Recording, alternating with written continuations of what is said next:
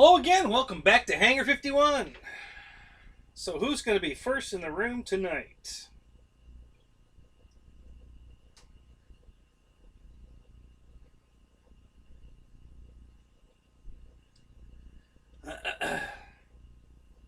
Sorry guys, just checking my phone. I want to see what the humidity is. Man, it's hot out here.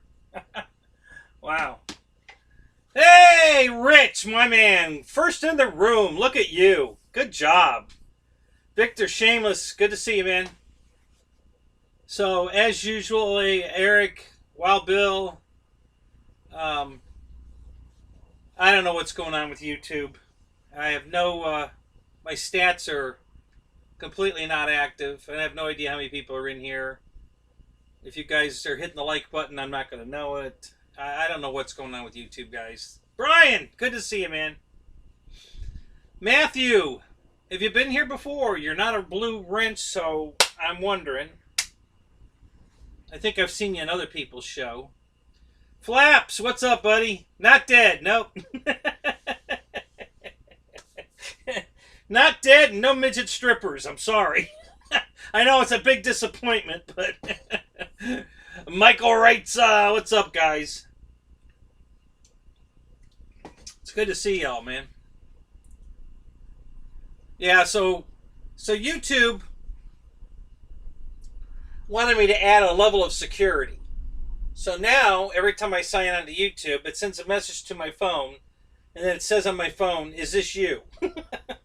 So now I have to make sure I have my phone with me when I try to start my show, so that I can pick up the phone and say, "Yes, it's me," so that they can verify. And then, like I said, the stats are still not working in studio. I have no idea how many viewers. I have no idea if you guys are hitting the like button. I have nothing. I have no stats whatsoever. It's dead now, and it's been doing this now for a couple of weeks, so I have no idea why. So we'll just nope.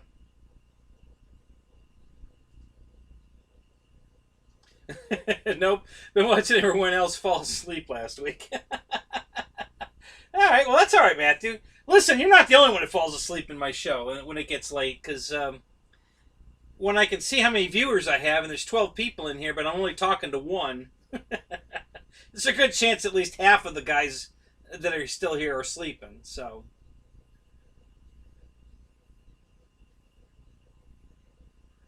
you wish someone would build a 1200 or 1220 millimeter P51? A B model, huh? Somebody did. I think Hobby King had a B model for a while.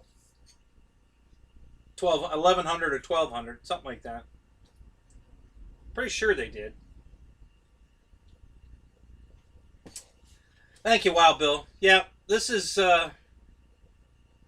11 viewers. Okay, thank you. Keep me updated on that, Mike. Through the night, just give me an update, because I have no idea. Like I said, everything's dead. Everybody. Ryan tried to go on. You guys probably saw it. He tried twice, and it didn't work for him. I don't know why. Everybody's having trouble.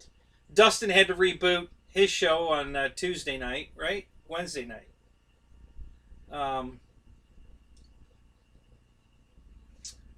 Yeah, I thought Hobby King made a B model in 1100.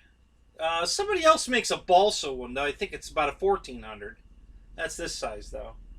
So, yeah, so a little history on this bird. This is actually, I think, the first review I watched of Pilot Ryan. GB, what's up, man? Good to see you. My show is relaxing. Until I turn one of my radios on, and then it's obnoxious.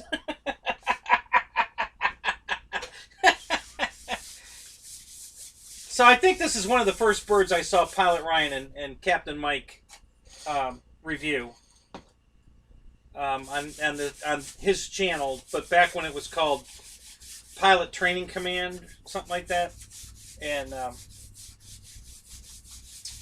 they did it. I think Ryan said that was 2 or 3 houses ago.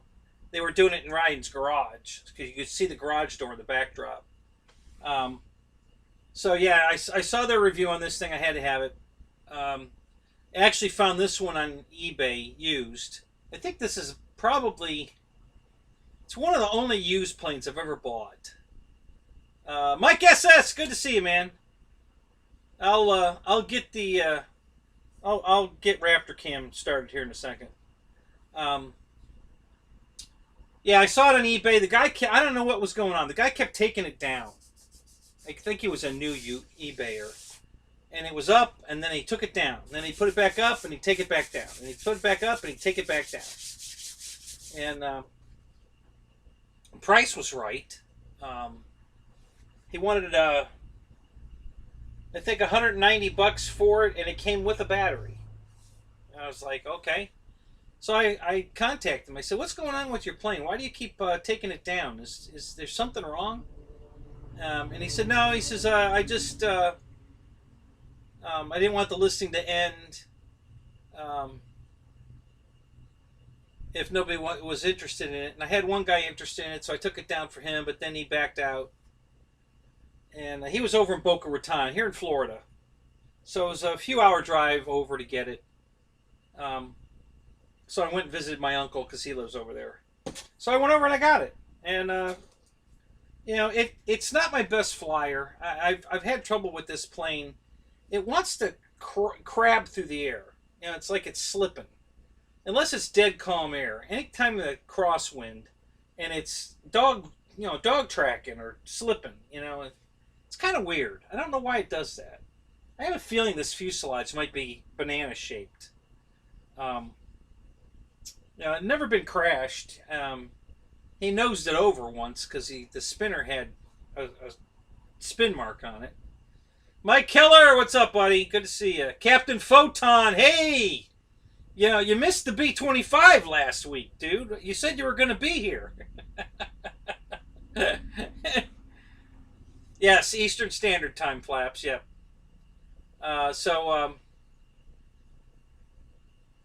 So anyway, yeah, Ryan and Mike loved it, and of course they discontinued it, and but I went and got it, and real happy I did. I love this airplane. It's just it's a good looking bird. I like the Dallas Darling nose art. I put the 3-bladed prop on it. This was back when FMS was their newest stuff, and I had one brand new, their modular prop, where you put the hub, bolt the blades to it. It's disintegrated. Brand new prop. Put it together, balanced it, put it on the airplane to test it just to make sure it was right. I wanted to have a spare. And hey, Hal, what's up? Randy, good to see you. Who else is here? GB Linden, Jeff in LA. Good to see you guys.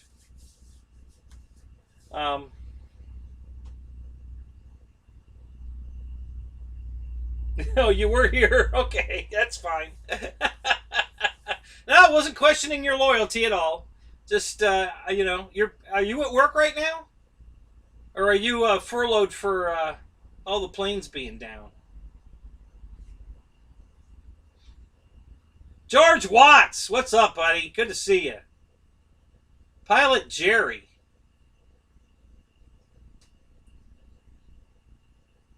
Who else? So anyway, so I had 2 prop failures, and it scared me because I didn't want to lose this bird, and I didn't want to. So I took the prop off and put this 3-blader on it. This is a master air screw. I think it's a 16.7 or 16.8. I don't know, whatever size they make the 16 size. And it flies the plane beautifully. And, because it's a B model, it could have had a 3-bladed prop on it. So it's even kind of more scale that way. So I'm very happy with it. It flies fantastic with that prop on it. It looks good. And it looks different. So, yeah, me too, Photon. I'm between jobs right now, too. My company hasn't gone back to full time yet.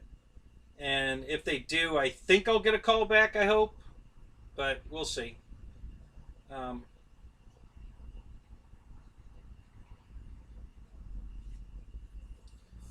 So yeah. So anyway, so I put the 3-blader on it. Since then, my other I've got two more 1400, 1450 size FMS planes, and I'm not having any trouble with the 4-bladed modular props on them. But at the time, I was on this one, and since it flies great with this 3-blader on it, and it looks different with the 3-blade, I decided to just leave it on there. You know, it looks good. I like it. So, how you doing there, Z dude? Yes, it is 4S. This is a 4S bird. 1450 wingspan, 4S. Nav lights, retracts, flaps, all the standard stuff you see on a warbird of this size. I think this is version 7. I don't know that they made this in a version 8. Maybe a version 8. It does have the battery tray in it.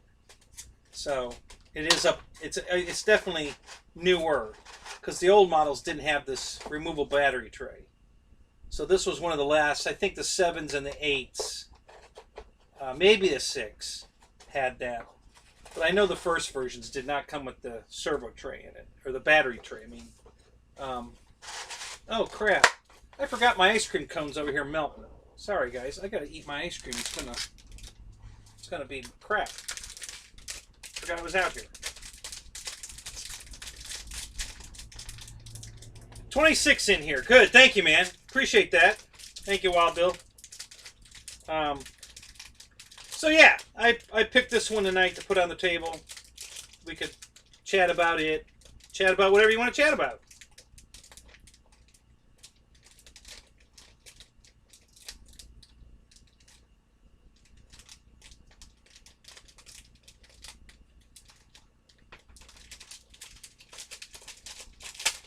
Yeah, our weather Saturday here is supposed to be pretty good.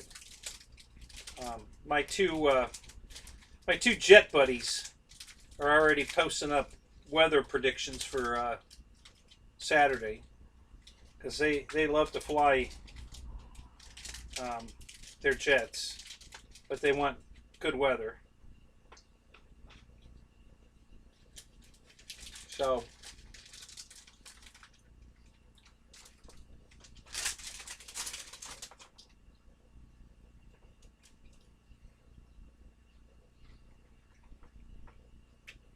I think I've been sitting out here like 15 minutes. I can't believe it's still all right.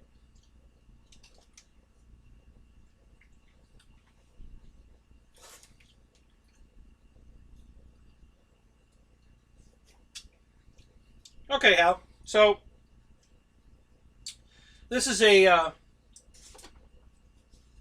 FMS 1450 millimeter. It's got to be a version 7 or 8, I think. P-51 Mustang B model, or a C. Depending, it was B and C were just plant differences. But before they had the bubble canopy.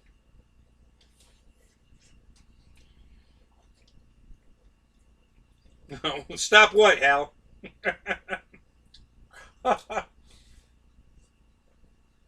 Am I making you hungry? No, sorry about that.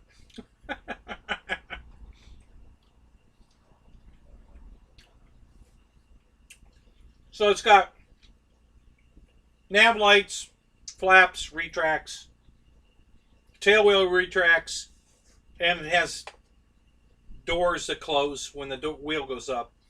So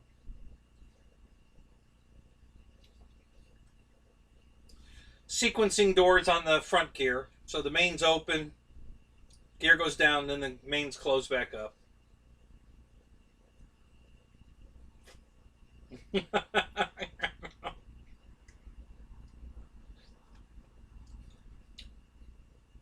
That guy with the birds.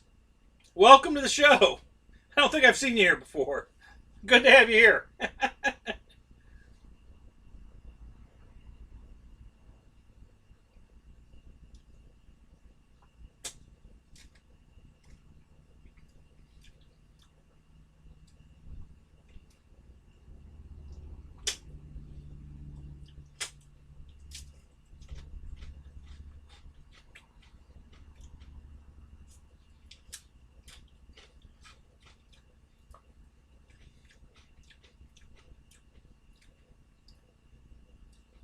I drink on camera. It's good for the soul. F you, Air Marshal.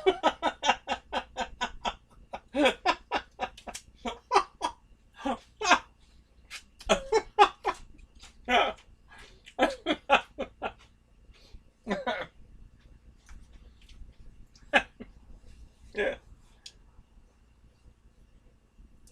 Pizza night at your house. All right, Paul.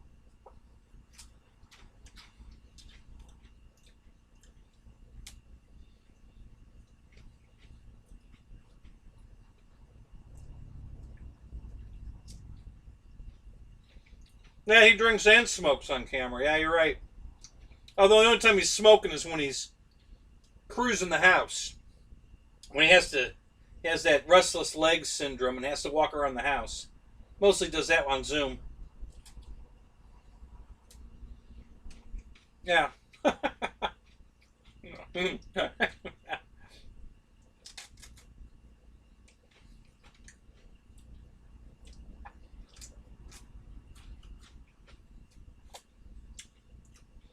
So, guys, how'd you like the jet video? I was pretty happy with that one.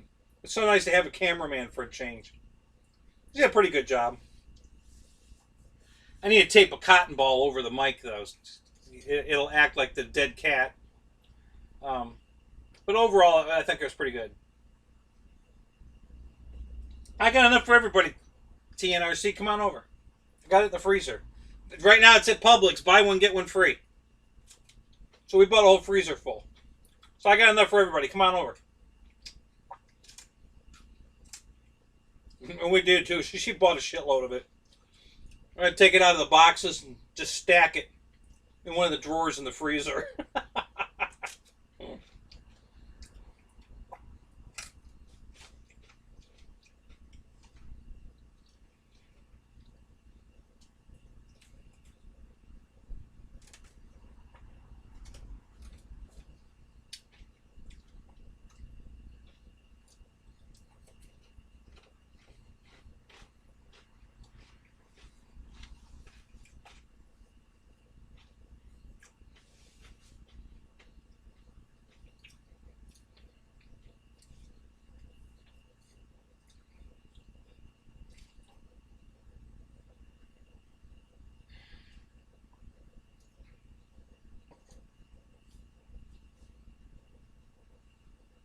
Sometimes his wind smokes too.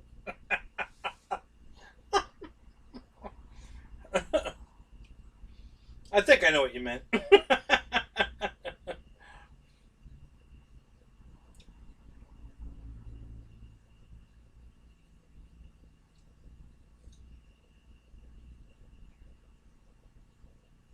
Yeah. I haven't made it to 10 hours yet, but close. 9.5.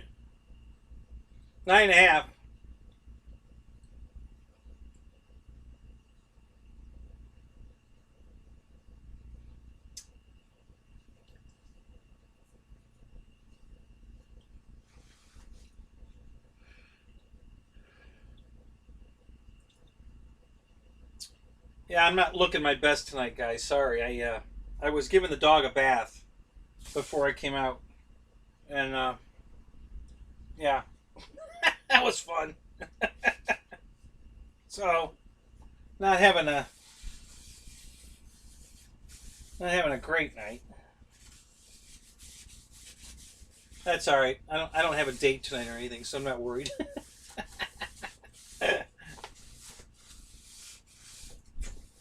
Yeah, I'm gonna go fly this weekend since I got it out of the rack. I haven't had this one out in a while. A little dusty. I gotta order new exhaust stacks for this. Some of the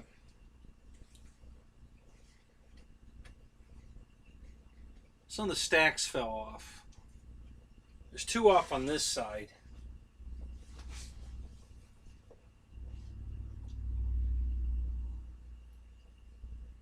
Hey, Joe. Good to see you, man. Welcome to the show.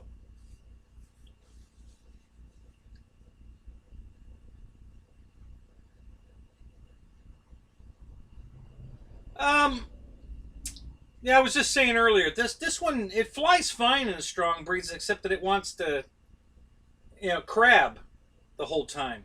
I just can't get this thing to straighten out.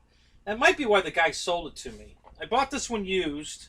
It was on eBay, and it was on and it was off and it was on and it was off and it was on and it was off, and I didn't know what was going on, so I contacted the guy and asked him why he kept taking it down. But he said he only flew it like once or twice, and I can believe it. It was in really really good shape. There was some marks on the nose cone, and that's it. So I believe it. He only flew it once or twice. It's one of the only airplanes I've ever gotten used. Everything I have pretty much is new. At the moment, I can't think of anything else I've bought and used. Oh, I take that back. There's a guy on eBay that sells defective crap, and RC4U77, something like that. And I bought 4 airplanes from that jackass, and every one of them was garbage. And it says in his ad, bench tested, and no faults found. Bullshit. Every one of the planes I bought for him were crap. So yeah, I've got 4 birds here that I bought from him, and I fixed. Well, I had to fix all of them, but one was still not right. I got rid of that one. There was just no way to fix it. Um,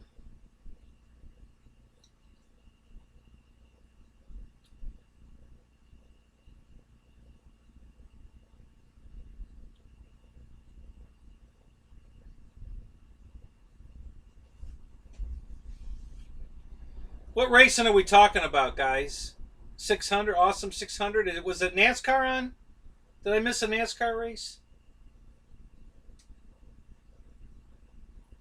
All right, Victor, we'll still be here. You know that.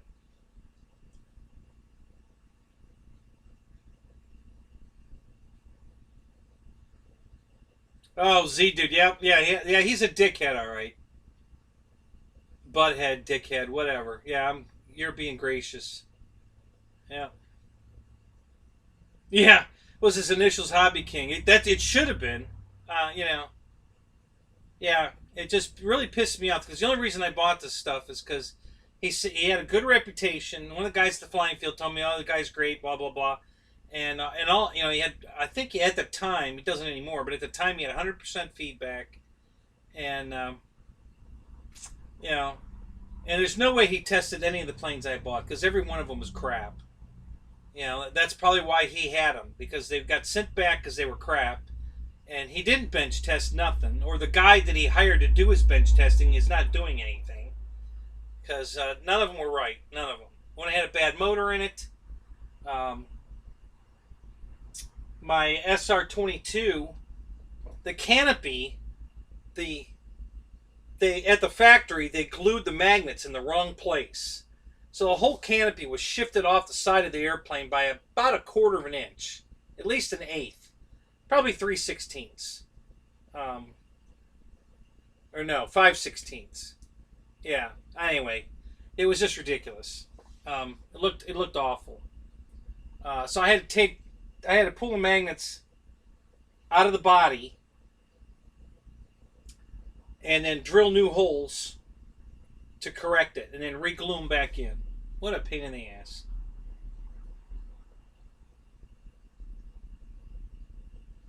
Jackson RC, good to see you, man. Jermaine, good to see you guys.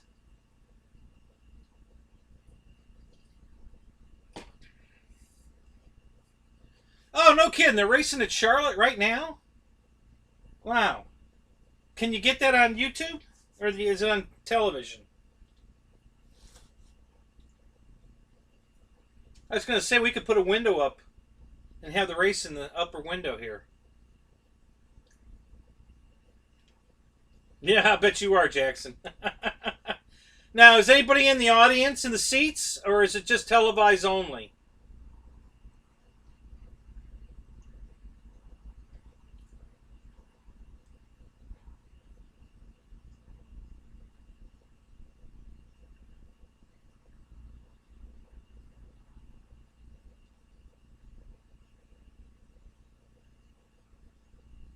Yeah, I know he's a Horizon Hobby affiliate. Yep. Yeah, it's that's what I should have done on all of mine. I should have contacted Horizon and said, "Hey, this thing's crap." Um, so, but I just don't buy from him anymore.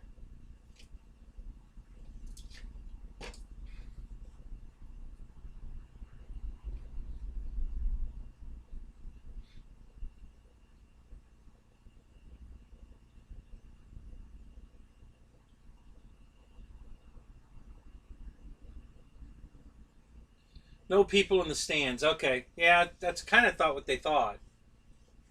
Um, well, that's cool though. So, where do you go to get FS1? Probably screw up my stream if I did this.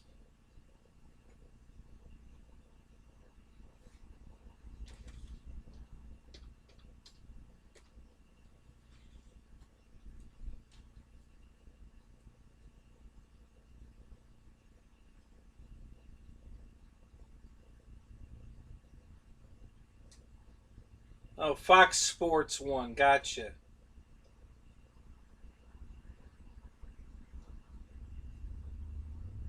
Wow, I have a.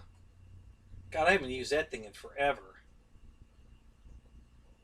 Um,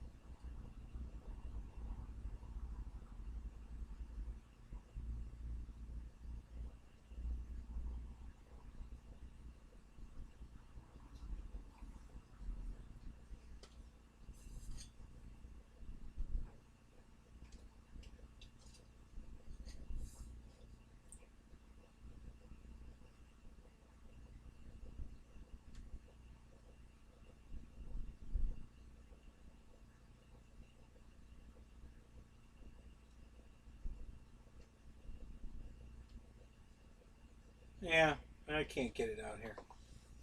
There is something I could use maybe that would work, but man, I haven't used it for so long. Jesus. Craft King, hey, good to see you, buddy.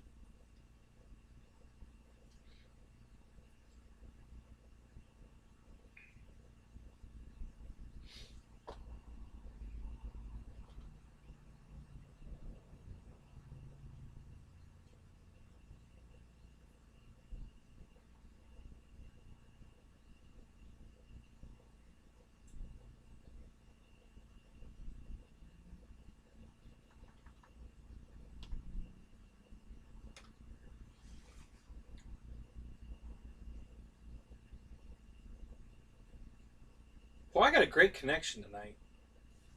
The I can actually open a second window and it's actually responding. That never happens.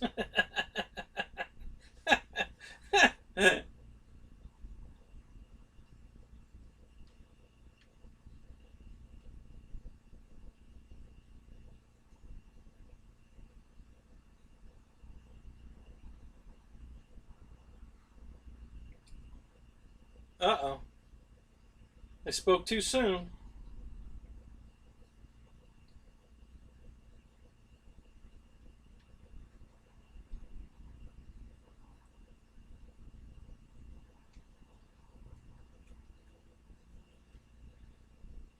Yeah.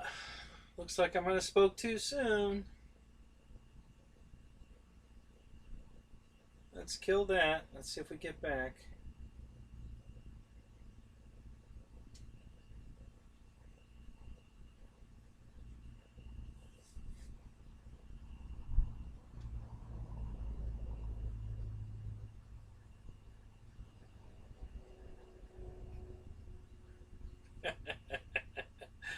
lady in pink, huh?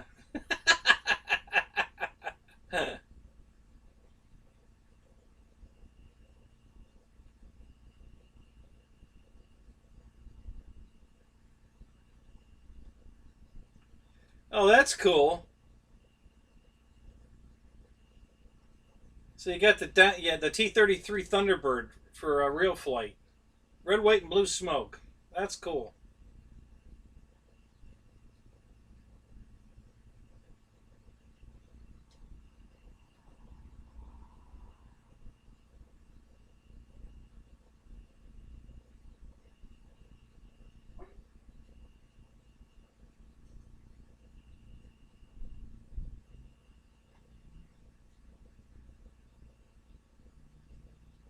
Right, Z dude. Yeah, I think he's got an affiliation with Horizon. I don't know if he works for them directly or not, but yeah, basically anything that Horizon warranties for a customer, when it comes back to Horizon, they just send it off to this guy, and then he resells it on YouTube to try to get some of their money back. And and from what I've checked with all the stuff he sells, he gets good money for damaged goods, basically. And but like I said, I bought 4 planes all at the same time from him, and they all came in and they were all bad. They were nothing right about any of them. You know, the description did not match what I got. You know, this was bad, that was bad, or everything good, bench tested good. And it was all bullshit. So, and him and I had it. We had a few go arounds. I got my money back, and now he's banned me. Not mad, doesn't matter. I wasn't going to buy from him anymore anyway. But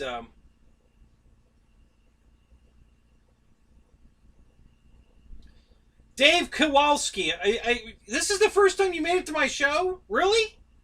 No, you were here once before, weren't you? I think you were. Well, in any case, welcome. I'm glad you're here.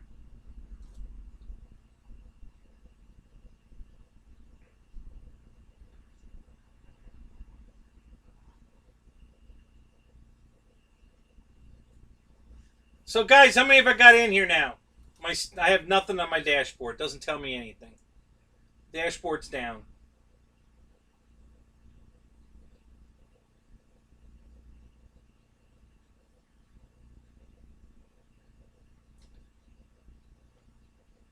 Thank you, Dave. Yeah, this was. No, you don't suck. It's all right, Dave. um, this was the first plane I saw Pilot Ryan and Captain Mike review, and I had to have it. So, um, it was 6 years ago, probably 6 years ago.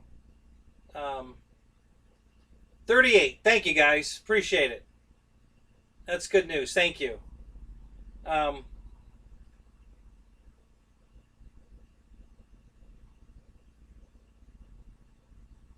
yeah, Dave. You suck less now. Oh, that's funny. So listen, Dave, I don't know if you told the story on Facebook or on somebody else's channel but how did you lose all that weight, dude? Oh my god. You look fantastic. And I watched your unboxing of your MiG in your hangar. That was very good. I enjoyed that.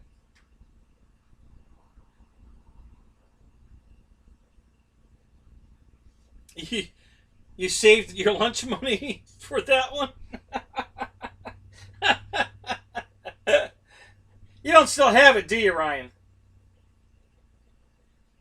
Yeah, this is the first plane I ever watched you and Mike review. I signed up for your channel and I went out and bought this bird. So I was lucky. I found a used one. It had one flight on it.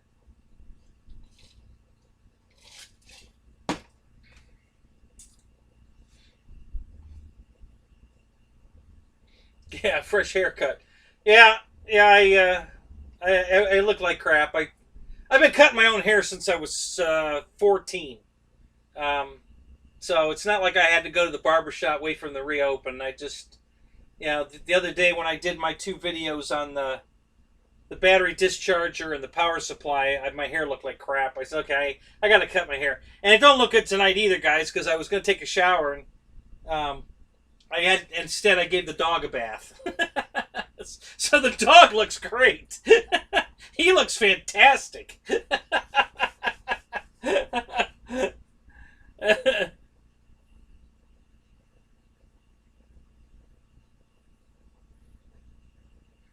Yeah, the Floby. I want to get one of those though, because I think that would do awesome to cut the dog's hair. Um, so I want to try that. Thanks, Jeff.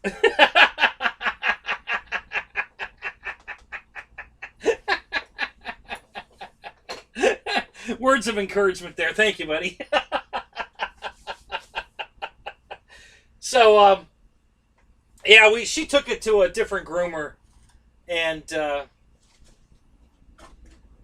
and he came back with, I mean, an infestation of fleas.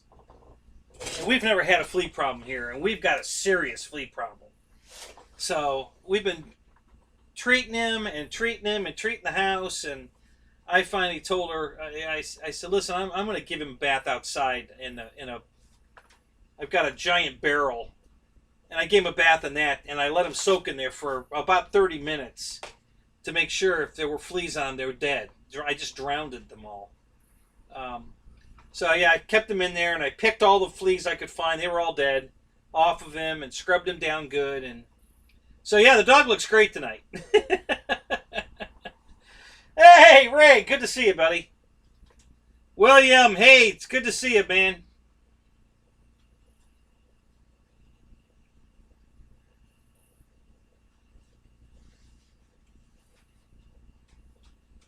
No, that's not what I call my ex. No, her dog. She has a dog. He's a white, uh, I don't know, what is he, a Pomeranian Shih Tzu combo? I don't know. He's cute as hell. He's a really cute little dog. So that's her baby. So, and I just felt so bad. He's just scratching himself to death trying to get the fleas. And so I gave him a good bath tonight. Man, he was wanting to play after he got all combed out and dried. He was running around like crazy, bringing me every toy he has in the toy bin. He just wanted to play. I know he was feeling better. Yeah, Jeff. But when you pick them off and they sink to the bottom,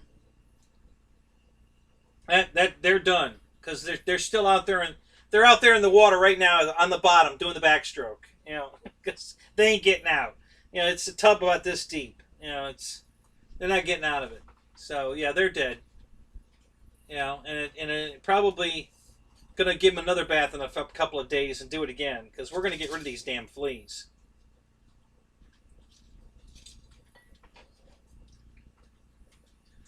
A Pooshi. Oh yeah. So that's a poodle Shih Tzu combo, I guess.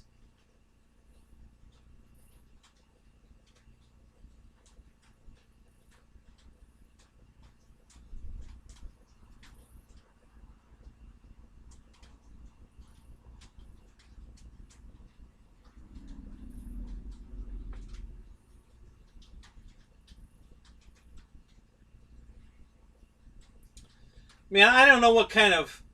I'm never on Facebook, guys, so I follow practically nothing on Facebook. Sometimes you guys do something on Facebook and I'll get a notification, but um, usually I don't know what's going on. So I don't know what's going on between Ray and the light burner guy, but it must be a hell of a war because I keep getting references of it all the time. So I don't know what the hell's going on.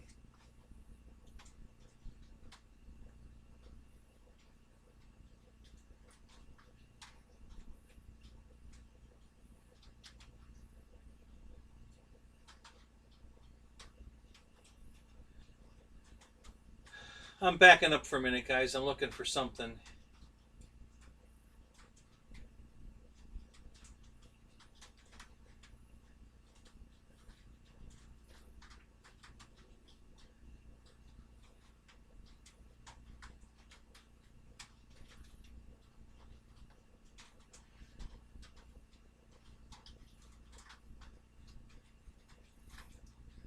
Okay, so yeah, that was the post I was looking for. So you did the gastric bypass thing, Dave. 260 pounds. Holy crap. You lost me. Holy crap. You look fantastic. I would have never recognized you. Not in a million years. I was planning on going to Jet Jam. It's still um, with the garage coming and everything, guys. I just don't think I can get away. I just don't think money and time wise that I should spend a week on the road, 4 days there, on the road home. I don't know. I haven't completely ruled it out yet.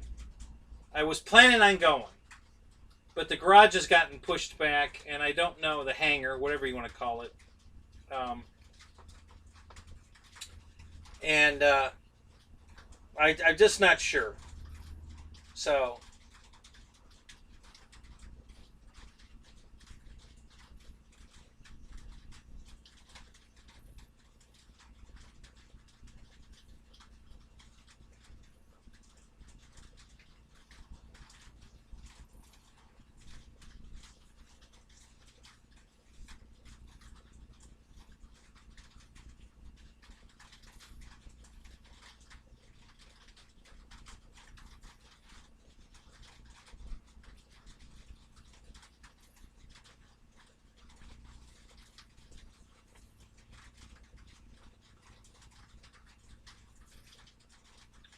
you're down to 187 pounds? Are you really?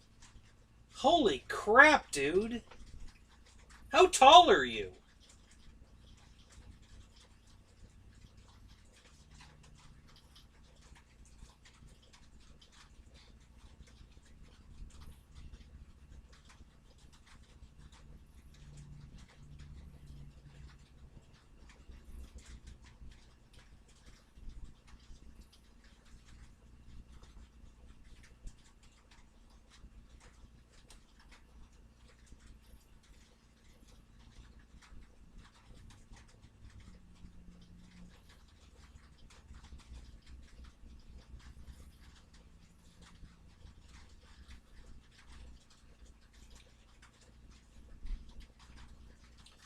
Yeah, Paul, that's why I did the what you guys were jokingly calling me the cooking show.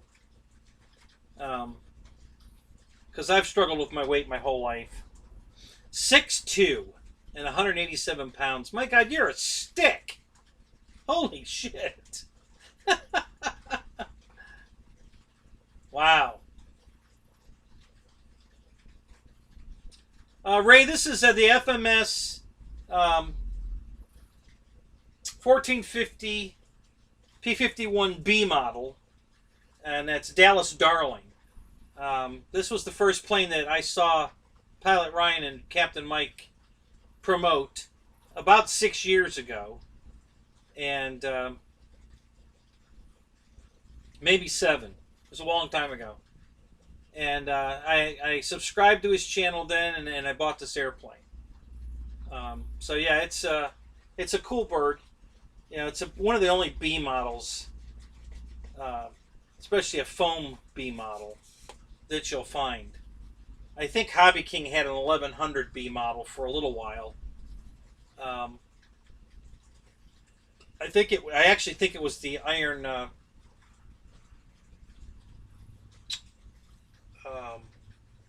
Bud Anderson. Oh, excuse me. Old Crow. I think it's Bud Anderson's plane. I think they had a green B model 1100 Old Crow at Hobby King, but they don't keep anything long at Hobby King. Well, you look great, Dave. Like I said, I watched your unboxing of your MiG from Hobby King, and yeah, I would from what I seen you on one of Ryan's shows and what you looked like. I was like, oh my god! I'd have walked right up to you and never known who you were. I would have never recognized you. Holy shit! And I was looking forward to flying with you at Jet Jam. I want to go so bad, but I just don't think I probably shouldn't go. I probably should save my money with the hangar coming, and I'm not at work, and yeah, I think I'm gonna have to throw the hat in on this one.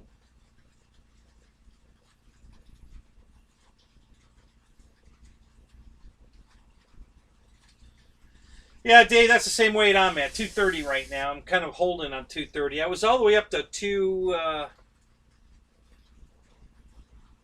almost 250. I think it was. I dropped 20 pounds just eating right, and I've been backsliding a little bit on the eating right. Um, just having a weak moment. Um,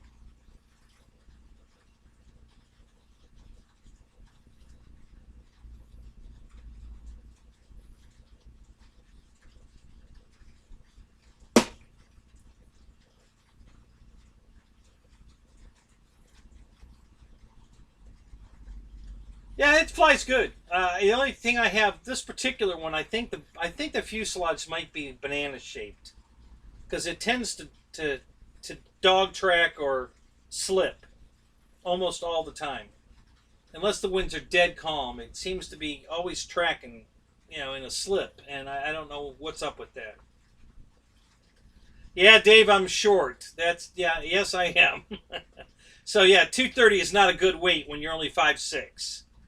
Um, so yeah, 180 is a good weight for me. I look good. Anything below that, I look sickly. Um, so yeah, if I need to drop about 50 pounds still. Um,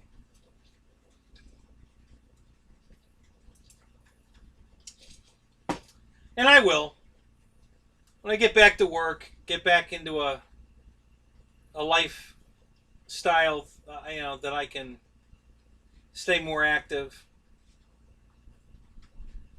I just have a weird head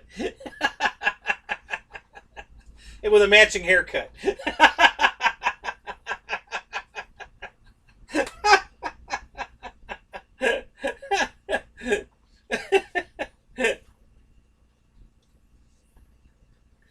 So with the damn the fleas, I have what do you call that? A phantom itching. I think I have fleas in my head. Just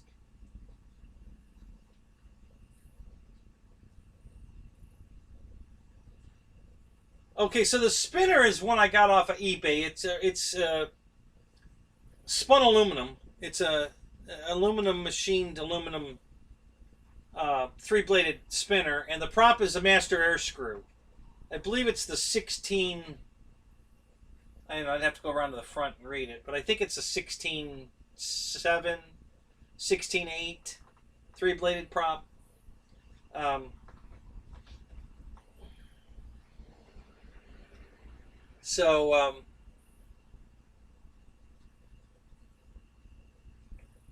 yeah, I was having problems. I don't anymore. I mean, I've got two other 1450 FMS planes and two 1700 FMS planes that have the plastic prop back spinner that you bolt the blades to, the four blades, and then put the spinner over it deal. And I'm not having any problem with any of those. But this one, I kept blowing the prop apart.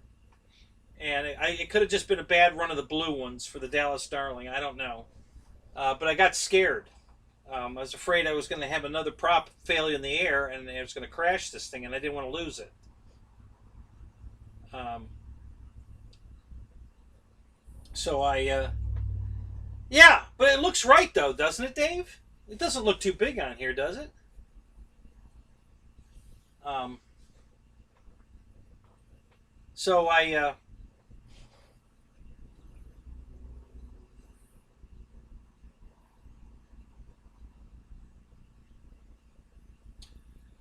Yeah, Paul, I was gonna if I had more response from my other show about the food, but the response was so bad. I mean, it might take time. I think eventually it might, people might get involved, but I'm not. You guys are the only ones that even commented on the show.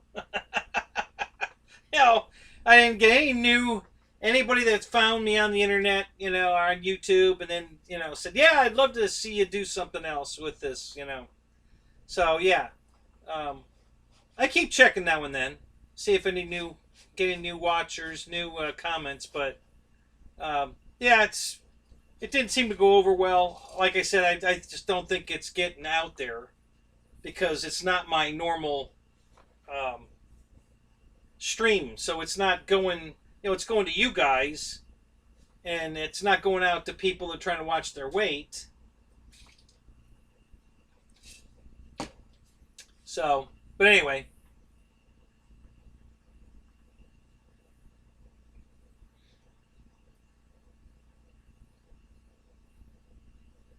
all right, Jackson. Hey, you know, keep watching. Pop in. Let us know who's winning the race. Yeah, who's winning the race at the moment?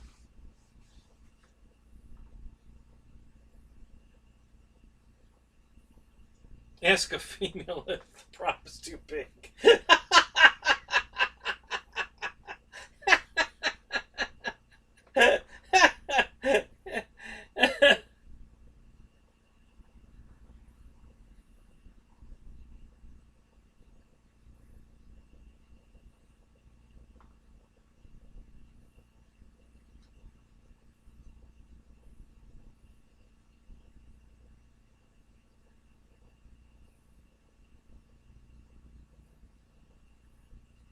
Wow, your wife weighs 100 pounds. That's great, Mike.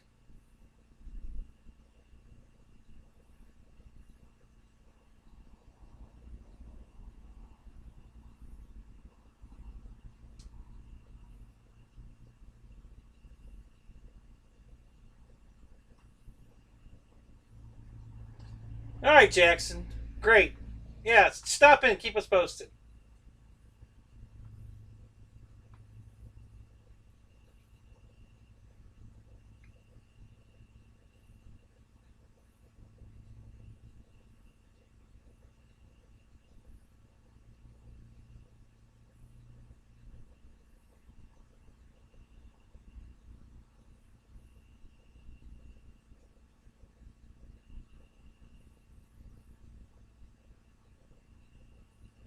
Yeah, I didn't even know there was such a thing as an A36 until I think I saw it on. What didn't Flight Test just build a giant A36? Um, I didn't even know that existed. So yeah, this one looks like an A model actually because I put the three bladed prop on it. So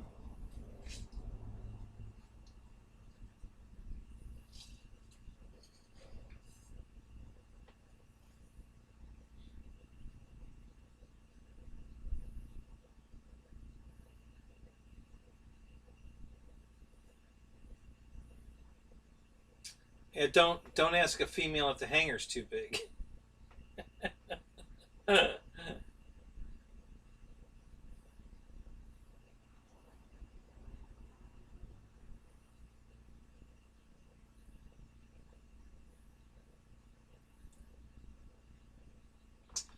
So the guys are the V900's coming from the factory with the prop brake on. Really? Why in the hell would they do that? It doesn't have a folding prop, does it?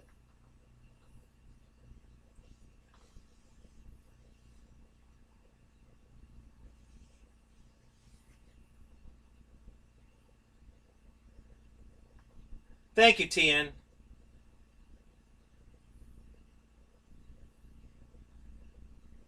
Women aren't allowed in the hangar. Yeah, they are if they know the password.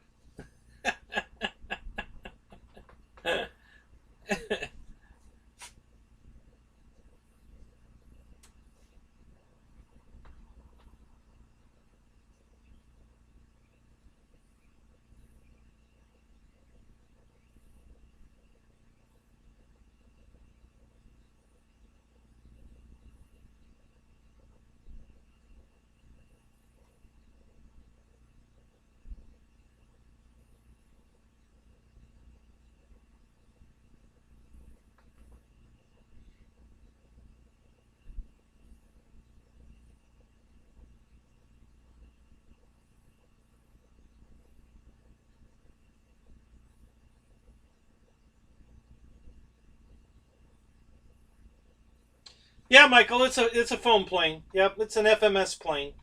Um, it's an old FMS plane.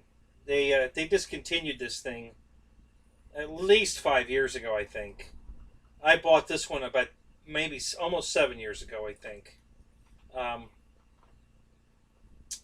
it's 1450 millimeter, all foam, flaps, retracts, nav lights, sequencing doors, and this one it has the standard FMS removable um, cockpit to get to the battery, and this has the battery tray in it that slides out, just like the new 1500 P51 that Horizon came out with. It has a removable battery tray. Yeah, this has the same thing, and yeah, good bird. Um, I'm super glad I bought it.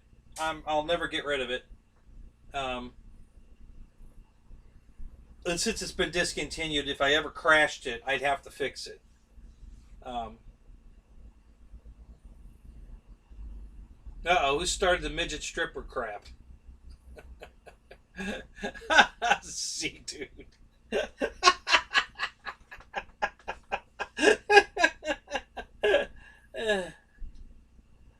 That's hilarious.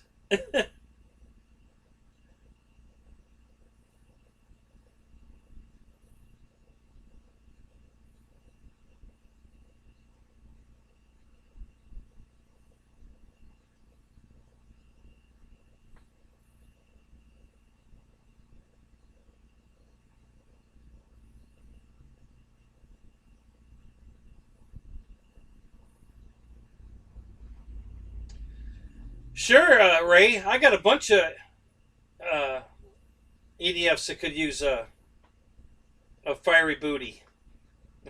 Are you offering? You gonna hook me up? Been thinking about which one I want to put one in. Um,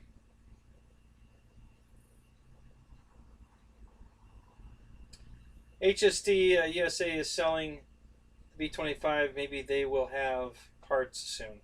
Yeah, that's what I'm hoping for, Mike, because mine needs parts. So if I don't have to manufacture my own wing hold downs and they have them I can get, that'll be great. HSD's not big on parts. So I will see. I hope that's going to change. Maybe with Andy now things are going to change. That'd be great. I hope it does.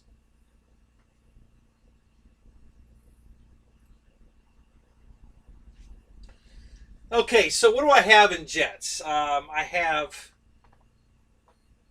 the E-flite 80 millimeter F4 Phantom. I have the Free Wing 90 millimeter F22. I have the FMS Futura. That's an 80 millimeter. I have um, the Havoc from Horizon Hobby. That's an 80 millimeter. That you did the green fiery booty for Dave. I have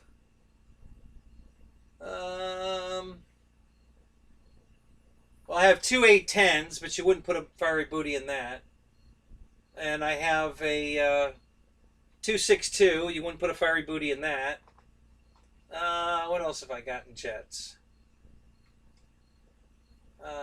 Well, of course, the Yak 130. That's a 90 millimeter. For some reason, that one's very expensive on your page. I've looked. I've been there. I was going to ask you why that one's so much more money. What else do I have? I think that's it. I've got like 9 jets. 3 of them are twins, and they wouldn't get fired, but they don't have afterburners. You know, the 262 and the A10s don't have afterburners in them. I guess the Yak 130 doesn't either, technically. Um, so yeah, so that's my rundown of jets.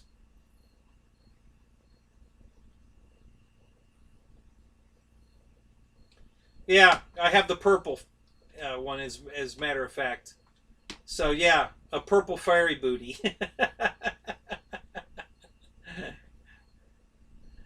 um,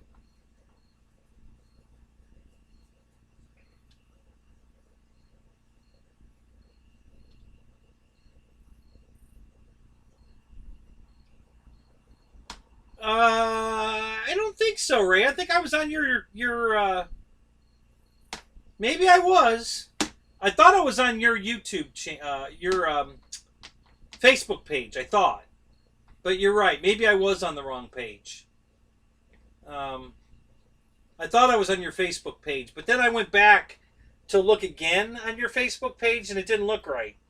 So yeah, maybe I was on the wrong page, and when I saw that, it's possible. So I'm not gonna buy one from anybody but you. I can tell you that. So um,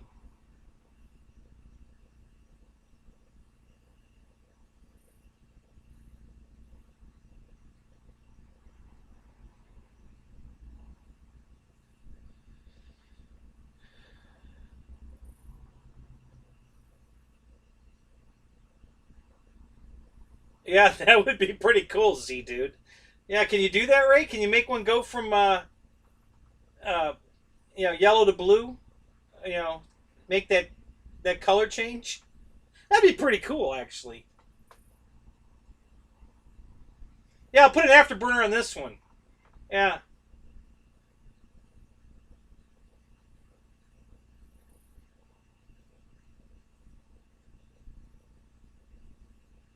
the did you guys see flight tests when Dave put that real afterburner in his was it the Vulcan, the twin boom, and he burnt the tail off of it? That was hilarious. It looked cool though. I mean, there's a beautiful blue flame coming out of the back of that thing. It looked great. It sounded really cool too. So, all right, Ray. I'll let you know. I'm thinking probably. I think the one that would look the coolest is the F-22. That's kind of where I was leaning. Because of the narrow exhaust ports, I thought that would look pretty cool. Um,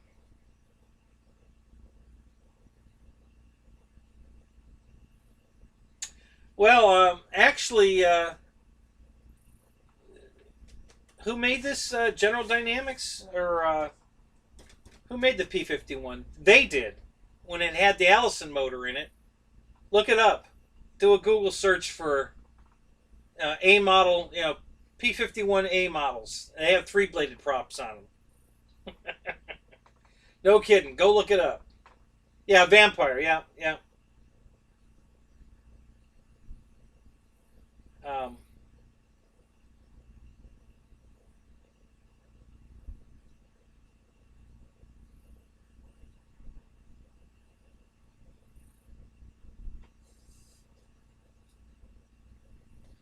all right. I will, Ray. Thank you, Ryan. North American. That's right. I couldn't think of it at the moment. Yeah. Yeah, the original Allison motor planes had three blade props on them. They didn't go to the four blade till they put the Merlin in it.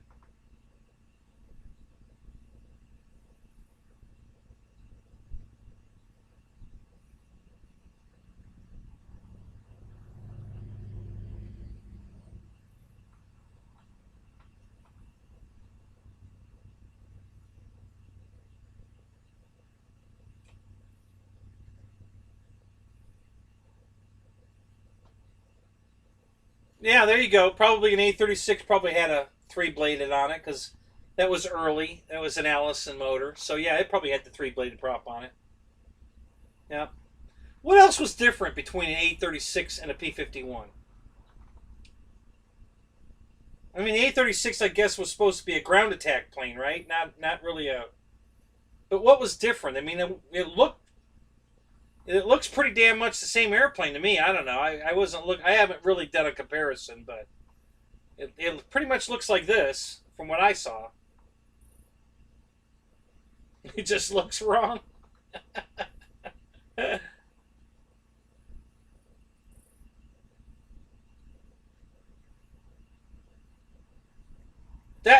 absolutely, that's a deal, Ray. Absolutely, I will.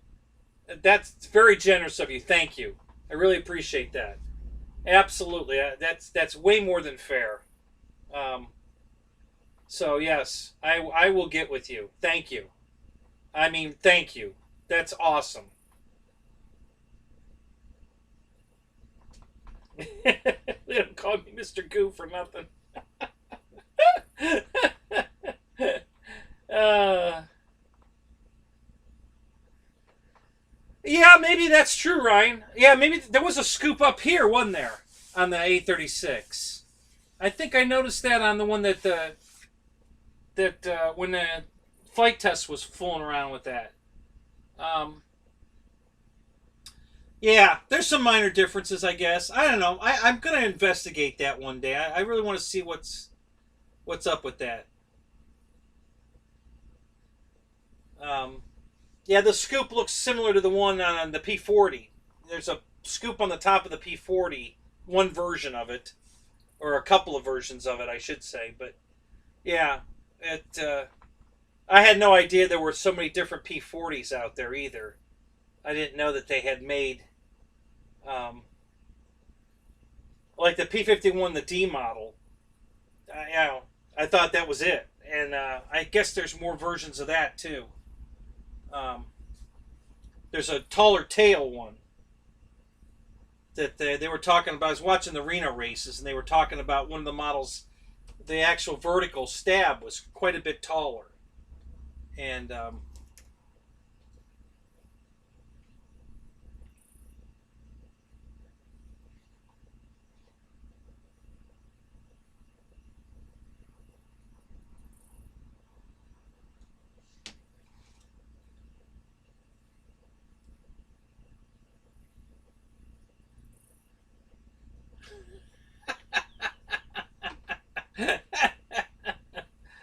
yeah, the P51H, right? Yeah, that one. I think the H model had the taller tail, which I again had no idea, never saw that before. But I was watching. I watch a lot of YouTube guys, all the Warbird stuff, all the Oshkosh flying stuff, and one day on one of the shows I was watching, they were talking about the tail being taller, and it did look different. I after they said that, I did look at it, and it was noticeably taller. So yeah, yeah, it's just I love this stuff, and I try to keep up on it, but it's difficult because there's just so many different versions of everything that it can be tough to keep up with it.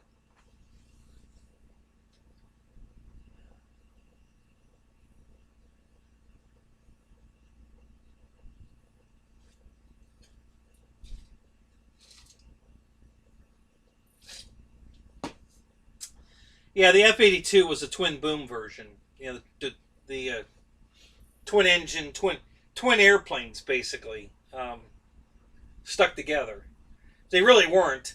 There's almost no parts that are compatible between the F-82 and the P-51. Almost nothing. And the stuff that is like ridiculous. Like maybe the wheel hub or something. I mean, even as similar as they look. There's nothing in common with the two. You can't take any sheet metal off one and put it on the other one. So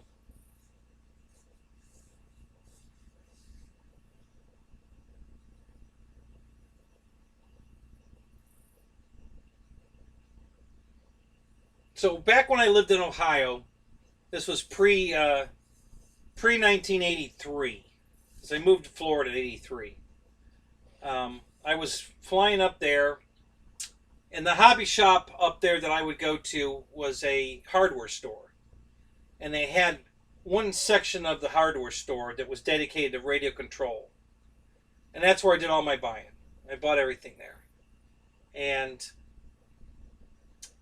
one day I was in there, and the guy working behind the counter, which was a friend of mine, his name's Rob, and he ended up buying the place. He owns it now. He used to work there. Now he owns it. And I overheard him talking about some guy up in in the um, oh, what was the name of that town? Chardon. Up in the Chardon area, um, has all these airplanes in his backyard. So I asked him, and I said, "What are you talking about?" And he says, "Oh yeah, this guy apparently was saving all these airplanes, and he's got them all in his backyard." And I said, "Well, what kind of airplanes are we talking about?" And then he starts listing all these warbirds, Corsairs and Mustangs and B-25s, and I'm like, "You're kidding?" And he goes, "No, oh no, there's like a whole shitload of them up there." So one day I was on a quest. I was off work that day for some reason. I don't remember what I was doing, and I'm gonna go find this place. So I went on a quest, and I drove all around up there. And he gave me some landmarks. He said, "You gotta go down this road, and there's little cottages on the side of the road in front of a lake, and you just follow that road to the end." And I found it. Son of a bitch, if I didn't find it. So I went through there. I took pictures of everything, and he had AT-6 Texans. He had, I think, 3 of those. He had 4 Corsairs. He had 2. Neither one was put together, but he had 2 F-82s up there. He has one of the only B-36s that are still in private hands. It's disassembled, but it's there. He has he had a B-25 up there, and he sold that finally. And the reason this guy saved all these airplanes is because they were going to go to the scrapyard. They were scrapping them, and he couldn't let them go to the scrapyard. So he grabbed them and took them home, and he put a lot of them together. He had a T-33 up there that he put together. That was sitting there assembled. He had 2 F-86s, an H model and a D model. Both of those were put together. The wings were off the H model. The D model was complete. What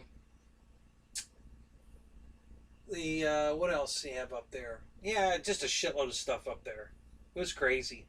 There was a big jet plane up there. Had the longest nose gear I'd ever seen. The damn thing had to be 12 feet long. I mean, it was ridiculous how long the nose gear was.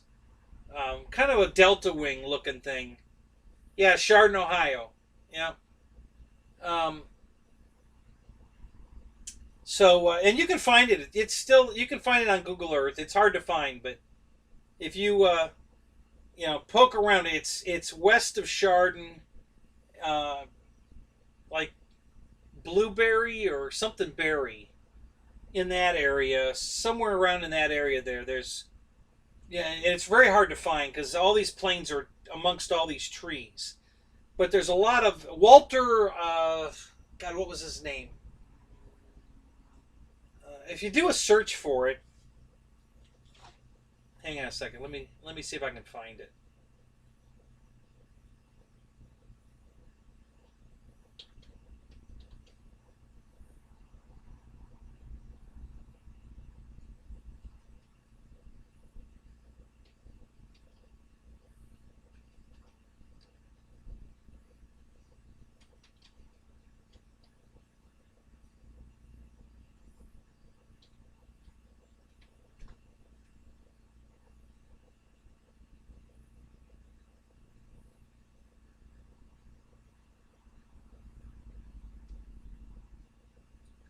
I can't remember his last name.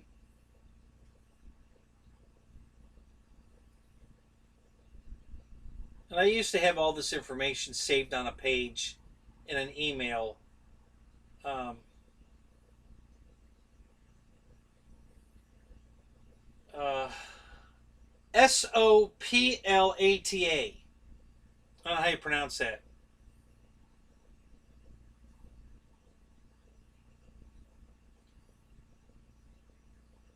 So there's if you go on Wikipedia about the F-82, there's a reference to it. So he bought these planes to save them from the crusher, and he brought every one of them home in a school bus. He had the roof cut off the top of the school bus, left the sides, and he just loaded everything inside. He took everything apart and loaded it in the school bus, drove it back up to his house, and then put it back together.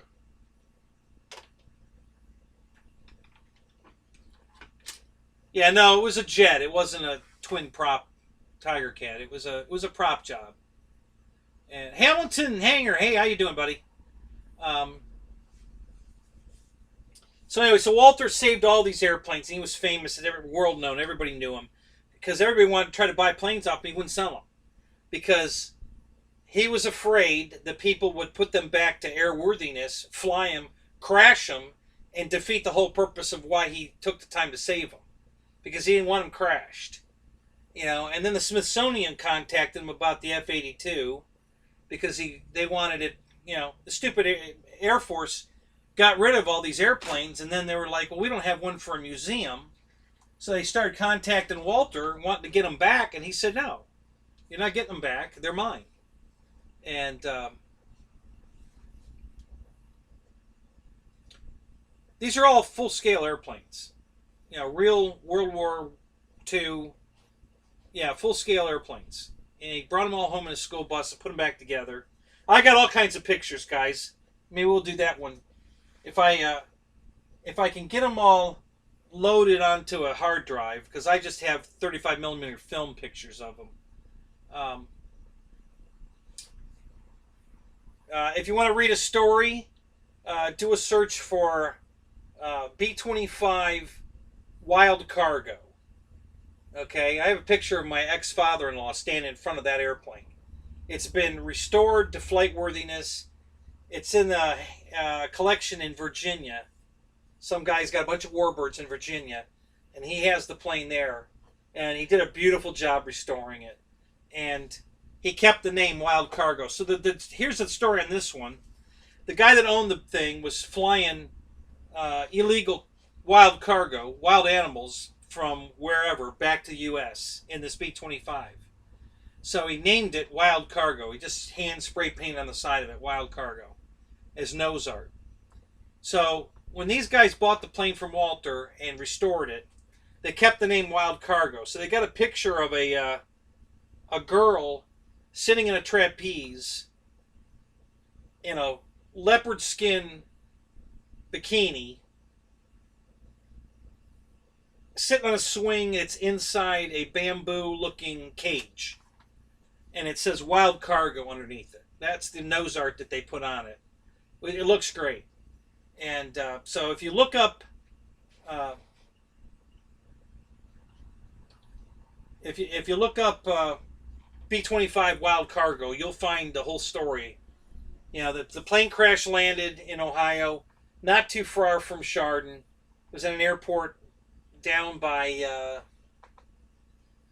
I forget where it was. There's a big write-up. You'll find it. And guy wasn't going to fix it. I guess they had a landing gear problem. He belly landed it in, bent the props, and he wasn't going to fix it. Back then, they were giving those airplanes away. I mean, they were throwing them away. So I think he just bought something else. And so Walter bought the... Yeah, there you go. Thank you, Jeff. It's a great story, guys. If you want to take some time and read all about this guy, it's a really amazing story. And there's a few YouTube videos also you can find if you Google his name or do a web search on YouTube. There's a couple of pretty cool, but and the web the video on YouTube is only a couple years after I took 35 millimeter pictures, because everything looks almost exactly the same in the pictures I have and what's on the property there. And a few of the planes were gone that were there when I took the pictures, but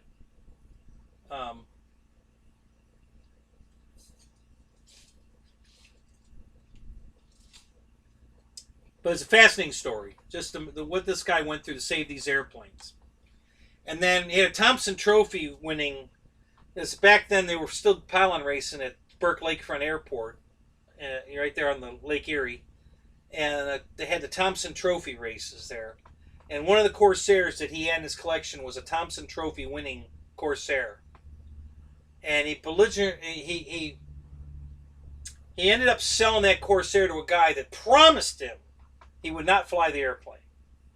He said he's going to restore it and put it in his museum. He's not going to fly the airplane. And apparently the guy didn't restore it himself. He sent it somewhere to have it restored. And when they got done restoring it, they asked him, hey, can we fly this thing to some air shows? And I guess he gave him permission to fly it around a little bit before he put it in his collection.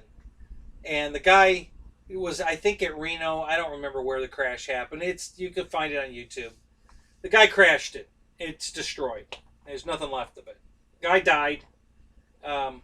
Plane's gone. And this is exactly what Walter did not want to happen to these airplanes. That's why he saved them from the scrap heap. So I know Walter's rolling his grave over that one, because he definitely did not want that plane, especially the fact that it had history, being a Thompson Trophy winning airplane, and now it's destroyed and gone. Sucks.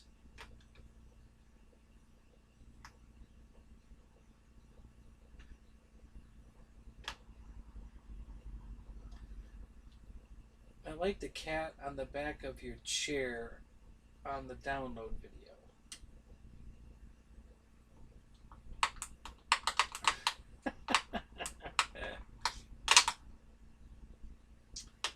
So, yeah, Newberry, Military Airplane Boneyard. It's still trying to open, but that's the title that came up. So yeah, it's between Chardon and Newberry. I'll tell you when I see the photos. And it finally opened. There's that's the first photo. There's the jet I'm talking about with the super long nose gear. It's not sitting on its tail. There's a guy standing in front of the nose gear blocking it. The nose wheel's on the ground. That's how far that thing extends. Okay, so it's not 12 feet, but it's you got to figure it goes up inside the fuselage. So it's every bit of 10 feet, because this is probably a 6-foot guy standing in front of it. And the nose gear is on the ground, guys. It's not sitting on its tail. There's no engines in it. It's not sitting on its tail. It's sitting on the nose gear. The nose gear's fully extended, and that's how tall it is. So I don't know what the hell that thing is. I did see it once on one of the military shows I was watching about, the first carrier launch planes. But yeah, there's if you guys get on the channel, I'll walk you through the yard here. I'll narrate what's going on. There's Wild Cargo right there, the one with the 8-ball on the nose. That's a B-25. No, wait a minute. I don't think that is. That's another one. I don't think that is a B-25. It might be. I can't remember. But that's one of them too.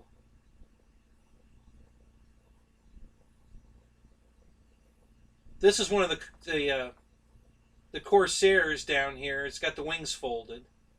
All the Corsairs had the wings folded. They were all on. Every one of the Corsairs there, all 4 of them, had the wings on them, and all the wings were folded, and then he had like a shed built over the top of the wings. 2 of them ran. On occasion, if you were there, he'd start one of them up.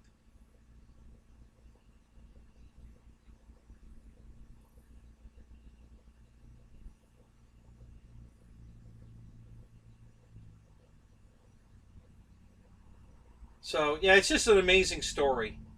His son has taken over the whole,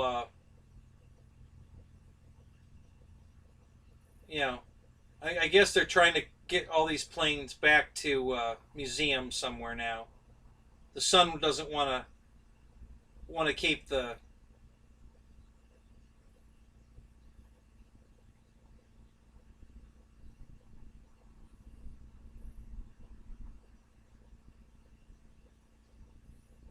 So he's trying to get all these planes sold and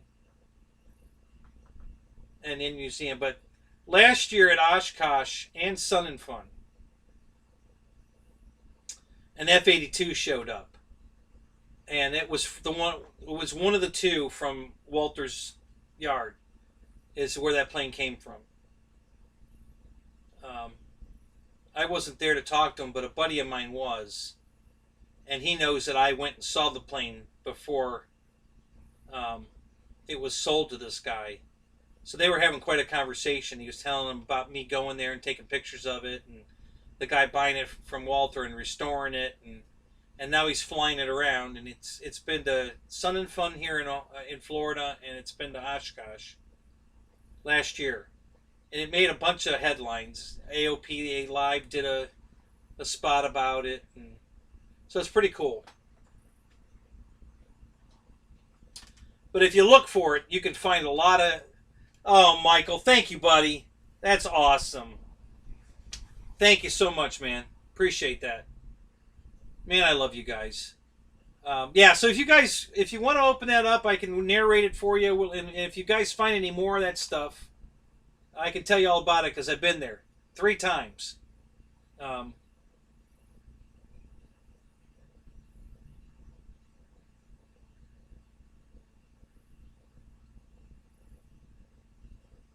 so the last time I went there, I took my brother, my first wife, her dad, her sister. I think that's it. Yeah, my first wife. We weren't married yet. We were engaged. Um, yeah, her dad, and her dad was World War II. He was a sub guy, air marshal. Yeah, my ex father-in-law was also a submariner, and he was schizo from the war. He was all screwed up. Chuck G, welcome to the show, buddy. Um, so yeah, he. So I wanted to take him. I wouldn't tell him I was taking him, and so I got him in the car, and he was freaking out. He was so nervous, and he thought we were trying to take him to the loony bin or something. He was really freaking out, and I just kept telling him. His name was Lloyd. I said, Lloyd, trust me, you're gonna love this. I promise. Just relax. And he said, well, can I at least have a cigarette? I said, no, you can't smoke in my car. Just relax. It's not going to be that far. You'll be fine. And he was a nervous wreck. And of course, he had his daughter sitting on both sides of him, keeping him calm. And we got there and we walked in, and he just, man, he went to tears. He fell apart. He was just so happy. He's looking at these airplanes. He's like, oh my God. I said, did I tell you it was worth the trip or not? And he started crying. And yeah, he walked around just in awe of all the airplanes. And I got a couple pictures of him standing. He was definitely standing in front of the 8-ball one there. So I got a picture of him standing in front of that.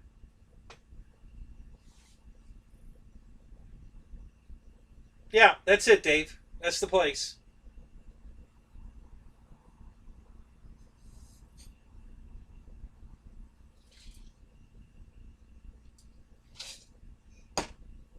I only lived about, God, it was, I don't think I lived 20 miles from that graveyard.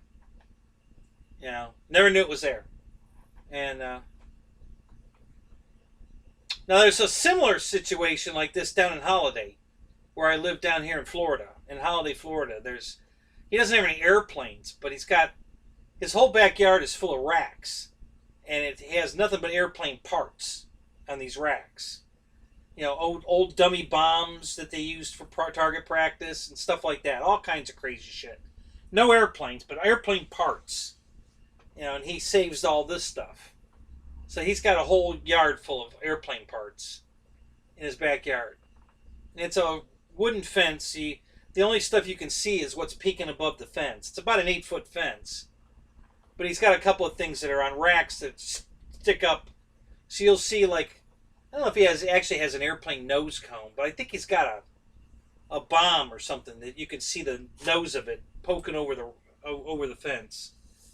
Um, but yeah, that graveyard I went to 3 times, took pictures, and it was quite an experience. And then to read the story about how they saved his son, his daughter, and his wife, I think, Walter, they all went down to take that B-25 apart, the wild cargo one. They went down there and they took it all apart. They put it in the school bus, and part of it they put on a flatbed trailer, and the rest of it they put in the school bus, and they brought it home, and then they put it all back together. So it was sitting on its landing gear in the field there, with a lot of the other airplanes that you can see in the photos. Fascinating stuff, guys. It really was. I mean, if you're into that, and I am, I'm no lie. I mean, I'm really into that stuff. Um, so any chance to go look at something like that, man, I'm all in.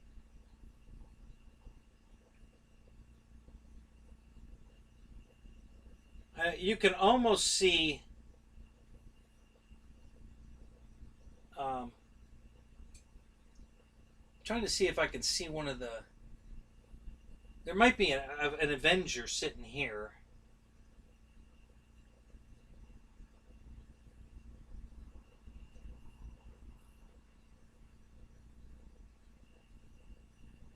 This one picture of you can see the side wing of a um,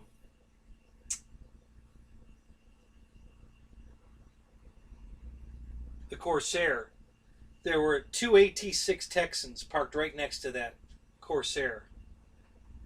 To the left of it, just it's where we're standing next to the plane in this picture. To the left of it was there were two AT-6 Texans in the yellow and blue paint scheme. They were sitting there, all assembled. They were complete, engines in them and everything. The prop planes all had engines. The jets didn't have any engines in them. None of the jets had engines in them, but the prop planes all had engines.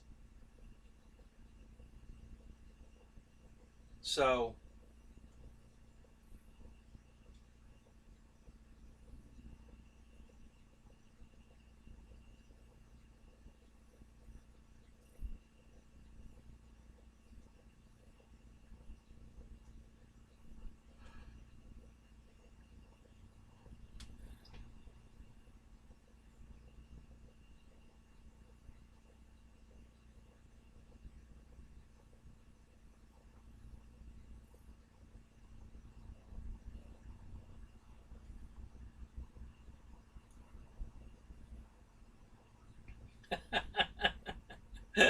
that's funny, Dave.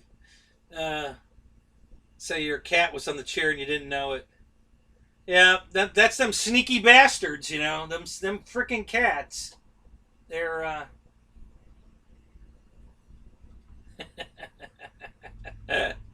that's funny.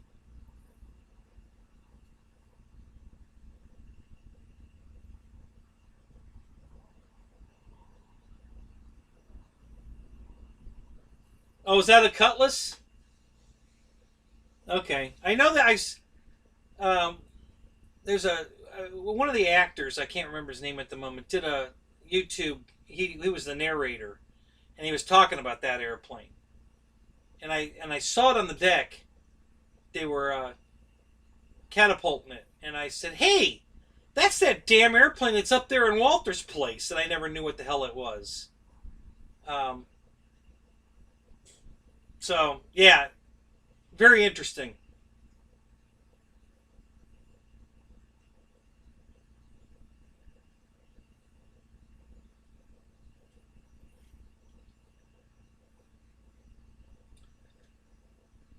Yeah, can you guys imagine walking through that field looking at this stuff? I mean, it was I mean, there, and there's a lot of airplanes there, guys. I mean, there's a lot of airplanes there. It's not, you know, there's got to be at least 30 or 40 airplanes easy there. There was a Spitfire there, in one of the fuselage of the B-36, the Peacemaker. There was a fuselage. There was a Spitfire and one of the F-82 fuselages were in racks inside the fuselage of the B-36. Walter built racks inside the fuselage to put these other airplanes in there to get them out of the weather. So, and I've got pictures of that too. I took pictures of that inside the fuselage. But yeah, what a cool place. Now, right where that jet is, the Cutlass, I don't think you can see it through the trees. But on the other side of that tree line, behind that Cutlass, is the all complete. There's an F-86 D model.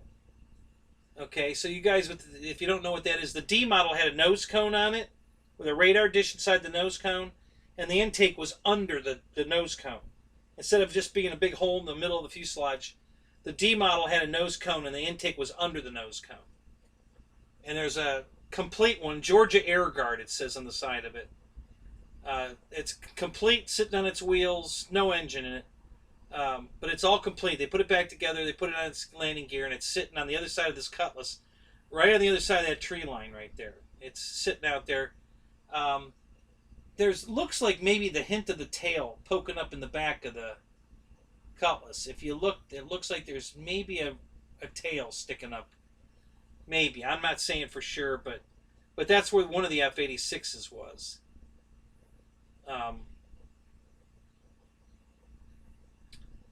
The other one's out of view. We're not even really close to the other one.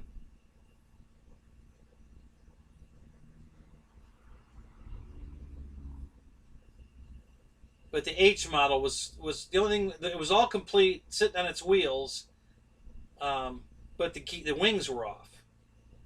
So the wings came off outside the route where the wheels were, so that it could literally sit on its wheels, and then the outer sections of the wing were off, and they were laying over in the grass.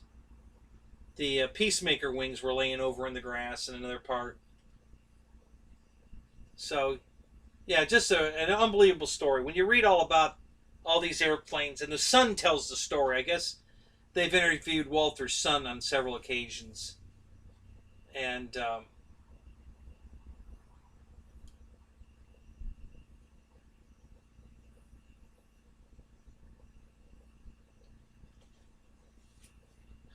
yeah, I'm clicking that link now, the Aerospace Museum link, and see what if that takes you to the big story that the son did about, mostly about Wild Cargo, but other planes too. But he was mostly talking about the time they went and got Wild Cargo. In one of these, it's not a YouTube video. It's in print. You literally have to read it.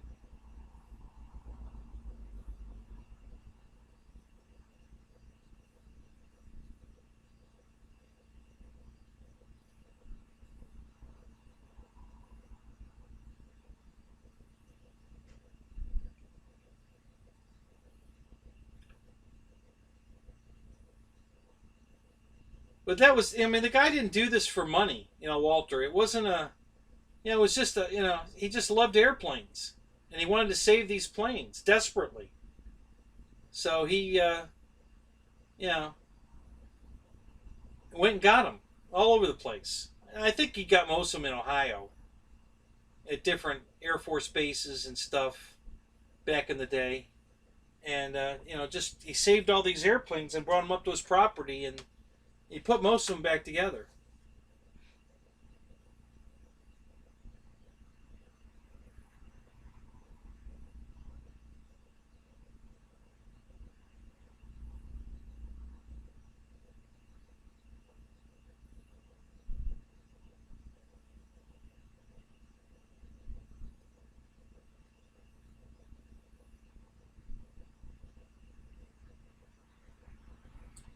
Hey, Smitty, welcome to the show, man. Uh-oh, teaching the daughter how to drive. Oh, everybody get off the roads! Get off the roads! Another woman driver!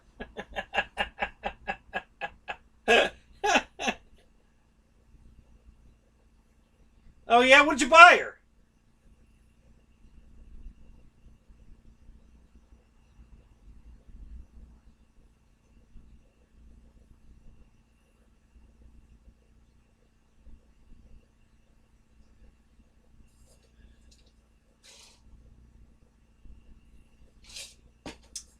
You're back, Craft King. I didn't know you left, but welcome back. Good to see you. So, are you guys all reading the Walter story? Fascinating story, guys. Good reading. If you do get a chance, follow up on it. You'll. I'm telling you, it'll be worth. And I'm not a reader. I'm not a reader, guys. I don't read books. I don't. I don't think I've ever read a book in my life. Um, I just don't have the attention span to read an entire book. But this was so fascinating that I read pretty much everything Walter had published. You know, him and his son, anything and everything about their little backyard museum and how they got all this stuff, why they got all this stuff, you know, and yeah, just a fascinating story.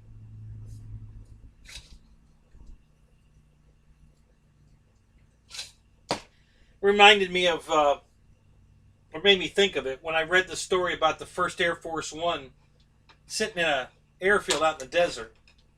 Um, Brought back Walter when I started following that story. Um, I was like, oh my God, this is Walter all over again. You know, this poor guy. Well, not poor guy, but this guy bought all these Constellation airplanes to turn them into crop dusters where he is. And he bought like four of them at once, and he had them in his collection, and he hadn't done anything with them yet, totally. And the Smithsonian calls him and says, "Do you have airframe number whatever?" And he says, "Yeah, why?" And he said, "Well, that's the first Air Force One." So, the guy didn't even know what he had. So he said, then he started putting some money in it, and he got it all fixed up. Basically got it airworthy once, and tried to sell it, and nobody wanted it. I mean, well, everybody wanted it, but nobody wanted to pay any money for it.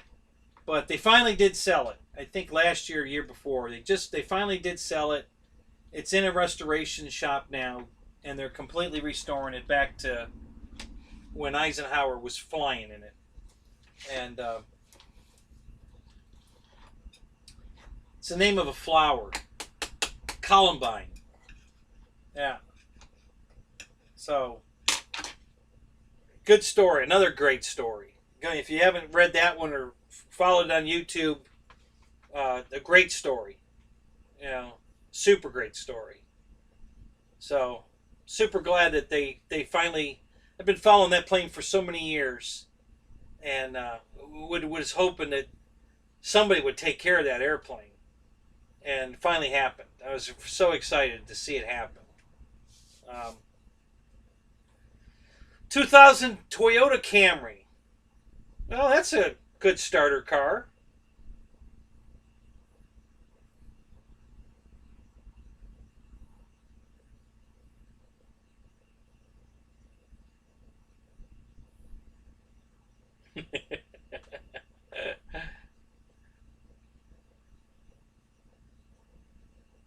Yeah, Kermit's. He lives right next to his. I know where he lives. I've got his address. His hangar. It's about an hour from here. Um, I used to. I haven't in a while, but I used to go out on motorcycle rides in the middle of the night, and I'd ride over to his place. Um, because he's got a Connie, which is my favorite airplane, and he has one there sitting outside the hangar. That's another great story if you follow that one. Originally, he got the plane as he was just keeping it for a guy, and now he owns it. He ended up owning it. Um, so it sits there, and a lot of times I'll jump on my motorcycle and ride over there just to look at it, because I love that Connie. It's just great to be able to go look at one in person, and I can get as close to, I'm probably 100 feet from it, on the other side of the fence. So, it's pretty cool.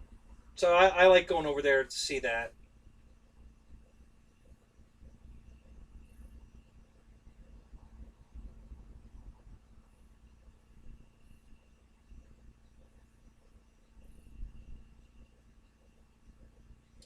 Yeah, Volvo wagon's a tank. There you go. Tim Time's been looking for a Volvo wagon. He's been looking for a car. I don't know if he got one yet or not.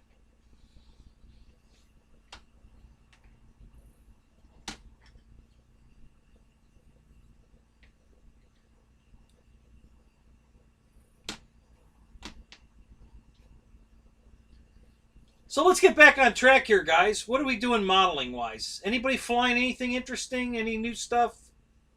Any any cool stuff? Anybody buying anything? Anybody shipping anything? Yeah, I'm a Connie stalker. Yeah, I used to date a girl over in Orlando named Connie. So I guess I literally could be a Connie stalker. Yeah. It's hey, how you? But by the way, Dennis, welcome to the show. I just realized that you're in here. Yeah, it's I'm a Connie stalker for sure. I love that airplane. That thing is so beautiful in the air. And if you watch the videos on YouTube, when they got Columbine 1 out of the desert and flew it back, they had a camera guy on a they flew in formation back with a B-25. They had a cameraman on board the B-25 taking shots of the Connie coming back, and oh my God, he got some beautiful pictures of the Connie in the air. Oh my God, just beautiful. So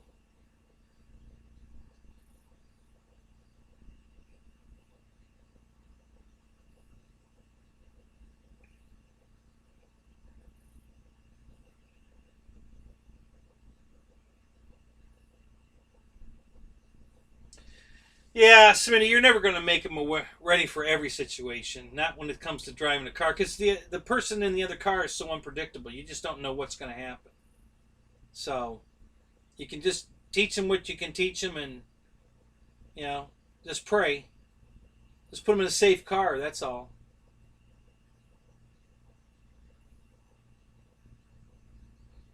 Oh, you went float flying. Well, that's cool.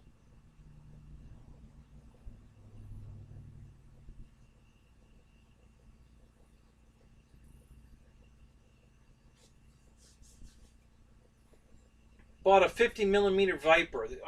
Which one? The new one from Arrows? Is that the Viper you bought?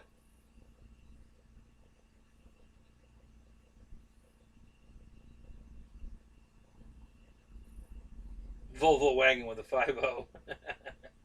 That's funny.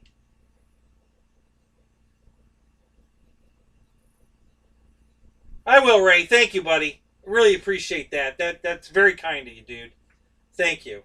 I will let you know. I'll make a decision here, and I'll let you know.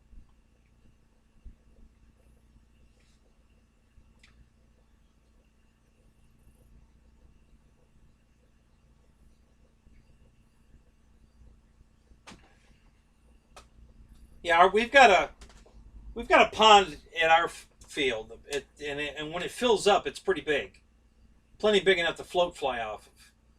And right now, the water level's all the way down to the bottom, so I'm hoping that. Oh, man, on top of that, you're gonna do that, Ray. You are the best, dude. That is freaking awesome.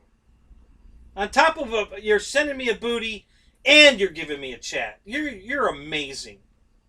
Thank you so much, buddy. That's just absolutely over the top. Um,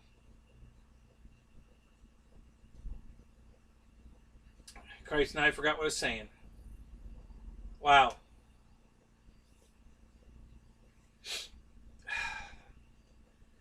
Um,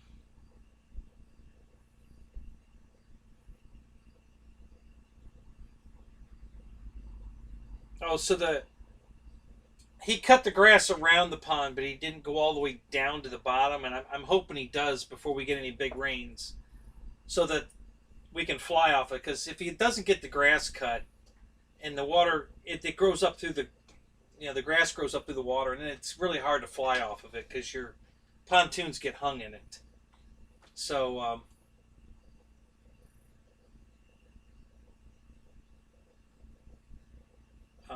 so yeah, I'm hoping he cuts the grass so we can fly off of it this year. We just need a couple of big rains, and then it's a pretty big pond.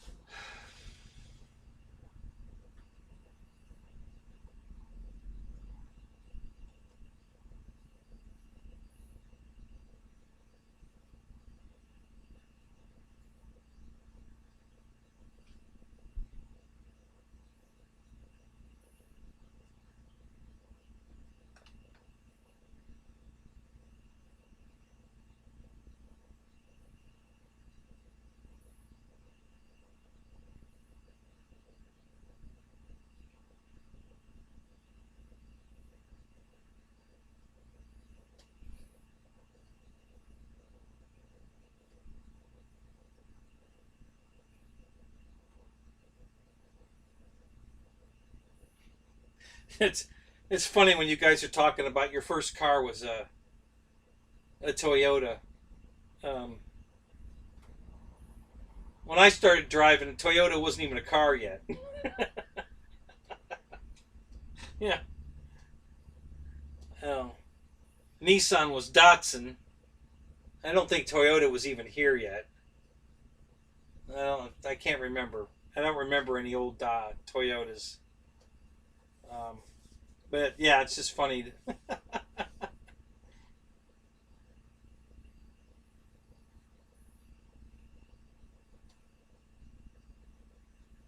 Oh, you're repainting a P-51? Okay.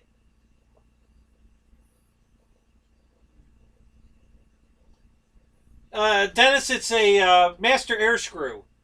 I think it's a 16. I don't know. Let me walk around and see exactly what it is. I think it's a 16.8, but let me look. It's probably on the prop. Let me take a look here.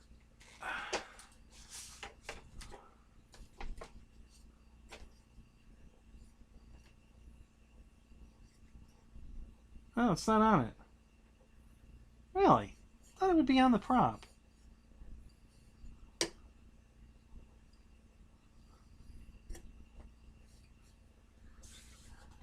It might be a 14.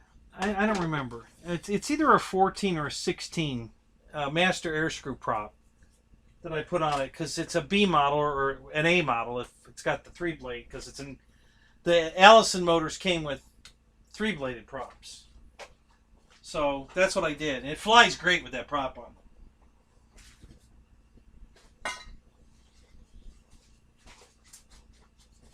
And what I like the most about it is, it's one solid prop. Oh, the guy with the birds. Thank you, sir. Thank you so much. Awesome, man. That is just awesome. Thank you so much, dude. That is just wonderful. Is this your first time here?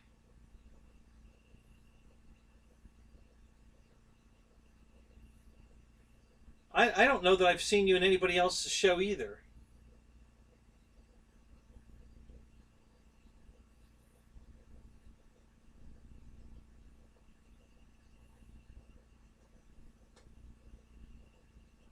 Man, I can't thank you guys enough. Thank you so much. That's just so cool. Hey, Love RC. I didn't see you there. Good to see you, man.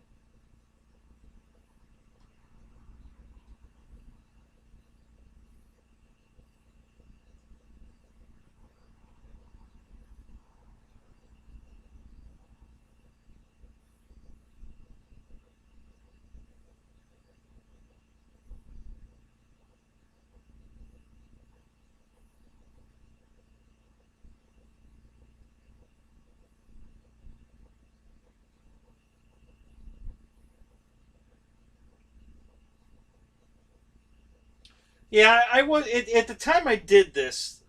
Like I was saying before, I don't remember if you were here for it, but this I bought this plane back when Pilot Ryan and Captain Mike were doing their show, and it was called RC Training Command, I think something like that, and that was like 7 years ago.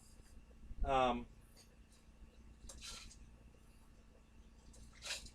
and they reviewed this plane, and I just fell in love with it, and I bought it, and then I was flying it, and I had a prop problem with the, it's those. If you're familiar with FMS, you bolt the blades to the prop hub, the back of the prop spinner, and then you put the spinner on it. You bolt it to the plane and then put the spinner on it. It's the spinner and the back hub are one piece, and then you buy the blades separately and you bolt them on. And I had a problem with one, well, the one that was on the plane, so I bought another one, and I put that on the plane, and it was fine, but I wanted a backup because I just was leery that.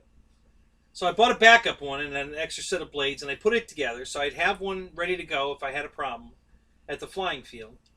And I threw it on one day out at the field just to test it. I put it all together and I balanced it and made sure it was all good. And I put it on the plane and I took off, and it was perfect, whisper quiet. Half throttle takeoff, gear up, went around, made a pass coming back, and I went full throttle and went vertical. So I come across, I go full throttle, I go straight up, and it starts climbing, and then all of a sudden the prop just exploded. And it split right between the two blades where the screws were. And that half with the blade still attached went that way, that half with the blade still attached went that way, and the other two blades just went, and the whole thing exploded. So I found all the parts, and I called Motion, because at the time Motion was selling FMS, and that's where I bought the prop from. And I told them, I said, I told them what happened, and they sent me another one. And it's still in the bag, because in the meantime, because that was the second prop I had lost, and I think the other one I lost was on the, I think it was on the 1700 P47. I had a prop failure. So I was a little leery about that prop. I decided, okay, I got to find something else. So the only thing I could find big enough to what I wanted for this was this the Master Air Screw 3-bladed prop. And I knew that the A model, but the Allison had the 3-bladed prop on it, so I knew it would look correct. So I bought it. And then I went on eBay and I bought this. It's a spun aluminum spinner, and put that on it, and it flies great, this setup. I mean, it flies perfect. It's beautiful, and it looks cool, and it looks different. I've never seen another FMS plane anywhere with a 3-way prop on it before. So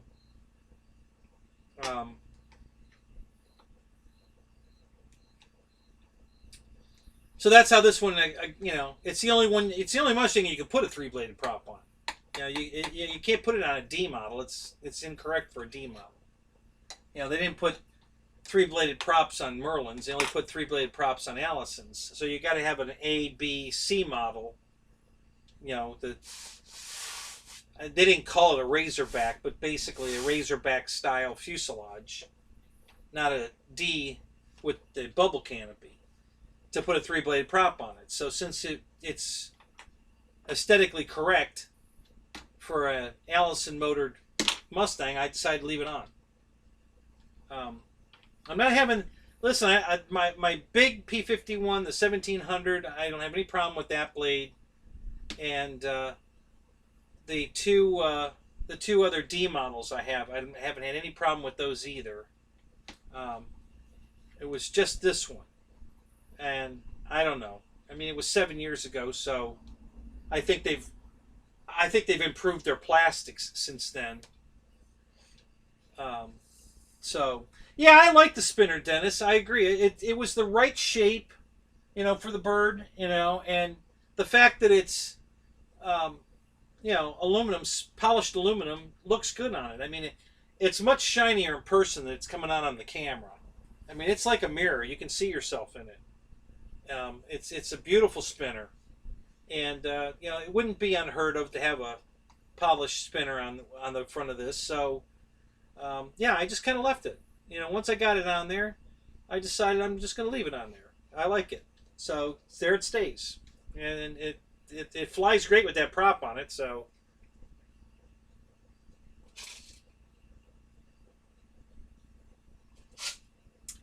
yep, I'm a firm believer. If it ain't broke, don't fix it. I'm absolutely words to live by. That's why I haven't updated my Tyrannus radios. The first version was the best version, and I haven't turned my second one back to the first version's firmware, but I think I'm gonna. Um, yeah, if like I said, I don't. I'm not a believer in well they came out with a new update. You need to update your radio. No, no, it flies my airplanes perfect. It does everything I want it to do. Why fix it? It's not broken. Why am I going to try to fix it? So I never updated the first one, and I'm so glad I didn't because now I can turn the second one back to the old. I can copy the file out of the first one and put it in the second one, and then they'll both be on the same protocol or the same version of software, which is the 1.8. I think they're on 2.3 now. Um,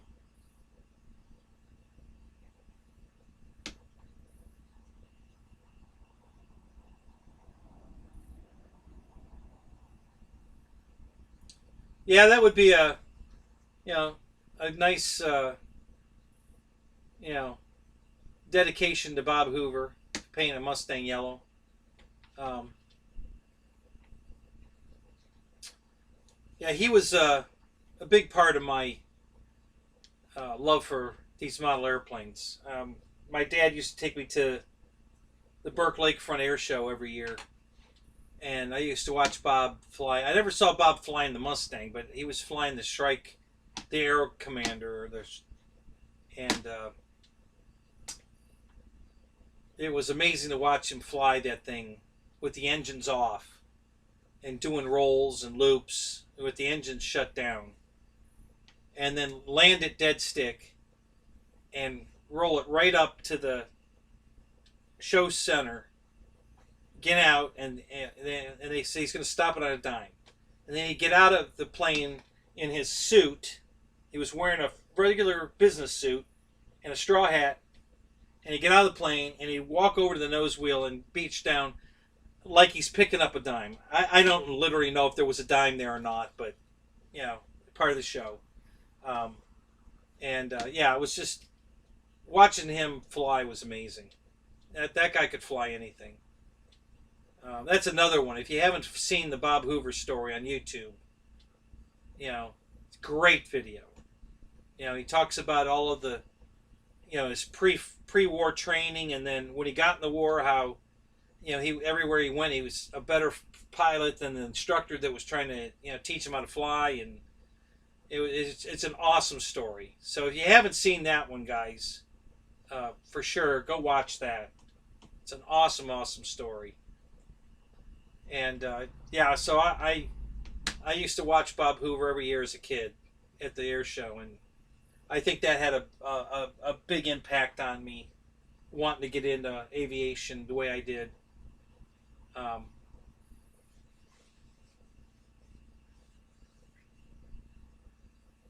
yeah, he used to do that too. He'd land on one wheel, and then he'd take back off and land on the other wheel, and then he'd take back off and then land it smooth, and all with the engines off. The guy was amazing.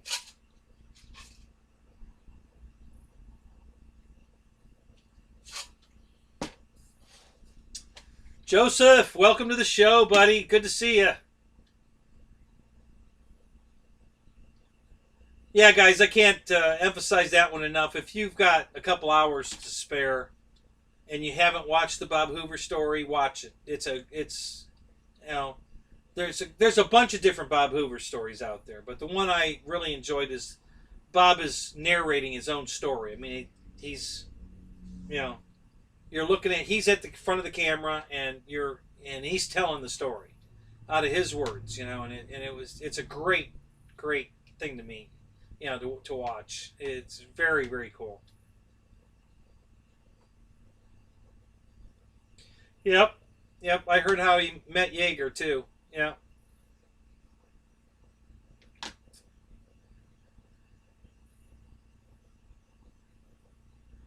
Oh, Jeff's got to go. He's getting off the bus. All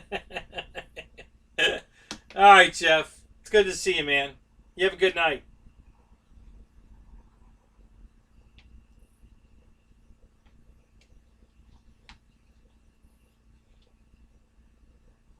Yeah, guy with the birds. You're gonna love that one. You're gonna really enjoy that. It's a great story. Um, I don't know. I get a couple of stories confused. I know one of the places. I think when he met Jaeger, they were dogfighting, and Jaeger was known for getting on everybody's tail, you know, immediately, and he couldn't get on Bob's. It was like a stalemate. I think. I believe that's what happened. There's another one where this guy was bragging about how he could defeat anybody, and Hoover took him down every time. He was on the guy's tail in like 5 seconds. They went up and they said, you're on or whatever. However they start the dogfight, and Bob Hoover would be on this guy's tail so quick it'd make your head spin. So I don't remember which story was Jaeger's, the one where they just kept dogfighting. They couldn't get on each other's tail, or the one where Bob got on his tail immediately. I forget who was who, but two great stories that Bob will tell in his story. So yeah, you'll find out which one's which. It's a great story.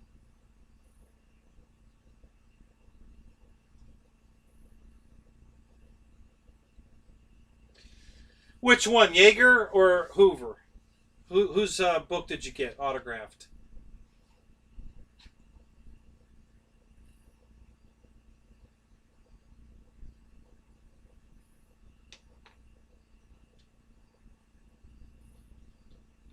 Yeah, it shook Jaeger up because he hadn't heard of.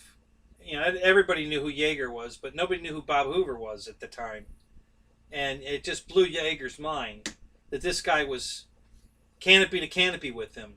This guy could fly, and you know, Jaeger had never seen anybody fly like that before except him, and yeah. Now it's funny though. I don't know if he had met Bud Anderson at that time yet or not.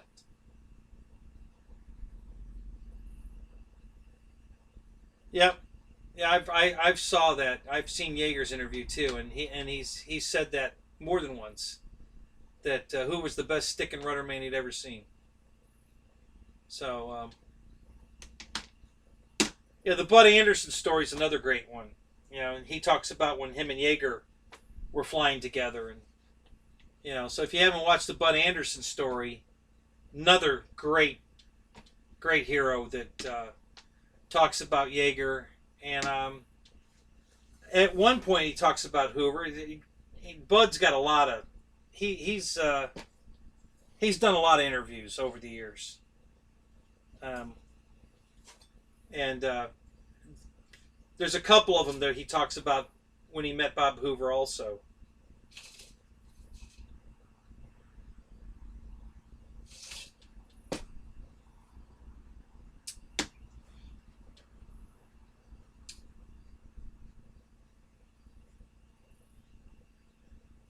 There's another YouTube video, guys, I really like. I don't know if you've seen this one. Brian Scholes, from Blackbirds to Butterflies. He was I think an F4 pilot. Crashed, burnt very badly, all over his body, third-degree burns. Um, Sat in a burn ward for I think 2 years. When he finally got out and he got flight status back, he was able to go flying again, and and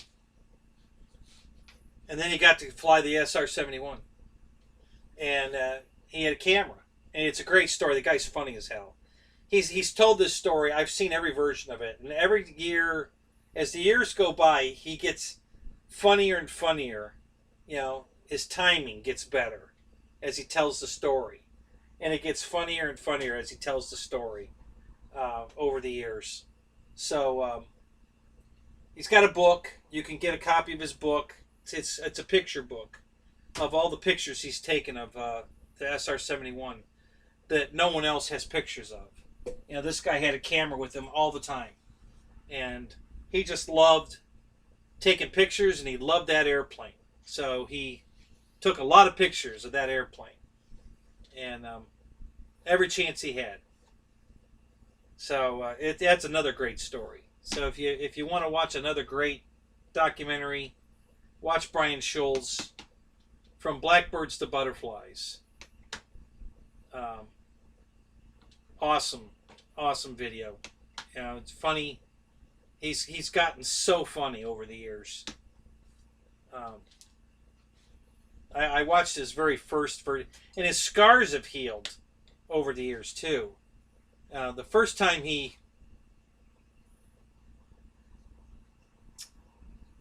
I saw him tell the story, his face was very scarred. I mean, the scars were horrible. And now, I don't know how many years later it is now, you know, he tells the story better, and he looks better. His scars are healing. I mean, I'm sure he's having more surgeries and stuff, and, you know, he barely looks, you know, injured anymore. I mean, they've done a remarkable job repairing his burns, and he looks fantastic now. And so that's a funny one. If you want to watch a funny video about the SR-71 and some of the missions that him and his backseater, I think his backseater's name was Walter, and he tells stories about some of the things they've done, and it's just a good story. So another great YouTube video, guys. Put it in your queue. You'll enjoy the shit out of it. It's really funny.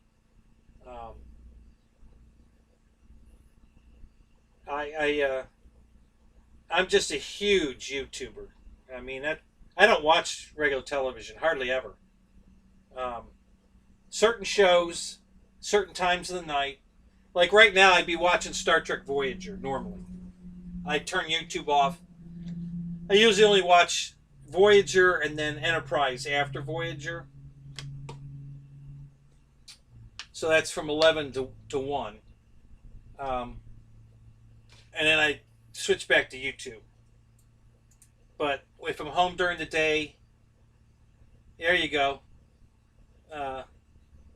Thank you, Guy. That's let me check and see if that's the one I'm thinking of. It probably is. I'll open it and see. Yeah, another awesome autobiography. Definitely worth watching. You guys, if you haven't seen it, you'll enjoy the shit out of it. You know, Brian tells a great story now. Like I said, when he first told it, it was good, but it wasn't as funny as it is now. Now he has all of these little innuendos he sticks in there now that it's just hilarious. So it's a great story. You know, it really is. And it's a great book if you want to buy his book. I want to buy it. You know, one day when I have an extra $200, I definitely want to order the book. It's a big coffee table book, and it's elongate. It's not your standard, you know, this way. It's what a printer would call landscape version. Nobody wanted. Yeah, see, that link didn't open.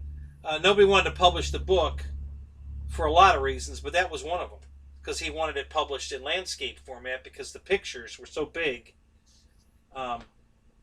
So he did it himself. He published the book himself.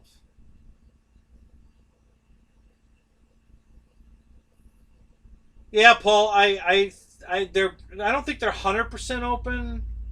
But yeah, a lot of Disney's back open.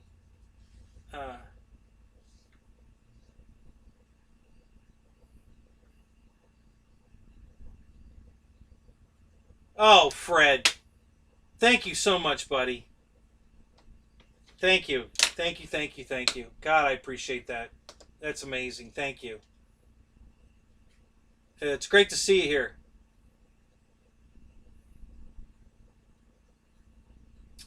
Before you run off, Fred, are you going to any shows this year? Are you going to Jet Jam?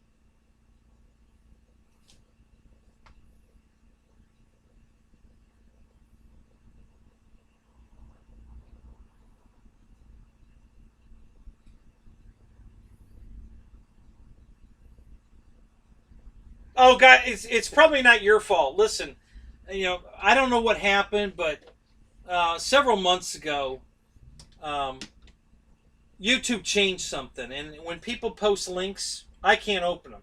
Now, it might be at my end. It might be something on my computer that they did, like when they made me do a second round of security, and now I can't stay logged in. It makes me re-log in every time I go on, and now I have to have my cell phone with me because they're going to send me a message. They ask double security, so every time I log on, they send a message to my phone, and I have to open it up, and it says, "Is this you? You're trying to sign on. Is this you?" And I have to click yes, or it won't let me sign on. So that's what I was late tonight for. I was out here early tonight. I was all set for the show and everything. And then I had to go through all these extra steps to get logged in. I was like, oh my God. So yeah, YouTube's screwing shit up right and left. Like right now, my dashboard, my studio dashboard is dead. So I have no idea how many people are in here, how many likes I have, how much chat money's been given to me tonight. And all that information's usually on my screen here. And there's nothing there. It's blank. So I don't, so it might not be your link. It might be them. It might be my computer. I don't know. I know we have issues, and I really don't know what the problem is.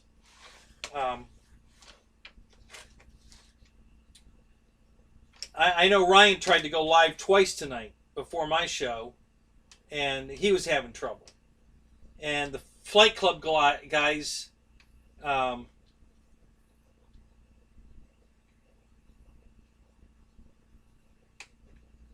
what night are they on? Tuesday night? I keep getting that confused.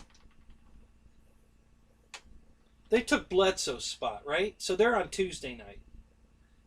Yeah, their first stream, there was no sound coming from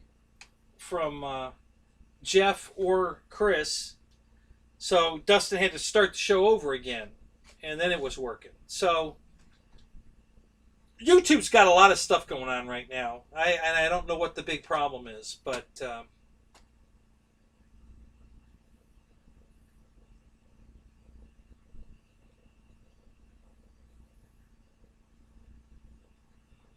right, Ryan, and I might turn it off. They just said, add a level of security, blah blah. They sent me one of those stupid messages where, you know, you're not utilizing, make your content safer, blah blah blah. And so I did it, and now I don't think I like it. So I think I am going to turn it off. Um,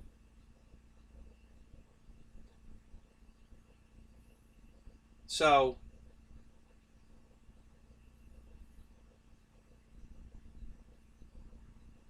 which 1400 warbird have you got, Fred?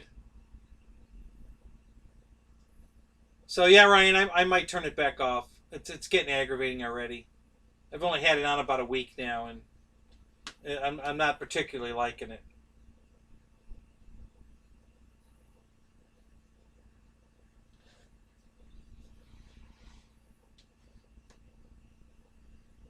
I thought it was only gonna be a double if I had a problem.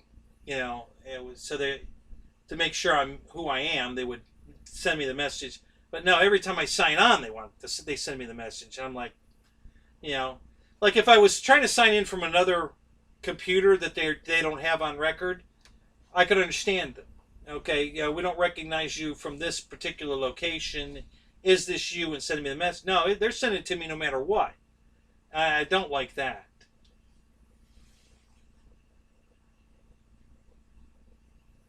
Oh, I got you. So yours went live. Well, I got you both times, and then you shut it down. So you were doing a special one for your captains. I got you. Did you finally get it working? Did it work?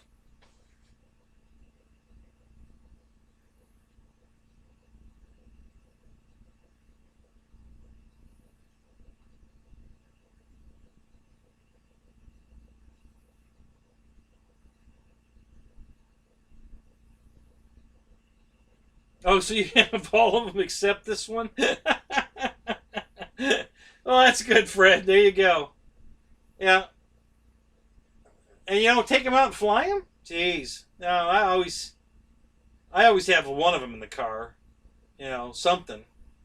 Corsair, this Mustang, the Red Tail Mustang, the the P47, T28. You know, I usually have something in the car. You know, the AT6. Um, I try to go to the field with a nice. Uh,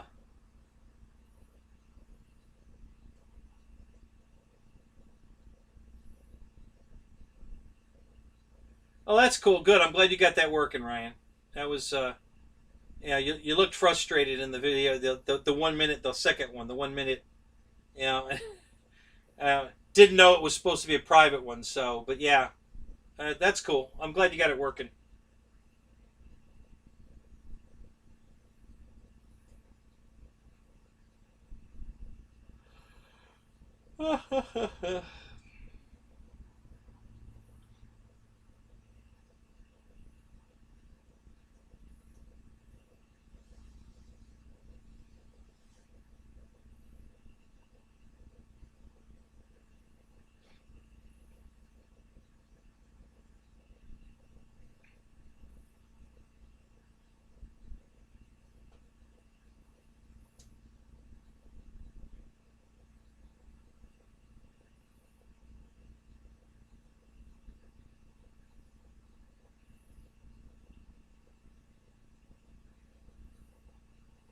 So Ryan, not that I'm asking you to divulge anything, but are there any new birds coming out from your sources? Have we got some stuff to look forward to coming out this summer?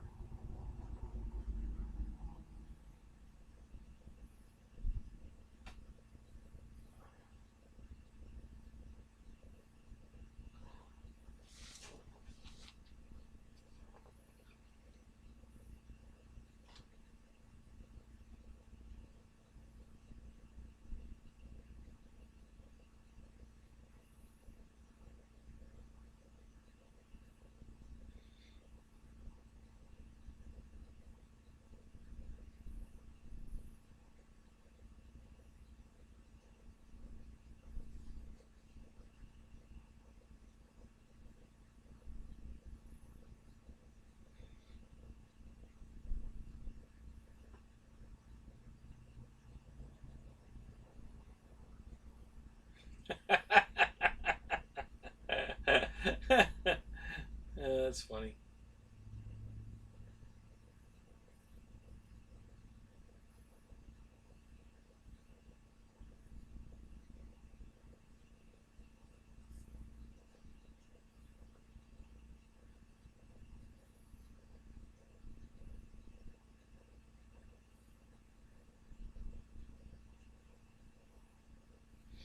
Yeah, it's easy to do, Fred.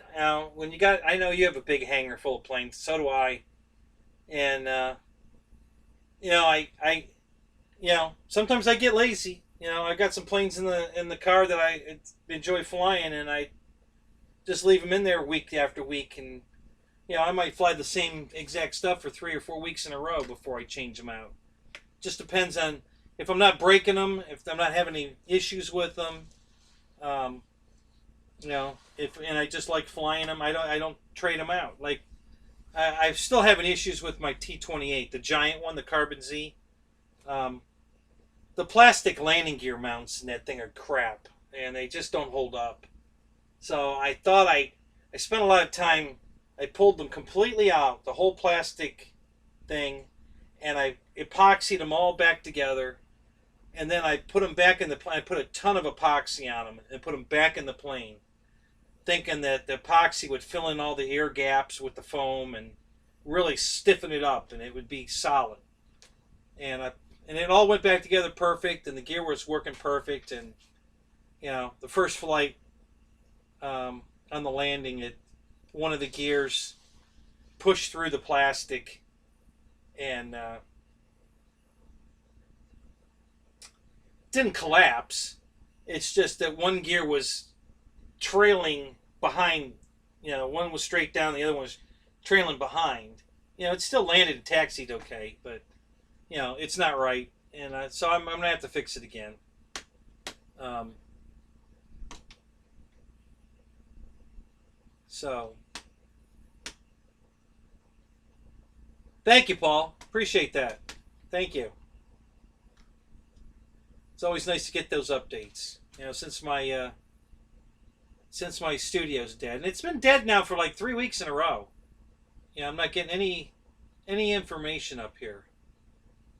And I've tried it both ways. I've tried using a new stream when I start up, or they give you the option to either go with an existing, and then you can edit it before you go live, or you can do a new one. And the only thing I find changed is that I don't have to copy a new stream key. It's going to keep using the same stream key over again if you go with an existing and edit it. So it doesn't seem to affect whether or not the studio's working or not. But next week I'll go back to starting a brand new one instead of reusing, and see if that makes any difference. Wow, you see 40 likes? Wow. Well, that's good. Cool. Thank you. That's even better.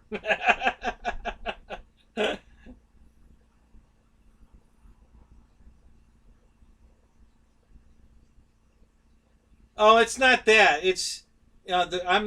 I'm super soft on the landings. It's not that. What it is it's the spring in the gear.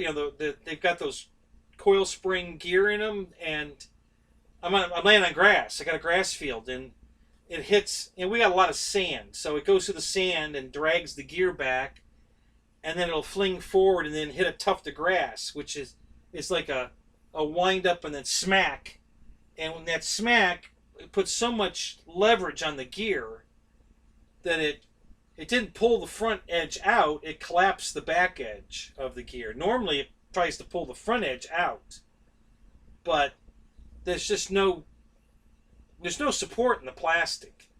So I'm going to have to put wood rails in it like I did on my P47. I did a video on the P47. If you go back in my archives, I showed how I installed wooden blocks to make the gear stronger, and it worked perfect. I'm going to have to do the same thing on the T28.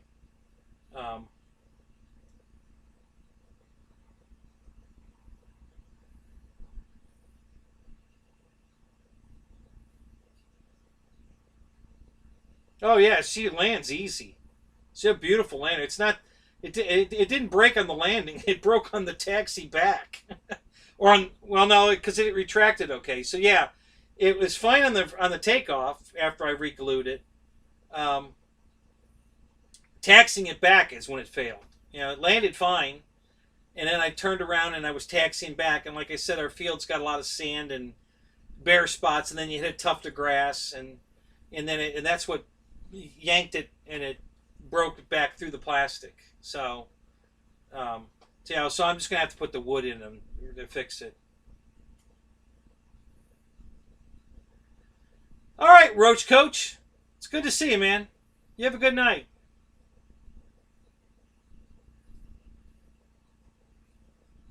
Smitty, you're out of here too. You're probably already gone. You have a good night too.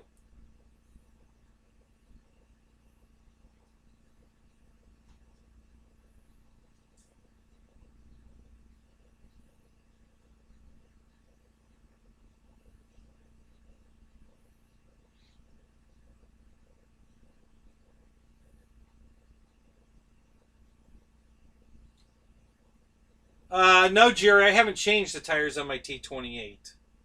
I'm still running the factory tires on that one.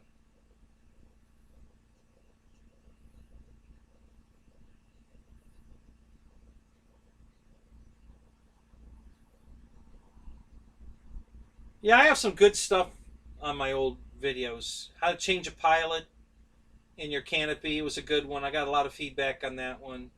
Um, the repair on the 47 gear was a good one. Yeah, go check out my old videos. There's some good ones in there.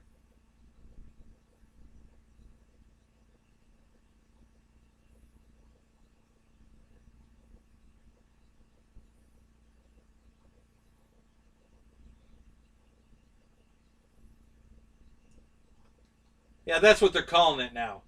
Getting some stuff done. That's what she said.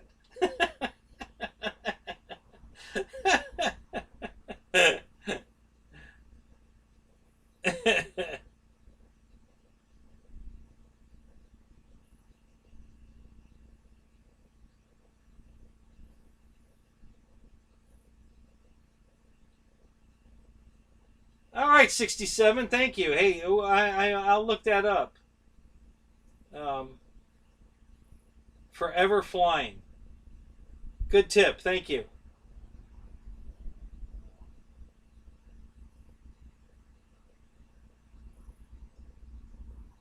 Yeah, that's funny. I've never bounced either one of these.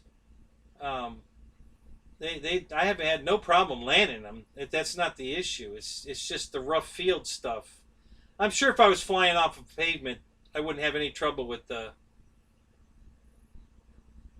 landing gear on either one of the planes. I'm not having any trouble with landing gear on this one, but yeah, a lot of people have had trouble with the T-28 gear. You know, just the plastic just needs to have something reinforcing it. It's just too thin, and the foam backing has got a lot of gaps between the foam and the plastic, and yeah, just not enough support.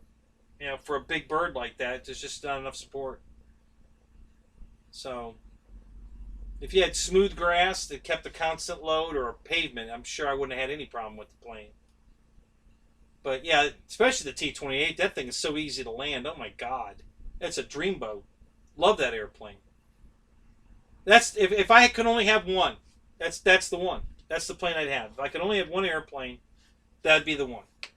Out of everything I own, that's by far the best all-around airplane. You know, it just is so much fun to fly, so easy to fly. It looks so good in the air. It's so big. It has such a presence in the air. Yeah, that's my plane. So yeah, if I could only have one, that'd be the one.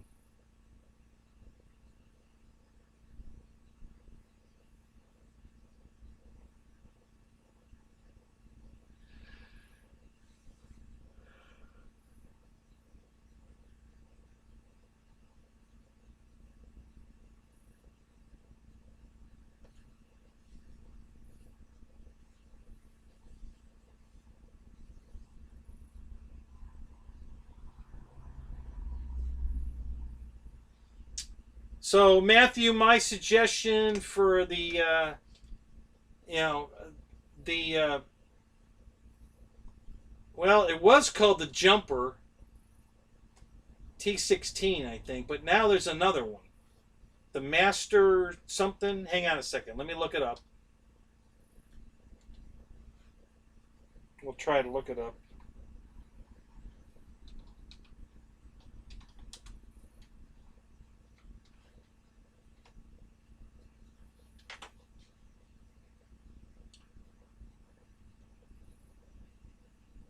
Yeah, the Radio Master it's called now. There's another company now. The Radio Master TX16. Take a good look at that radio. It's 16 channels. It's got knobs. It's got sliders. It's got everything. It's I don't know how many model memory. Huge model memory. Does DSMX, DSM2. It does Futaba. It does FreeSky. Does a lot of different protocols. It's the one and all radio, and they're cheap. And I don't mean it's got Halifax gimbals, um, anywhere from like 129 to 159 in that range, depending where you buy it. Um, awesome radio. If I was in the market for a new radio, that's the one I'd be getting. Um, just because of the versatility, you know, with all the different protocols it handles. It covers your DSMX, DSM2. It covers Futaba. It covers a lot of different protocol. FlySky and FreeSky, and I don't even know all the different ones it covers. But it's a great bargain, you know, for the price. You just can't beat it.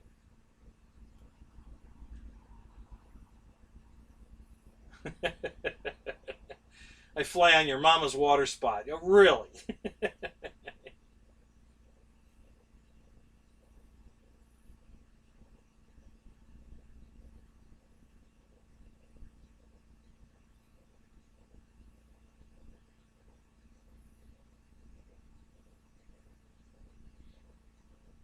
Which one are you waiting for to come in, Jerry?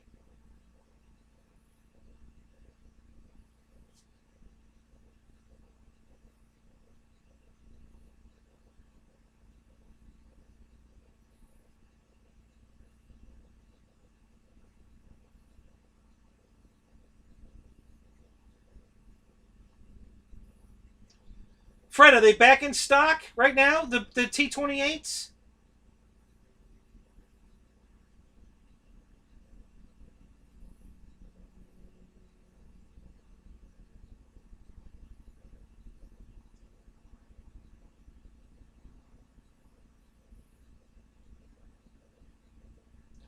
Yeah, basically that. I guess there was a problem, some fighting in house on the jumper house, so they split, and the one guy went one way and took because he had the rights to the stuff, I guess, and started a new company called Radio Master, and the other guy's still doing the jumper, and um, I don't know if there's a war going on or not, but they're both the same radio. Um, just a great, great quality, great radio. Does everything you want it to do. Totally programmable. It's a good deal.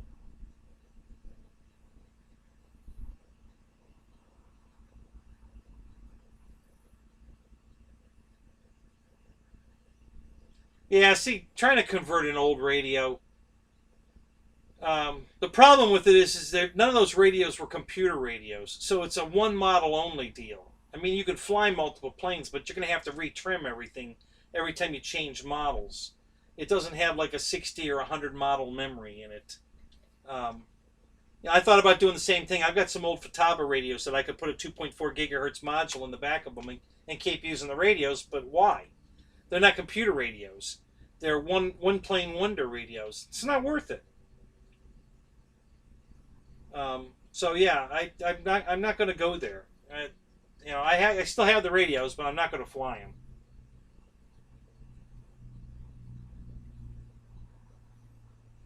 Oh no, Winbeck, yeah, yeah. I'm pretty sure they're going to make it again. Yeah, definitely. If you guys haven't bought a T28, the big one, the Carbon Z, grab it because man, that is just an awesome airplane.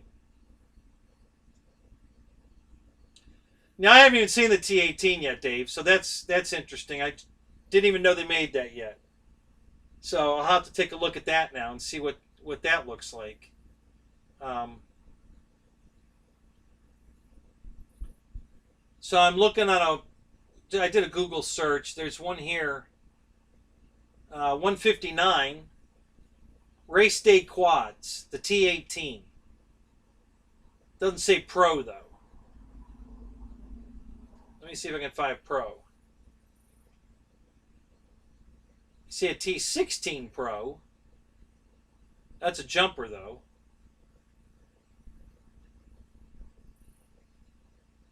T18 Pro 199. So 199 bucks, 18 channel. Well, actually I guess it's still 16 channel.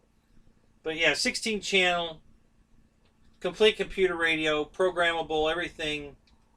Does every protocol you probably would ever fly, including DSM-X and DSM-2. It's all built into the radio. It's just awesome, you know. See, I got it to Tranis's 6 years ago.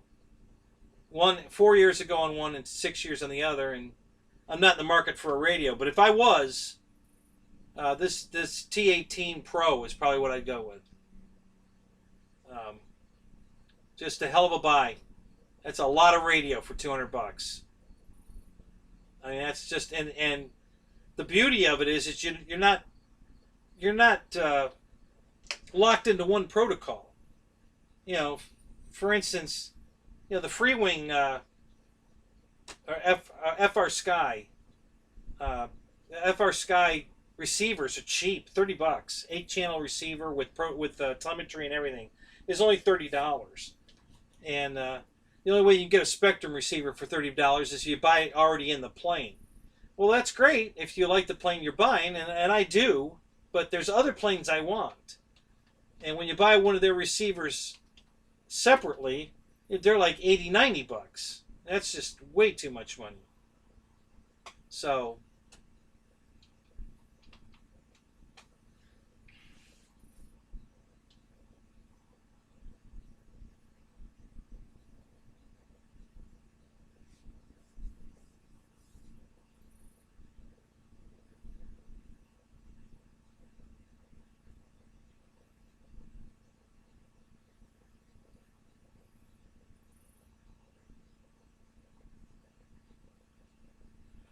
really, you had a 72 millihertz or gigahertz. I don't think it was gigahertz. It was millihertz, I think. Radio that was programmable. Really? Wow. Yeah, I didn't have a programmable radio that was 72. Um,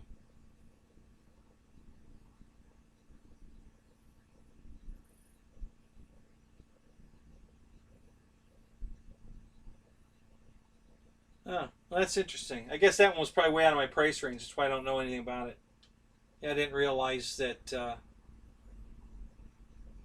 I didn't think they went to the computer radios until they went to 2.4 gigahertz. But learn something new today.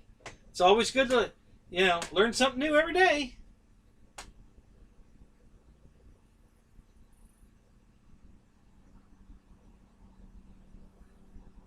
Yeah, and I'm sure basically they're all the same radio, but they have different, uh, like whether it has the Hell, the Halifax gimbals or not, or whether it has an extra memory card that could do 200 models, and you know, so yeah, and that's cool. I mean, it's good that they give you options, but the price tag on all of them is just so good.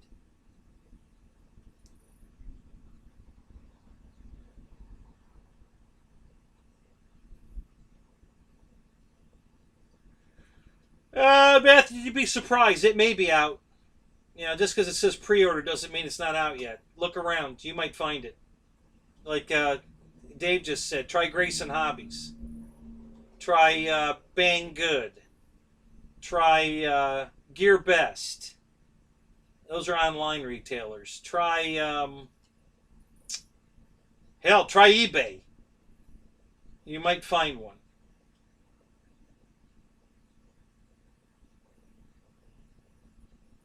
189 at Grayson Hobbies. They have it in stock, Dave.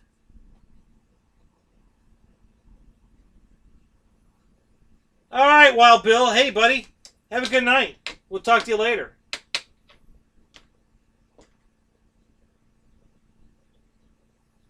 Thank you, Wild Bill.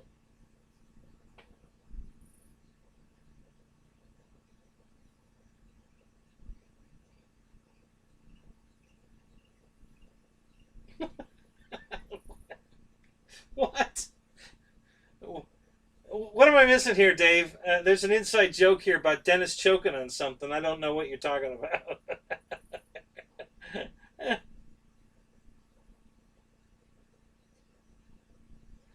Definitely worth the wait, Matthew. Definitely worth the wait.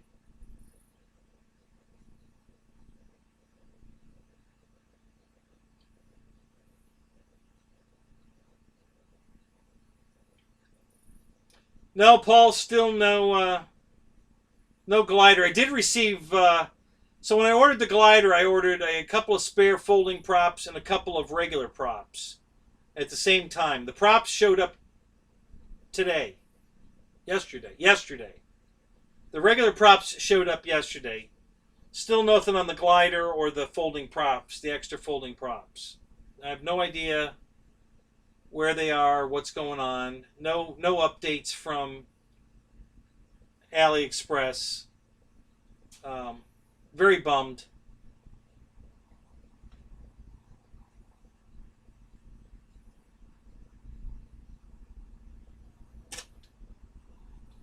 Yeah, I remember the old Circus radios. I never had one, but I remember them.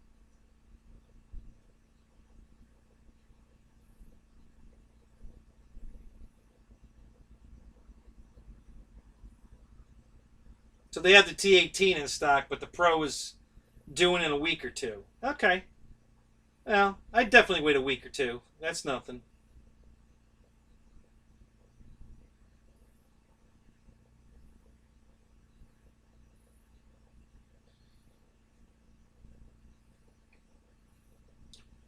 So yeah, I wish my glider and my pits would get here. I'm dying to have both of them.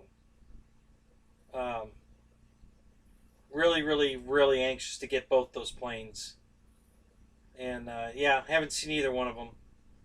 Haven't got any updates either, which is really bumming me out. I would have thought I would have heard from FMS again. At least give me an update. So I'm going to send them an email tonight when I get done with the show. And hey, what's the story here? Any updates on this? Can you ship this thing or not?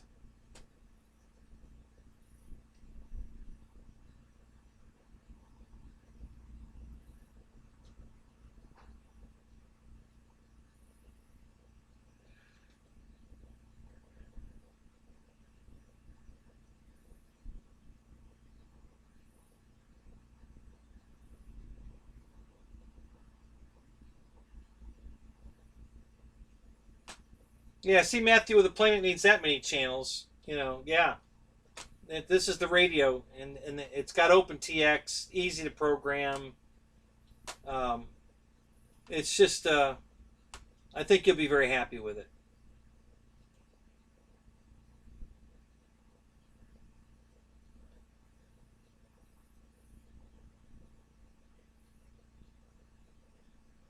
So you've been lurking tonight, huh, Matt?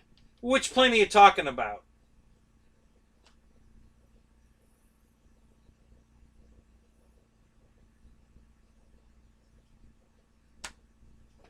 I'm not sure which plane you're talking about, Matt. Let me know.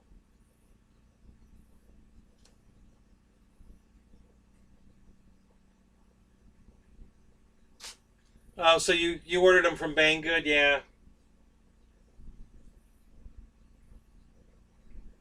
Yeah, I stopped dealing with Banggood. Their childish behavior just turned me right off. They had the same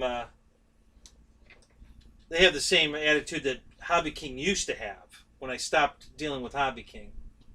Hobby King's gotten better, but Banggood has not. So I don't use them anymore. Pretty much everything that Banggood has, Gear Best has. I've had much better luck with Gear Best.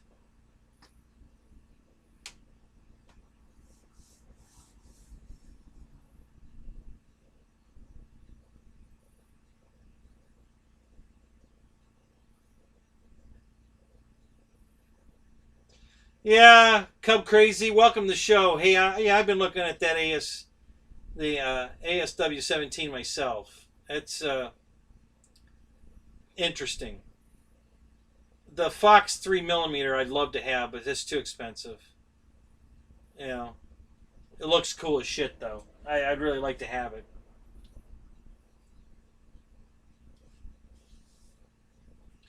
Oh, the LX MiG 29, yeah, yeah. I've got a few LX models. I'm a fan, but with reservations. You it's a modeling plane for sure. It's not going to just come out of the box, screw together, and ready to fly. You're going to have to finagle it. You might even change some stuff out to make it better.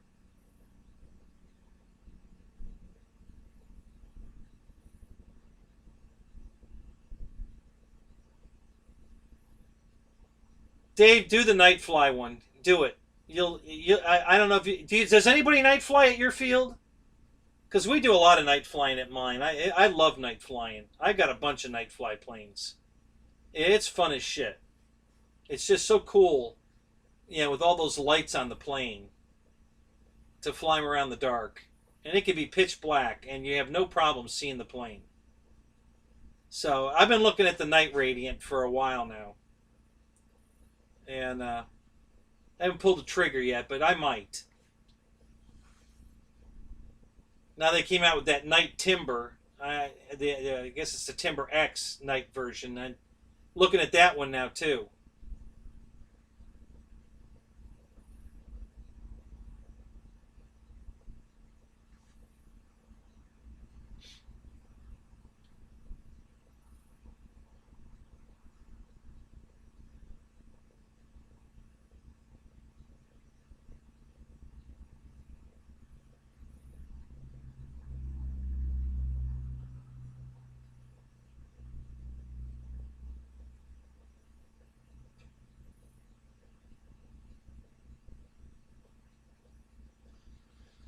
How long is the lag tonight? I don't know. Is it too bad tonight, guys? What do you think? Um, I'm going to type a number. You guys type it back. Let's see how long the lag is. Okay? Everybody ready?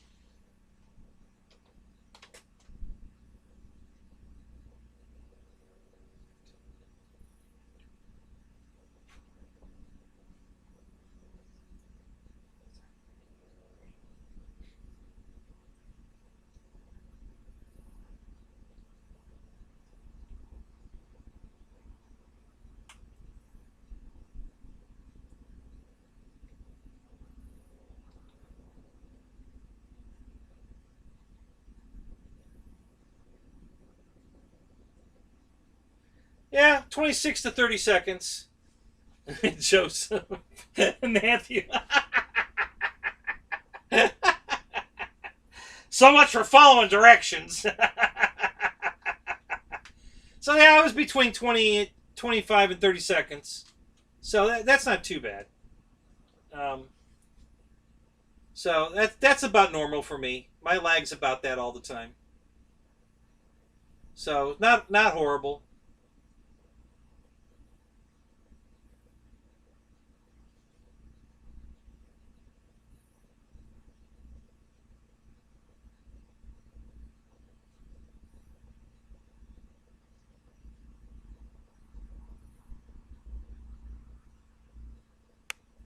So you don't like the way the the 3 millimeter glider flies as far as a glider?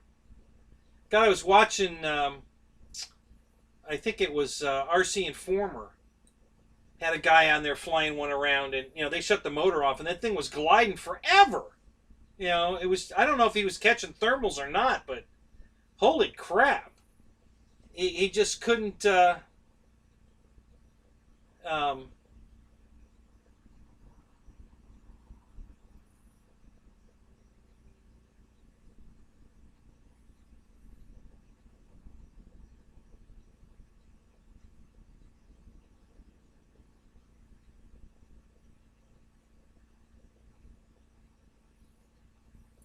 yeah, by the sound of it, Paul, it sounds like if you want to fly it like a stunt plane, that's exactly the plane to buy. So that's surprising, because the video I watched of RC Informer with that thing, and man, it was gliding forever. I think they had a 4 minute motor run, and they were up there for like they got as much altitude as they could, and no, it was way quicker than that. Was it like a 30-second motor run, and they were gliding around for 6 minutes, and he finally had to just put the spoilers out to land because it was a timed event, the closest to 6, not the longest flight, but the closest to 6 minutes spot landing was going to be the winner, and he had to like drop spoilers or something to get it on the ground. It didn't want to come down.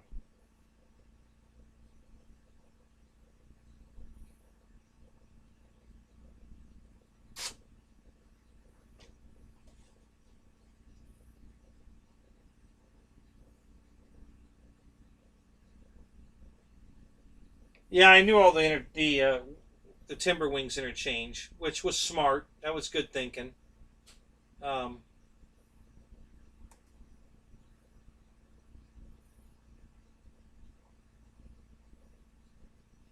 oh, so somebody at your field has this one. I got you. Yeah, yeah. It's been around a long time. I'm sure they sold a lot of them. I think it was. Uh,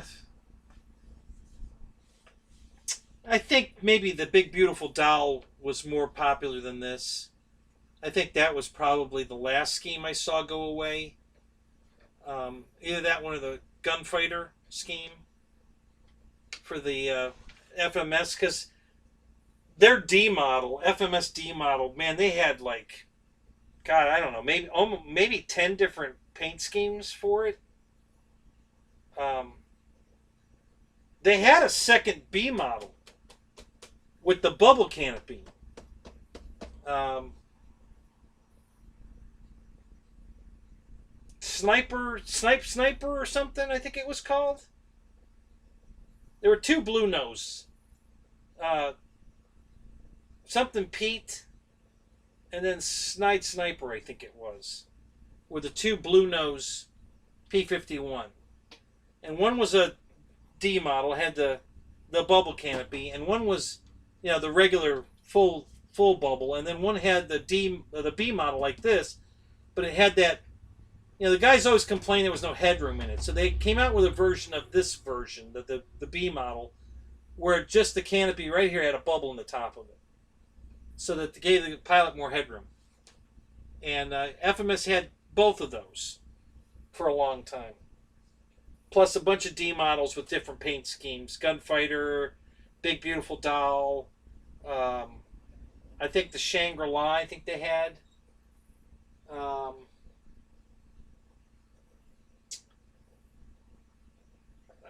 Jesus, I can't remember all of them.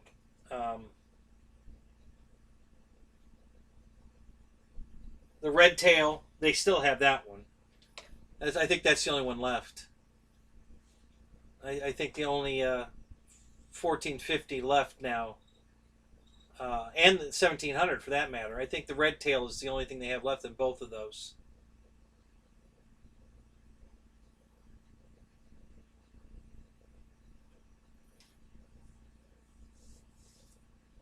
All right, there, guy with the birds. Hey, welcome to the show. Good to see you. Thank you so much for the super chat. Great having you here. See you next Thursday. If we don't see you in, Dave RC's got a show tomorrow night. So if you're not there and I don't see you anywhere else, I'll see you next Thursday.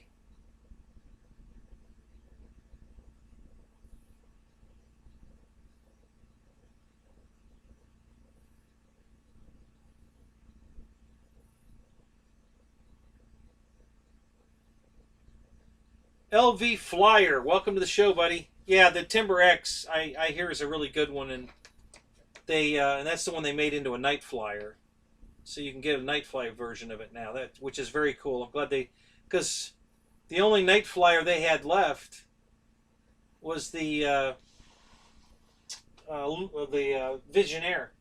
It was the only night fly plane they had. As far as the whole plane glowing, not just sticking some LEDs on it like the Radiant, but having the plane loaded with lights inside that made it glow. So I have two. I have the Visionaire. Well, my Visionaire is not a night Visionaire. I externally lit it, but I have the Pawnee Brave, which was a lit from inside, like the new Timber X. So.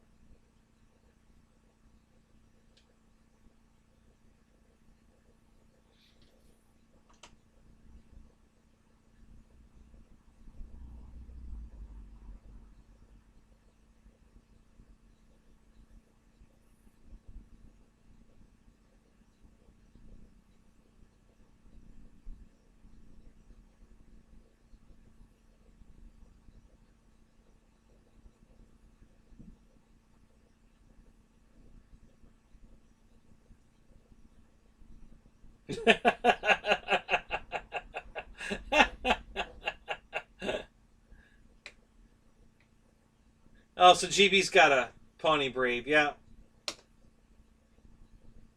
Yeah, I like that plane. I have that in the front seat of my car a lot, just to make sure I always have a night flyer with me. I've got a bunch of night flyers, but that one's small enough I can stick in the front seat of the car and always have it in the car. The other ones I have take up a lot of room.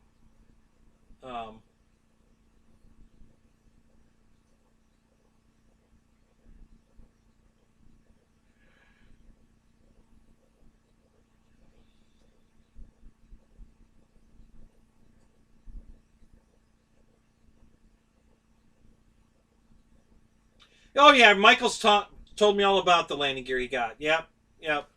The gear itself is not my problem. It's the mounts. The gear was fine. Although his gear might have been softer on the mounts, but my mounts are already broken, so it's not going to help me now. I'm going to have to redo the mounts. But I'm really not having any trouble with the gear itself. But yeah, and once I fix it with hardwood, like I did on my P47, it's not going to be a problem. It'll be fine after I do that. So,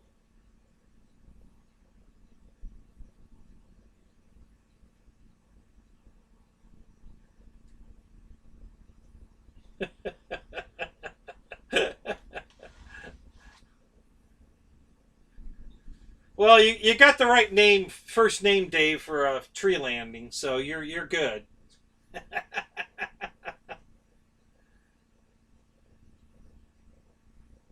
Yeah, isn't it a blast to fly in the dark, GB? I love night flying. It's hard to get guys to come out and do it, but I love night flying.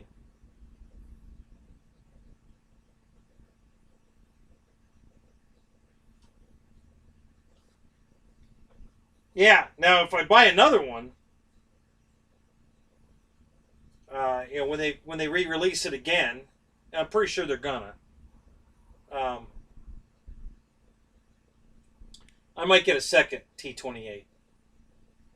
Um, yeah, the coolest thing about that plane, for me anyway, is just how big it is in the air. It is just enormous in the air. When you're flying it around, it is so damn big. It's crazy. You know, I mean, my Cessna technically has a longer wingspan, the Carbon Z Cessna, but it doesn't look near that big in the air as the T-28. The T-28 just looks massive flying in the air. It's so cool to watch it fly.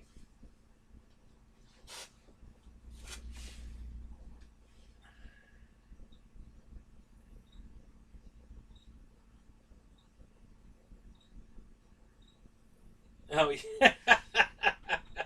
So you repaired your Cub and made it look better than original. That's always good.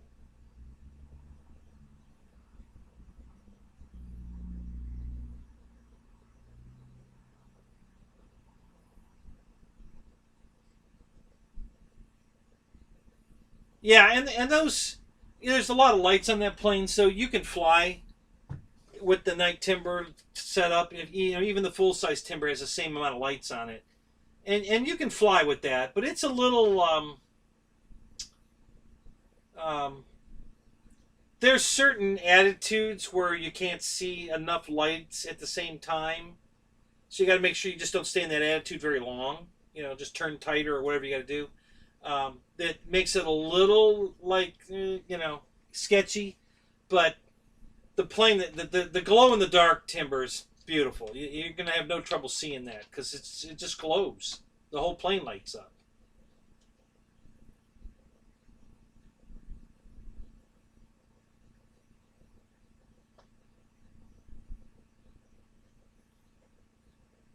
Yeah, I have the regular mini timber, the UMX timber. It's got the same lights on it. Yeah, it's a blast to fly in the dark. I love flying that thing in the dark. It's a real fun plane. Yeah, that was just a lot of for $100. That was the best $100 I ever spent in my life. That thing is so much damn fun. Um, for the cute little thing that it is, it's just awesome. Yeah, the big Cessna has some good lights. I particularly love when you take off directly away from yourself and then the climb out because you can see the nav lights and the strobes on the wing flashing as it's going away from you. You can see the beacon on the tail doing the red in and out, and you can see all that as you're pulling away. When you're absolutely flat level and straight away from you, you can see all the lights at the same time. I love that look. That just looks so cool when they're just everything's flashing, the double flash. It's just beautiful. I love that. So yeah, I fly my 150 at night too. I have a lot of planes I fly at night, but I also have a bunch of um,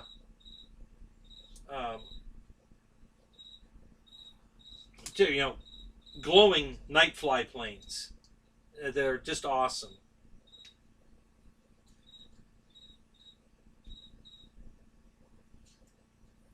I think my favorite is the Air Titan that used to be from a company called Tech One. Uh, Motion RC just brought it back under a new company name. Same airplane. They don't offer the night version anymore though. Um, but that's a cool airplane, and it's so beautiful at night. The top of the wing looks purple as you're flying it. The bottom of the wing's red. The top of the wing's purple. The rest of the plane's glowing white. You know, it's all lit from inside like the Pawnee. Just an awesome airplane. It's really beautiful. It lights up so well. It's just a beautiful airplane.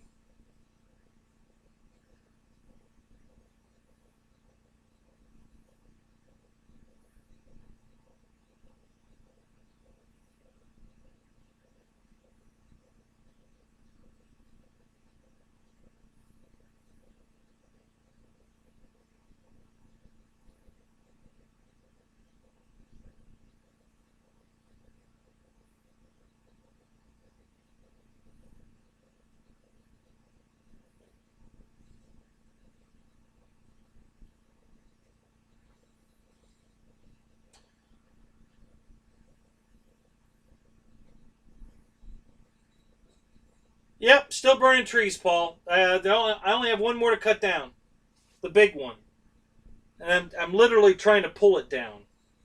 Um, what I did is I cut the roots around the back side of it, and I've got a big strap that's probably 300 feet long, tied off to another tree across the yard, and I go out and tighten it up, and I'm trying to get. I cut all the branches off this side. Okay, so just for visual, okay, the trailer that we live in is over here. The garage hangar is going here, and the tree's right here. I don't want the tree to fall in the house. The garage ain't here yet, and I'm cutting it down because I don't want it to fall in the garage either. So I'm cutting it down. So what I did was I cut all of the roots on this side with my chainsaw, and I have a big strap, and I cut all the branches off this side of the tree to make it heavy on this side. I'm trying to make it, you know, way heavy on all the limbs hanging out over here, are making it way heavy on this side.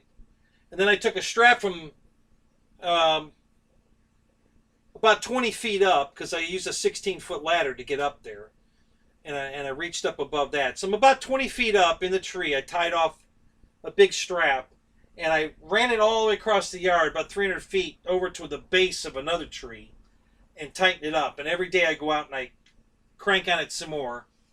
Between cutting the roots over here and pulling the tree that way and having it heavy this way, I'm hoping I can just rip the thing out of the ground, root, stump and all, that way. So that's what I'm trying to do right now. Of course, Z, dude. It's only 12:15. Of course we're still going. We'll probably be here at least till 2. I mean, it's up to you guys whether that happens or not, but, we usually are here till 2. So, yeah, Paul, that's where we're at with the trees. The rest of them are down. Everything's cut. The last 3 I cut down are still out there. I haven't cut them up to burn, but that's coming. Next week, I'll probably start cutting them up and burning them. So that'll take care of all of those. Hanger rat picture. Michael sent me a picture. What did you send me?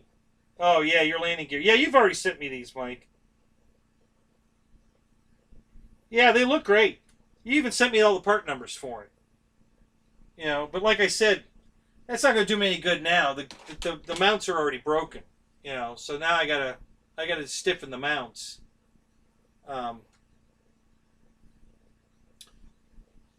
yeah, I might look into getting those. If not for this one, if I buy another one of the T-28s, because that's a plane you want 2 of.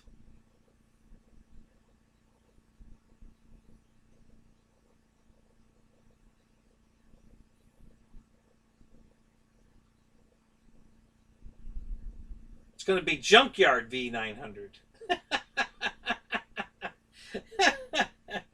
You should have called it Scrappy 900. How about that? Yeah, I would call it Scrappy V900.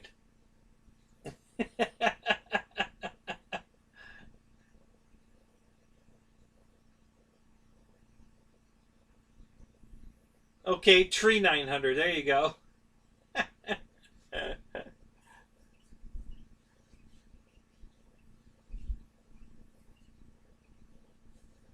Yeah, that's funny. Yeah, take a page out of Mike Petty's thing. Call it Scrappy.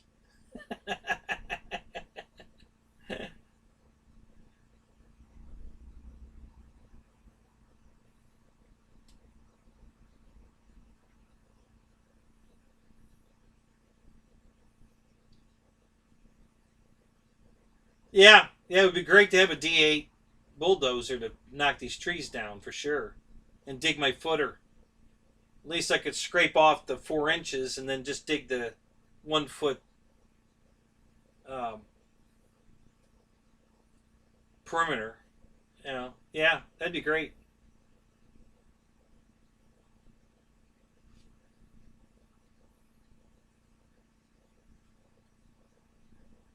Lawn dart 900. That's a good one. I like lawn dart. That's funny.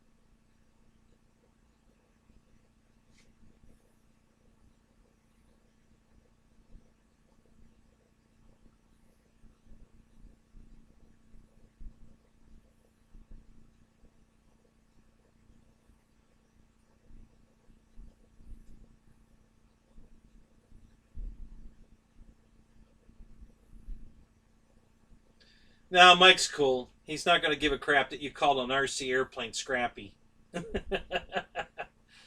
He's a super cool guy. Listen, he's been fighting the fight for us over all this, you know, FAA regulations for the model airplanes. He's been leading a battle, at his end for us.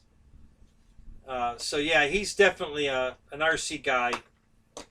Um, he's super mad that they're doing that to us.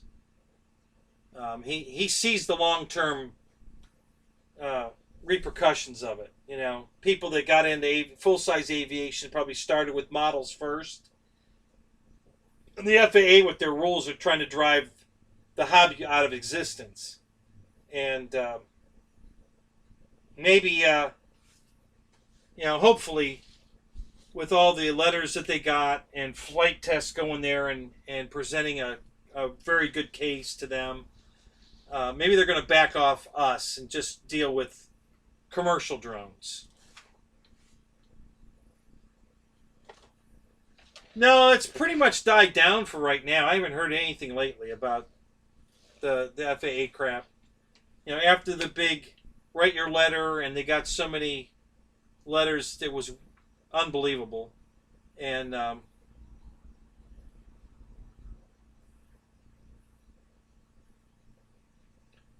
think I don't know. I'm just hoping for the best. Um, it's really not going to affect me one way or the other because um, I'm going to keep flying. They can put me in jail. I don't care. Um,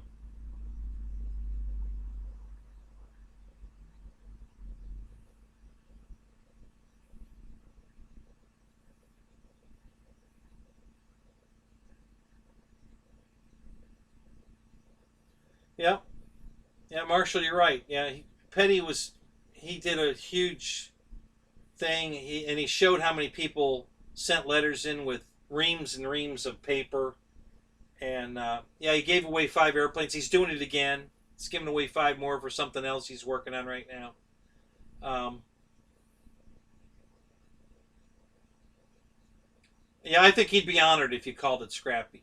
Honestly, he would think that's very cool. Send him an email. Ask him. You know, hey, do you mind if I name a crashed airplane I'm rebuilding Scrappy 900? And he'd laugh. He'd say, absolutely not. Go ahead. He'd probably say, send me pictures. He'd probably want to see it. He's just a super cool guy. And like I said, for a guy that flies full size, I mean, he has some RC planes too, but he's a full size guy. And for him to get it behind us, the RC community, as big as he did, was huge. So,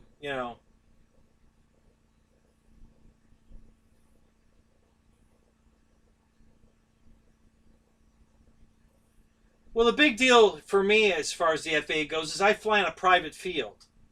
Okay? They can't touch us. Bo will shoot him and bury him in the ground. I don't know if you guys saw the astronaut farmer, but when they were coming to take his property, he basically told the guy they're surveying the property, how hard it would be to find a dead body on 800 acres or however many acres he had. Because Bo's got 600 acres and he's got the same attitude.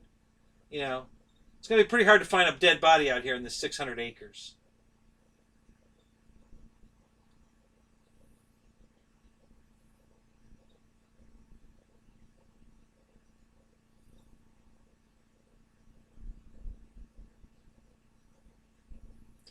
Well, it's about time, Michael. Cool. So you open the box.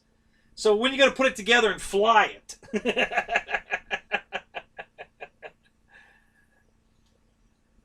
um,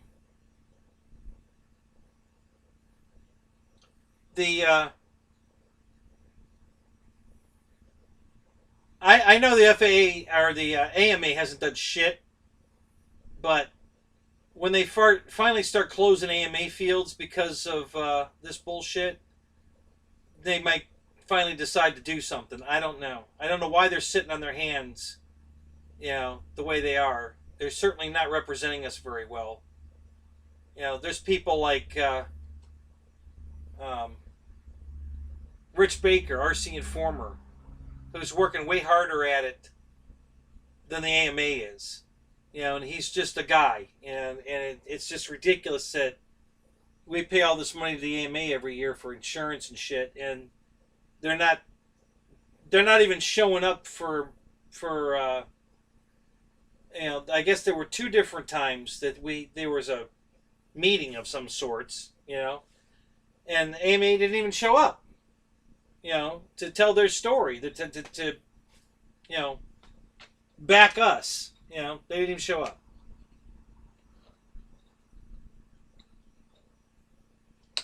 Yeah, it's not going to be a 8 screws and you're ready to fly kind of deal for sure.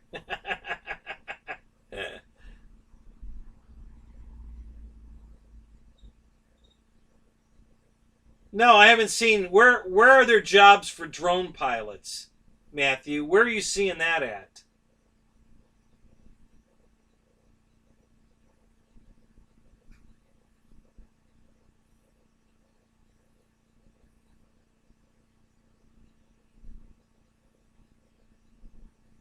Yeah, I know. The AMA's been dragging their feet the whole time. They're just not. It's ridiculous. I mean, Mike Patey's done 100 times more for us than the AMA did, and he doesn't even fly RC anymore. I think his kids still might.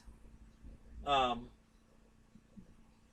I know he used to a little bit, but yeah, he's full size guy. I mean, he's got so many projects and so many airplanes to fly. Uh, you know, when you have, if we had unlimited funds, think about it.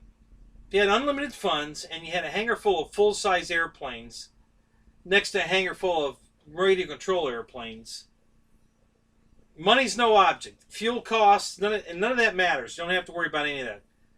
Which one would you do? Would you be flying the full size stuff or would you be flying the model stuff? And percentage wise, which one would you be doing more of? The full size or the model? Listen, the only reason I'm not full size is because I can't afford it. Okay?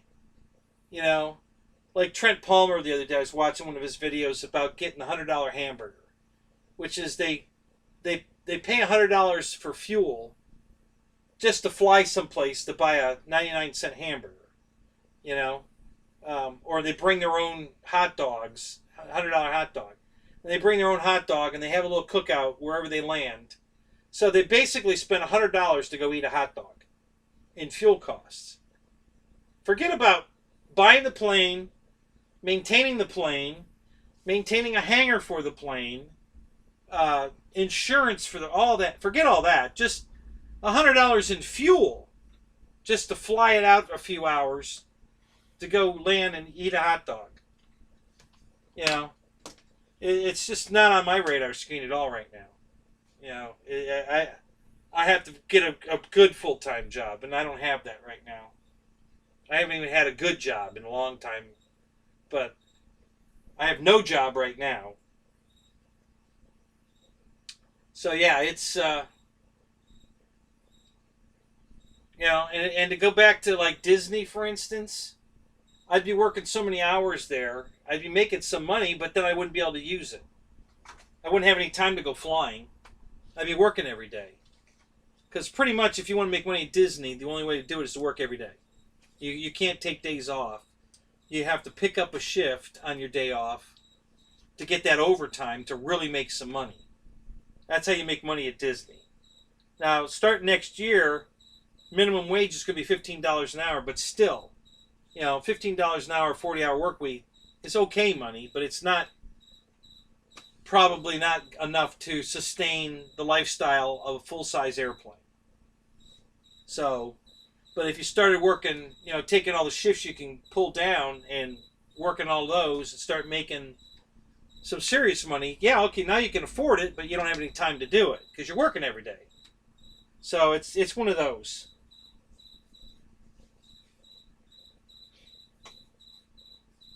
See, my problem right now is my ex does, she wants me home. She don't want me working full time. She wants me working part time. She don't want me working full time. There's too much around here to do, too much to keep up with, and so she likes my part time gigs. Well, that doesn't provide me much money of my own money, so it's definitely cramping my full size piloting for sure. And it's even cramping my model flying a little bit. I'm not complaining. I'm fine. I mean, I've got enough airplanes to fly, and I've got everything I need. And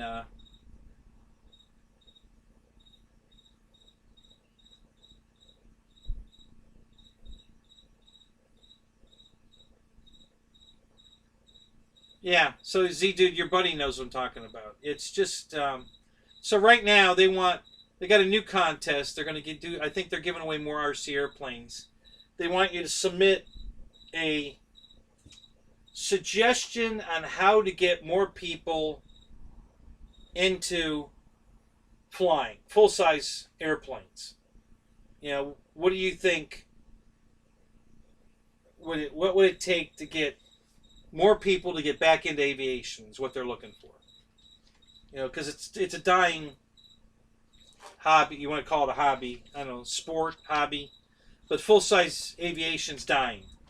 And they want suggestions on what they think. How do they think people would you could get more people back into the flying full size?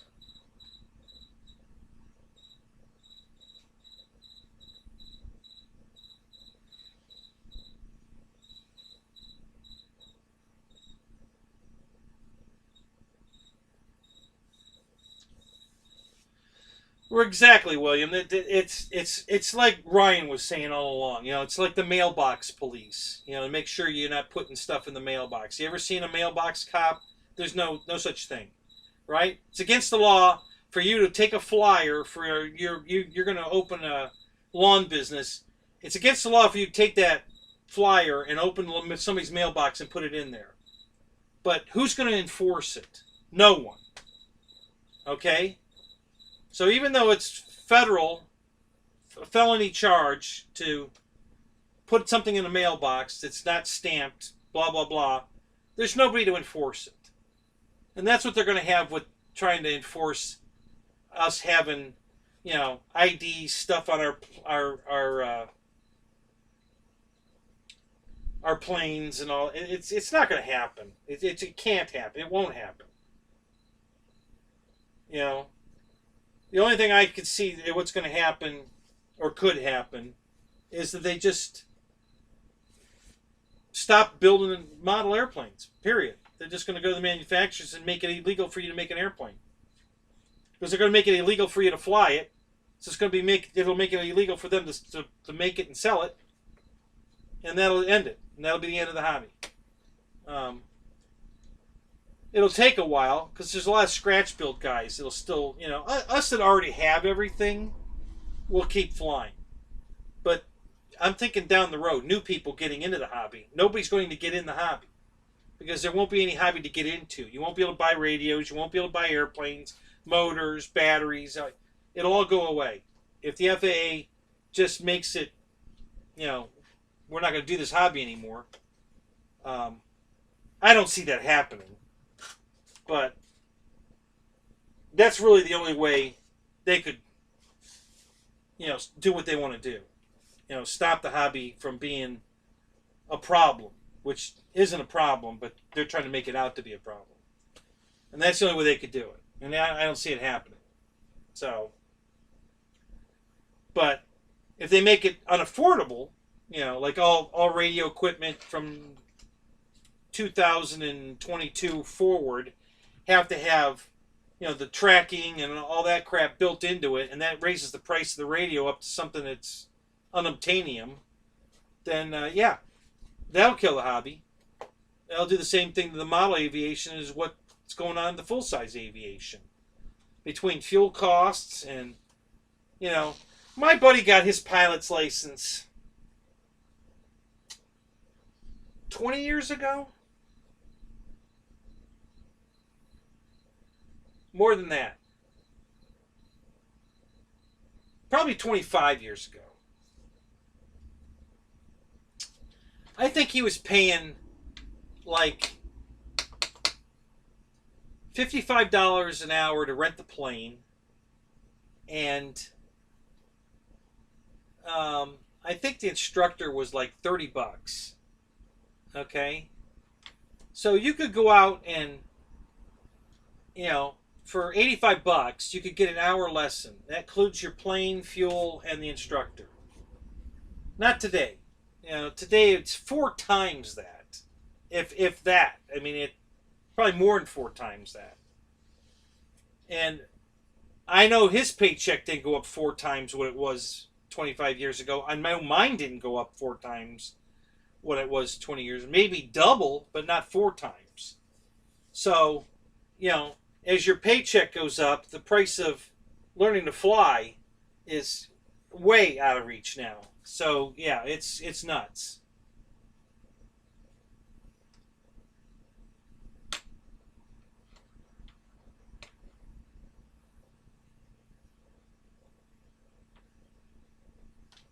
So, Craft King, is that the airplane? 165 an hour wet? How much is the instructor? Or does that include the instructor? That probably doesn't include the instructor.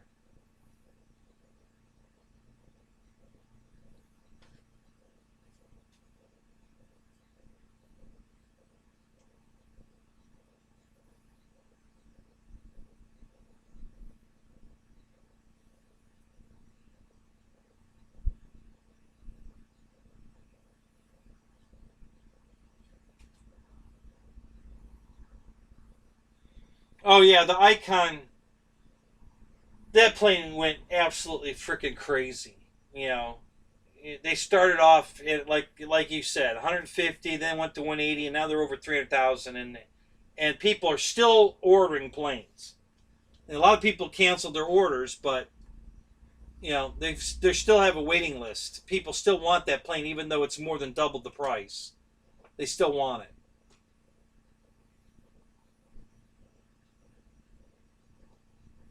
So just the plane rentals, 165 an hour. And how much is a flight instructor? What do they want an hour? I'm guessing at least 50 to 100, So that's 265 an hour. And you have to have 40 hours, right? 20 on the solo and then another 20 of cross country and all that. So,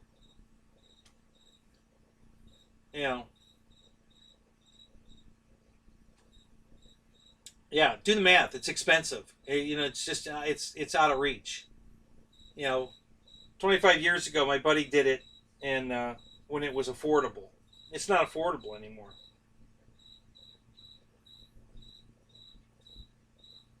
Yeah, GB. But the reason it kills people is because people are they think they can get in. It's like the RC hobby. If you can land an apprentice one time, you're ready for a jet. Okay? As long as you can land, as soon as you can land that apprentice with the safe on, you're ready for a jet. That's how we think. A lot of people think. You were talking about it last night. Um, and the Icon's the same way. Everybody thinks they don't even need their pilot's license yet, and they can go out and fly that thing. And part of it's because Icon made it look that easy to fly. They're out there in the water running around like a jet ski, not flying, just playing in the water like a jet ski, and then taking off and flying around, and they make it look like anybody can do it. And so people get in it and they start being stupid. They think, oh well, this thing flies great. You can't get hurt in this thing. They drag the wingtip in the water and blah blah blah, and then the next thing you know, yeah, they do something stupid, fall out of the sky because they don't know how to fly, and yeah, there you go, and it kills people. It's a very safe airplane, but you have to respect it, and that's what people aren't doing. Anything where your body's in the air, you've got to respect it, and that's where the problem lies. I don't know if you know the guy named um, it's one of the biggest paramotor guys on YouTube. Can't think of his name right now. Young kid. Uh,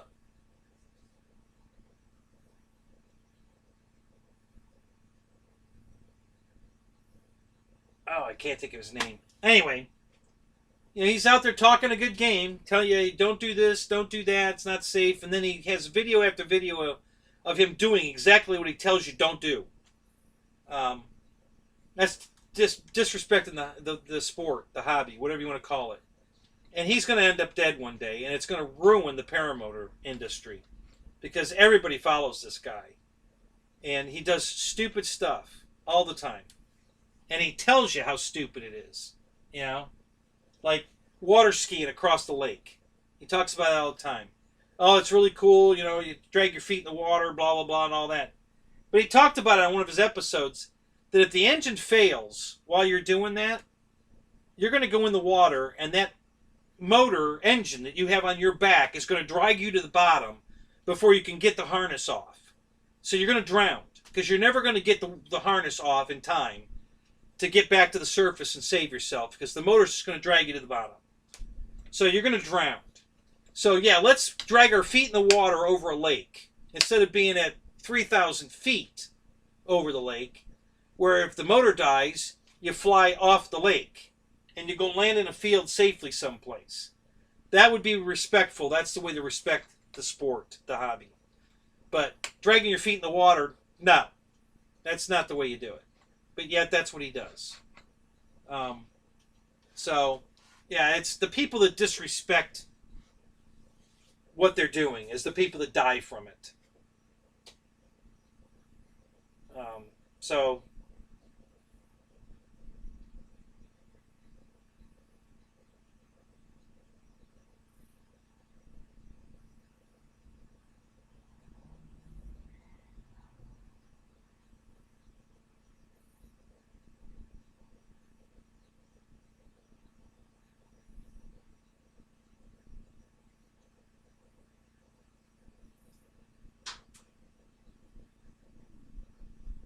So, Air Marshal, are you talking that the instructors only want 50 to 60 an hour?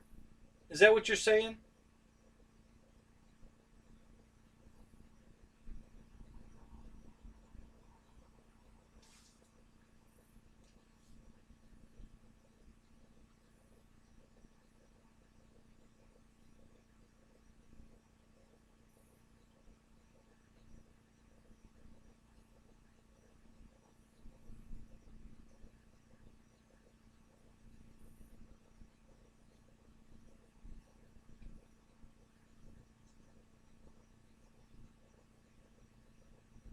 Oh, I see what you're saying.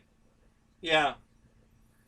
Yeah, 40 hours is, you know, ideal conditions that you would be able to fly often enough to stay proficient enough to get all the way through the program and get your license in 40 hours. Yeah, it's more like 50 to 60 hours. Yep. Because you won't be able to. Life gets in the way, and you won't be able to just to dedicate the time to just do it. Um,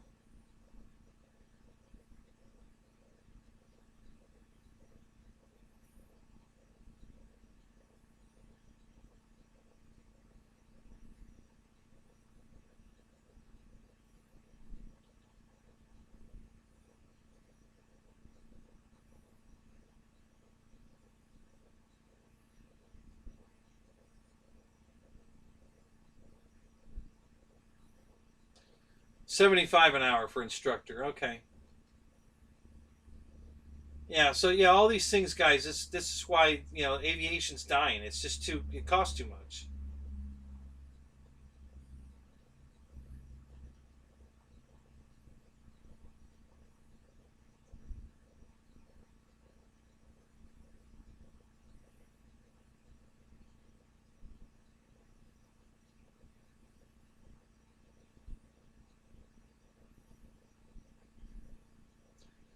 I don't know that I agree with it, Dave. That you're saying that jets fly easier. I don't think they're any harder, technically. Um, I wouldn't say they're easier, but shit happens so fast that when you're listen on an ideal perfect day, everybody flies great and lands makes beautiful landing. But those days aren't every day. And when you make a mistake or something goes wrong with a jet, it's in the ground before you can do anything about it.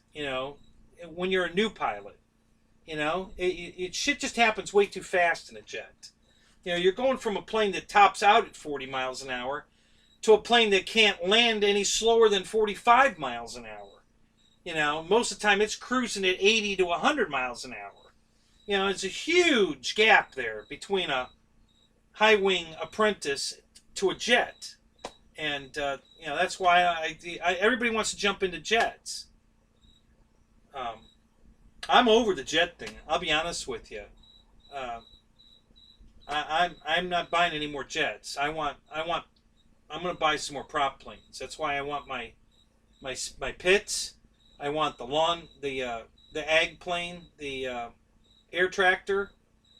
I want the Husky. I want the FMS Cub. I want um, what else do I want? Yeah, there's a bunch of prop planes out that I want. That glider that I'm waiting forever for. All way more fun than jets. The jets are cool, but yeah, the part that gets old for me, guys, is the price of batteries to fly a jet. How fast you go through them, both flight time and how quickly you'll take a battery past its limits. Um, you know, I'm currently flying a couple battery packs that the other guys gave me because they can't use them in their jets anymore. They fly my Cessna fine, but they won't fly the jets anymore. So they're out buying new batteries again for the jet, and um, and I'm flying the batteries that they gave up in my Cessna.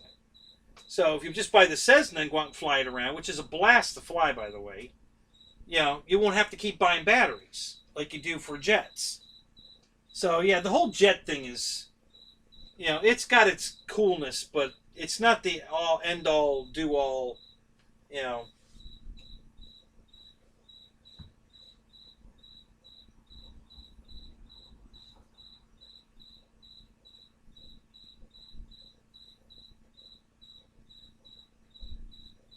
yeah, Dave, that's a great stepping stone. What you just described, that's ideal, actually. Go from the apprentice to the commander, and then a P-47, P-51, a Warbird, Corsair, any of the flavors. T-28, T-28 would be a great step up, um, you know, and then to a jet. So you're going from a 40 mile an hour airplane to, a 75, 80 mile an hour airplane, maybe ish, top speed, cruises 60 to 80, say, to a jet that goes 80 to 100. Yeah, that's the way it's done, but nobody wants to do that. Everybody wants, oh, well, I can land my apprentice. What jet do you recommend? uh, yeah, Matt. See, you're with me. I'm right on that. I'm over the jet thing. Um, I just, I honestly have more fun with my prop planes. You know, the jets are cool. They're neat and everything, but they're just, I'm just getting burnt out on the jets for the financial cost of them, for the low flight times. Listen, I can fly. That new EC 1500 twin engine cargo plane, I can fly for 28 minutes on a 4500 battery. Well, let's say a 5000A. I think it was the 5000A. So I had a 5000 milliamp battery in that thing. I flew it for 28 minutes. Okay? You put a 5000 pack in the jet and you might get 5 minutes. I can get 6 or 7. I was able to fly I put the 5000 6-cell pack in my Futura and flew it for 12 minutes the other day. Cruising around, roughly about 70 miles an hour. Nice easy cruise, half throttle, a little under half throttle, and I got 12 minutes out of it. But that's a dead calm day, and flying it. The trick with jets to get runtime out of them is you can't make any tight maneuvers. Okay, you just got to keep the load off the motor and just let it cruise. So you do very shallow banking turns, big wide shallow turns. You don't do any vertical maneuvers. You don't throttle up and do loops and that kind of crap. You just let the plane gently fly. And you can fly it around for about 70 miles an hour for 12 minutes if you do that. Not many guys want to do that. They want to do vertical stuff and fly it, do 150 mile an hour passes. And yeah, well, when you do that, it's over in 3 minutes and your battery pack's shot. If it hasn't puffed, it's hotter than hell, and that just kills the battery. So there ain't going to be a lot of flights on that pack doing that crap before the pack's no good. And then you're off to buy more batteries. It's just it's just too much.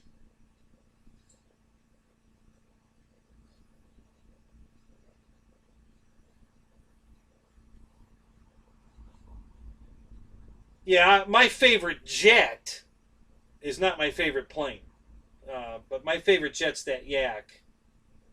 Um, I love the way the F-22, the free wing F-22 flies, but I don't like, um, yeah, racetrack flying. Exactly, Victor.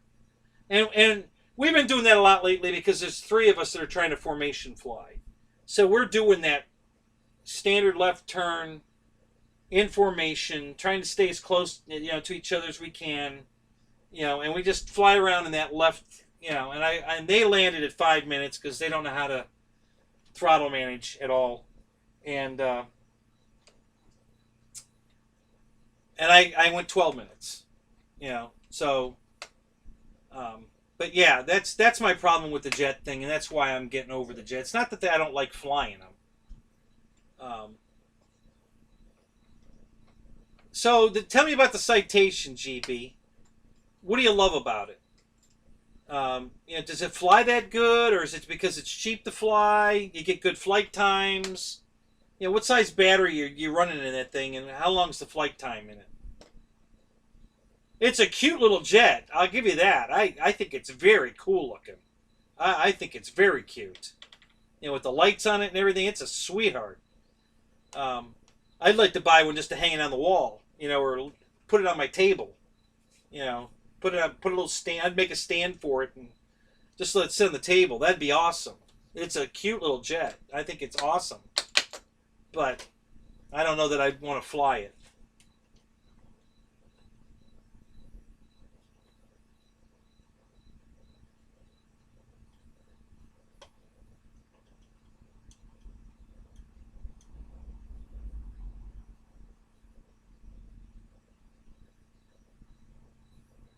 Yeah.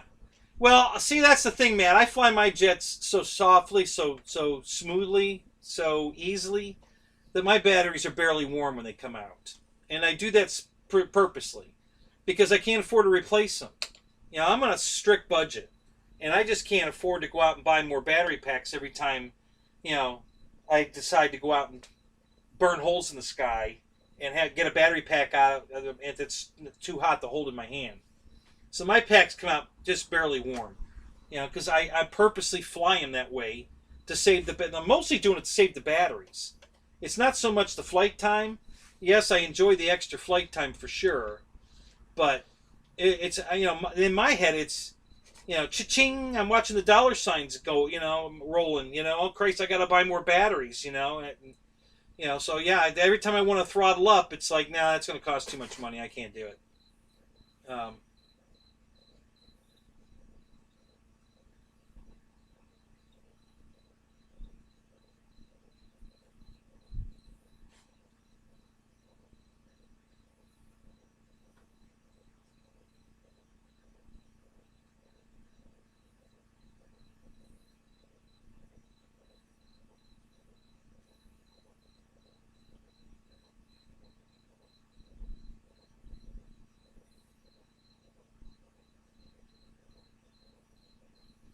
so give me some numbers, GB.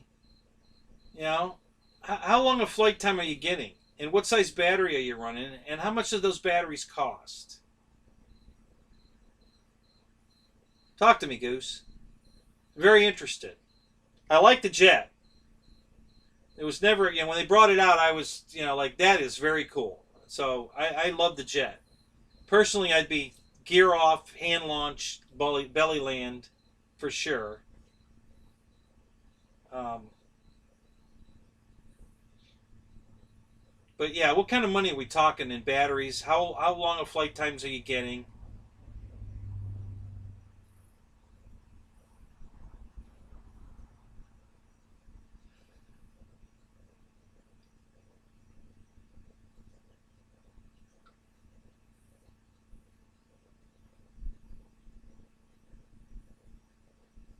Yeah, well, that's true too, Michael. It's cooling it down is not really going to save a battery. It's not heating it up, like Michael just said. You know, which is what I do.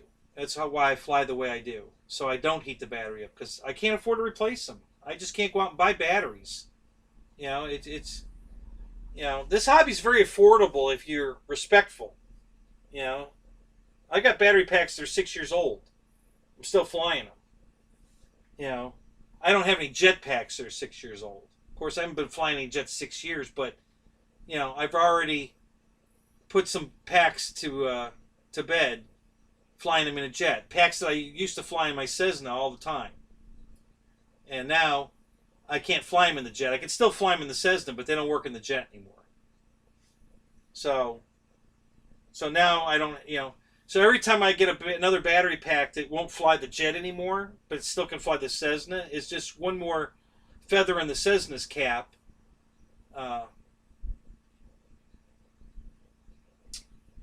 that I don't need to be buying more batteries. And every time I kill a battery to the point where it won't fly the jet anymore, well now I gotta go buy another battery, and that hurts. And I hate it.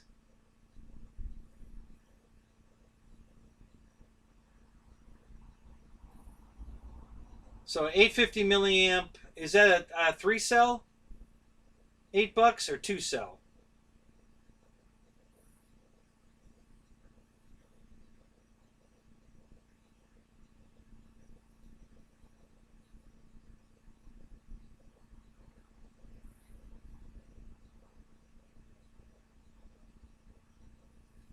Yeah, there's nothing you can do to stop an E-flate battery from turning into a balloon. They're just, like you said on the other show, they're just the worst batteries ever. They're just fucking shit. And they're still selling them. I can't believe they're still selling them crap things. Oh my god, those are the worst batteries ever.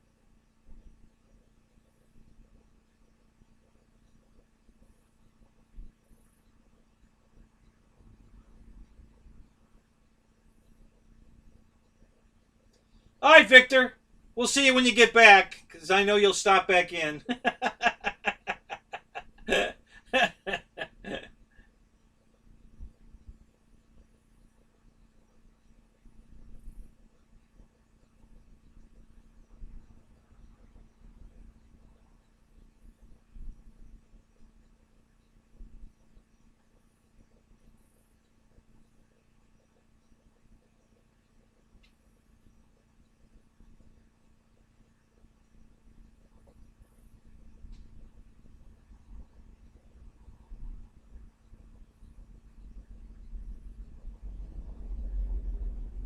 Yeah, that's Joseph. That's a good point. The new gas planes now they have gas motors that you yeah yeah dollar per hour.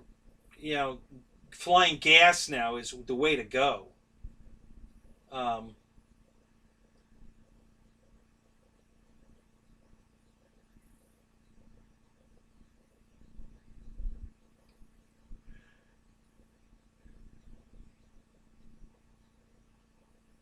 so it's a 3S, the JST connector. Yeah, I've got a couple of those packs. Um, I have a UMX F22. I'm sorry, F27. The little UMX F27, and I fly it with a 350 um, three cell. It's a three cell 350 milliamp JST connector.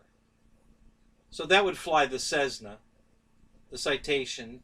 Obviously not for as long a runtime as you got, but at least it would fly it.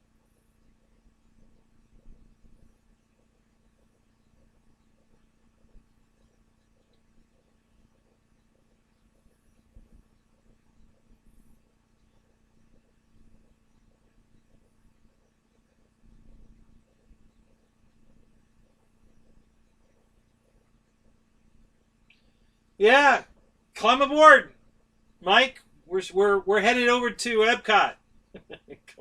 Come on, jump on the bus. That's funny.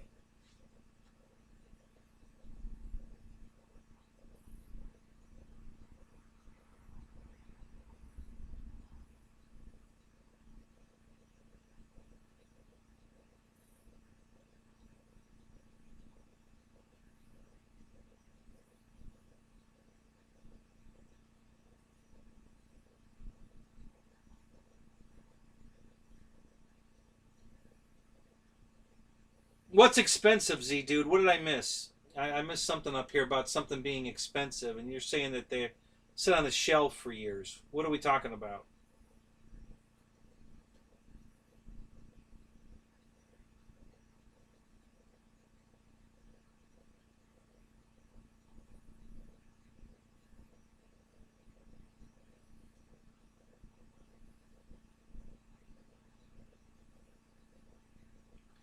Well, Air Marshal, that's a good. So I know you're doing the smart batteries now, but what were you using for jet batteries before the smart packs?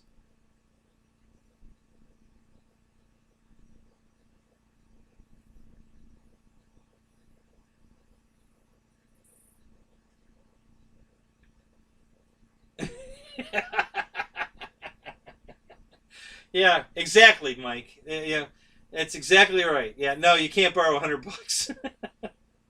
But yeah, that's exactly what you're going to get. You know, the guy brought a brand new Stinger 90 out to the field, and this guy's parents have money, so he didn't care. And wide open the entire flight. It was a big, like a 7000 6S pack. I don't know what the C rating was, but it was like ready to explode. One flight, you know, that was a $150 battery, easy, gone, one flight. So what's he do on flight number two? Exact same thing with another brand new battery. Destroyed that one too. So that was $300 two flights. Batteries are just toast.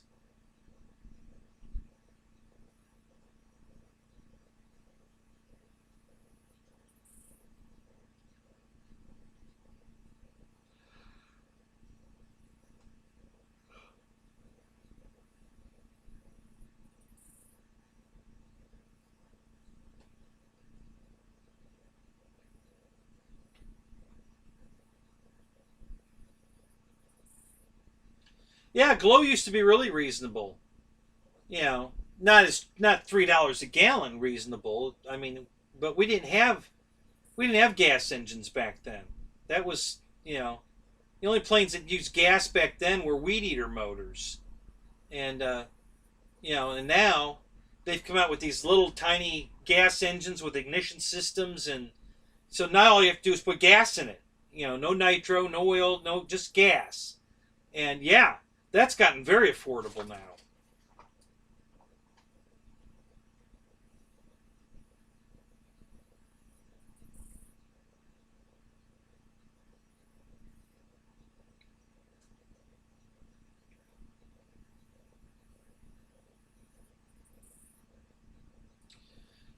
many flights do you think you have on your HRBs?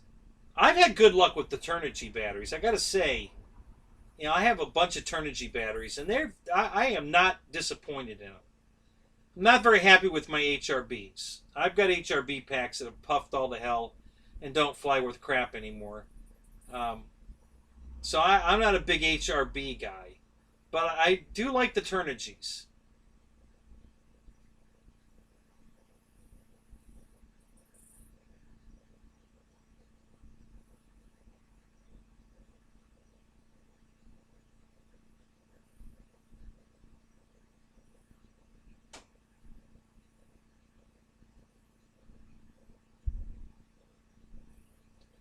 Oh, I see what you're saying. I got you. I don't know, Z dude. They're not that expensive. Yeah, there's cheaper batteries out there, but I was just checking eBay yesterday on the fluorines, whatever however you pronounce that shit.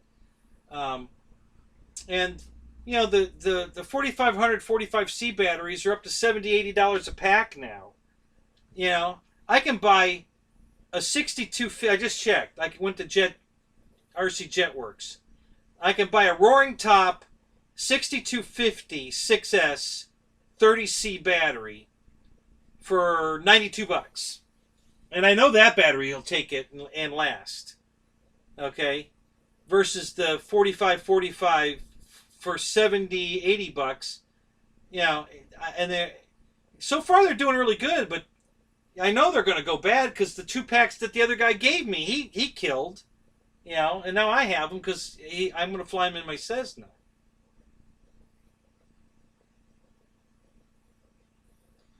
Okay, well, that's not a lot of flights, dude. How long have you had these batteries?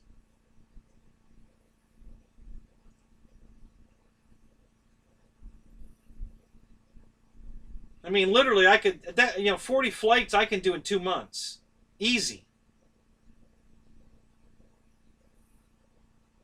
I fly a lot. That's why I say my HR. Everybody's perception of batteries is different. Okay, so I fly a shit lot.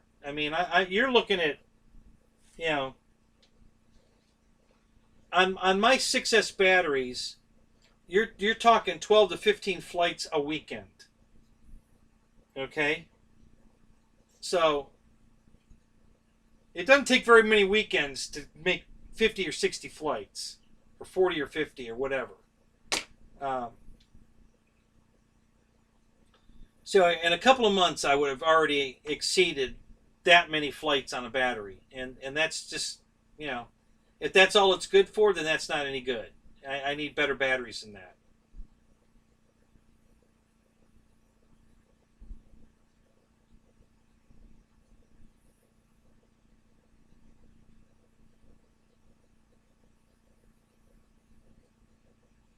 Exactly.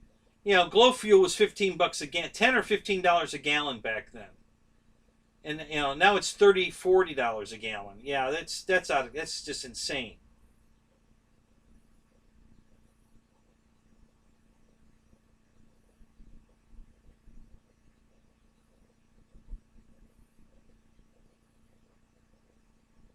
Yeah, and that's fine, guys. I'm not unhappy with my HRBs. Okay, but I've had them for a long time. They have a lot of flights on them, and they're all puffed out, and they don't perform anymore.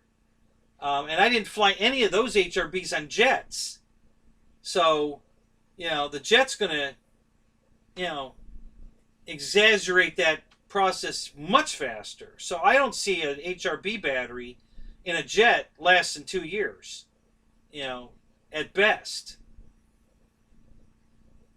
You know, so I want I mean that's way best scenario if it lasts 2 years. Oh yeah, man, I fly 15 flights a day when I go to the field. Saturday 15, 16, 17 flights, and then Sunday another 17 every weekend. And then if I go during the week, it's another 15 flights. When I go to the flying field, I fly. I'm not there to sit in a chair and socialize. I fly. And And I only have, I think, 5 6S packs now that I can. Well, six. If yeah, I got. All right, let's just say I got 6 6S packs that I can fly, but only 4 of them will fly the jet, and I have to recharge them. So you're talking about recharging them all. That's 8 flights on Saturday if I fly each one twice, um, and 8 flights on Sunday. So that's 16 flights in a weekend, and that's very easy to do. And when I'm waiting for batteries to charge, I've got other shit there. I mean, I bring 6 8 airplanes with me every day. I got 4S 3S ships there. So if I run out of 6 cell packs, I'm waiting for something to peak off so I can fly the jet again. I fly something else. This, um, I usually have at least a warbird, a 4 cell warbird, and a 3 cell warbird in the car. Almost always. I'll exchange a Mustang for a Corsair or something, but I pretty much always have a warbird in the car. My Cessna 150 is always in the car. My EC 1500, that's my 4 cell ship. This is a 4 cell. That's a 4 cell. That's always in the car. So those planes get flown in between the other flights. So I'll easily put 4 6 flights on the EC 1500. Easy. Because it's just so much fun to fly that thing. So, and then I'll put 2 or 3 flights on the Bearcat. I had the right now the Valiant's in the car. I'll put 2 or 3 flights on that. And then the rest of it's jets, which is right now in the car is the Havoc, the FMS Futura, my F4 Phantom, and the Yak 130. Those 4 jets are in the car. Oh no, wait. Hang on.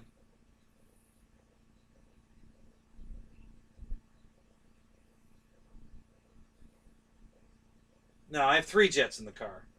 That's right. I can't have. If I put the Havoc in the bottom of and put the shelf above it, I can put 2 more on the shelf. So I think I had the on Saturday I had the Yak and the F4, and on Sunday I had the Futura and the F4 on the top shelf. The Havoc was in the bottom. So I had the 3 jets. So I only have 4 battery packs before I have to recharge. So I can fly each one once, and then while batteries are recharging, I can fly one more of the 3 one more time.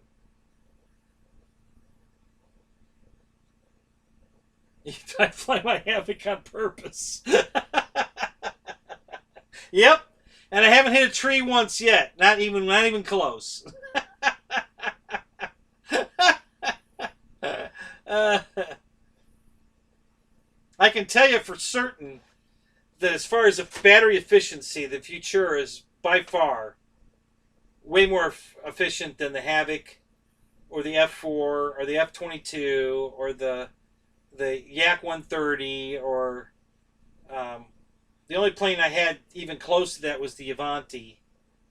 I think the Futura is still more battery efficient than the Avanti. That thing, the system FMS has in there, that works, man. That thing's fantastic. Good speed, half throttle. I'm easily keeping up with the other 2 guys.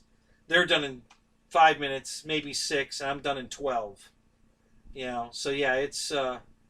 I'm very happy with the flight system in the. I love the Havoc look. The Havoc's just a beautiful airplane. I love the color of it. I love the way it looks. It flies. Listen, there's very little difference between the Havoc and the Futura. They're basically identical airplanes, and the Futura is a lot cheaper. So if you're looking for a cheap sport jet, guys, get the Futura. I wouldn't buy the only reason I bought the Havoc is because I got a free battery with it.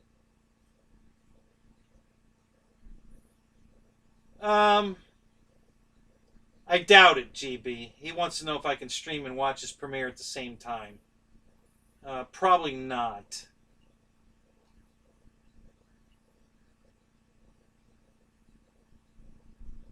Yeah, Mike Keller, the Futura was a plane. So there were three versions of it. FMS first came out with it a couple years ago, and you could get it in red or purple. I got the purple one. Then they came out with version 2. I'm not exactly sure what all they upgraded, but they changed the paint scheme. Now it's just got this crazy, more, more. It's sport jet color scheme, more looking military. You know, it doesn't look military, but it looks more military-ish. It's paint scheme on it, and they upgraded some stuff, and I'm not sure all of what they upgraded. They didn't change the price, same price, $329. And they did away with the red one and the purple one. So, it's a nice little jet. It's shape wise, it's almost identical to the Havoc and the green Havoc from Horizon Hobby. Um, the only real difference, I mean, overall, they have the exact same landing gear in them. Listen, FMS made the Havoc. They have the exact same landing gear in them. The difference is on the Futura, the wingtips roll up just like the Avanti did. And I don't know if you've seen that on the Avanti, but the tips roll up.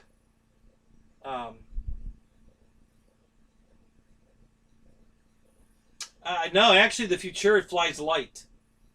It doesn't have any heavy tendency at all. It's very light. I don't notice a lot of. When you say it flies heavy, what do you mean? What size battery are you flying in it? First off, because the flight characteristics of the Futura and the Havoc are very similar. I think the Futura is slightly more stable than the Havoc, and I think those curled up wingtips might be. Oh, I'm sure I'd like the jet, GB. It's cute as hell. You know, I have no doubt I'd like it. Um, I just think personally it's overpriced. You know, I what is it? 169 bucks, 149 bucks, something like that. You know, at that price, I'd rather put the money towards something else. You know, that stuff is just not. And I'm not knocking the stuff. I like the stuff. I'm just, you know, it's not durable.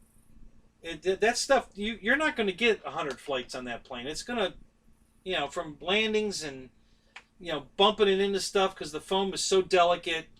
You know, in 100 flights it'll be gone. You know, I've got well over 1,000 flights on my big Cessna 150. Easily 1,000 flights on that thing, and it's still going strong. So, you know, dollar for dollar, the Cessna 150 cost me way less than the Citation will cost. So, you know, that's my issue. You know, it's just, you know, if it was 99 bucks, I'd be all over it. It's just, you know, I think they overpriced it again. It's, you know.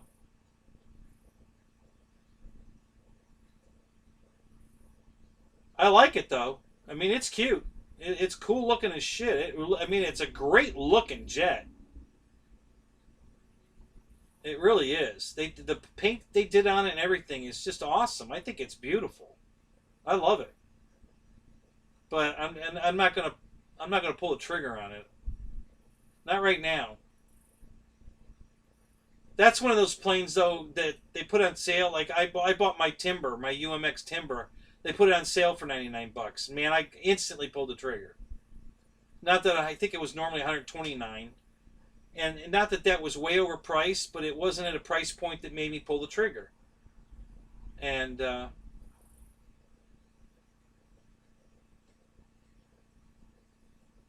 that's where I am with the Citation. You know, it's just not at a price point that made me pull the trigger. But if they put it on sale, you know, for enough, you know, I just might, you know, that might do it.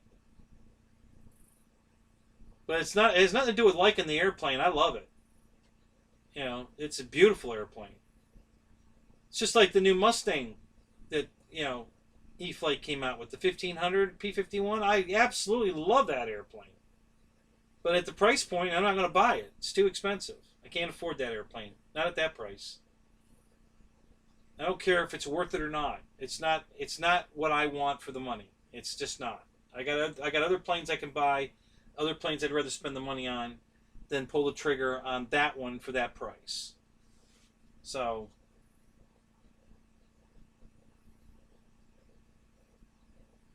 it's kind of like, make me a deal I can't refuse.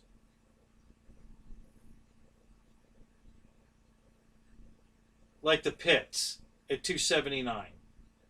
You know, that was an instant win.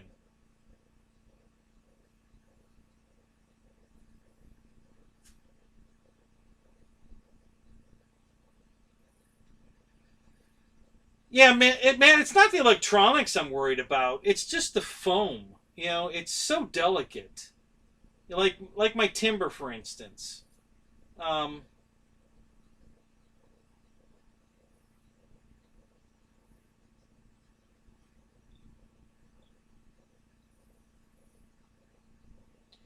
yeah, Dave, I think you're right. I think the Havoc would be a better flyer with the winglets. You guys, I think you're all on the same page. I think it's the winglets that make the difference, and the Futura has them, and the Havoc does not. So I like the way both of them fly, but I think the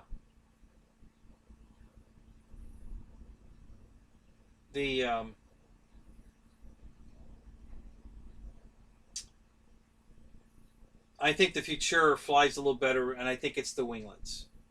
If I was to guess.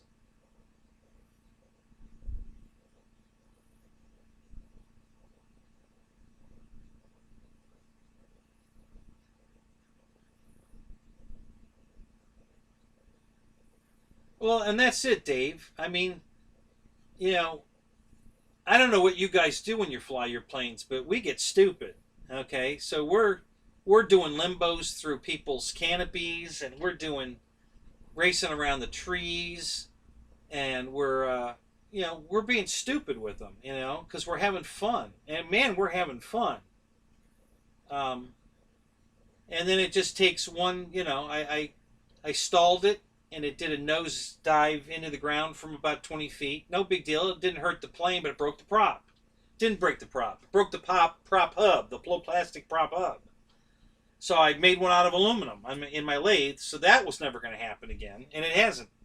So, but that was, first expense. Then, I think I caught a wingtip on a branch going around the tree we were racing around, and that spun it into the ground, and that didn't do a lot of damage either. It broke the canopy, the battery hatch. That was easy. Glue it back together. It's fine. No big deal again. It smushed the nose a little bit. It pulled right back out. Everything's fine. Um, and then the landing gear keeps digging into the side of the fuselage. I had to take trim those wheel pant, well, the gear winglet thingies. Those little plastic things would wrap back every time it touches the ground and dig into the fuselage. So there's big dig marks in the sides of the fuselage from those. And, it's just, the more you fly it, the more it's getting beat up. So I can't see belly land in the citation lasting it that long. It's not going to, eventually it's going to take its toll on it.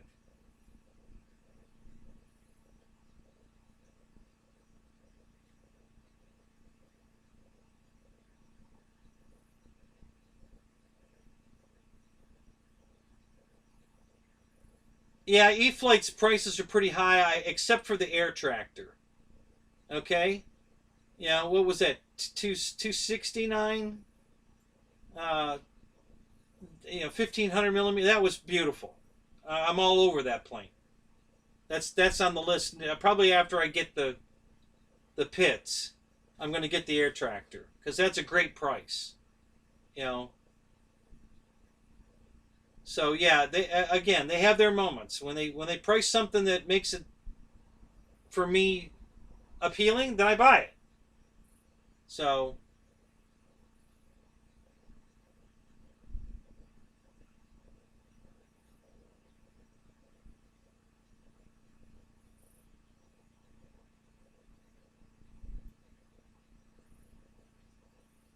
oh, the Phantom was way out of price. I bought it because it was on sale for $100 off. I stumbled onto it.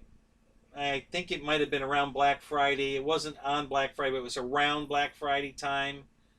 They had the plug and play version, $100 off. So instead of being $419, it was $319. So I pulled the trigger on the Phantom. I don't need the AS3X, so I didn't give a shit about the receiver. And yeah, so yeah, at $319, I was all over the Phantom, and I love that airplane. That plane flies beautiful. I'm very happy with that airplane. Um, I had to tighten up one of my landing gears Sunday. The gear was loose. I took the cover off, the little decorative cover, and the screws were backing out of the four tiny little ones in the middle that always back out of the landing gear when you have them in it. Were back all coming out, so I had to screw all those back in. Not a big deal, but just a typical on that particular style landing gear. Those screws are always coming out.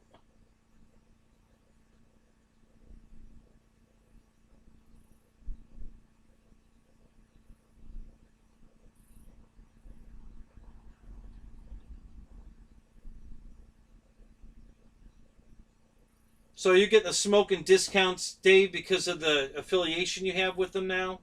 Is that what's giving you the smoking discounts?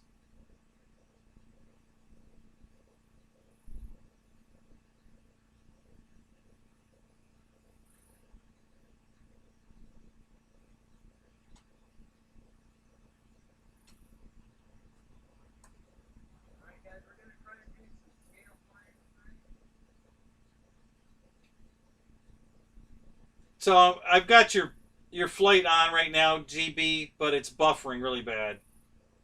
So yeah, I can't.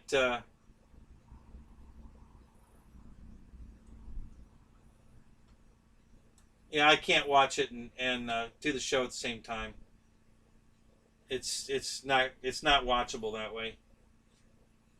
It did load though. I got it up, but it won't run. It's just stopping, and the little wheel goes around, and yeah, so it's not gonna happen. I'll watch it after the show. Oh, you leaving again, Mike? Oh, we got back to well, we made it to Epcot. Yep, this is your stop. Have a good night, Mike. We'll talk to you later.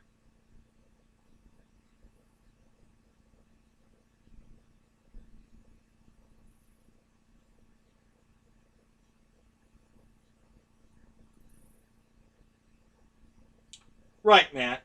At 319, Horizon still made tons of money on that airplane, and that was a reasonable price for it. 419 was not. That's my feeling. You know.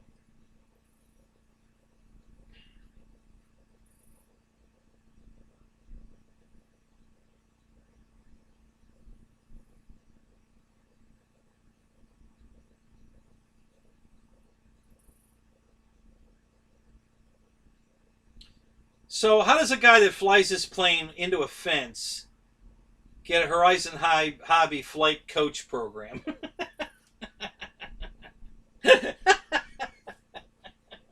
How did you get that, by the way? Do you have to go fly for somebody to prove you could fly, or I mean, or is it just an online course you take? What did you have to do to become a Horizon flight coach? Because I wouldn't mind doing that, honestly.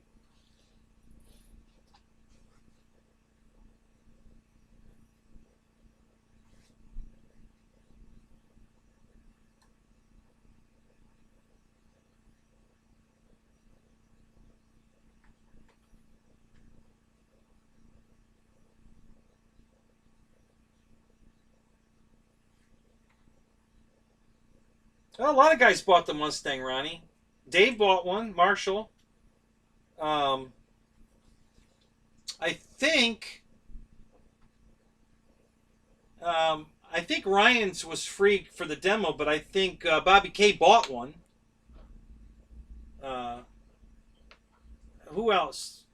Cub Crazy. That's Ethan's dad. He bought one. Um, I'm sure they sold a lot of them. You know, it, it's funny. A lot of guys were complaining about the paint scheme. Man, I love the paint scheme. I thought it was beautiful.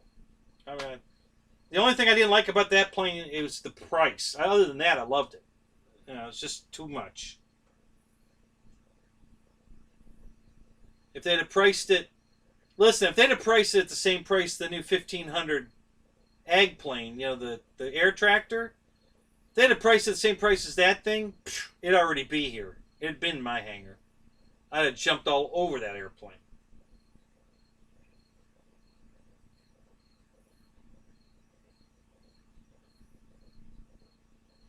Okay, so how did you become an AMA instructor? Let's ask you that one then. Did you have to go fly for somebody there or at an event? Or was it an online written test? What did you do?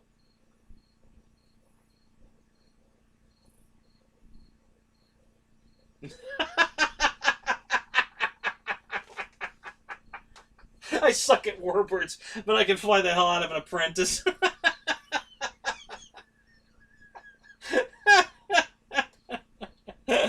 Oh, that's funny. Um,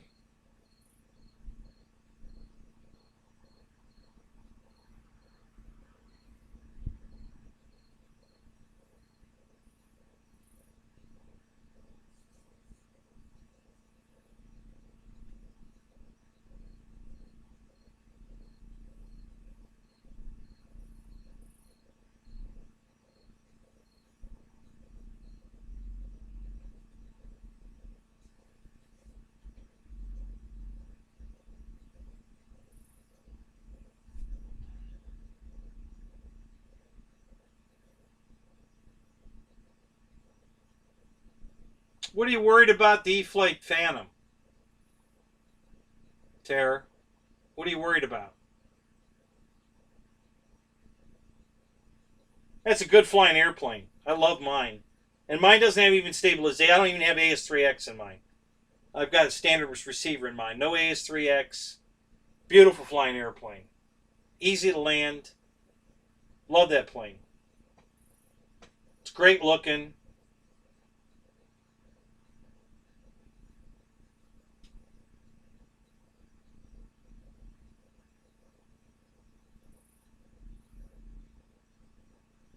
Oh, I gotcha. Does it have to be the club president or just a club member, or who do I have to fly for to get that endorsement?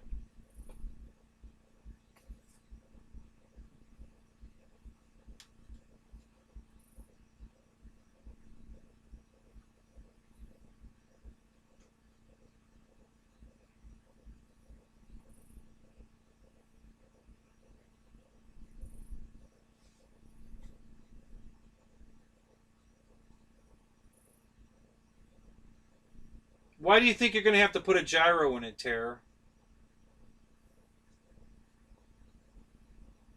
The plane doesn't need a gyro. It flies great. It's a good flying. It's very stable. Listen, it's honestly, it's more stable without a gyro than the Havoc is with. Okay? I was just flying them both the other day together.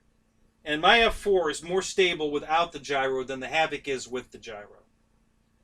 So, I don't know where you think your skill level is, but um, that's a good flying airplane.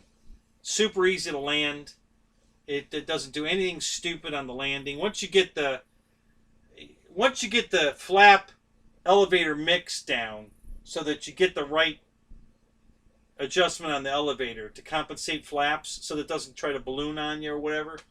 Um, Man, that thing's just a pussycat to land because it just floats.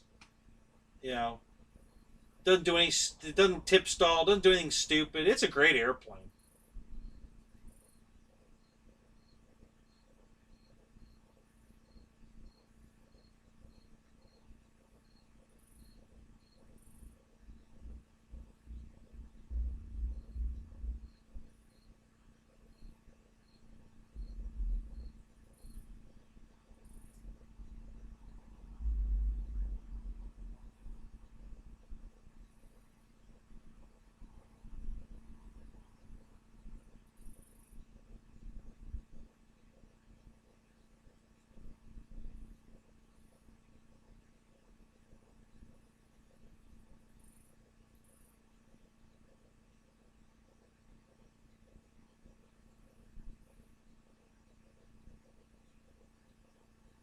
Yeah.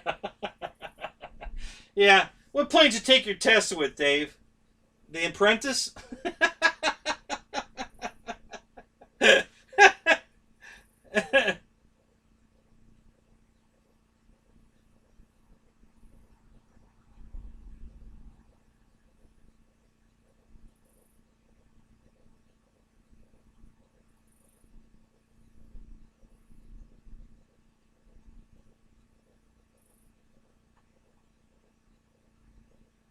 Yeah, I don't belong to an AMA club.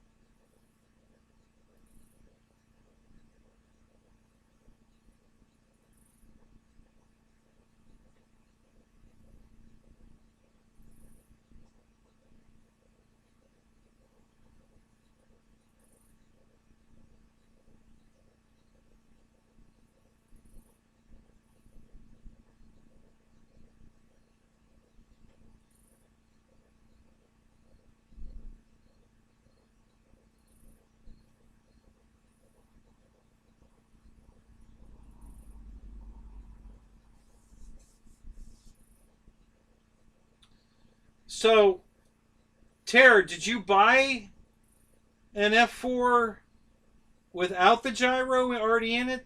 Or did you have you not bought it yet? You know, give me a little more information. What's the story behind your F4?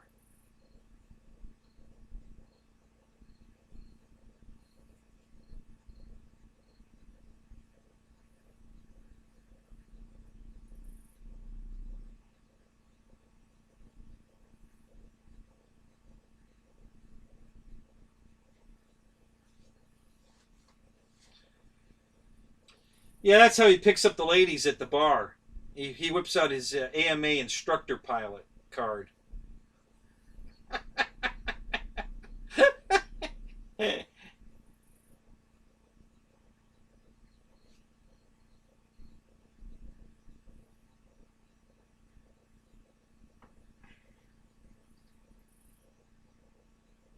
What do you mean you're flying apprentices without gyros? How old are these apprentices?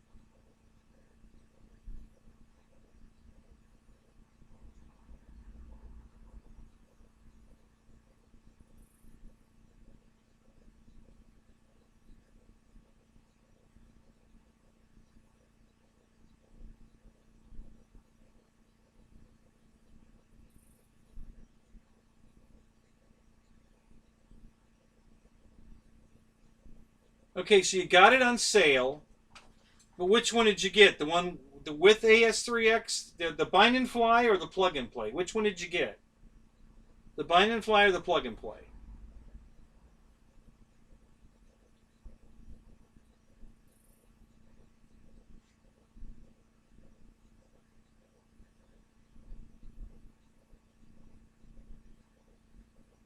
Oh yeah, contest director. There's another one.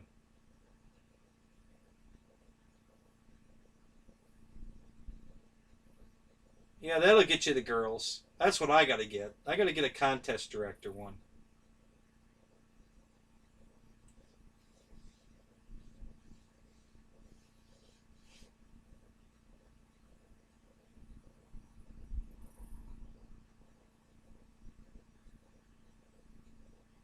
Yeah, that's the best advice anybody's said so far tonight. Michael Wrights is right. Get a guy you can fly with and just stick with him. Don't jump around from guy to guy. And if the guy you're flying, you pick, you don't like the way he's teaching you or you don't think you're doing well, then pick somebody else and stay with that guy. But don't hop around from guy to guy. because they're all going to give you different advice, and it's going to be way too confusing.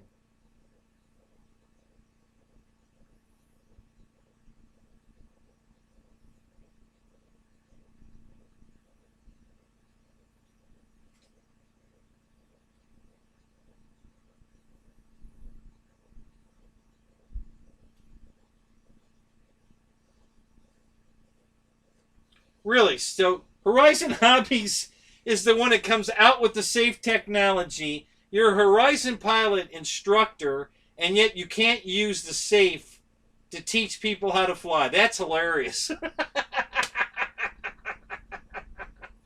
What the hell what the hell sense is that? I mean, shit, you can turn the safe off. What the hell? That don't make any sense at all. Holy crap. I mean, if you were flying for, Free Wing or somebody else, yeah. But Horizon Hobby won't let you teach safe? It's their shit. They're the ones that came out with it.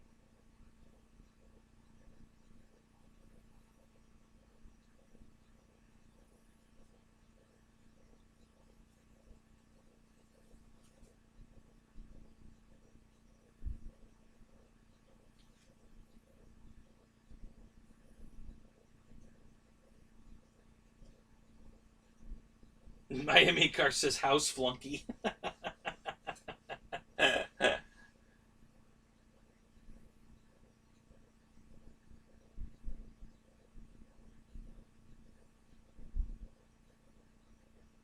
Oh, I don't agree with that, Matthew. Safe has its purpose.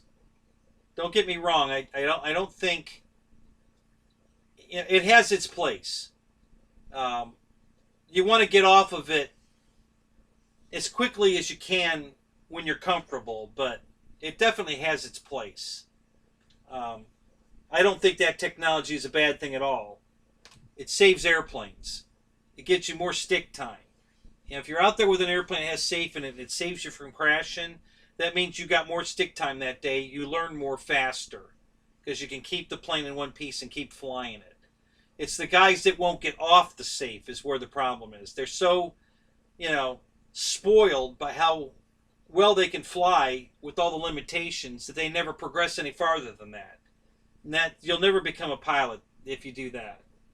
The only thing you'll ever be able to fly is something with safe in it. So yeah, there's a point to where you got to get off the safe. But I'm a firm believer that if you need it, if it helps you learn to fly, then absolutely use it.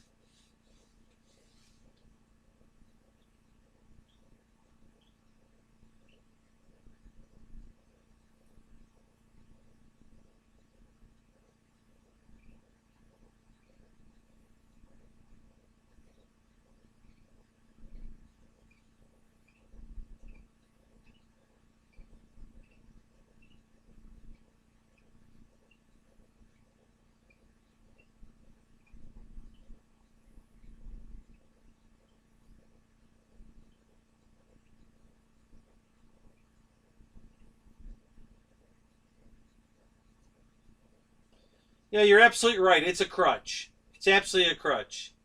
But if you've got a broken leg, you need a crutch. Not everybody. Listen, I didn't learn. I did this 47 years ago.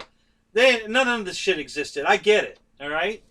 But I also think technology today has improved things a lot. And I think there's a lot of people out there that would, if it wasn't for safe, they wouldn't be flying at all.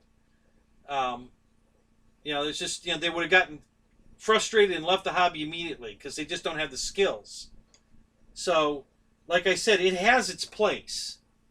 Um, some teaching somebody to fly their first couple flights, yeah, I would say for sure, safe, and then you turn the safe off, but it's there if you need it, and you keep them flying. And if you can hit the panic button and save an airplane, why the fuck not? You know. Then we get to fly some more today. We crash the airplane, our day's over.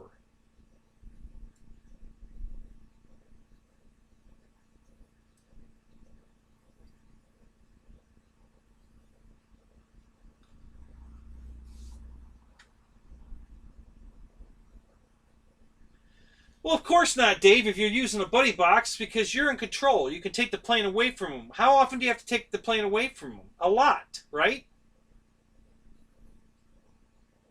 Yeah, I agree. With a good instructor, you don't need safe. I agree. Especially if you're going to use a buddy box. I agree, 100%. But how many times do you take the plane away from them? Because they're, going to crash it. So you got to take control of it, get it back righted, and then give it back to them. How often does that happen? A lot, right?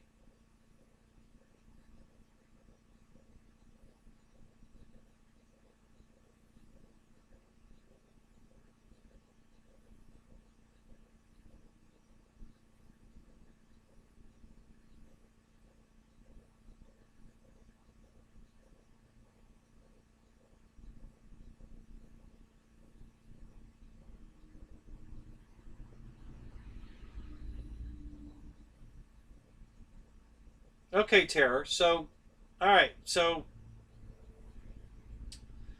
um, what have you been flying up until now? Let's ask you that question. Where are you at skill wise? What are you flying currently?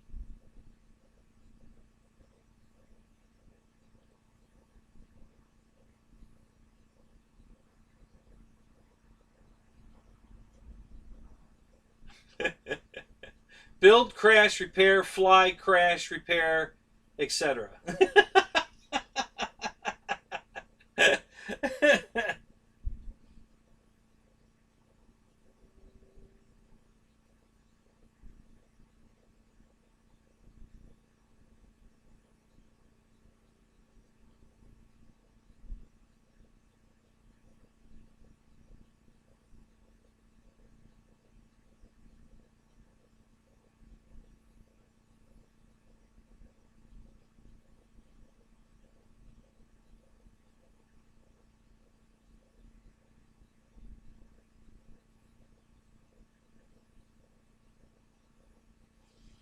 John Hill, good morning. You're up early. It's only 1:45. Oh, it's already 1:45. Wow. Holy crap.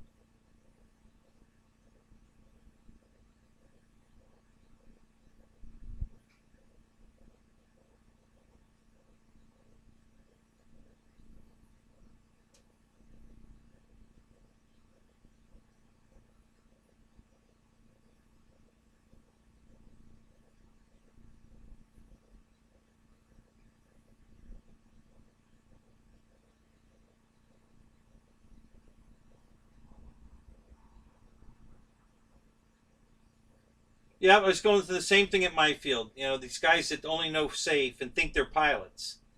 There was a guy I was teaching, um, and I had him on safe, and I told him I wanted him to fly a certain pattern down the runway, making an S turn back around, back down the runway the opposite direction, never crossing the center line of the runway. I wanted him on the far side of the runway, so he was going this way. He would make a right turn, then a left back around, and down here he'd make a left turn and then back around, right turn back around, fly the runway back. He wouldn't do it. I told him that's what I want you to do with the safe on. He wouldn't do it. Okay, couldn't do it. Couldn't do it. Wouldn't do it. Okay, so he's out there just flying it around in left-hand circles over his head, over the cars, over the pit, and he's bragging about how great he is. And he's ready for the next plane. I said, Ronnie, what do you mean you're ready for? Oh man, I'm doing great. Really? I said, what about now? And I flipped the safe off, and he put it in a dive immediately and started screaming, turn it back on, turn it back on, turn it back on. So I turn it back on, and he catches his breath, and he's like, I said, see, Ronnie, you're not ready. All right? You got to get away from this safe crap, okay? You've been doing this long enough now. You need to do what I tell you. You need to fly in the pattern I told you to fly, and you'll get better at this. And he still wouldn't do it. So he decided that he's going to go find another instructor. So he goes down to the other guy. All he did was crash airplanes, put them in trees. He crashed, I don't know, at least 10 different airplanes. He put 5 of them in trees. He lost 2 of them. So he finally came back down to me. And now every day he goes home without the safe on, because he's finally gotten past the safe. Goes home with an unbroken airplane every day and a lot of confidence. So he's you can sometimes people just don't want to listen to you.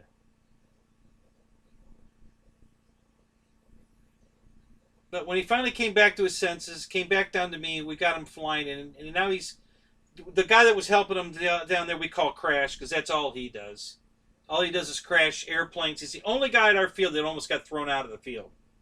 Um, the owner almost threw him out. He was so mad at him, he almost threw him out because he loses planes every week, and then everybody goes and helps him try to find them for hours. He puts them in every tree in the place. There's trees, but the trees are a quarter of a mile away. I mean, there's no trees anywhere on the field except behind us in the pit area where you're not supposed to be flying. Out in front, there ain't a tree anywhere except way, way, way out there and way, way, way out. And it's put in that tree and that tree, and at the ends over here, way out there. Listen, we have 800-foot runways, and the trees are another 100 feet off the runways. So you got 1,000 feet at each end. There's just no reason to be in a tree ever at our field. And yet these guys are finding every tree they can find.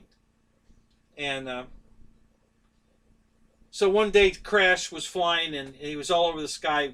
He couldn't save the airplane. So the owner of the place, Bo, ran out there, took the radio away from him, got it all trimmed out for him, and got it flying beautiful. It was an apprentice, and handed him the radio back. And he flew it around. Nice landing. He got it back on the runway, thank God. And next flight, he's all over the sky again. And Bo went out there screaming at him, "What the hell did you do?" "Well, I recentered all my trims." I thought Bo was going to kill him. I really did. I thought Bo was going to kill him.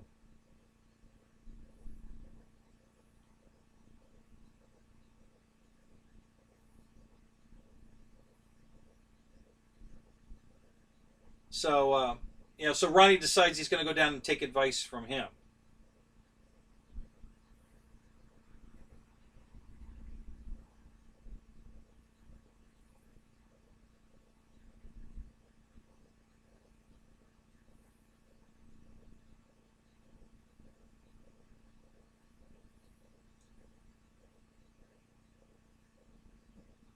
Yeah, we touched on this the other night about gyros. Listen, I don't have gyros in any of my planes. Pretty much none of them. Um, if the E-flite plane comes with AS3X safe select, I don't ever put the safe on. Um, I'm way past that. Been doing this for 47 years. I don't need safe. But that doesn't mean everybody has my skill levels and doesn't need safe. So I think it's a good thing. I think it has limits. I think it has its place. But I'm not saying, get rid of that crap, you don't need it. That's not my attitude. I think it has function, in depending on the situation. Now, there's been a couple of planes I've put gyros in, and only a couple, for very specific reasons. Um, the ME-109 or the BF-109 from FMS, and they probably all have that problem, but it ground loops pretty easy. It's got very narrow landing gear, so is the Spitfire. So you have a tendency to ground loop a lot. So I put a gyro in the plane and only turned up the rudder. I didn't use the aileron or the elevator, don't need that. I just wanted the rudder sensitivity so that when the plane starts to waggle like it's going to ground loop, the safe catches it and it stopped the ground looping. Okay? It was a very tough bird to get off the ground, and everybody complains about that. Victor was complaining about it the other night in here, same thing. And I told him, hey, I know I was having the same problem with it. I mean, I could get it off, but there were many times it took 2 or 3 attempts because it wants to ground loop. It's just that sensitive. I put a gyro in it and only used the rudder part of it, and it would solve the problem. So am I a bad pilot because I put safe in one airplane because I was having trouble? No. It's just that plane needed it. Yeah, I can do it without it, but it makes it a lot easier with it. Doesn't change my flying any. I don't use the rudder in the air. I just put it in there for the ground looping problem. So I needed some rudder authority. I needed to be able to catch the waggle before it went past go and was too hard to get it back.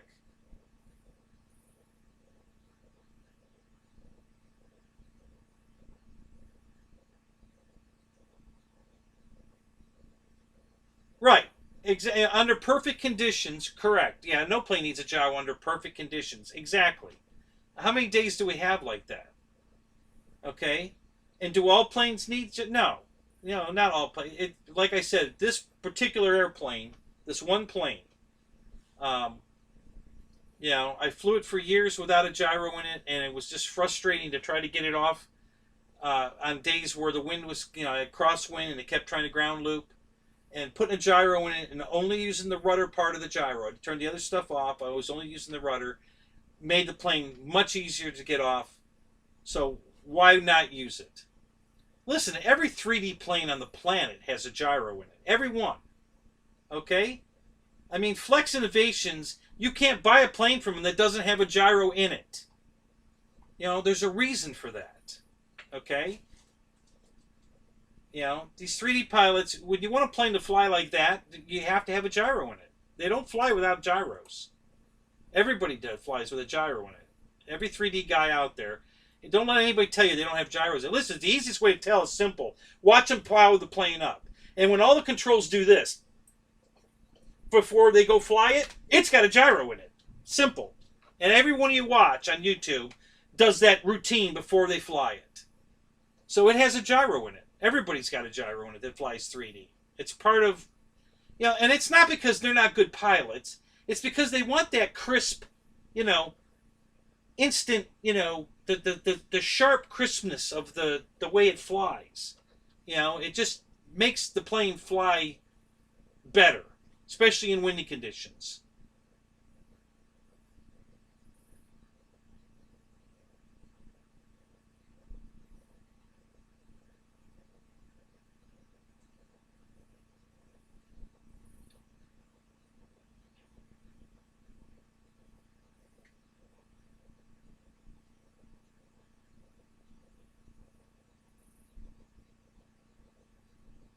Um, yeah, Michael, that's probably a good point too. I have another plane that I similar problem, and everybody had this problem with this plane, and I think that's why Freewing discontinued it. Um, they used to have the AT6 Texan, and it would tip stall bad. It was very, very sensitive to a tip stall. Um, Good flying airplane, but if you slow it down too much, or if you you know, do a high stall, what we call a high stall, a high speed stall, it will just wing over, tip stall and screw itself into the ground. So I put a gyro in that plane also. Those are the only two planes I think I've ever put a gyro in, um, because it needed it. Now I've dropped one in a couple of. I had one in my Avanti just to try it out, um, and it wasn't for anything like it flew great. It wasn't for that. I was trying to stop. My Avanti must have had bad servos on the ailerons because it wouldn't fly straight and level. Every time if I did a left-hand roll and came out of the roll, right rudder and got it level, it would keep rolling right. It would just it wouldn't stay centered. It was very very gradual, but it would start to roll right. Okay, and then if I did a right turn, came out with left, then it would keep rolling left. It was there was just no way to get it centered. As much as I would adjust the aileron throws and the trims, and I just could not get it to go across the field straight and level. It rolled right, rolled left, rolled right. It just would not stop rolling. Not violently, not big deal, but it was irritating because I like to come out of the turn and hit a nice crisp level flight and let it cruise across the field. And it wouldn't do it. It'd always roll one way or the other, and I was constantly correcting it. So I thought, well, gee, I wonder if a gyro would fix this. So I threw a gyro in it to see if it would fix it. Didn't fix it. It did calm it down a little bit. When the wing, because what would happen is the wind would catch it, tip the wing up and start the roll. And the AS3X in the gyro, the stabilization, not self-leveling, just stabilization, was countering that to a degree, but it was still rolling one way or the other. So I took the gyro back out of it because it really wasn't fixing the problem. And it was just, that plane was one of those, So but I threw it in there to try it just to see if it would make a difference. The Avanti absolutely doesn't need a gyro. It's an awesome flying airplane. I just was trying to fix a problem. What it really needs is better servos in it. That'll, because they won't center. The one time it goes down and comes back up and it's just below dead on, and then you go the other way and comes down and it's dead on, and this way it's below, and this way it's dead on, and it just would never go back to exactly the same spot, and it was just and I've had that on several of my free wing planes. It's I don't think the quality of the servos are quite there.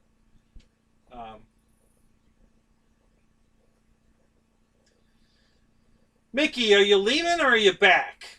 What are you saying here? Heyo, heyo, heyo.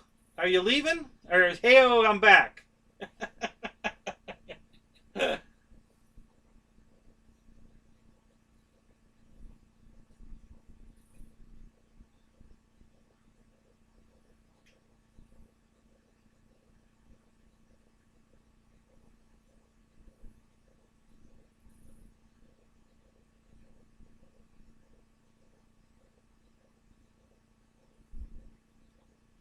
So I bought a little 3D plane from it was a motion plane. It was from Tech One, and it's called the Thunder 180. Great little, tiny little two-cell. Uh, I think it's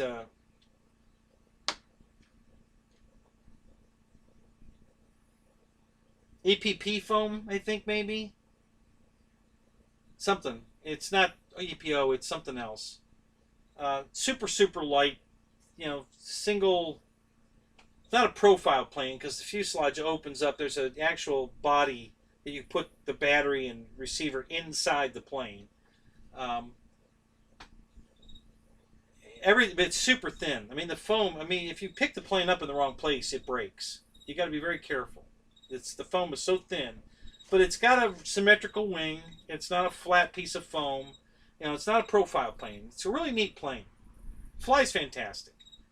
So I put a gyro in that because it's a 3D plane, and I can do flat turns with just rudder control because the gyro takes over for the aileron to keep it flat, and it'll fly around in flat turns all day long, and it just makes the plane fly amazing. As a 3D plane, to do not just to fly it around, but the 3D maneuvers. It just makes night and day difference with that gyro in it. And again, it's just a stabilization. It's not a self-leveler or any of that. It doesn't have. Well, the gyro I use does have this capability, but I don't even turn it on. I don't even hook it up. I mean, you got to add it to a separate switch and program it in, and I don't even hook it up. I don't even plug that plug in because I don't want that. I just want the stabilization. And oh my God, that plane's so much fun to fly with that gyro in it.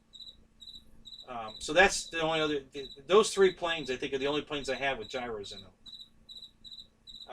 Other than anything I bought from Horizon that comes with AS3X in it, which is a gyro.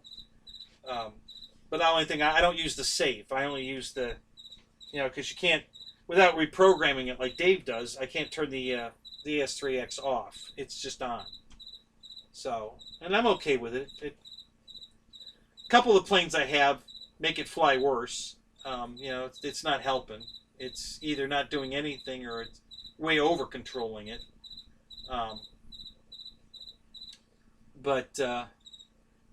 Yeah, I mean, it's a receiver. It's a receiver. It flies the plane. The plane flies good. I'm not going to change it. Screw it. I don't care. I don't buy it because of that. I only bought it because it was a package that was worth buying it.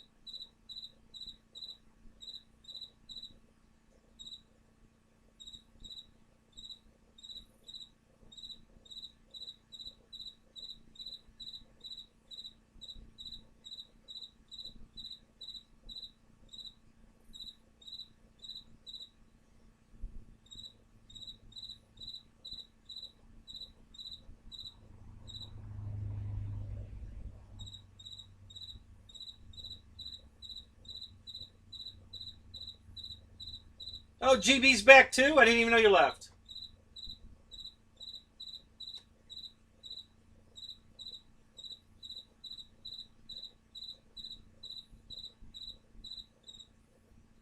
Yeah, that's the funny thing, man. I haven't had a servo stop working, but I got a shitload of them that just won't center. They never stop working, but they just don't work very well. You know. And again, I understand. Listen, we're buying cheap stuff. It's not that I'm mad about it. Don't get me wrong. I'm not complaining that I'm not happy with the deal I got. I'm just saying, you know, that I thought, some planes might actually be able to benefit from a gyro to stop imperfections in the airplane, like servos that don't want to center. Okay, um, just stuff like that.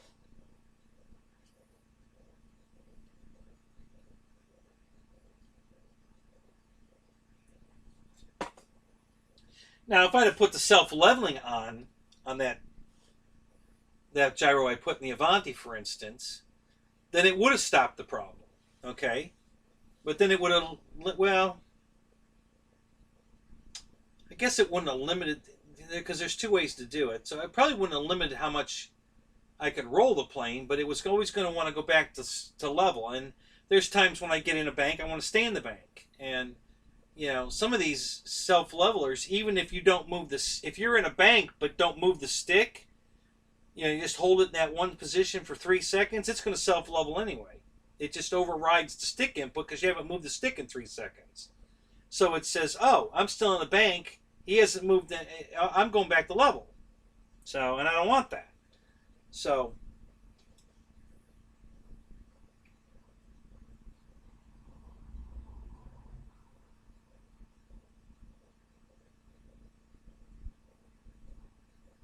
yeah, we all saw your P-47 video, Dave. That takes skill, buddy. You got to be an AMA instructor to be able to fly over a fence and then fly back into it. That's skill, dude. I don't care who you are.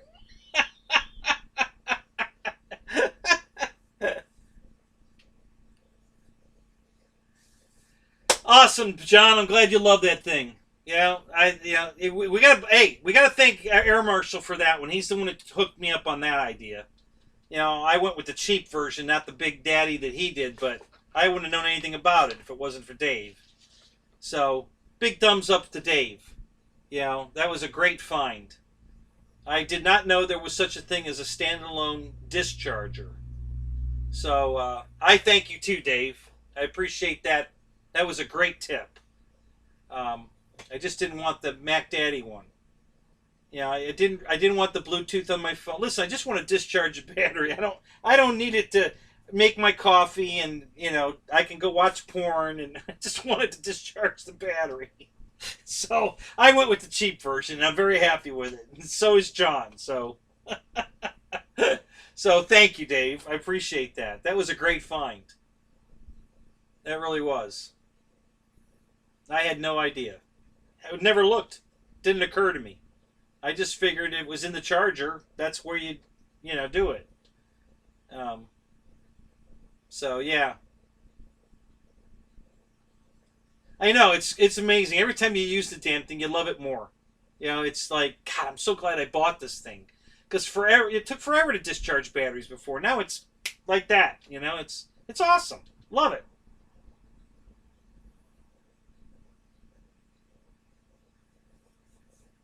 Yeah, John bought the small one. You bought the small one. I bought the small one. Somebody else sent me. I think Chuck or Honey. I think Honey Chuck bought the small one too. I think I got a bunch of messages for it. So yeah, yeah, very very cool. Super super cool.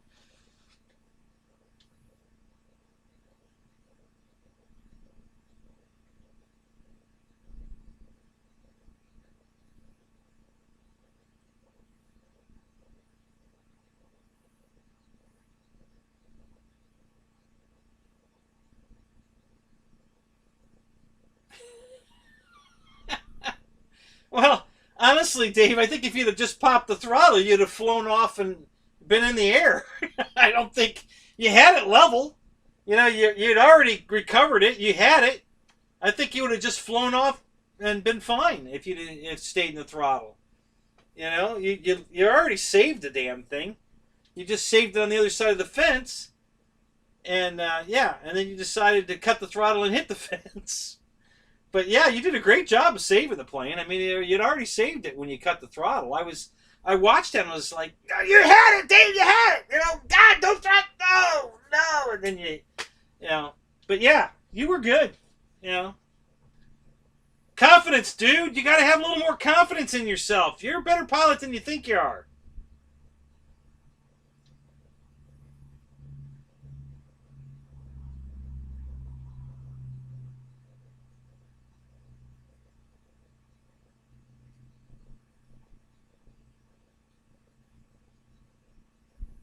Yeah, I agree. It's I got caught last week. I had to come home with 3 packs that I didn't get to fly, and yeah, you just throw them on the discharger and boom. Yeah, I love it. It's awesome. It's just a you know super great find, and we owe a big thanks to Dave for that one. So thank you, Dave.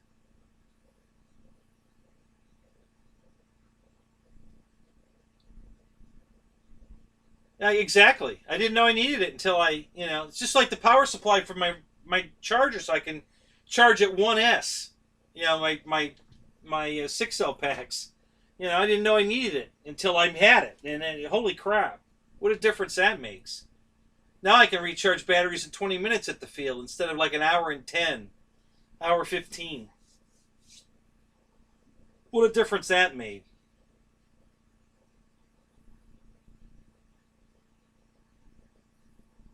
Yeah, yeah, exactly. I hit vans.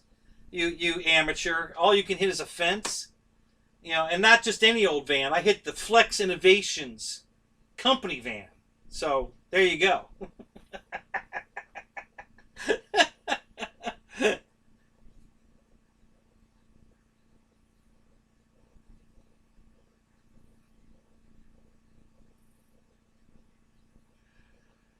Yeah, but doesn't that has a bad motor in it, right? The P-47.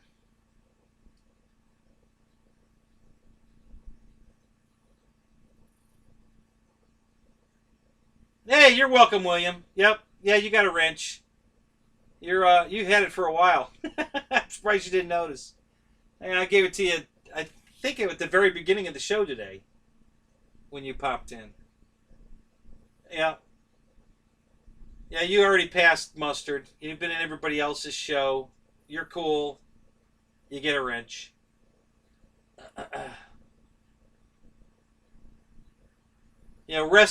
Wes kind of scared me a little bit. Boozer. He took everybody's wrenches away because somebody was, and I'm like, yeah, I guess instead of just passing out wrenches the second they show up, I better actually see what kind of guy they are. So yeah, I stopped just handing them out instantly, and I got to know you a little bit, seeing other people's shows, feel you out a little bit, and then I give you a wrench. So yeah, the only special people get a wrench on Boozer's show, like Mr. Air Marshal here.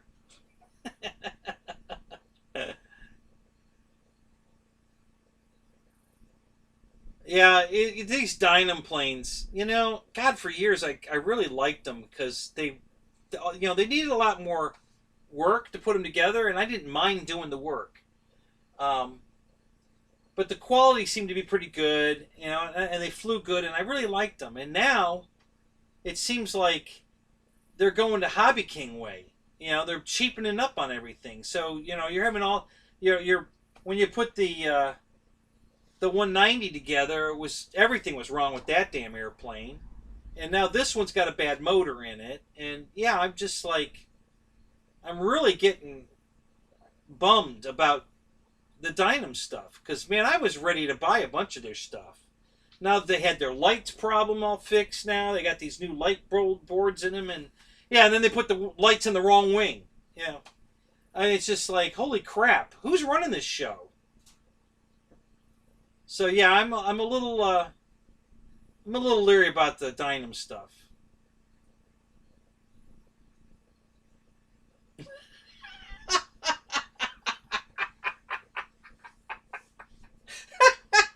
You let Wes touch your undercarriage. Oh, really?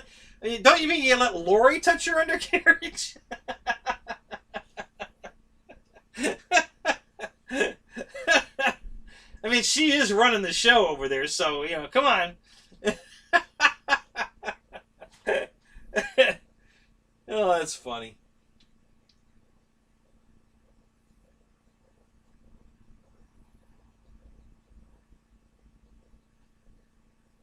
Yeah, that's what it was, Matt. My Avanti was looking for an Aurora gyro setup. It's like, I know there's one in this van here somewhere. It's trying to claw its way in.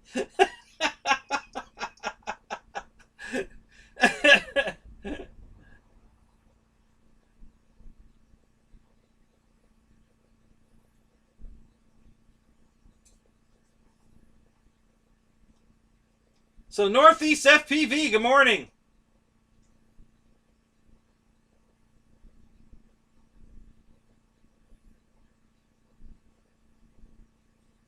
Oh man, you got yourself the Tiger Cat, did you? That's awesome, dude. Yeah, so I've got an order in through FMS for a Pitts, and they can't ship it because of the airplane crap. So I've been waiting for 2 months now, and they sent me a email over a month ago that said we're sorry, blah blah blah. If you want your money back, we'll give you your money back, no problem. We're sorry about the inconvenience, but if you'll keep your order with us and let us ship it when we can, we'll send you a 10% off your next purchase. So I'm thinking, 10% off on a Tiger Cat would not be too bad. So that's what I'm thinking. I'm thinking I'm going to use my 10% coupon and buy the Tiger Cat.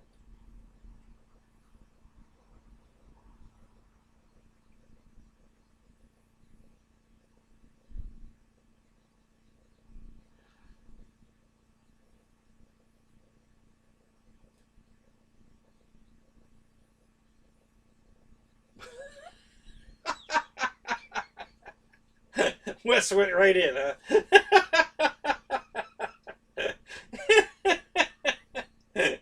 That's funny.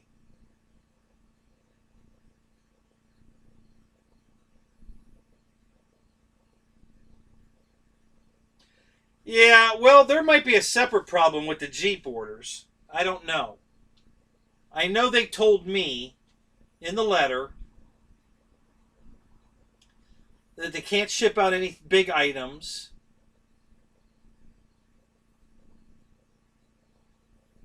Um, Email who, Michael? Did I email who? Was you right? Who was I supposed to email? I'm forgetting something here. They told me in the letter that they tried sending out 4 other shipments, and they used the number 4. So I assumed they were talking about Ryan's Jeep, and they kept coming back. So, so that makes it sound like, uh, that the airlines are not shipping it. Um, but now I've heard scuttlebutt about the word Jeep being on it and no royalty to Chrysler is going to kill the sale of that thing now. What was I supposed to email them about? I mean, I didn't email them yet. I'm gonna. I just forgot. I was busy. But what were you right about? What did you think they were going to say to me?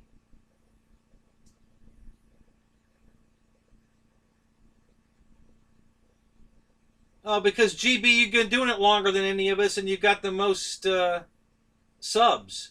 That's how. You're the master. We're all bowing to the master. I mean, what do you got? 26,000 subscribers now? Is that what it is? Something like that, right?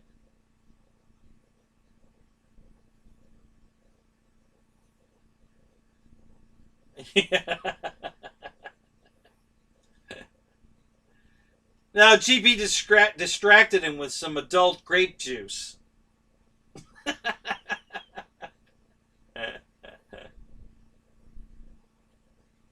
Oh, Lori did. So, see, there you go, Dave.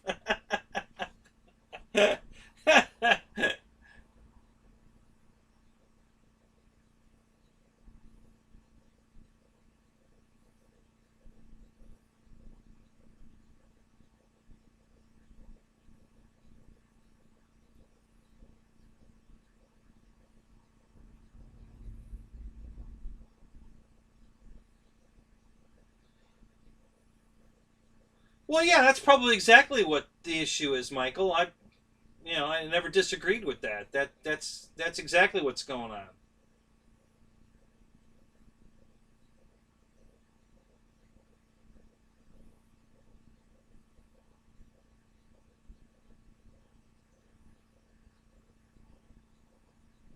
I don't know if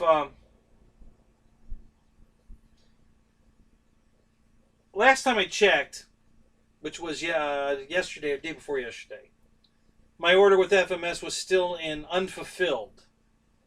So I don't think it's on a ship either. I think they're just stalled right now. Period. Nothing in the air, nothing on a ship. I think Horizon's not expecting anything from FMS until July, I believe. So, um,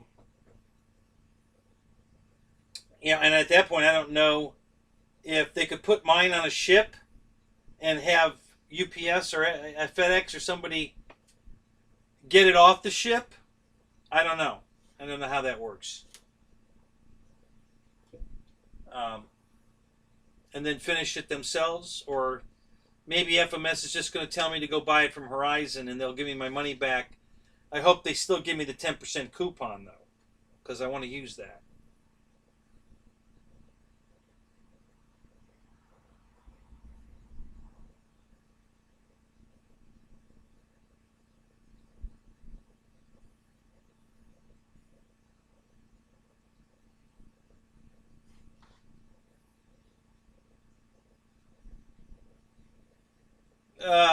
I don't think I would. I don't think I would trust foam tack without the bolts, Dave. You know, I would take the bolts out, put a nut on it or a die, cut the bolt off, run the nut back off to clean the threads up. I would just shorten the bolts a little bit. I don't think I would trust foam tack to hold the wing on.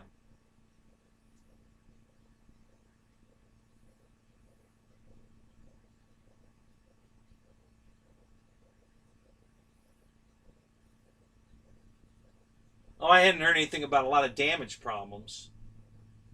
Um,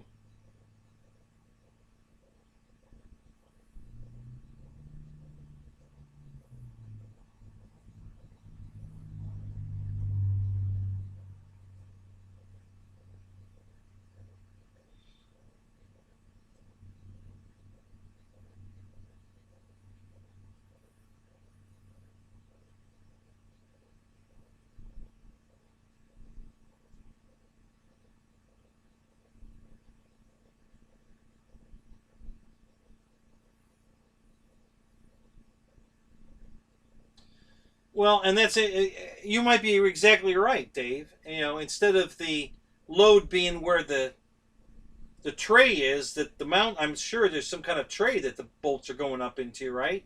Um, so instead of relying on that, you know,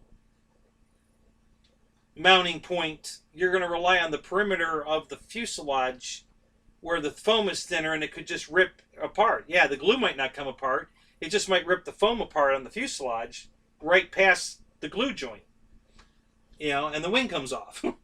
So, yeah, I don't think I'd go that route. I think I definitely, I guess it needs a carbon fiber rod in it. That's what the guy at my field did. He reinforced all the surfaces with carbon fiber on the 900. So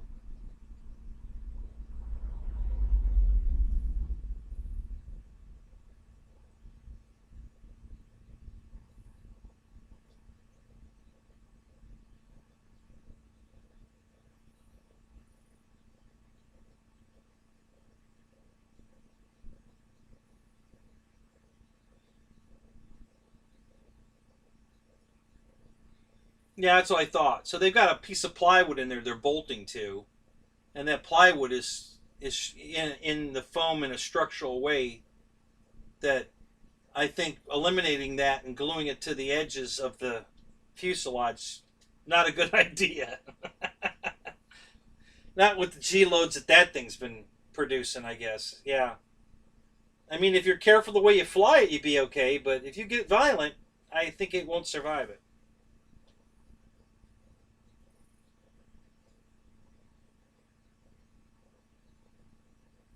Yeah, but have the wings been coming off the plane or breaking in half? What have they been doing? And then I guess it was the tail surfaces where he added more carbon. Um, I think he put a strip in the aileron, each aileron, and then on the elevator and on the horizontal and vertical stab, I think he put, you know, flat strips of carbon fiber in all those surfaces, I believe, because he was telling me all about it. And I don't have one of those, so I don't keep up on all the lingo. Probably on RC groups or the well, probably on RC groups. They're probably not talking about that plane. Well, they might be in Hobby Squawk. Um, but yeah, I hadn't followed any of it. I mean, I'd heard they were having issues.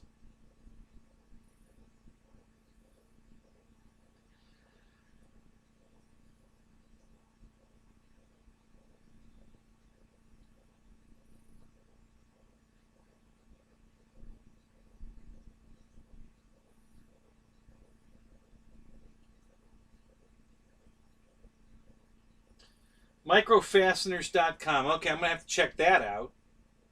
Thank you, Michael.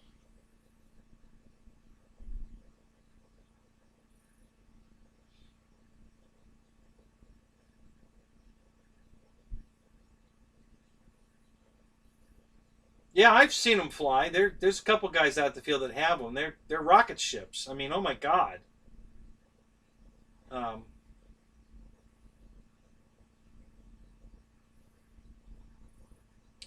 well, Dave, it's only violent if you're flying it violent. You can fly it nice and easy, but if you're going to bank and yank, the wing's going to come off. I mean, I know that's what they designed it for, but obviously they're having problems. So their engineers aren't quite up to snuff because they didn't allow for the amount of yank that these guys are pulling. So, because shit's happening, bad shit's happening. I mean, the wings are coming apart.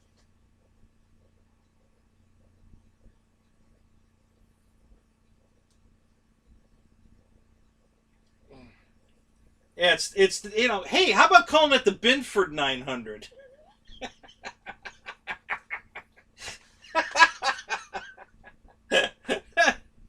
More power. How about that?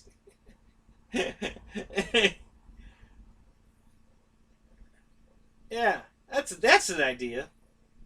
Yeah, let's call it the Binford 900. You'll get a lot of laughs on that one, dude. You put that decal on the side of it and go out there. Everyone's gonna be busting up laughing. That'd be freaking hilarious.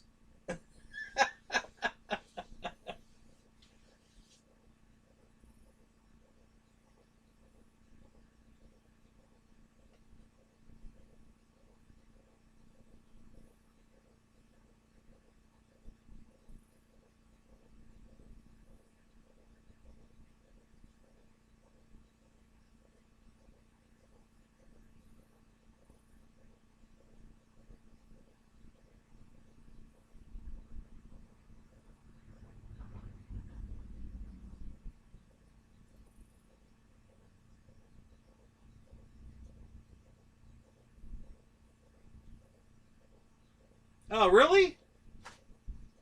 Well, then why do you want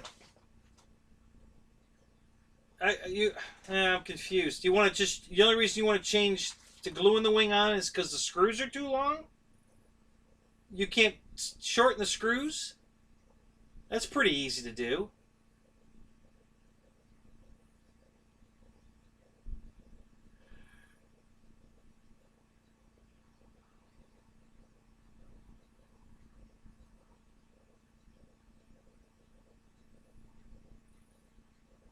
Yeah, for people that want speed, don't buy a jet. Buy a V900.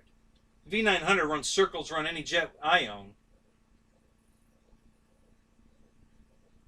Yeah, if you're just looking for speed, the jet's not the answer.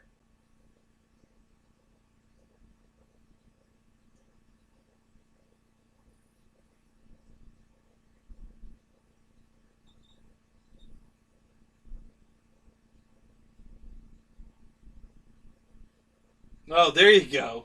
Yeah. Yeah, take the 900. Yeah, you got right, you got the power system. So now just buy the buy the Havoc from Motion and put your power system in it. That would be something.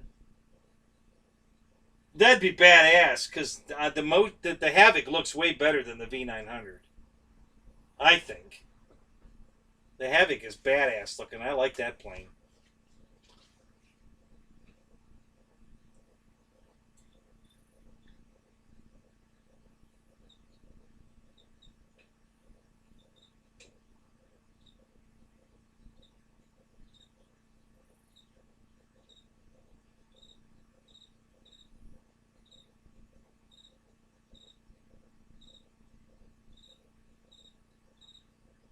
Oh wow, I've got a giant wolf spider in here. Holy crap.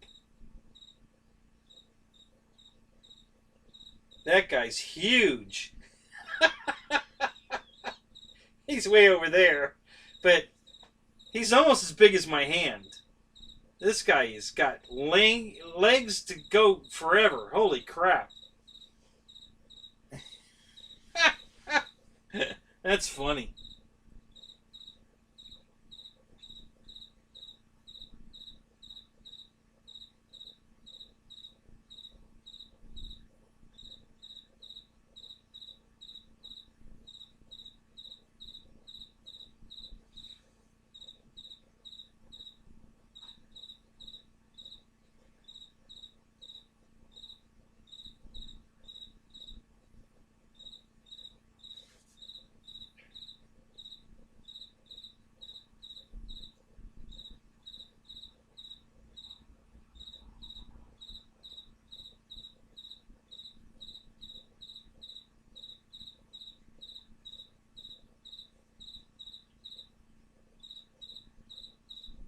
The one you got, Dave, did he fly it into a tree? Oh my god, Nate's here.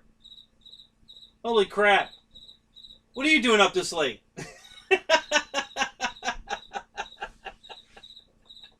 Welcome. Is Goo coming with you, Mr. Goo? He was here earlier.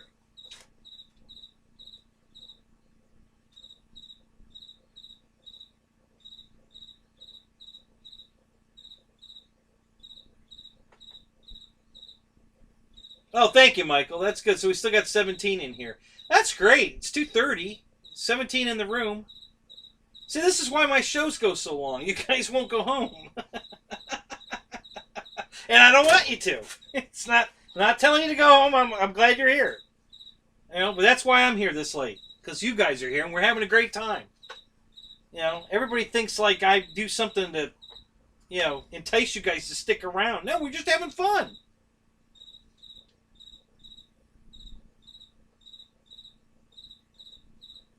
Oh, there you go. Oh, that's right. You're on the other coast. Yeah, it's early for you.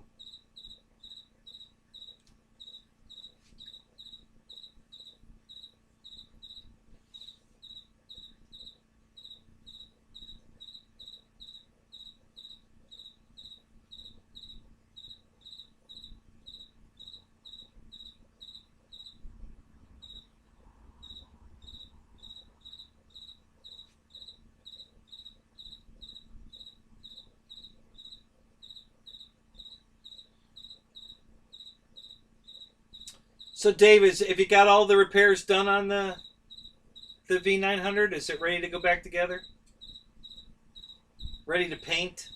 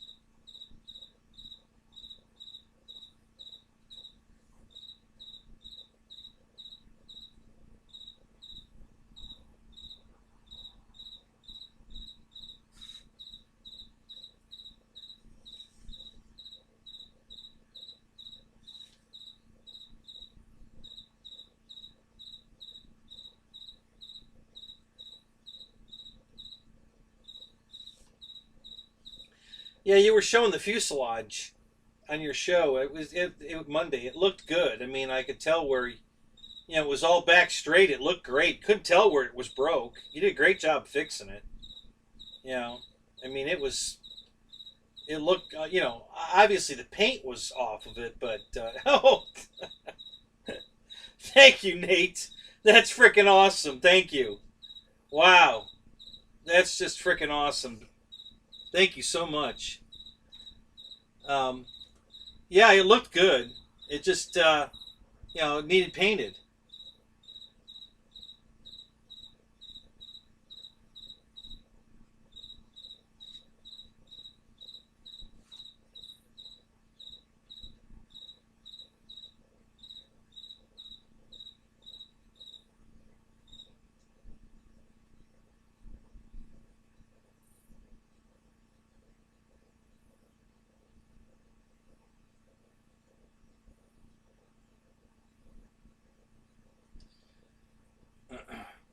No, it was a threesome, Matthew. While Dave was massaging the plane, she was massaging Dave. Of course, the girl lost out on that one, but that's always true, right?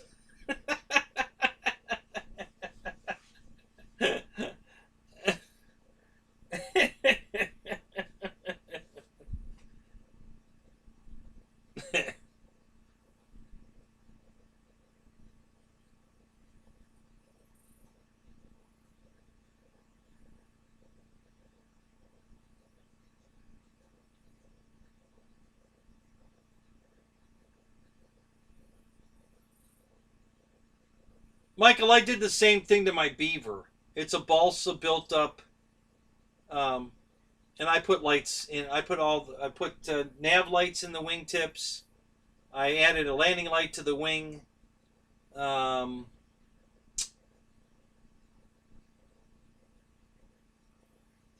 yeah, I have more lights to put in it, but yeah, I already did that. I bought the FMS. Now, which one did I use? Yeah, I wanted the strobes and the nabs. I think I used the Fly Zone, which now you can get. It's the same light kit now on the Timber. The wingtip lights on the Timber. So if there's a light kit for a Timber, it'll work. That's what I used. So I had the green and red nav lights solid, and then the white strobes blinking. on the wingtips of my Beaver. It's a balsa plane, and I just drilled a hole through it, ran the wires down the length, through the fuselage, through the top of the wing uh, root into the fuselage and plug them in. So yeah, not a big deal. I'm sure yours is going to work the same way mine did. Um, the size of the hole will be determined by whether or not you want to take the plug off the wires, um, and send the wire through, bare wire, and then stick the wires back in the plugs, or just put the plug through, because you got to make the hole big enough to get the plug in if you're going to do it that way.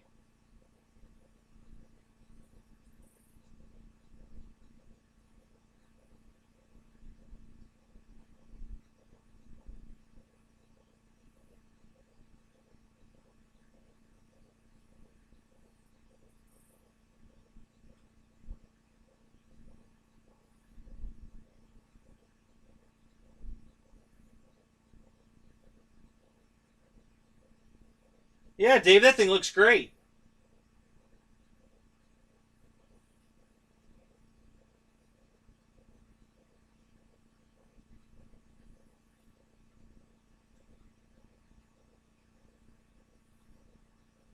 So you're gonna put the rest of the orange back on the top of the wing, or are you gonna leave it the way you got it, or are those the decals? Is all that orange decal on the top of the wing? Yeah, that came out beautiful, dude. You couldn't even tell it's broken. Looks great.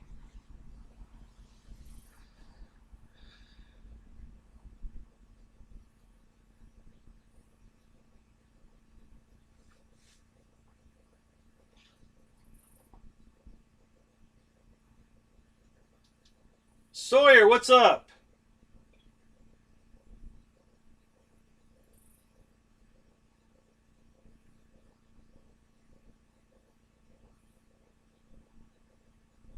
Yeah, if you zoom in on it, Dave, you can see where it hit. The wing got hit pretty hard right near the root. Yeah, it's hit pretty good right there.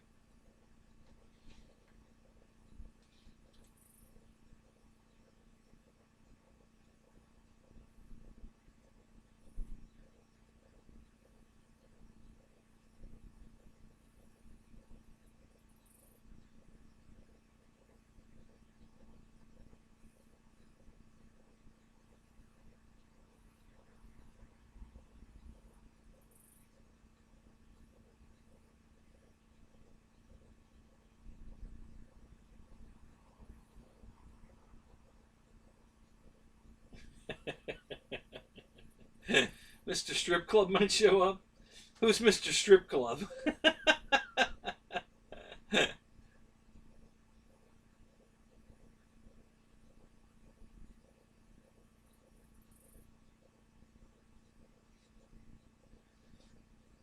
Yeah, it wasn't that hard to do, especially if you use like a go get 'em wire. Um, that's what I use, just a long piece of music wire, but real thin. And I drilled the hole in the end wing tip, and then I sent the wire down and tied the end of the light wire on it, and just pulled it through, and glued the light, because that particular light's got a fixture on it, so you don't have to embed it in the wing. It actually fits on the outside of the wing against the edge, because it's got a plastic housing, and the red and green bulbs are in the front, and then the white bulbs on the side. So you get both of them at the same time, the flash strobe and the nav light. So those come out real good, and it's the same one they're using on the turbo, or I guess all the timbers. Is the one that used to be used on the Fly Zone, used it on the Corsair. That's where I bought a Fly Zone Corsair light kit, like $12. Got the two wingtip lights, the landing light in the wing, and I think it came with, I think one red strobe, or not a strobe, but a beacon. And but I didn't use the beacon yet. I think I wanted to put the FMS beacon in it, which is what I'm going to do now that I crashed the T-33. I've got all those lights I put in that plane. I'm going to take those out and put them in finish putting those in my Beaver. So I'm going to have a bunch of lights in my Beaver. And it's a balsa plane just like yours. So yeah, I think you'll be fine.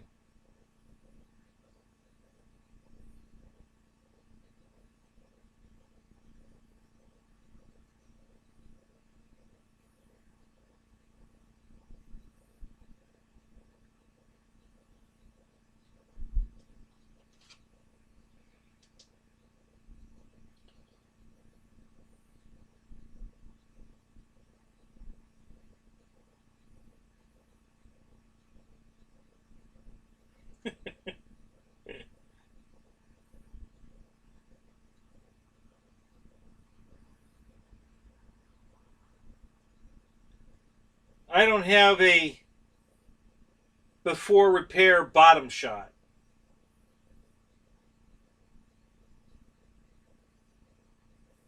Well, I kind of do, but I can just barely see it. But yeah, I kind of do. Yeah, I got an after shot, which is a black wing on the bottom sitting in a black chair. That's not very helpful. Can't see shit.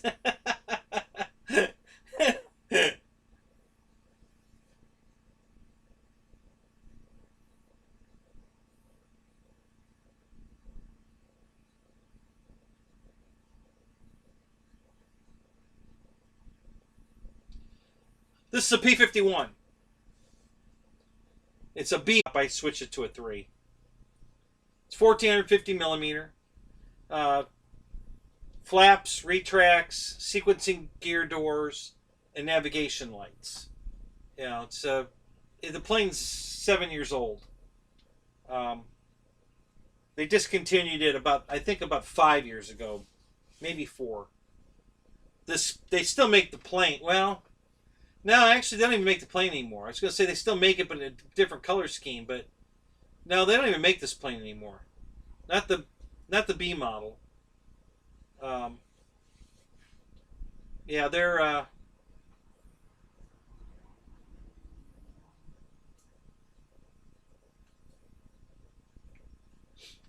they still make the D model, just not the B model anymore. Yeah, they had a B and a C. The only difference between the B and the C was also a Razorback type, but there was the canopy here where the pilot's head is had a bubble in the top of it. They give the pilot more headroom, so they put a little bubble top on it here, just over the pilot's head, and they called that the C model. I think that was the Sniper, something Sniper, um, and then the other one was Pete, something Pete. Um, the Pete was a D model, had the big bubble canopy, and the Sniper one was just had the little extra headroom bubble on it. And then there was this one. But they've done away with everything but the D model now, and I think the only paint scheme they're doing now is the red tail. Um, they discontinued all the rest of them. There used to be like 8 different paint schemes on this airplane. It was a shame. They had some really beautiful schemes, but yeah, they've done away with them all.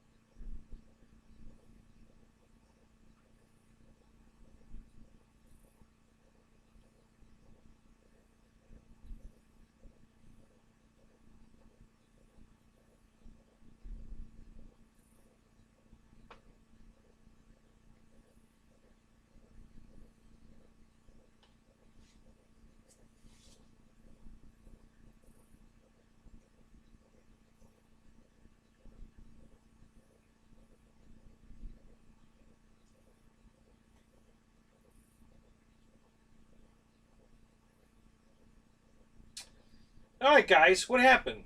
Am I on? Can you hear me now? Can you see me now? The chat went dead. Are you guys here? Anybody? Nobody saying nothing? Really? Did my system lock up?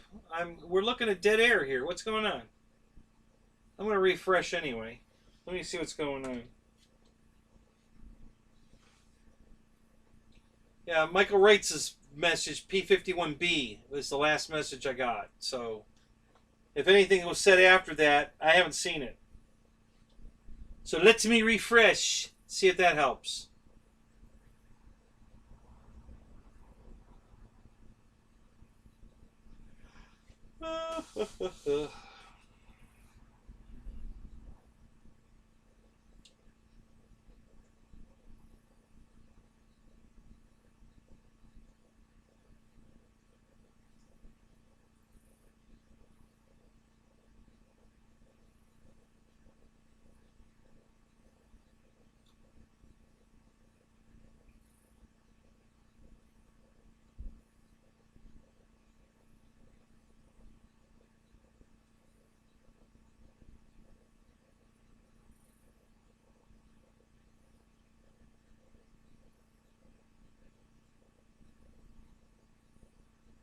Okay, yeah, I'm back now. It's oh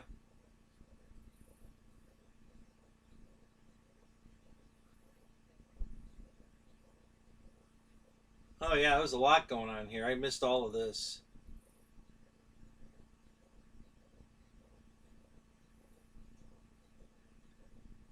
Which beaver are you adding lights to, John?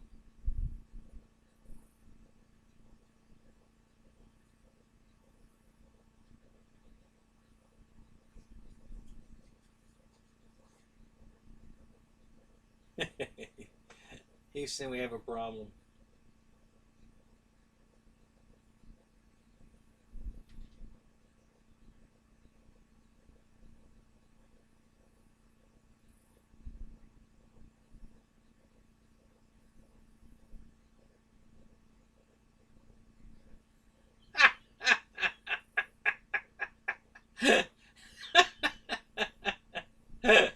Oh, that's funny. The tilt wheel. Oh.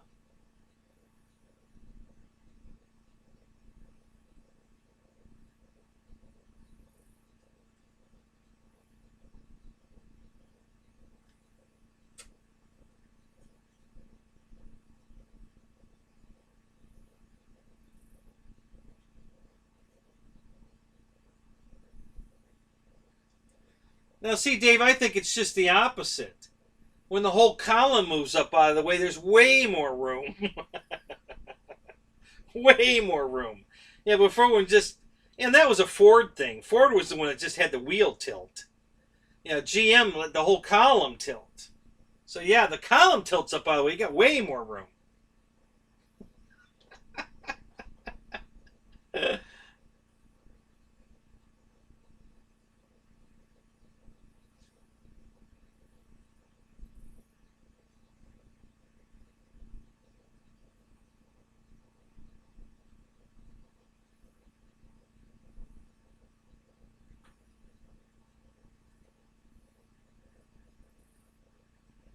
Come on, am I locked up again?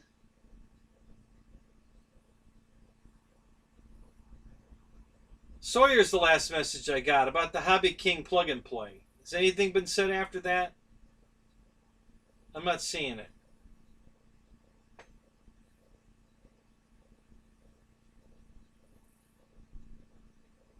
Oh, okay. All right. Now I got one. All right. So is everybody falling asleep on me here? What's going on? Thank you, Michael. It got awful quiet in here.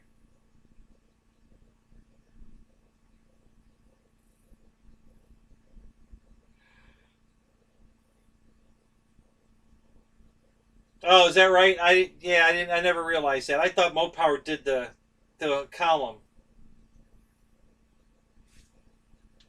Thank you, Michael. Love you too, buddy. And I do. I mean that so wholeheartedly. Yeah, I thought. I thought Ford was the only one that just tilted the damn wheel, which I thought was the stupidest idea ever. What do you, the wheel flips. What the hell does that do? How does it give you any extra what? I mean, I never understood that one. That was the stupidest tilt wheel. I mean, literally, it was a tilt wheel. You know, I didn't understand that at all. At least when the column moves up and down, you can unblock instruments. If you're shorter and the steering wheel's going right through the instruments, you can, move it so you can see them. And but when the wheel just flips, I don't know what you're supposed to gain from that. Never understood that.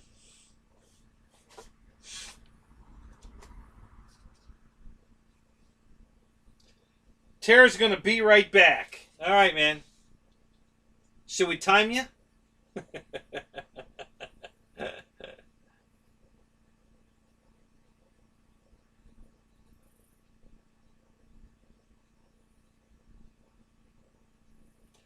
What you sanding on?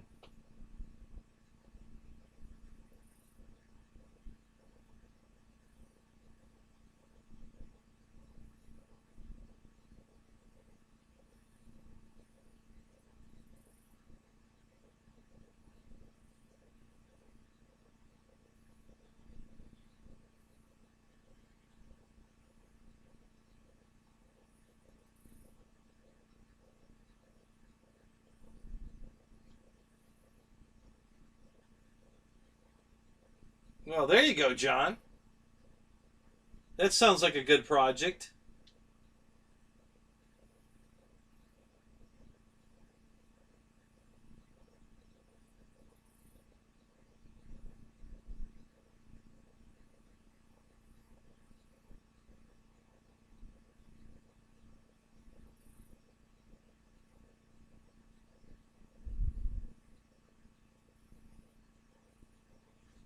Now, are these 3D printed missiles or foam missiles? What are they? Did you make them yourself? Are they the ones that come with the plane? Now, give us the rundown here.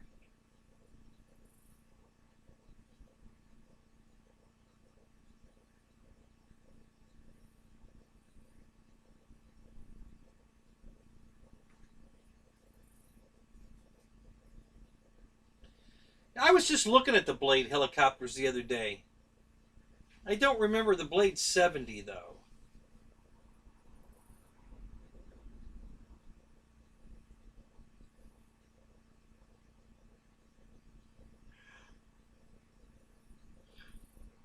Oh, they're foam missiles? Okay. Yeah.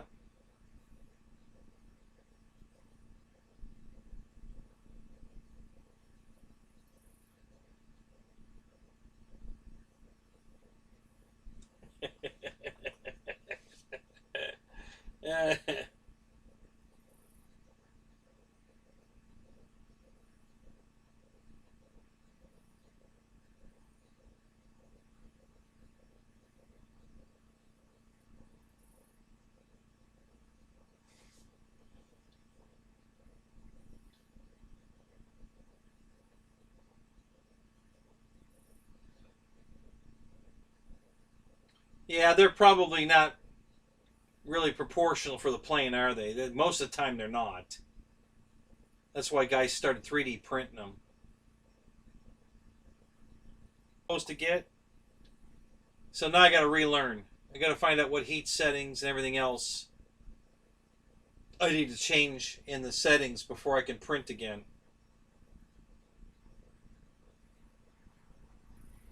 Sure, go ahead. Tell us a joke. I'm always up for a joke. Yeah, it lagged there for a minute, but I think we're back now.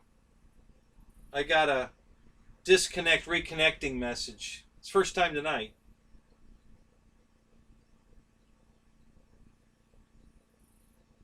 Everything's looked good until that.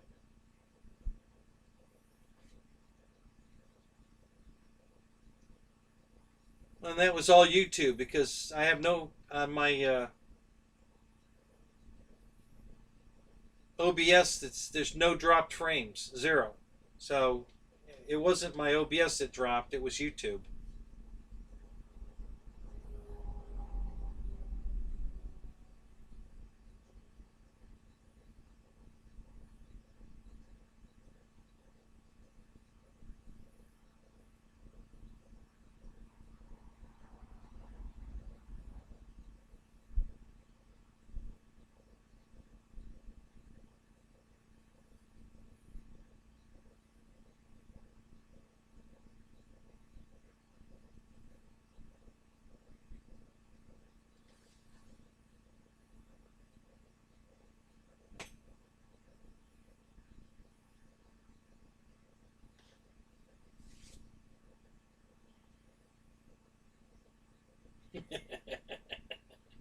And if we say no, he'll tell it anyway.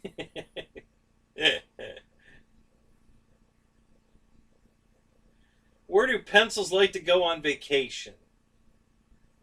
Huh. Pencils like to... Let's see. To the lead. Hmm.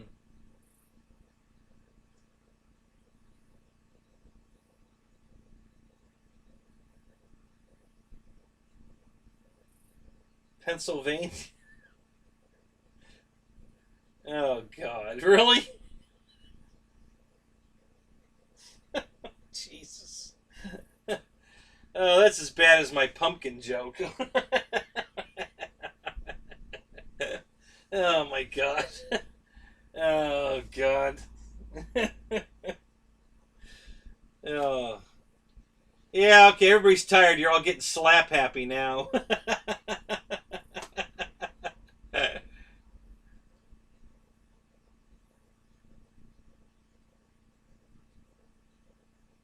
Sue you. No, it's okay, Michael. It was cute. I like it.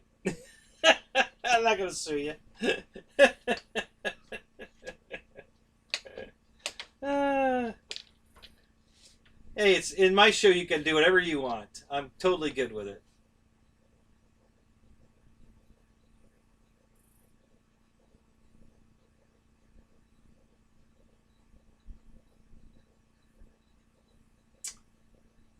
Oh, I missed the question until you gave me the answer. Oh, that's a cute one too, Sawyer. Why can't you trust people with graph paper? Yeah, because they're always plotting something. That's cute. That's another good one. So, all right, I'll tell my joke again because you guys weren't in the room the night I told it. How do you fix a leaky jack-o'-lantern?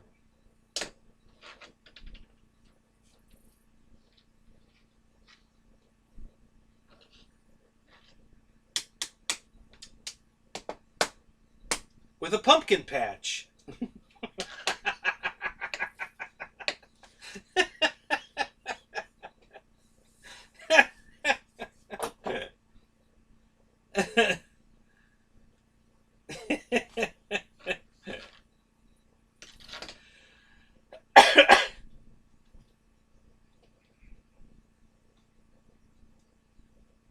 You're gonna be sick.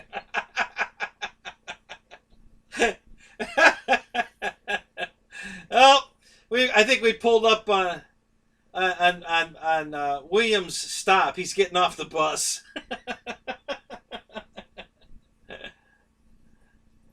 Why do mice have small balls? What is a pirate's favorite type of frequency? Okay, so why do mice have small balls? Uh,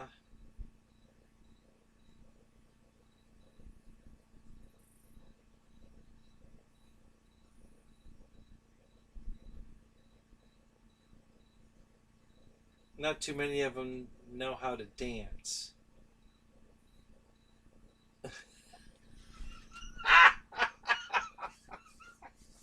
Oh my God. Oh, that was okay. That was bad. Cute, but bad. That's funny. That was a good one. All right. A pirate's frequency. I don't know. What's a pirate's frequency?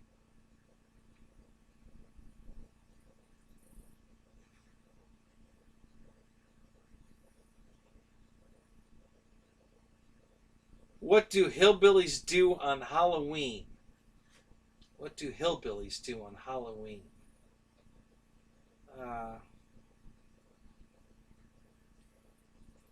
I don't know.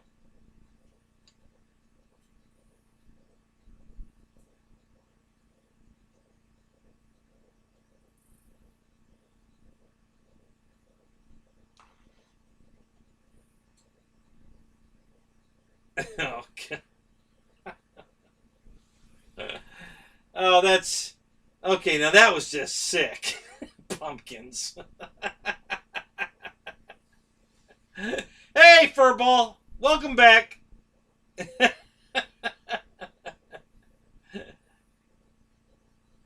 Shoot me now, please. Yeah. All right, William. I'll shoot you. You shoot me. We'll take each other out on that one. Yeah, and everybody's getting punch drunk now. They're all starting to tell jokes. It's that time of the night.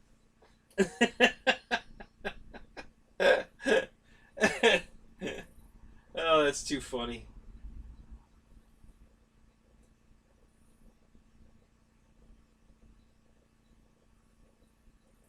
Yeah, yeah, Michael's right. A lot of people pay good money for this kind of free entertainment. You know, go to a comedy club or something. Yeah, this didn't cost you nothing. Oh, that's funny.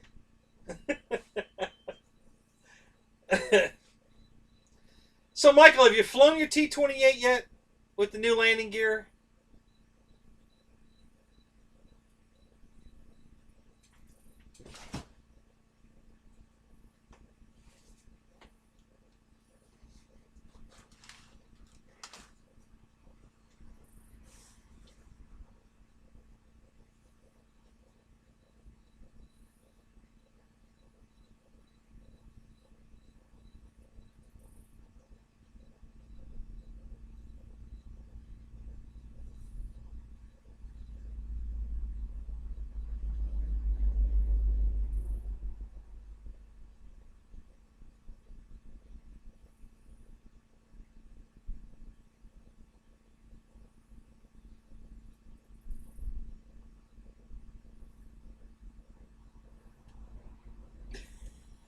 It's all cracked YouTube-y.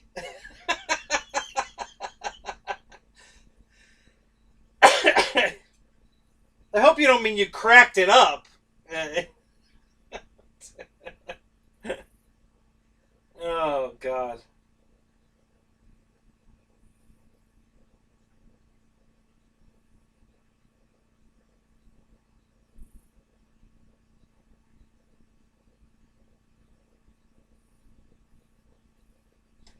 You haven't made a decision on what plane to buy yet, huh, Matt? What are your choices again? What were you thinking of? I know you had a list there. What was your list of planes?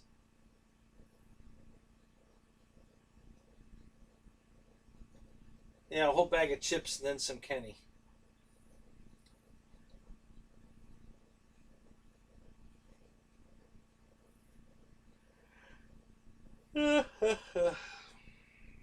I've been so jonesing for an airplane.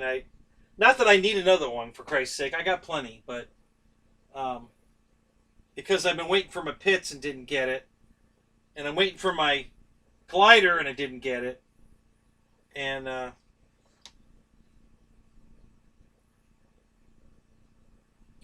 so I've been thinking about just going out and buying something else. Like just go to Horizon Hobby and whatever they got in stock, I'm gonna buy. So, just to get a damn airplane, but uh, that's not a smart decision.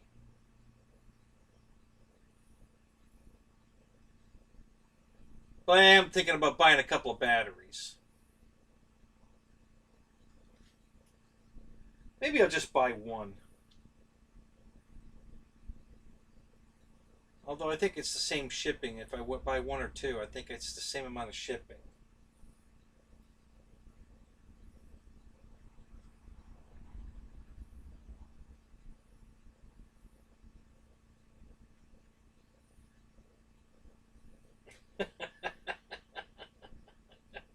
Her belly button gets home 15 minutes. 15 minutes before she does. Man, that's fat. Holy crap. 15 minutes. Wow. Unless she's riding a snail. I mean, I guess that would help.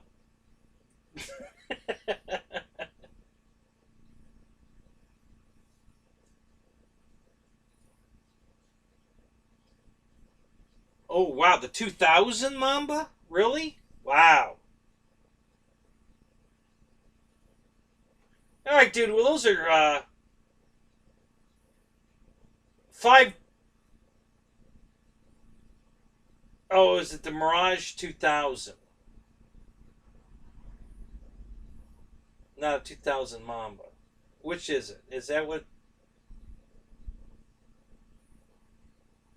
Well, those are very different flight characteristics. Do you want a pattern plane? You know, a 3D plane? Do you want you want another jet? Do you want a, you know, World War II jet? You want a modern jet? Yeah, the Mirage is the Mirage 2000. Who makes the Mirage 2000?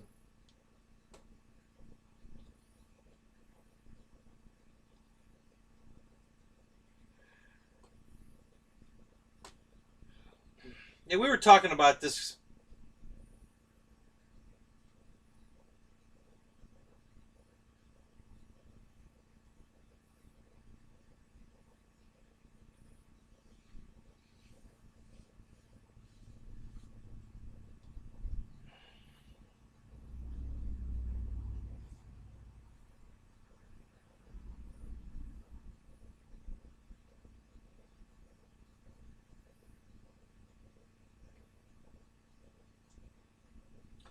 Yeah, yeah, I know what it is. The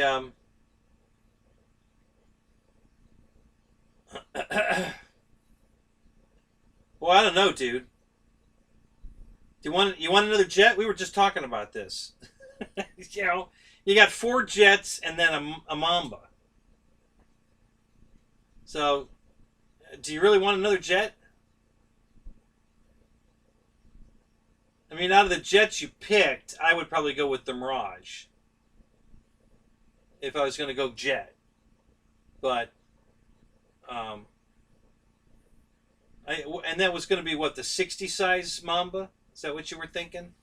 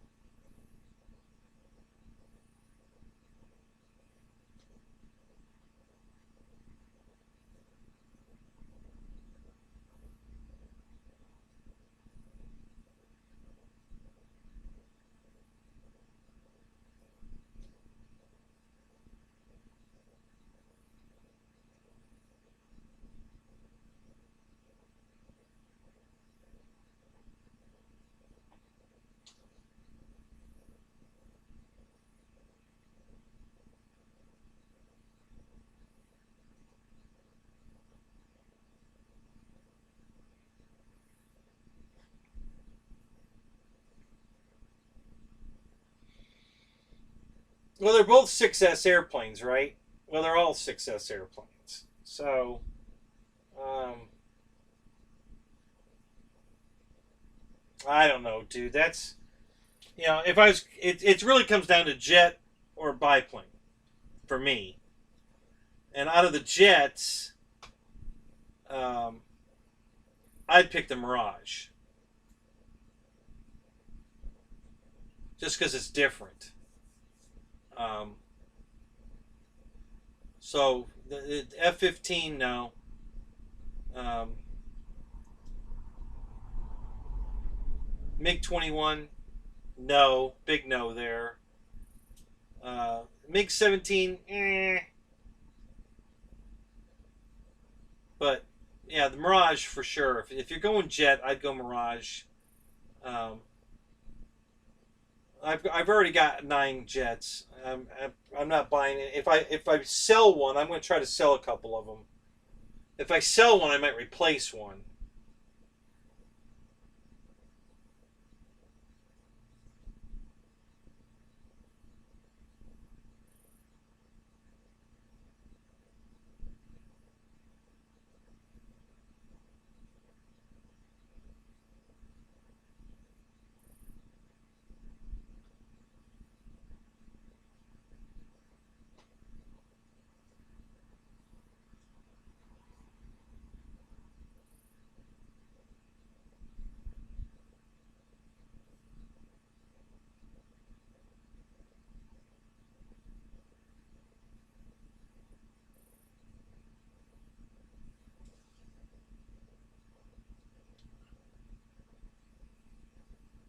Super anti-spyware.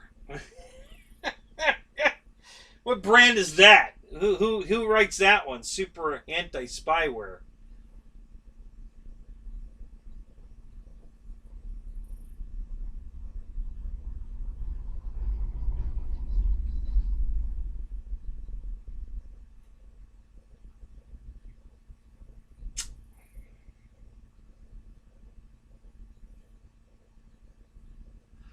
You try to pick a plane too, Z dude, or are you still asking me what I would do with Matt's question?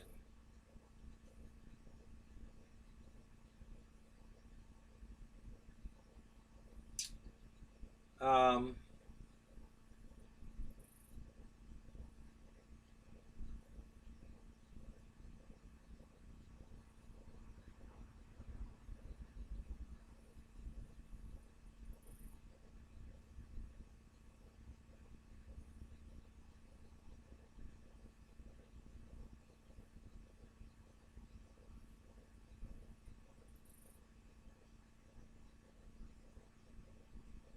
yeah. Oh, yeah. That's. I mean, yeah. I could see the Screaming Eagle. Um,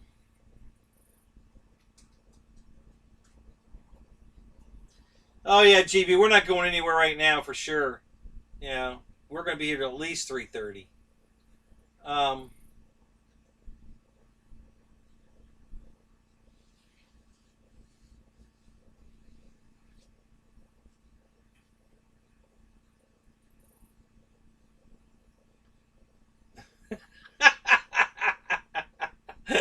Disney World left, so she went home. Eh.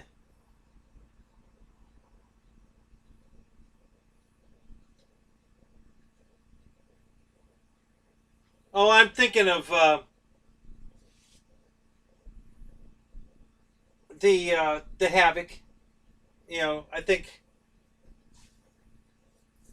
I want to get rid of one of the two, either the Havoc or the FMS um, Futura, because they're too similar. I don't need both, so I want to get rid of one of the two. Um, yeah, there's nothing else.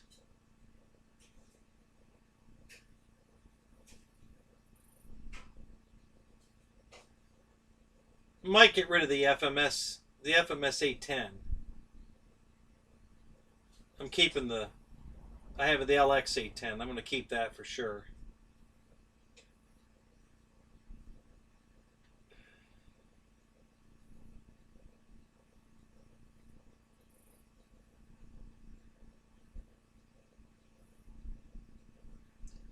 What's the best way to unload a truckload of dead deads deads babies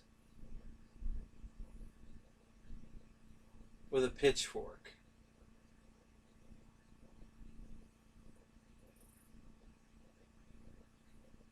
How did the dead baby cross the road with a pitchfork?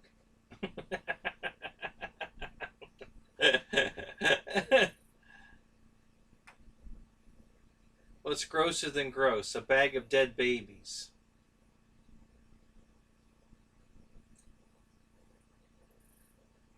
It's a 1500. Yeah, well, there's seven twin 70 millimeters. Um,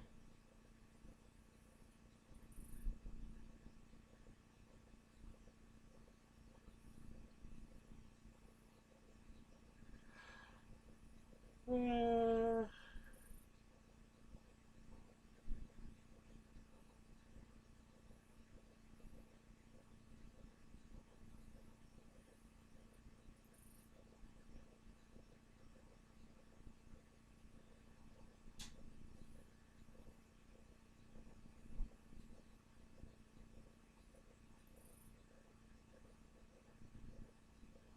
oh, I fly mine off the grass, John. It flies great. I love my LX 810. That thing's awesome. Yeah, I've been flying it off the grass. No problem. Well, okay. I put the FMS landing gear in it. Okay, because the landing gear that comes in the LX810 is crap. So yeah, you're probably not going to get that off the ground.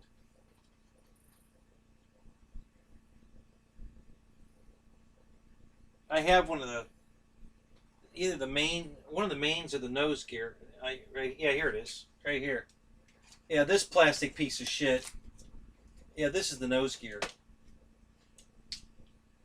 Yeah, yeah, that ain't gonna work. That's crap. So yeah, I ripped all this out. I put a bunch of wood in the plane, and and then I bolted in the FMS gear from the FMS 810, and that came out beautiful.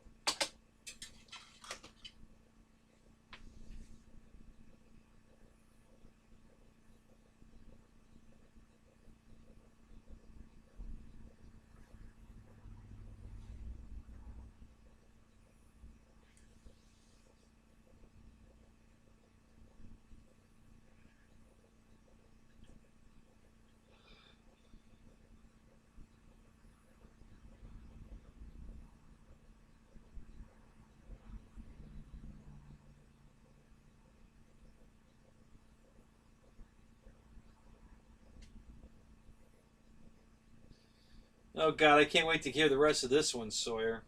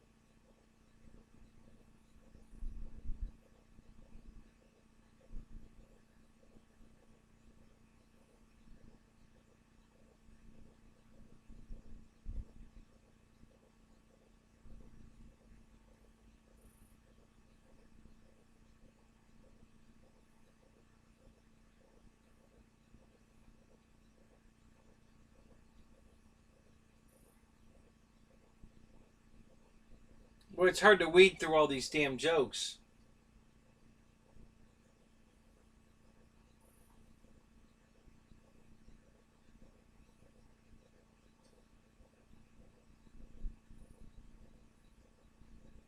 Where do you live, Matthew?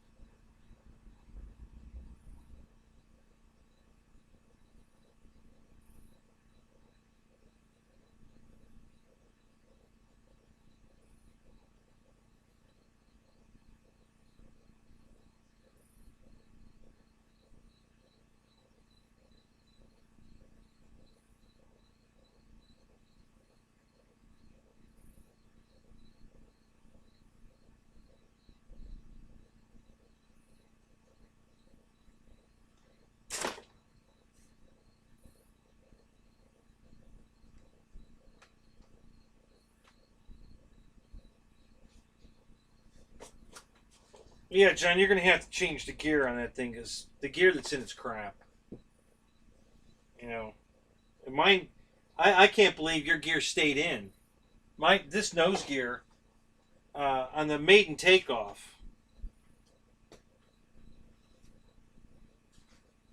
Where did I set that piece of crap down at?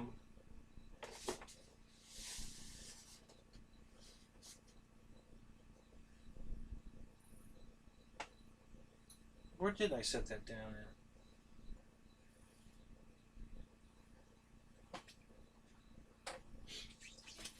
What the hell did I do with it? Come on, let go of my foot, damn it.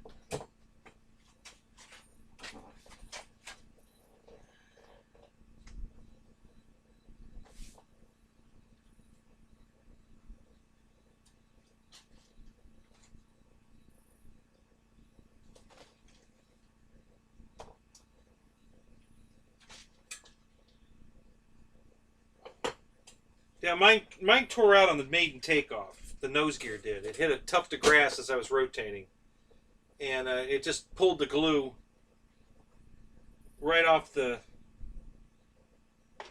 You know, they just glued it to the foam. There were no screws in it. Nothing. No wood to screw to. Nothing like that. They just glued the damn plastic landing gear to the foam, to the painted foam. So the paint just pulled off.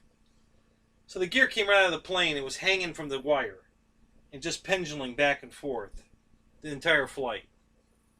So it went nose heavy, tail heavy, nose heavy, tail heavy, the whole flight. It was horrible. So I got on the ground, didn't damage the plane any, but I broke one of the mains. Then one of the main gears snapped, and yeah, it was terrible.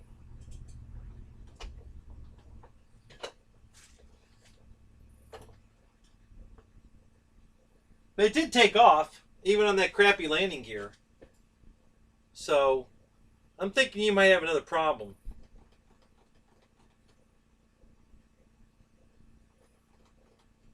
Did you calibrate the speed controls? Make sure you're getting full speed, full throttle. You are flying it on 6S, right?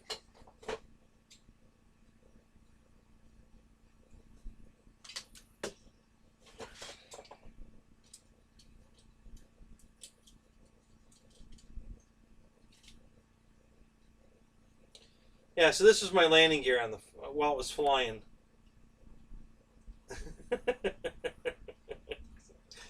Oh my god, what a flight that was.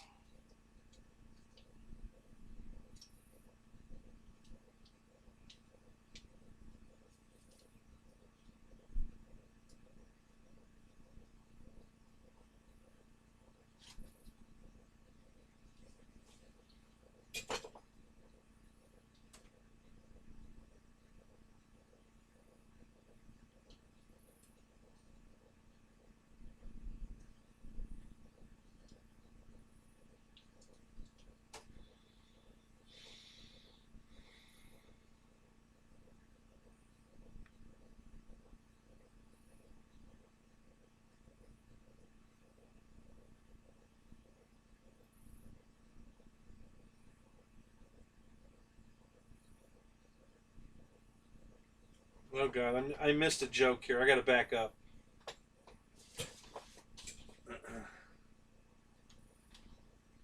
There's some good free entertainment going on here. I don't want to miss it.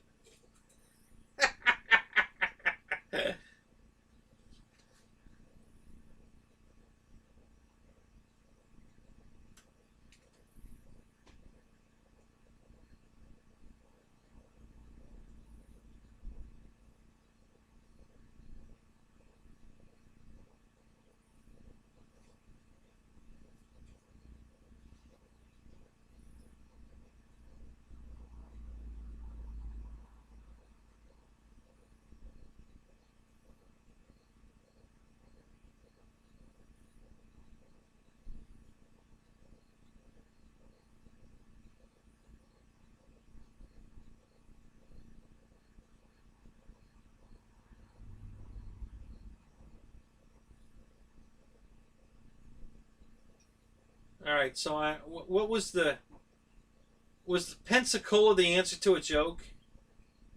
I can't find the.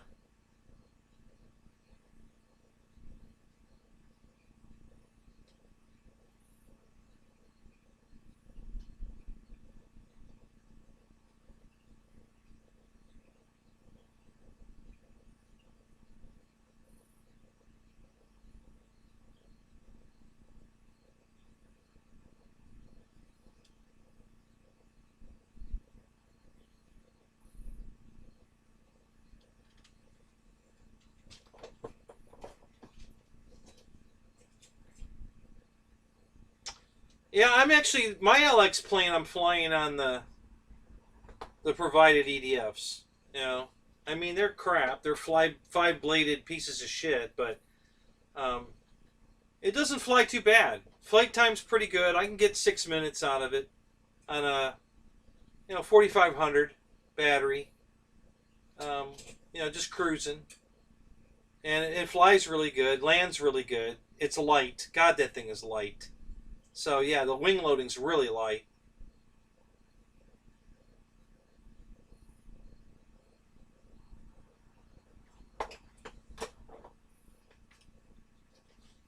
Oh, that's where you live, is Pensacola. Oh, really? Huh.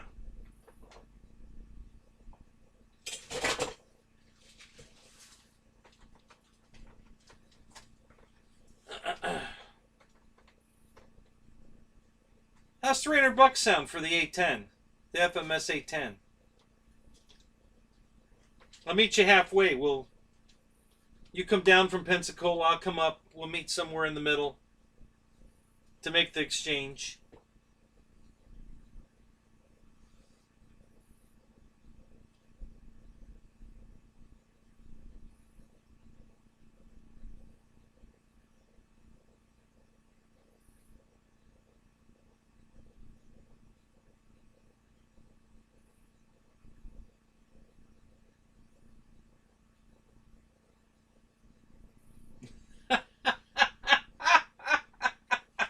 Making babies. Oh, turn her over. I want puppies. Oh, that's funny.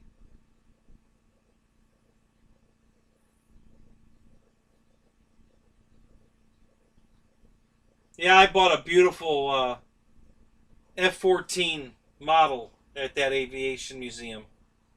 It's beautiful.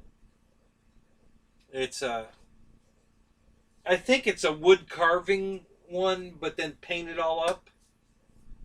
And oh my god, it's gorgeous. Yeah, I love that thing. It's a Nimitz paint scheme. F-14, pretty big too. It's got a stand. It's about this big. You know, but 16 inches maybe, 17, somewhere around there. It's beautiful. Yeah, I've got it in a display case in the house.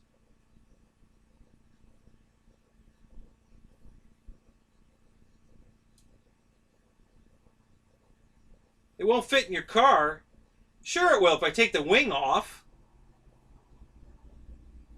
The wing comes right off. Only four screws holding on. It comes right off. Piece of cake.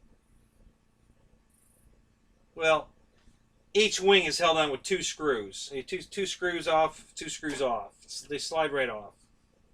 It'll fit in your car. Christ, even if you're driving a Fiat, it'll fit in your car.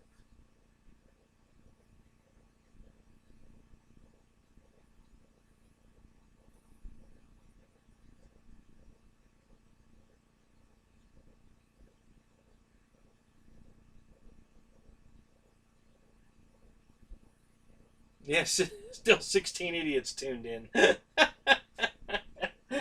Yep. That's funny.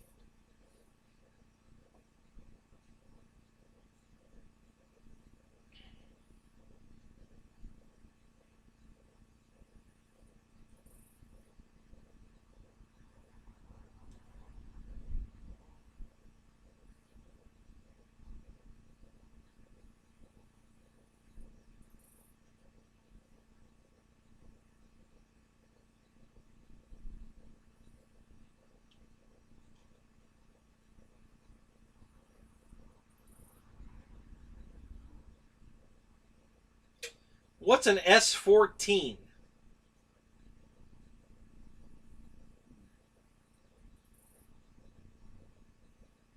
Yeah, yeah, just like a Karate Kid.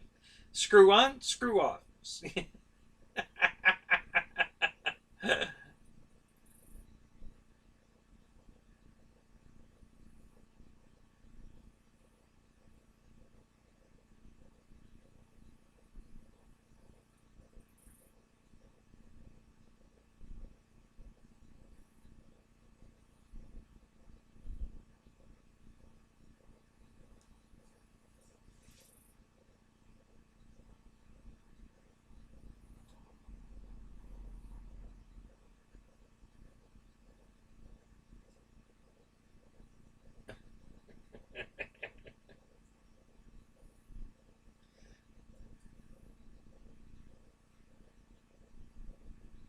The one blonde says to the other blonde, take your earphones off. She says, I can't. Why not? If I take my earphones off, I'll die. No, you won't. Yeah, I will. No, you won't. Take them off. So she takes them off, and she falls down and dies.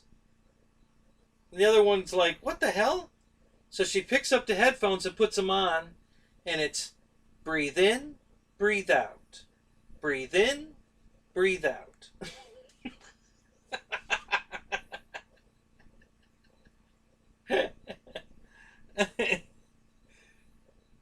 Yeah, you need another car, dude, not a plane.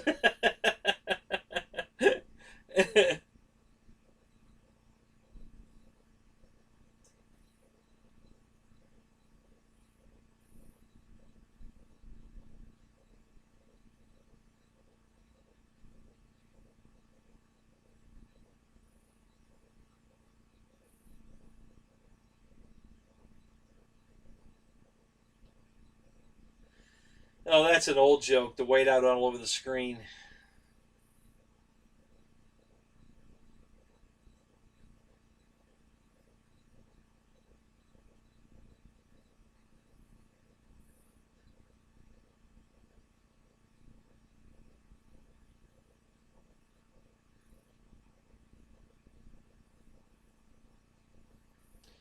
What do you call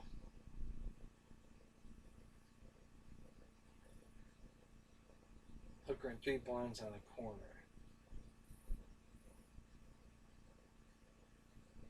Three whores and a lady?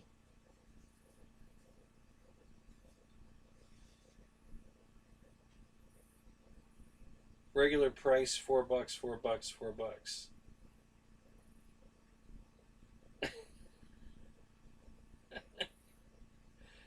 What?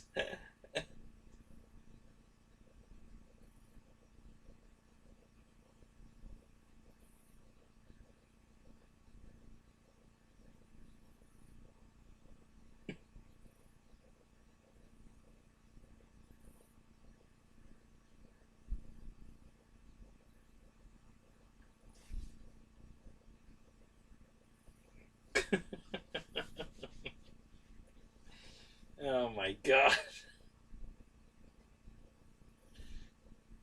What do you call a hooker with a runny nose?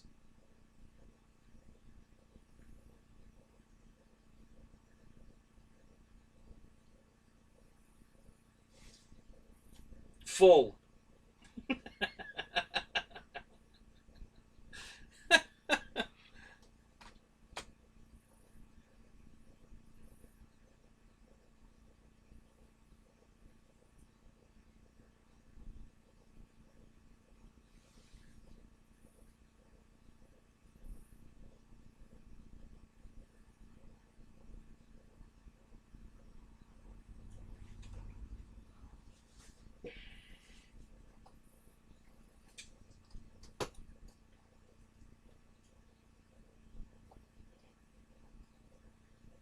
What do you call a hooker with no legs? A hooker with no legs.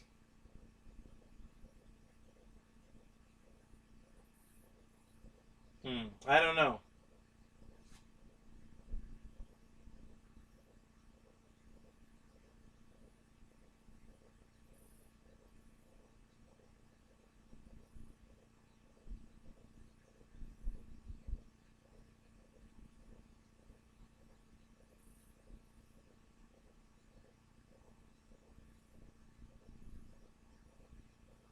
Half price.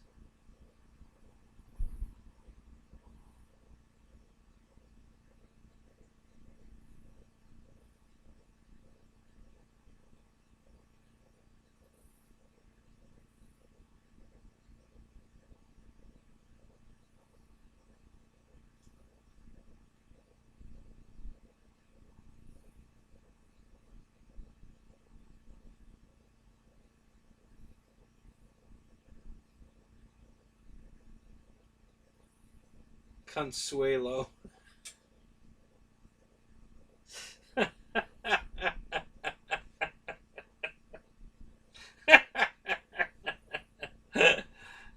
Okay, that was pretty good.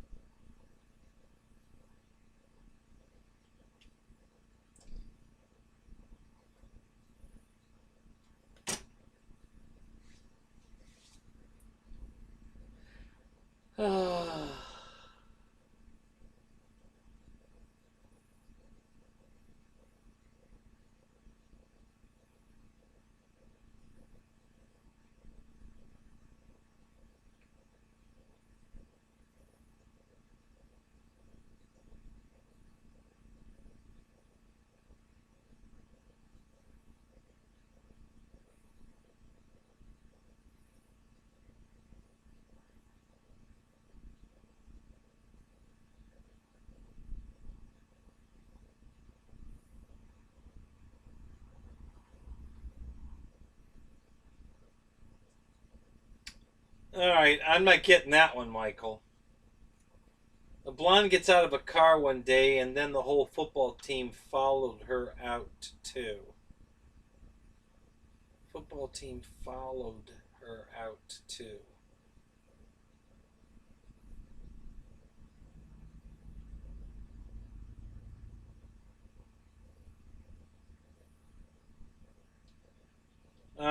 I'm not getting there. Is there a play on words there I'm missing, or is it just a stupid joke?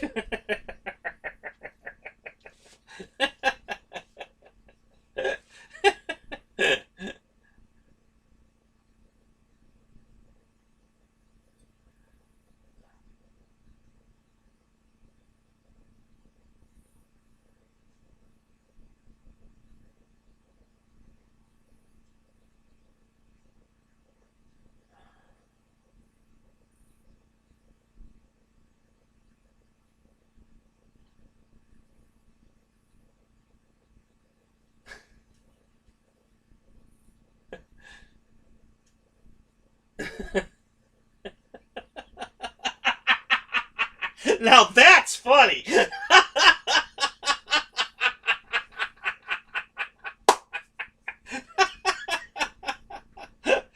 That's way better than the joke.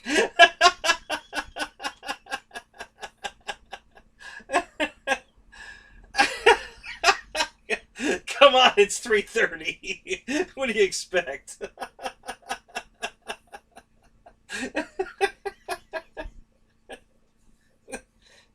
Hey, Marshall, how come you're still up? You only stay up this late if we're zooming.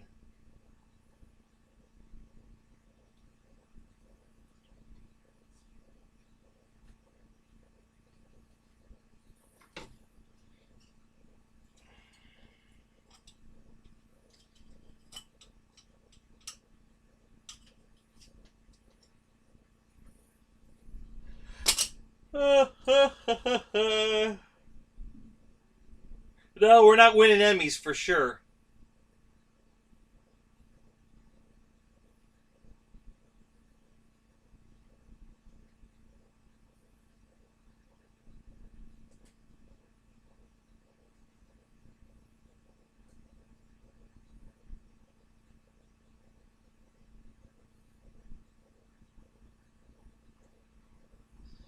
Well, there's plenty of retracts that rotate.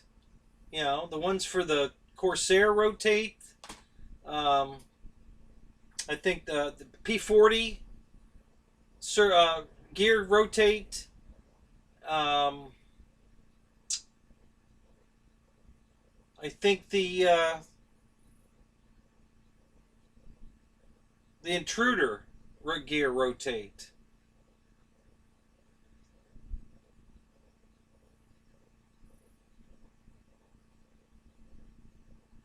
Yeah, check Hobby King. Which which MiG 29 are you trying to put retracts on?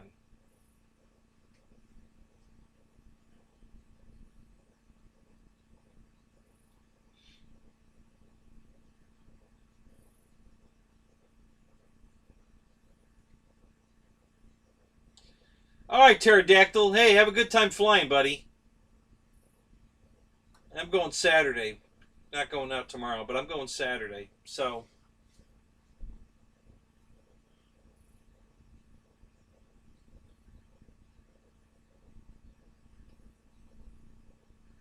yeah, whose MiG 29 did you buy that didn't come with retracts?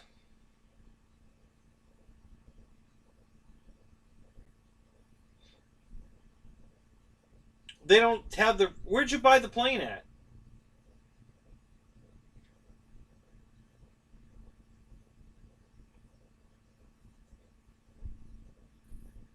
Okay, I get you. Yeah, so okay, I totally get you. Yeah, they're all plastic like my crap. The A10 plastic retracts. Yeah, they're crap. Yeah, look at um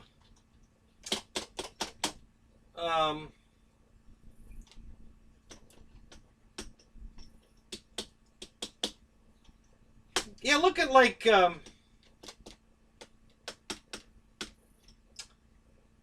maybe the 1400 FMS retracts for the Corsair. Check those. That's a rotating retract. That might work.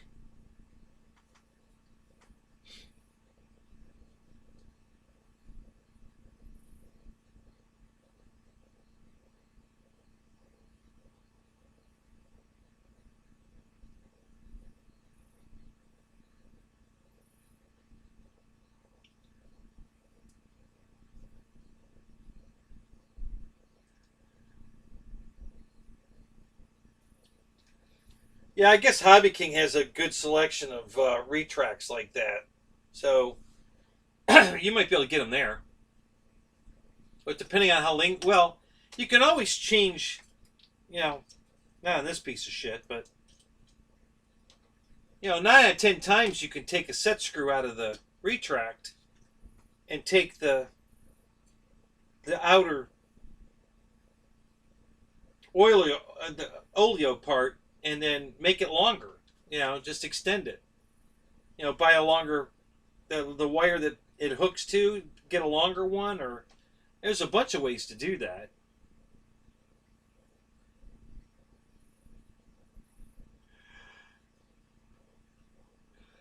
Yeah, these are the kind of things that LX model. Man, they could sell a shitload of airplanes if they just fix some of this crap. Like this piece of shit. I mean, what a piece of crap. If they would just get their shit together.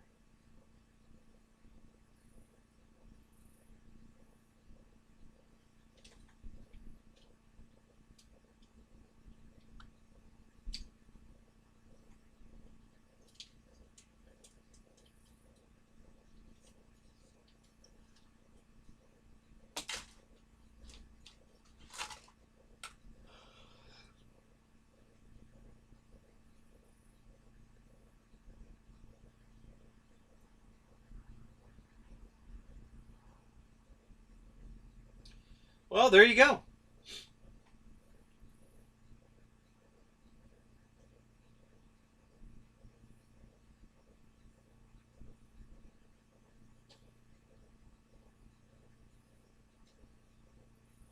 Well, Sawyer, that would be a great idea to machine your own, but why reinvent the wheel?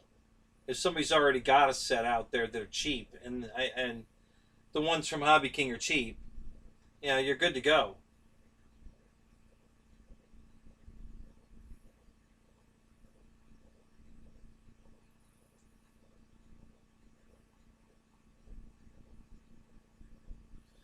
Wow, really? That's interesting. So the A4 from LX models has metal retracts. That's good to know. That's interesting. Yeah, the A10 came with plastic retracts similar to the MiG 29. They were just crap. These tiny little wheels. I mean, the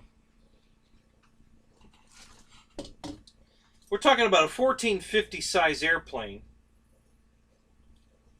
Wingspan 14 or 1500 millimeter wingspan, 270 millimeter fans. and it comes with a nose gear wheel about 1 inch, possibly an inch and an eighth nose gear wheel. I mean, that's just fucking stupid. And the whole thing's plastic. There's an aluminum jack screw here that puts the gear up and down, and it rotates on a. It just has a pin that turns the wheel to rotate it. And yeah, what a piece of crap.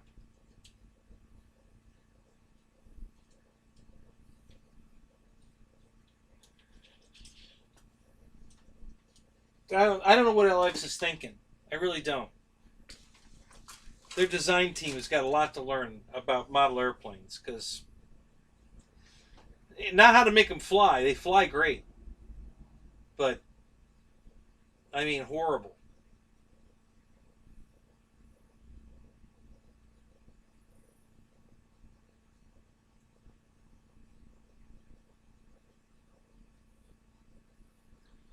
Yeah, man, I've done that on several of mine. You know, when the landing gear's too stiff, um, yeah, I just pull the spring out, shorten it, and put it back together.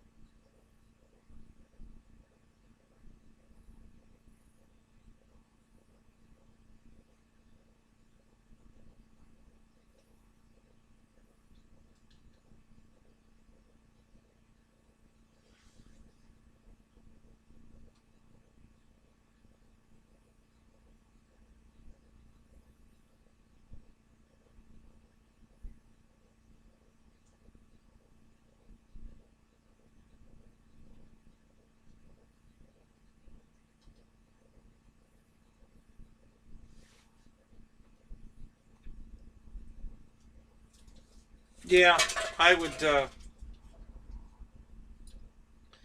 I bought the P40 recently, the LX P40, around November. You know, Black Friday deal. They had a good deal on it. It was like $100 off. So I bought it, and I didn't change anything. I built it with all their own parts. The landing gear on the P40 was decent. You know, it's a rotating gear, fairly stout. You know, it was pretty good. Um, so yeah, I was pretty happy with the P40.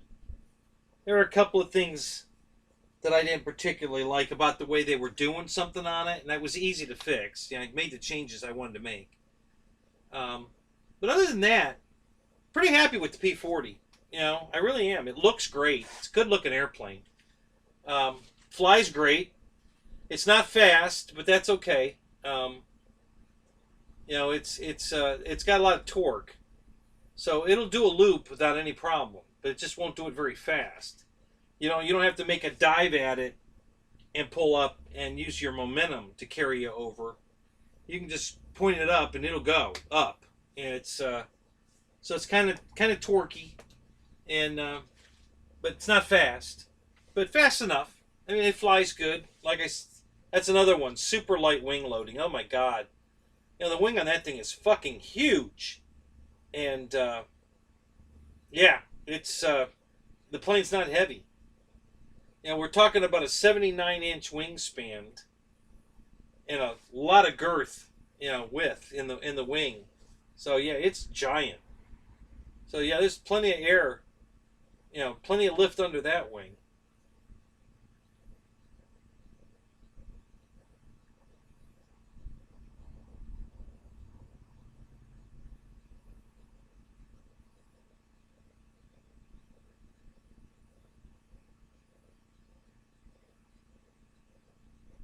Yeah, if you're not making upgrades, you're not modeling. Well, that's true with an LX model. You know, if you're not a modeler, then don't buy an LX model because it takes modeling.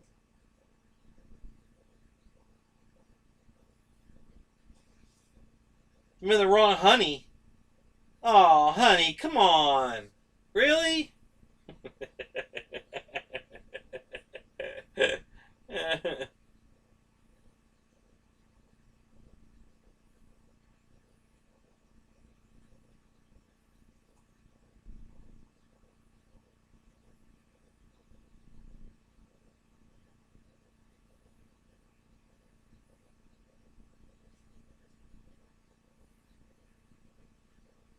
Yeah, I know what you meant.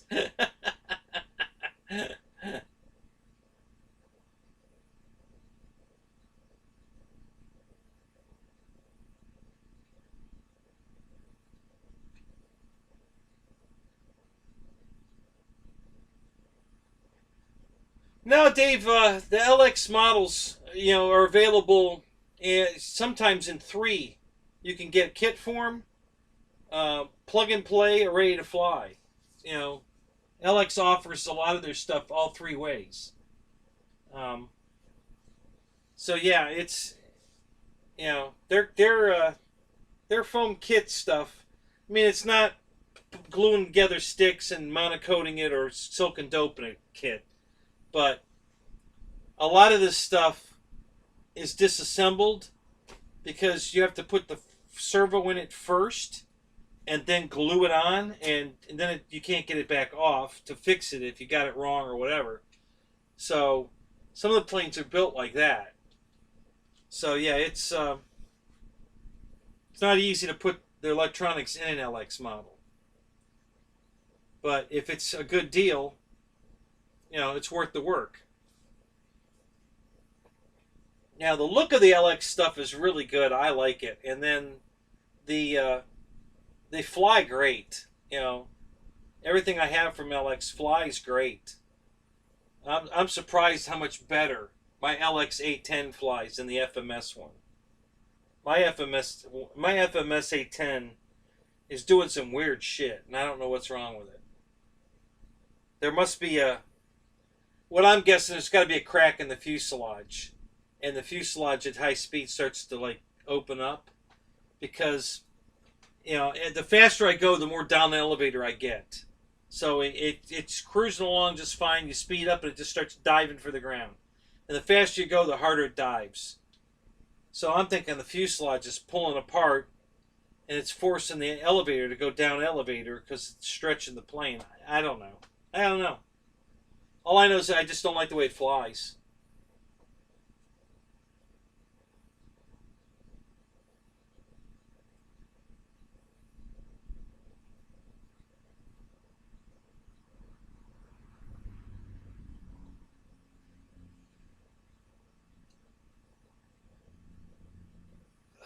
The only other distributor I know that sells LX stuff is General Hobbies out in California. They sell the LX brand stuff, so you can get some there.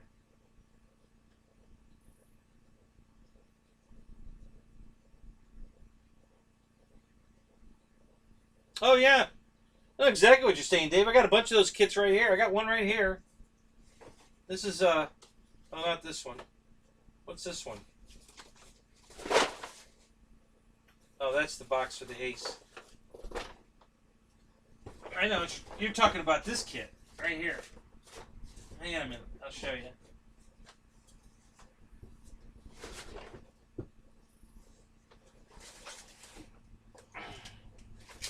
So I've got this old Sterling model. It's a pretty good size biplane. Great Lakes trainer. So got your instructions right here. The blueprints, literally. You know, got to open them up, pin them down, and then you got a box of sticks. A whole box of sticks. Lots of sticks. Lots and lots of sticks. You know, hundreds and hundreds of sticks. A couple pieces of sheet wood where everything's die cut out. Yeah, yeah, I know what you're talking about.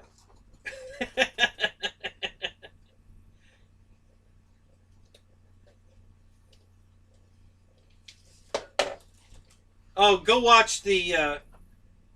If you haven't seen it fly, go watch Rich Baker, RC Informer. Go watch him fly that bird. That is an awesome airplane. I love that plane. I'm just not willing to spend almost $600. But I love the plane.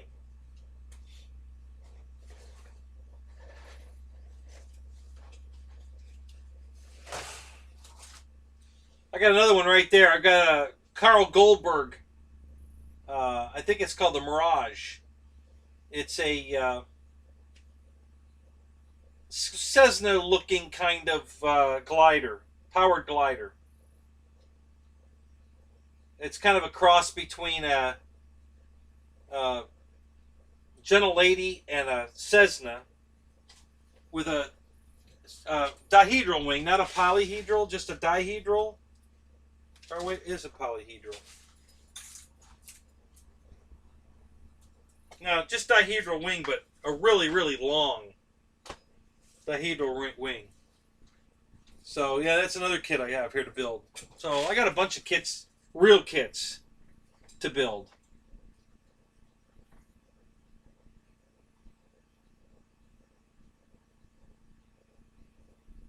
Yeah, actually I do, Dave. I've got an RC-10, brand new, still in the wrap, and I've got a Tamiya. It's a Nissan Stadium truck.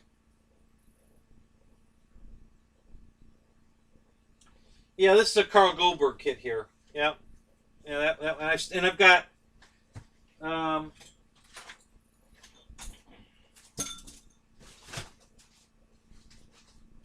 got one right here. Hang on a second.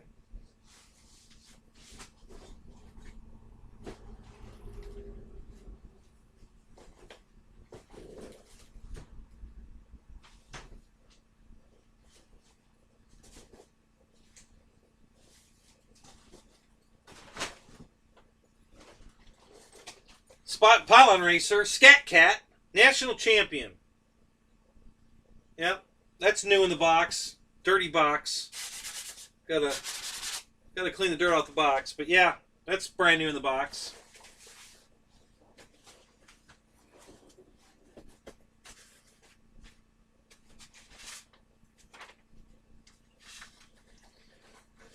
Wow.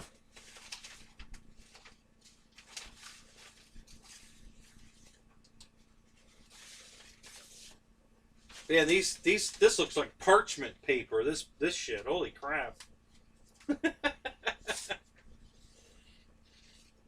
Yeah, holy crap. This is a simple build here because it's a foam wing. It's a wire cut foam wing, and then just a balsa square box fuselage. So yeah, this is a real easy build.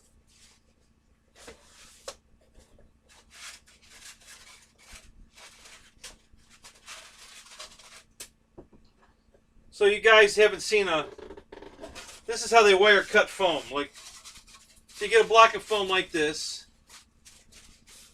okay, and they run a hot wire through it, okay, and they go in and like that, one on each end, and it goes through the foam, and then you have a wing, okay. So there you are. There's a nice airfoil cut out for landing gear here. There's it's got a flat on it for putting a balsa leading edge on it. I don't think, let me look. Yeah, so here's the balsa wood leading edge.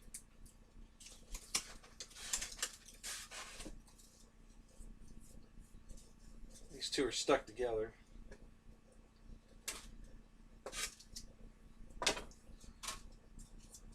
So that gets glued on like that.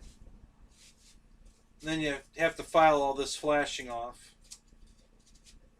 And then I don't think, yeah, you're supposed to sheet this whole wing. They give you balsa sheeting.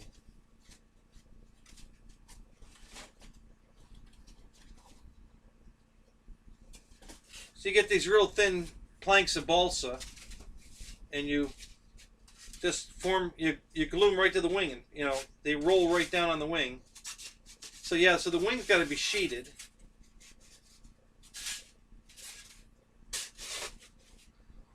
Yeah.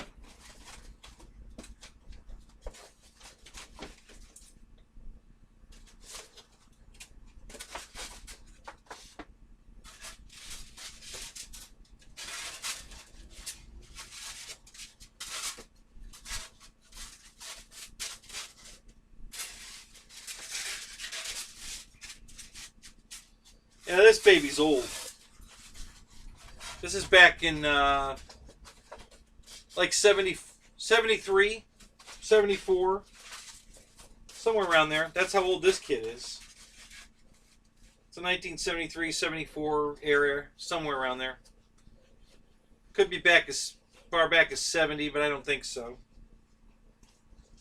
There might be a date on the plans. Let me see.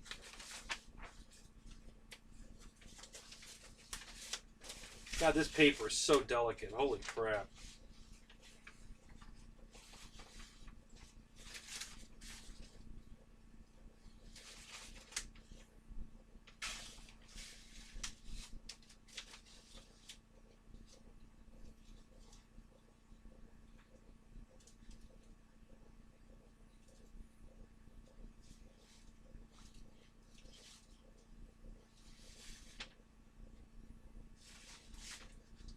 No, I don't see a date. Oh. No, that can't be right.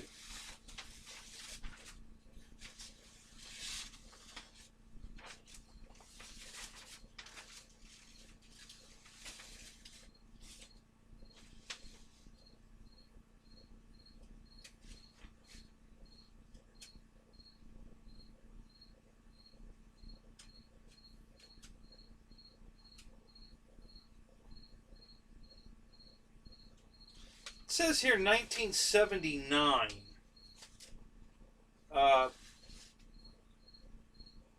Dick Rich won the Quickie 500 Nationals in Houston, Texas in 1979. I'm sure I've owned this kit longer than that.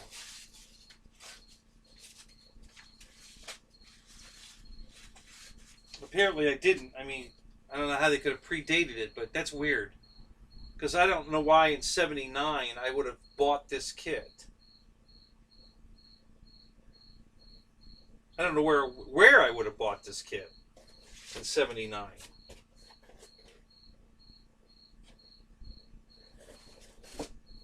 That's interesting.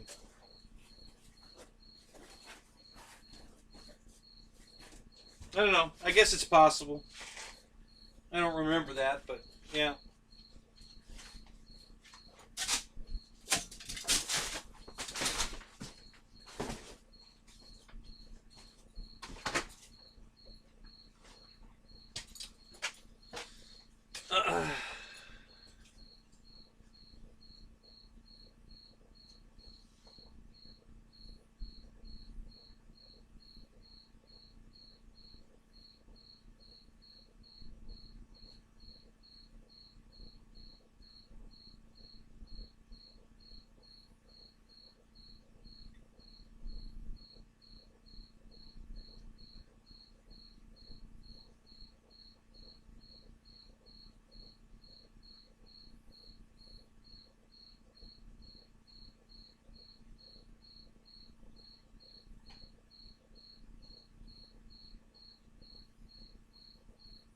All right, Matthew. Cool. You ordered those retracts. That's great.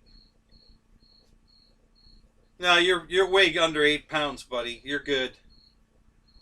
You know, I'm sure that plane don't weigh 8 pounds.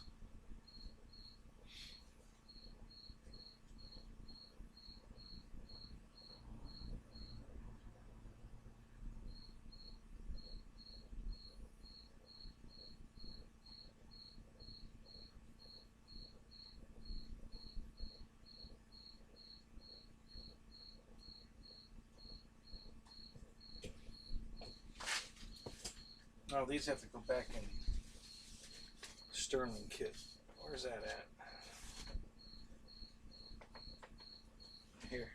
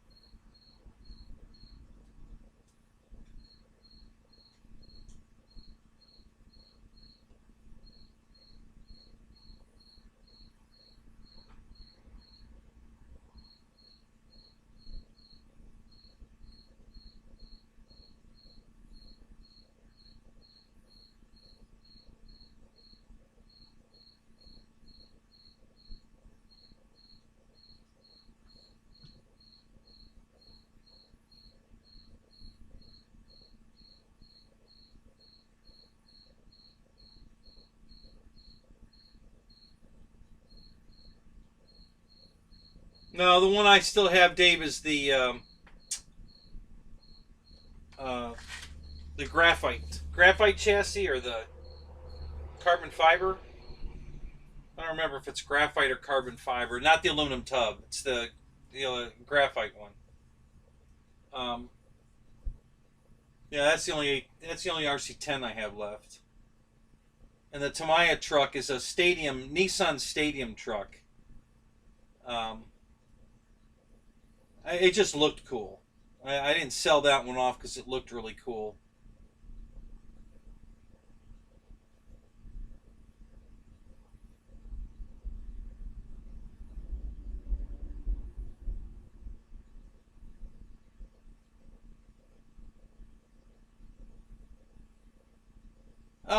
No, I think this kit's got bearings in it. I could order them either way when I was ordering them, with or without bearings.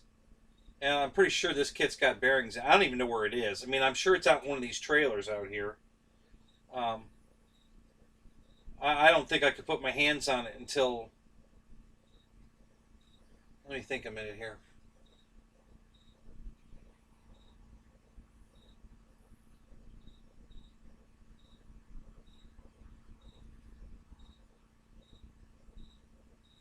Yeah, it won't. I won't be able to get it into it until the garage is built. Then I can unload the trailers in the garage because I really don't know where it is. I know it's here, but I just don't know where. Um,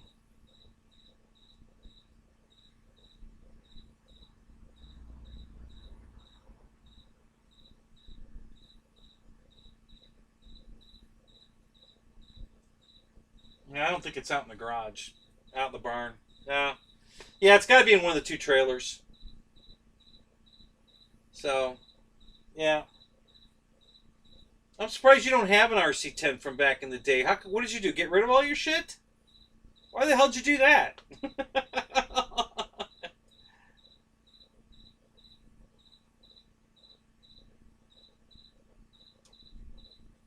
I'm pretty sure it's a team kit. Pretty sure.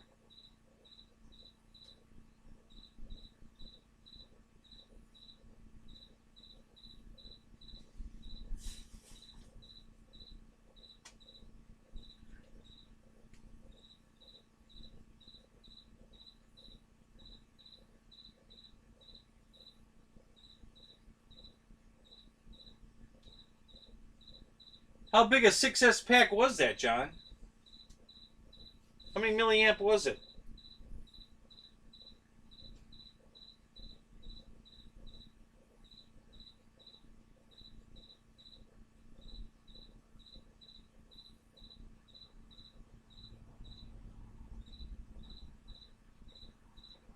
Yeah, Dave. If I decide I'm going to sell it, it's yours. I for sure I'll sell it to you. I'm not going to sell it to anybody else. Um, and I may sell it to you.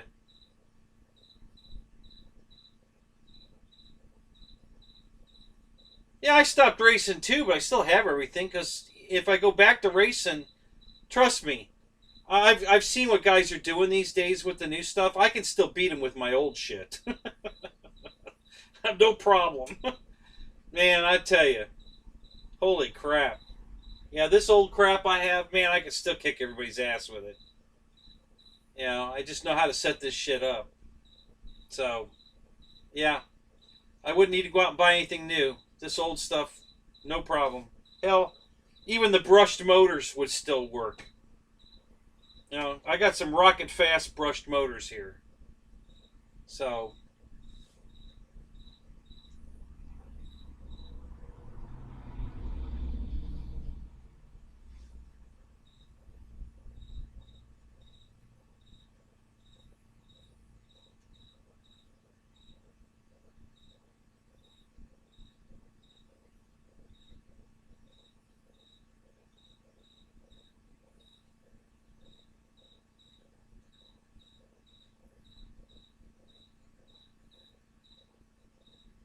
oh wow, really? So you sold everything for 2 grand? That's not bad, dude. You did pretty good.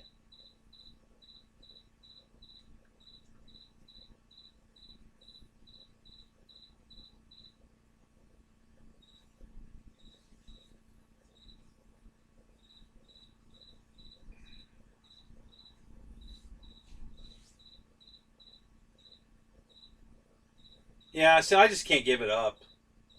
You know, hell, I know even if I don't race it ever again, I know I'll take it out in the yard and play with it. It still works. I still have all the battery packs. I got a whole box of batteries over here, and I did take it out one day. I mean, I haven't raced in Jesus. It's been at least 20 years.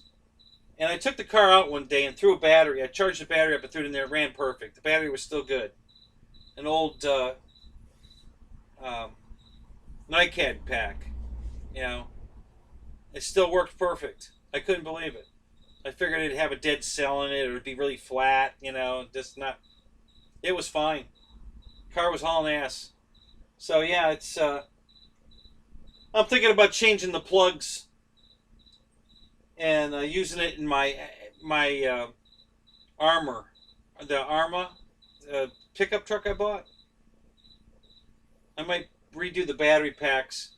I think I would take that EC3 connector off the truck. God, I hate those connectors.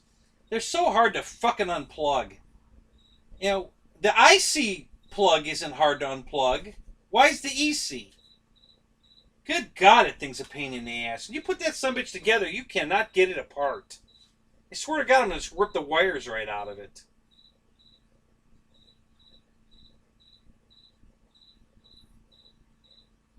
Yeah, but most people, when they buy used stuff, Dave, they don't want to pay anything for it.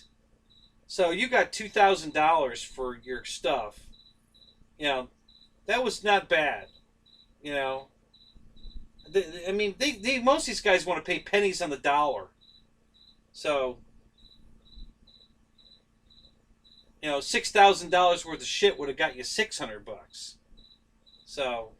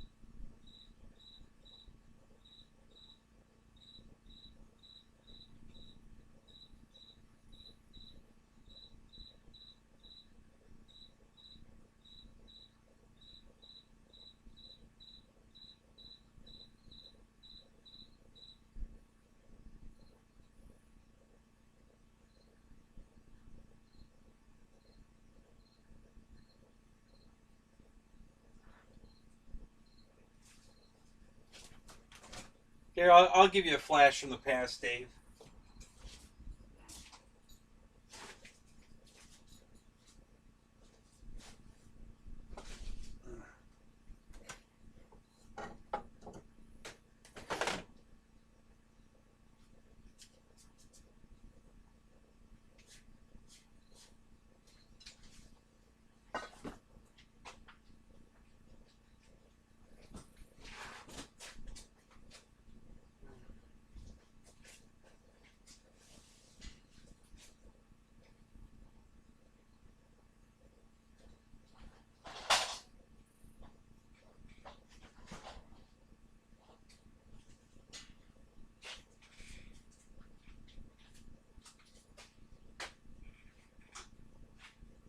Boy, these things are dusty. Holy crap. Wow.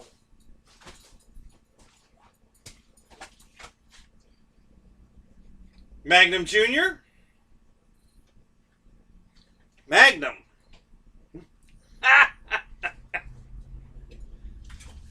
Wow. Man, those things are dirty. Holy crap. Little crystal on the top here. Right there. Got my little crystal on the top.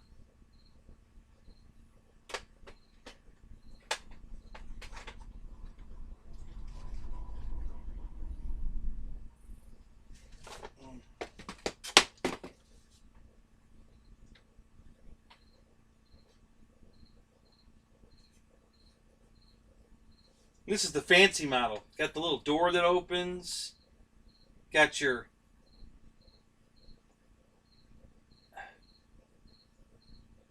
trims and your endpoint adjustments, servo reversing switches. And then we got two adjusting pots there, and an antenna. Look at this, huh? It's almost a fishing rod.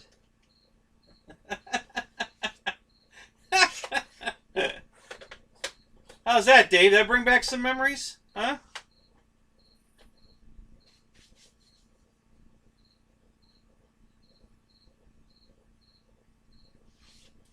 Yeah, I've had them all. I've had the Junior, the Magnum. I had, like I was telling you, I've got a stick radio over here I used to drive with. All Futaba. All this shit's Futaba.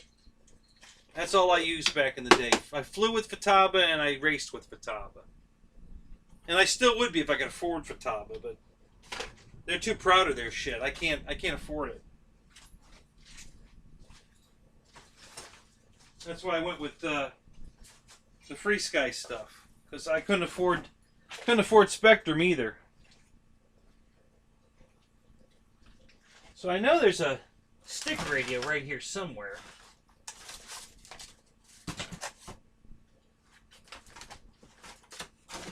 I stumbled onto it the other day when I was digging around in here.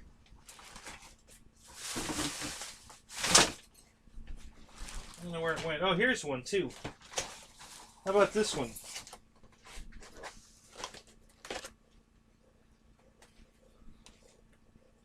There's an oldie from the past right there.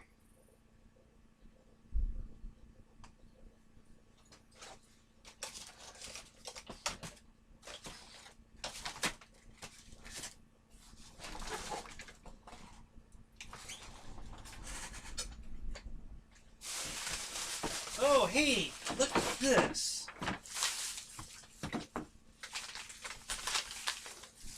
Well, that's freaking awesome.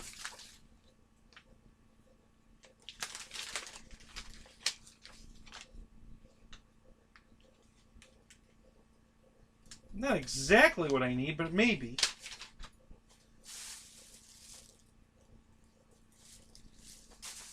Been looking everywhere for this stuff. It's not totally what I wanted, but close enough.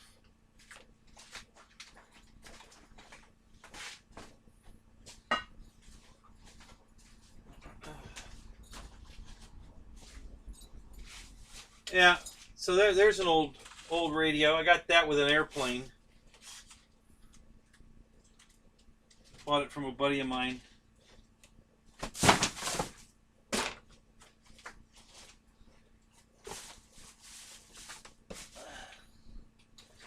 So here you go, guys. If you guys ever need some hardwood, either square or round dowel hardwood, let me put these radios someplace. How about over here?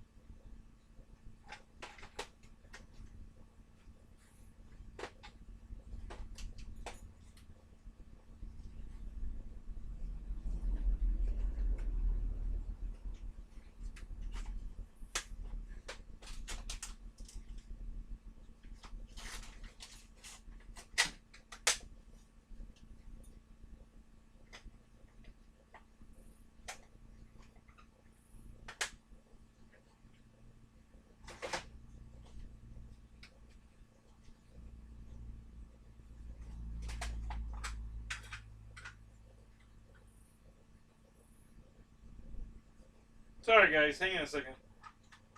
Just trying to put these stupid transmitters someplace.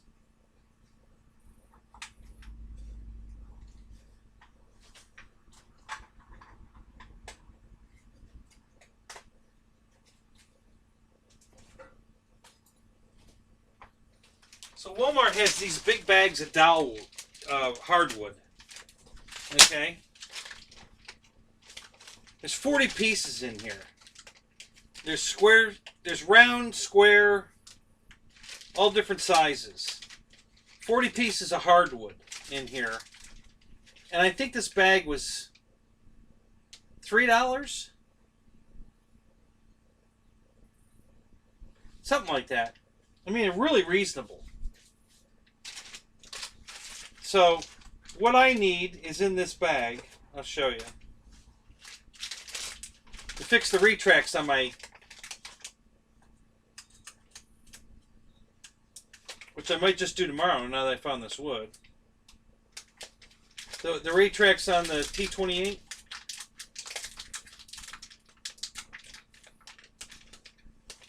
It's hermetically sealed.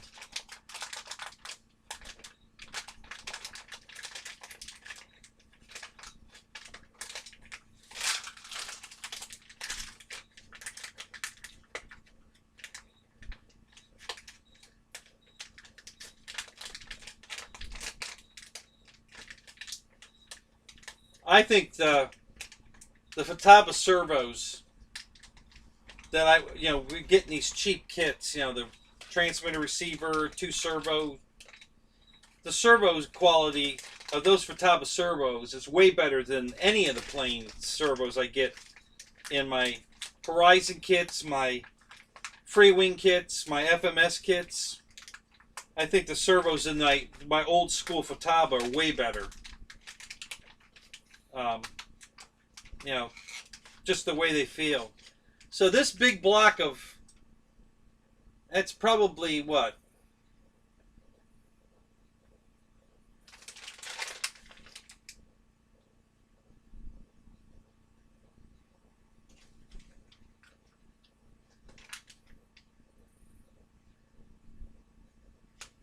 I don't know if that's 3/8 or 1/2 inch square,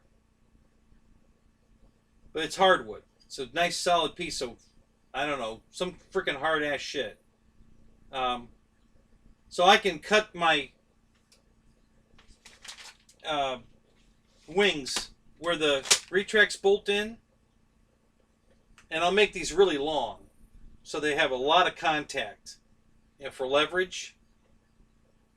So I just need to router out the wing, glue this down into the foam, and maybe put a cross piece in too, and glue that in. And then when I put the retracts back in, I'll be screwing right into this hardwood. And that won't come out of the airplane, because that's what I put in the LX model to put the landing gear in it, and it worked perfect. And the same thing with the Well, I did something a little different in the P47. I used a big piece of pine and ran it on the table saw and cut a U-shaped groove in it.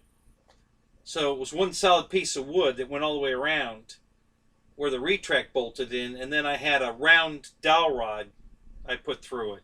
And you can look in my archive videos and see how I did that. It came out really good too. But yeah, that piece of wood right there. And I got two of these. Might be just what I need to fix the retracts on the T28.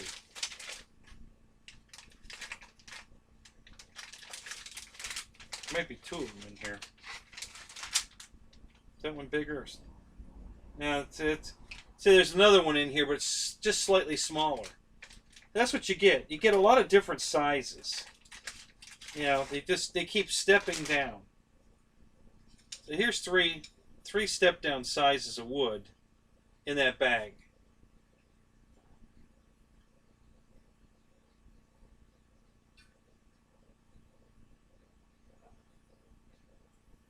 And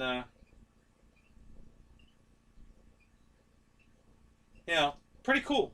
And this stuff's cheap. I mean, 40 pieces of, looks like about a foot long, hardwood. And they got big round dowels too. If you need a round dowel rod, there you go right there. It's a nice big round dowel rod. And they go all the way down to the small stuff. I mean, they got tiny stuff like this. All hardwood. Everything in here is hardwood. Round and square. Just a big assortment bag. So I got a lot more of this somewhere, but I can't find it. The stuff I bought before was all rectangular, not this combo pack. It was all different sizes, but all rectangular or square. You know, no round stuff. This bag's half round, half square. So I really can't use the round stuff for anything right now. But the square wood in here is gonna fix my retracts in the T28. So that'll be a good project for tomorrow.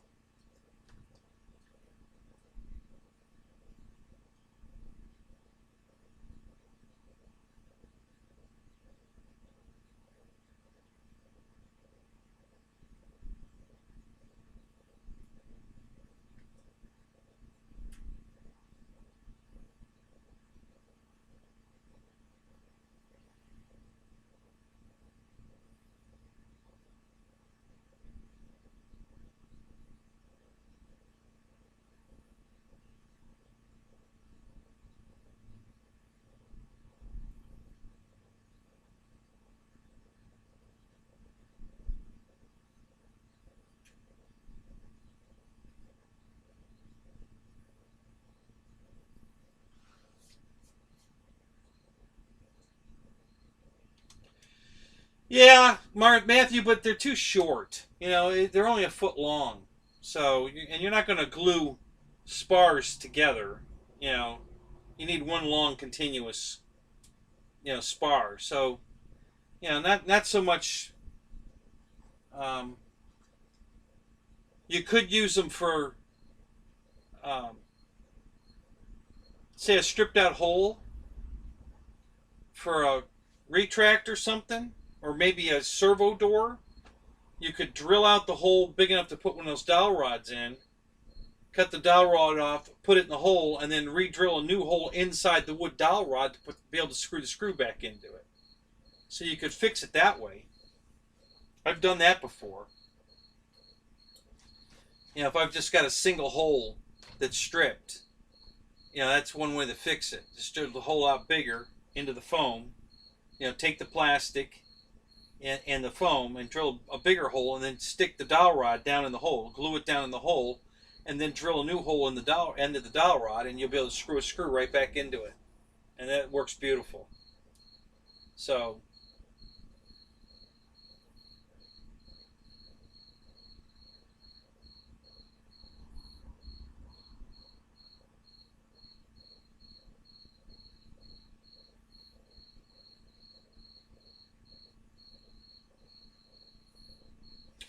what are you lying about, Reitza, on YouTube?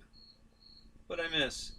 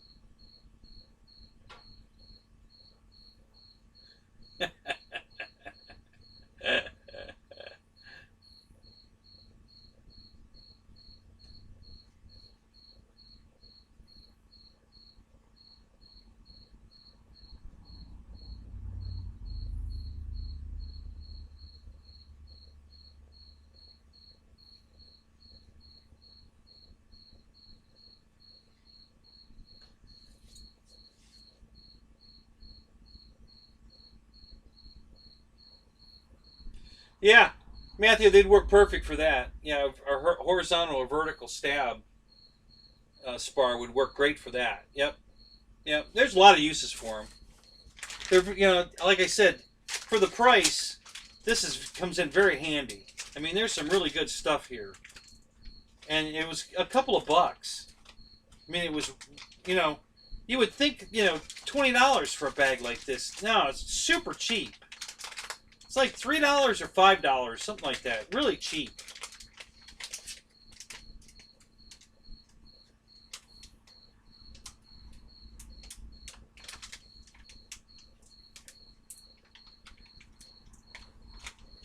It's like it works out to like 10 cents a piece of wood. 10 cents, 40. That's $4.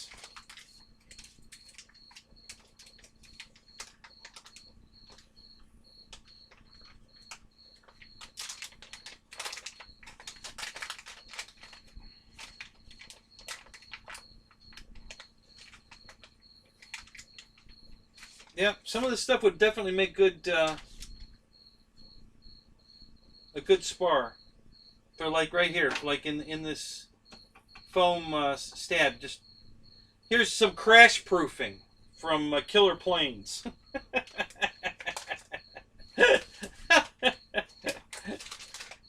Not quite, but yeah, he uses all carbon fiber, but yeah, kind of the same thing.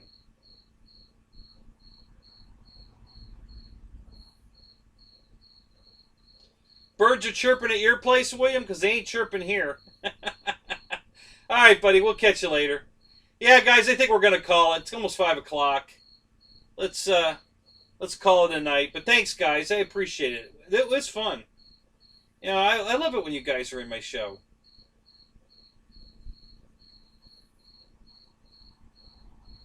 Which cards are we talking about? I was crazy. I didn't like stop in my street at all.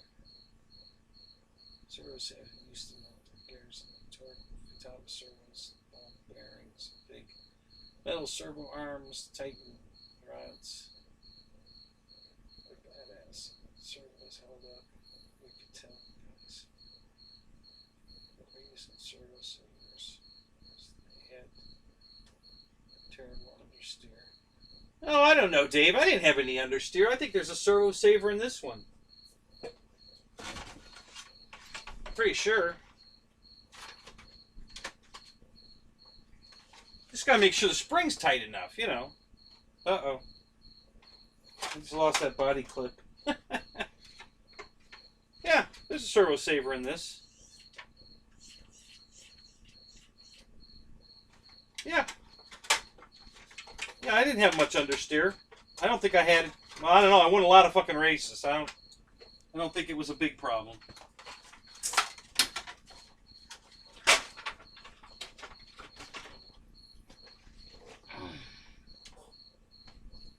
When I get the new hangar built,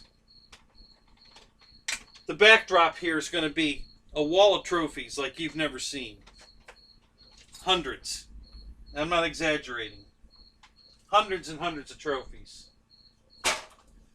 So,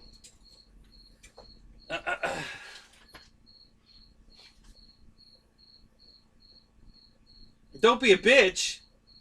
What am I being a bitch about? I won't be a bitch. I promise I won't be. I'm not going to bitch. I won't be a bitch. I swear to God, I ain't going to be a bitch. What am I being a bitch about? You don't want to go? All right, we won't call it then. If that's what you're talking about, we'll stay. I'm good. I'm not even tired, really. Maybe a little bit, but not really. Hell, I just getting out of the chair that woke me right back up. So, let's all have a group hug.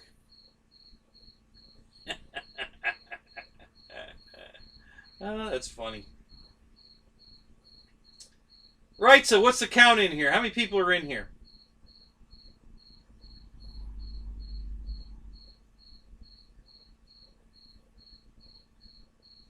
I've already got the record. You want to up it? We can do that.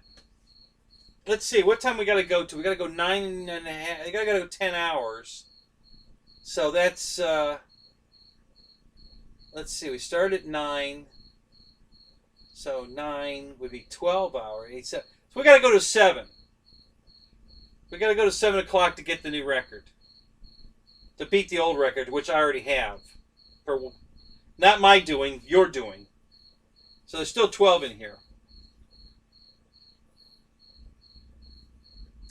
Yeah, well, of course you got rid of all your old trophies. You got rid of all your old cars. I don't get rid of nothing. I got everything. Yeah, I guess the record's 8.5 hours, and I have it. Um, or no, 9.5 hours. Yeah, I have the record at 9.5. So we got to go to 10 to beat the old record that I already have. And I don't know. I wasn't trying to go for the record that night. I didn't care. Josh had the record, and I was fine with that. But the guys, like tonight, you guys don't want to leave, and they didn't want to leave. So we kept going, and we got the record. So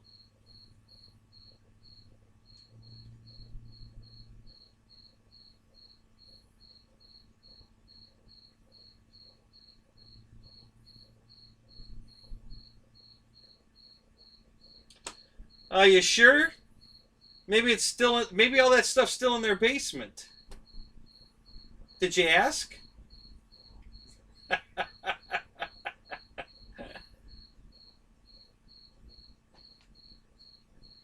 You know, some parents are like that. You know, they keep all their kids' stuff just in case.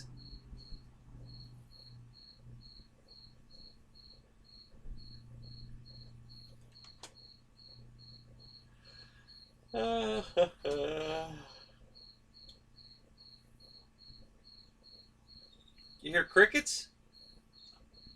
I just heard a cricket.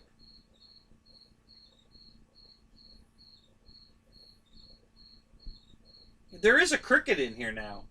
Now, if you were making a joke, I hear a cricket in here. Can you hear him?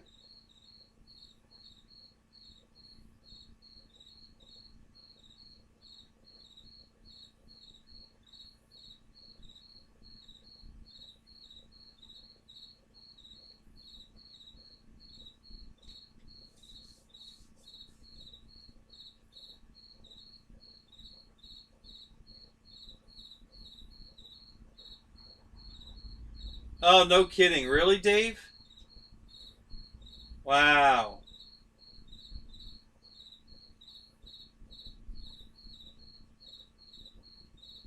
That's too bad.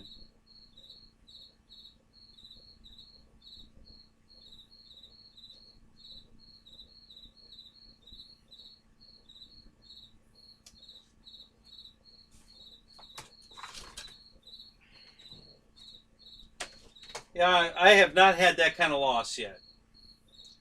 I've had some losses over the years, some stuff, but not everything like that. I don't know what I'd do. Honest to God, if I lost all this stuff that I've been, for lack of a better word, hoarding for all these years, I don't know what I'd do. I mean, I really don't. The There's just so much of my history here. It'd be hard to lose it. I got to tell you. Um, it would be very hard to lose all this.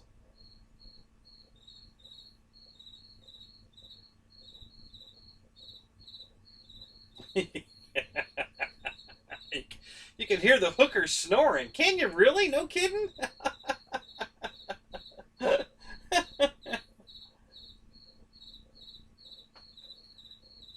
Yeah, I guess. Where was your house during Katrina? Where were you at?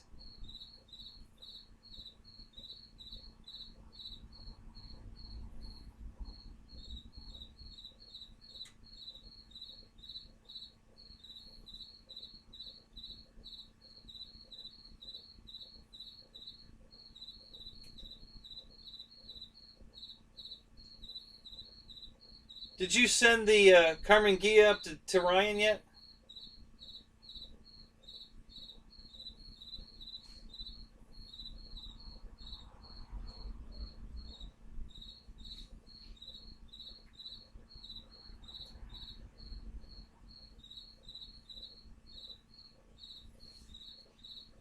I got something else I want to show you, Dave.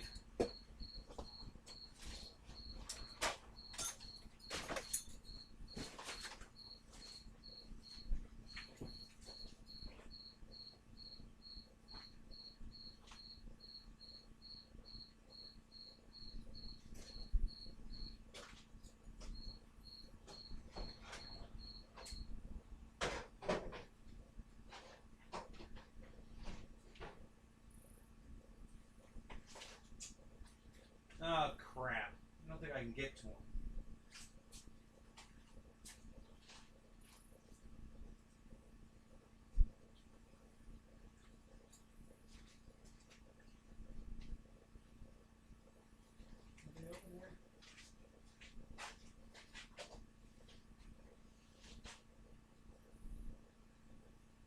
Those are all clear. Where are my peanut butters?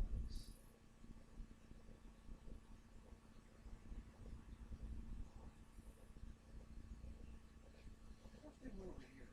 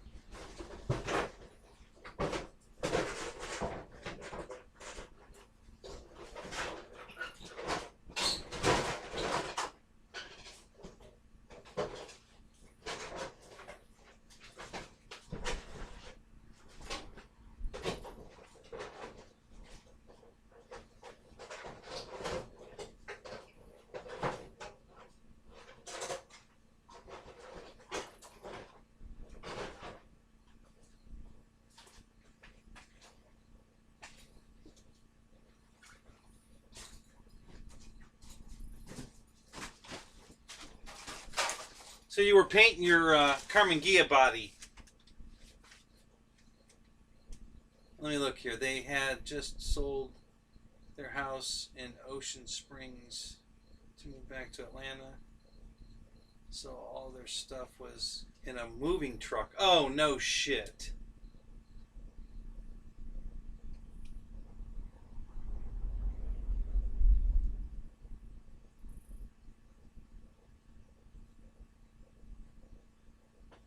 Wow. Wow. Holy crap. So, here's a couple of bodies I painted. 55 Chevy. I did the lights and the running lights, the headlights, the grill badge, the window trim, just like you did, tail lights, and the tail badge. But they were already up in the Atlanta with the new house, and nothing to go except the clothes and personal effects they had in the trunk of the car. Wow.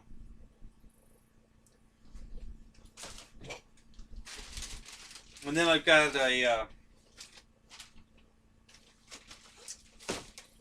this is a Ford Victoria 56, the green glass top roof. That was kind of hard to do. Same thing, did the detail in the grill, the lights, marker lights, the badge on the trunk lid, tail lights. So, this was the only thing that was transparent in here that I would have had to do the white backing like you did is the window, but the window is supposed to stay clear, just green. So I couldn't do the white there. This one's got all the white on the back, like you did, but not the front, because the front was black. So we didn't have any reason to do the white on the front. So, but yeah, it's I've got one more. It's in the house. I have a 1956 sedan delivery, and when I bought it, it was teal. I guess teal's the best color to call it. Was teal and white. Now, a sedan delivery was never two-toned. It never had chrome moldings on it. It was just a base truck, basically, a delivery van, but a car version of a delivery van.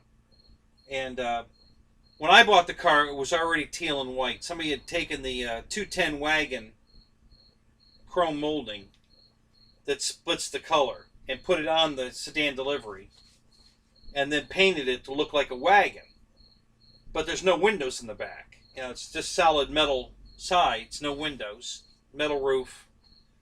Like a Nomad, but not exactly. The Nomad's tailgate slopes way over, and it opens in two pieces. The glass goes up and the gate goes down. The sedan delivery is not laid down like this. It's more straight up and down, and it's all one piece. The whole gate goes up. So I painted I have an RC car body painted to match that, and I did the same thing. I did the turn signals and the headlights, and the turn signals I actually airbrushed to look like they're brighter in the center, like a bulb, and it was fading out. And that came out really cool.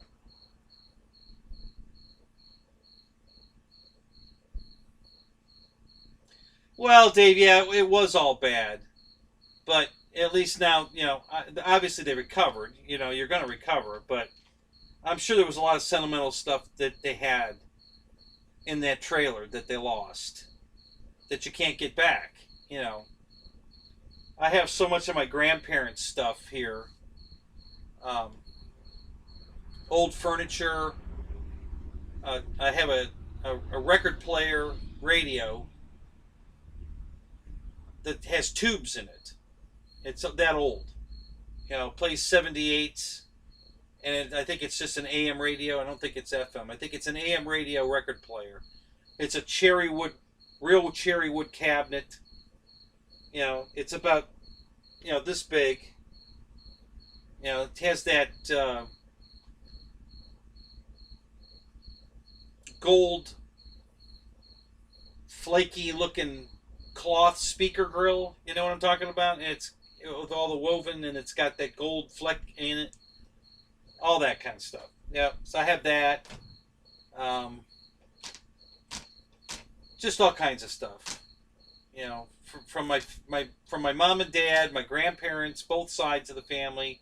I have all their china, and my grandmother's china and my mom's china. My dad bought the china. He was stationed in Korea. He was in the Korean War. He was stationed in Korea. He went to Seoul.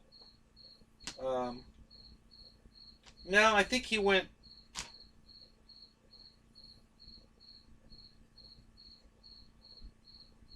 I don't know if he went to Hong Kong or not. I think he took leave and went to Hong Kong and bought I think it's a 12-place China set and shipped it home to Mom. So we've got this beautiful China set that's got 12 settings, and every one, we got the butter dish, the salad dish, it's crazy how many pieces there are to this thing, and then all the matching. There's a gravy bowl and all of it, and I've got that entire set. And then my grandmother had a set too that she hand painted. My grandmother was kind of an artist. And here's a little fun fact: she used to hang out with Bob Hope. They went to school together. They were friends. They used to hang out all the time together. So my grandmother used to hang out with Bob Hope. How about that? So I've got her china. Um, I don't know, just all kinds of antique stuff like that. That I, you know, one day hope to have a house that I can have a room to put that stuff in, like have a old 30s, 40s, 50s kind of room, and put all the antique stuff in that room. It'd be really cool to be able to do that. So I don't know if that'll ever happen, but one can hope. In the meantime, I'm just gonna hang on to the stuff. The record player still works. It takes forever to warm up. You turn it on, man, and you don't hear anything for like, I don't know, at least 6, 7 minutes. It's warming the tubes up before it starts doing anything. So it's pretty funny. So, but it works.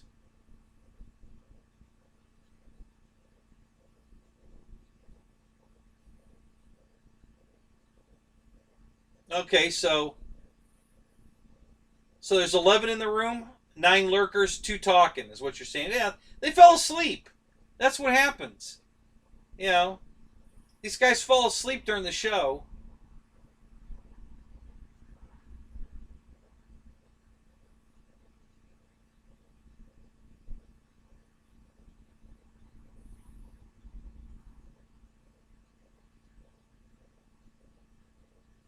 Yeah, Dave, I know.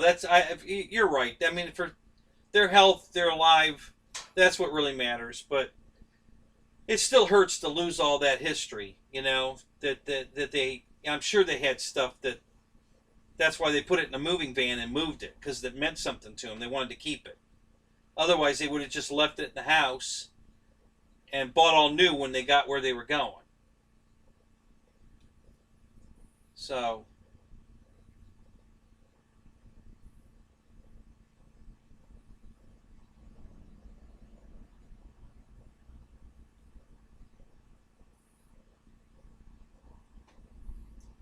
yeah. See, again, that's all. I was a Weeblo. Yeah, I know. Make all the jokes. Go ahead. But same thing. I have all that stuff still. Um, yeah, just I have everything. I don't get rid of anything. I can't. I just can't do it. The stuff just means too much to me. I can't put my hand on it every day as easily as just go grab it. But I have the comfort in knowing I have it here somewhere. That and once we get this, when the garage goes up and we get it all organized, I'll be able to put my hands on all of it. So we're gonna have a lot of room. It's a double wide trailer, and the garage is 2.5 times bigger than the trailer. So we're gonna have a lot of room to move stuff around. So yeah, it's gonna make a big difference.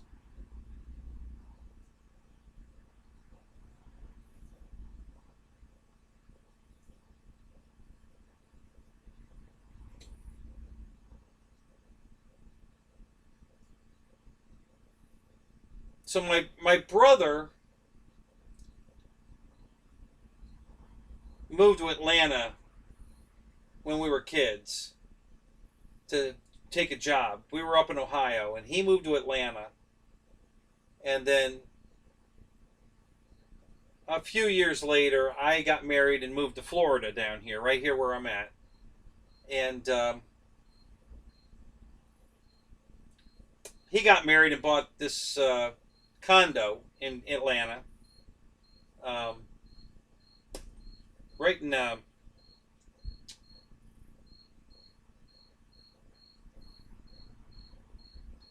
might have been in Norcross, not sure. Up 85, north side of Atlanta. I can't remember if the condo was in Norcross or not, but close to there. And years later, he got divorced, and she got to keep the condo. And she wouldn't let him come get any of his stuff out of the condo. He had a restraining order on him or whatever the fuck. I don't know what happened with that. I don't want to know. But all of his stuff and my stuff, because my mom, when she sold the house in Ohio after we had moved, and they cleaned out the crawl space, it was a bunch of our toys and stuff down there. and she sent it all to Keith. So it was in the condo, and he couldn't get to it either. And then his ex-wife, the bitch, told him she either threw it all away or sold it. That's what she told him. And just recently, like a few months ago, um, she had defaulted on the condo, moved out of it, stopped paying for the homeowner association fees and all that. She was responsible for all that. She didn't pay any of it, so he kept paying it, and so he got the condo back, and he went in there to clean it all out, get it all fixed back up so he could sell it, and all of our shit was still in there. She didn't sell any of it. She didn't throw any of it away. It was all still there. So now he's got all of my toys and his toys, my G.I. Joe stuff and all that kind of crap. He's got a baseball card collection that's probably worth millions. Honest to God, he was one of those guys that put every single card in that separate little wrapper and sealed it up, and then had it in a little file cabinet, and he had them all filed in alphabetical order by the team and all that crap. So he's got this assortment of baseball and football cards that he probably has a rookie card in there that's worth $1 million. I wouldn't doubt it. And it's in perfect condition. So I'm hoping that he goes through that and finds out if he really does have something that he could really get some money for. But I just want to get my toys back. Just a piece of me that I thought I suspected Carolyn was lying because that's all she ever did. So I suspected that all of our stuff was still in the condo. We just had to go get it. And he just did. A couple months ago, he finally, all these years, this shit's been missing for 40 years. And, now he's got it all back. And I haven't gone up there to get my stuff yet. But, yeah, it was pretty cool to hear that I offered to go up there and clean the condo out for him because I wanted to see if our stuff was there, and I was going to clean it all out, and fix it up for him, and he never had time for me to go up there and do that. And then he finally he went and got the stuff, and then he paid somebody to fix it up. And but yeah, I wish he'd have called me. I'd have met him up there so I could go over it with him, get all the stuff, or help him get it all out.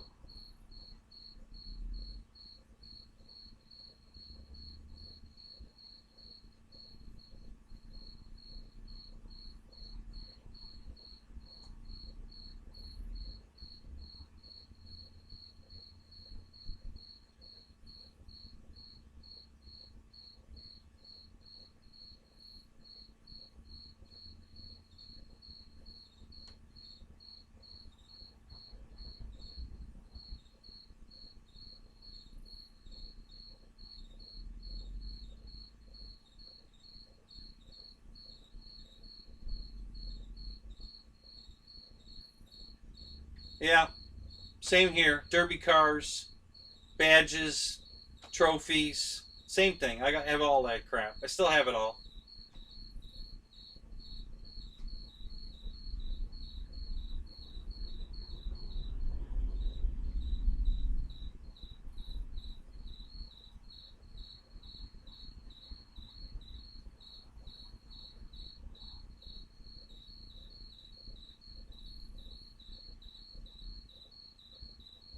Wow, that's pretty cool, Dave. Yeah, so that's so you would probably still have all that stuff if it hadn't been for the hurricane. Um, it's it's just your life. It's your past. I'm just not one of those guys that could just throw all that away. It's it's just cool to go touch it again. I don't look at it every day, but one day I want to go up in the attic or whatever, and open a drawer and take it out and look at it. Touch it.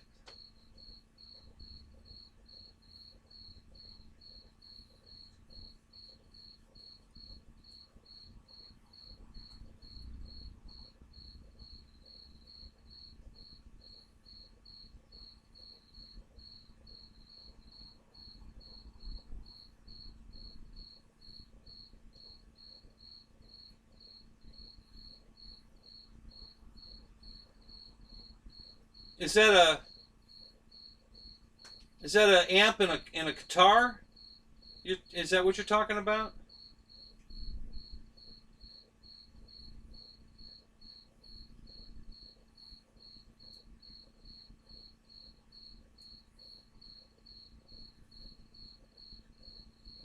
A Stratocaster.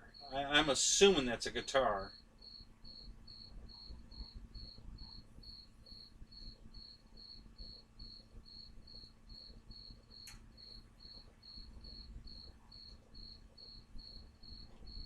So do you have all your medals and stuff in a case hanging on a wall somewhere, or are they put away in a drawer?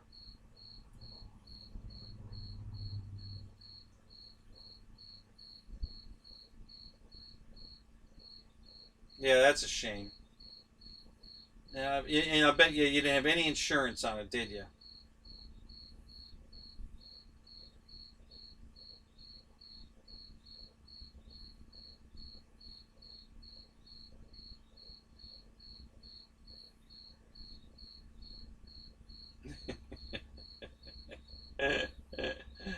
Oh my god.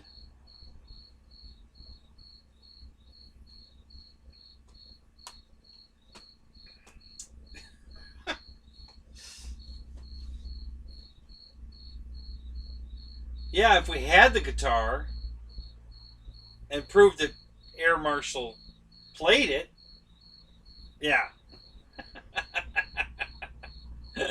I know it's 5:10 in the morning. You know? What do you expect?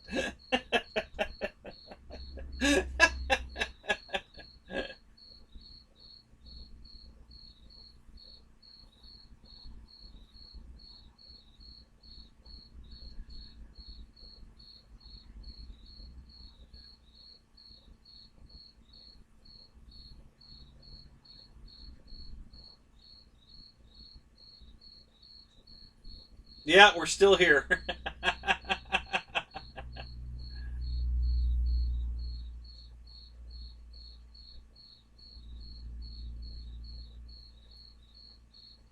Yeah, Dave, that's what I'm talking about. You just can't replace that stuff. It's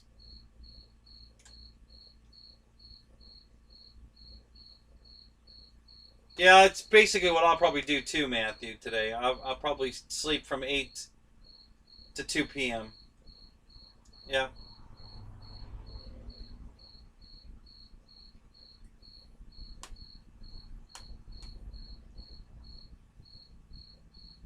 yeah.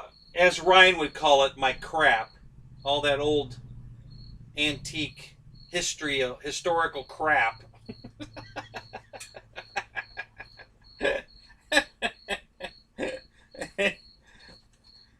That was funny. He cracks me up.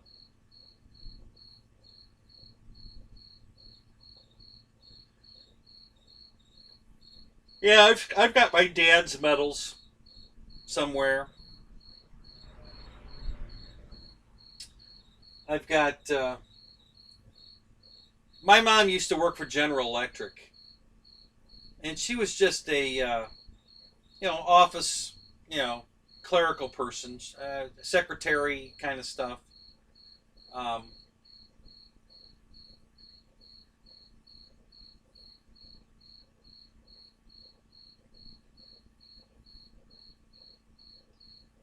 and one day they were doing an ad.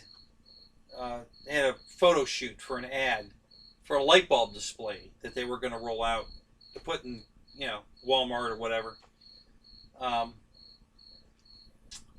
and just for shits, her boss said one day, "Hey, why don't you go pose with that light bulb display? Just for fun."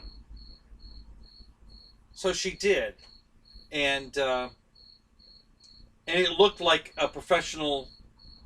I mean, she looked like she belonged as a model with the display. It was beautiful, and so that picture we have, I don't know where it's at currently. My brother might have it when the stuff got divided up. Um, so I'll have to check with him and see. But yeah, it was a really cool picture. Um, My dad's diploma got ruined. It's sitting right there from school. The uh, silverfish ate it. It's almost completely gone. I've still got the leather cover, but the diploma that was inside's just gone. There's nothing left of it.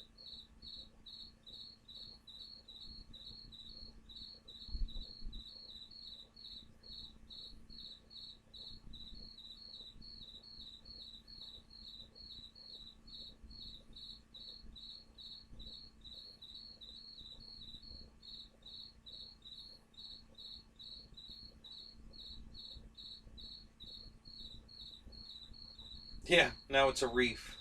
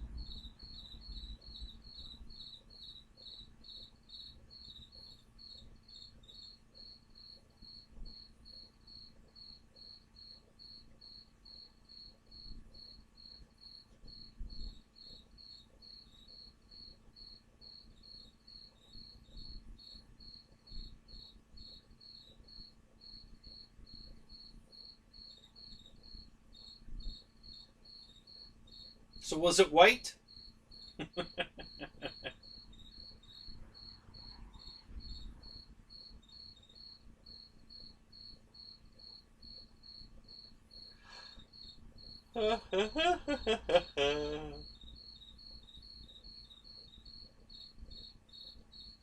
We still got 11 in here, Michael?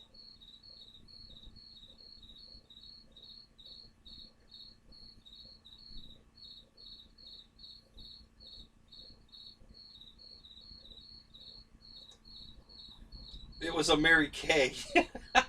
Well, that it would have been pink.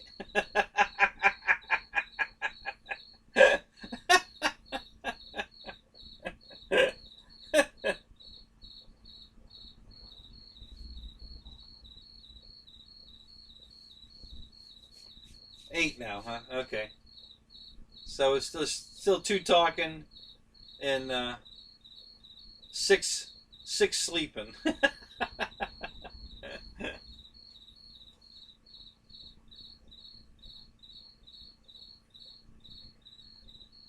Oh well.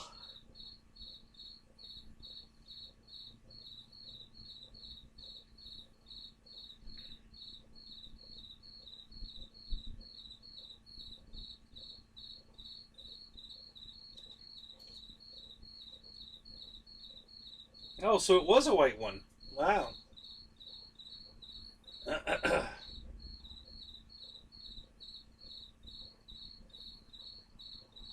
Oh, John, you're still here, just listening. All right.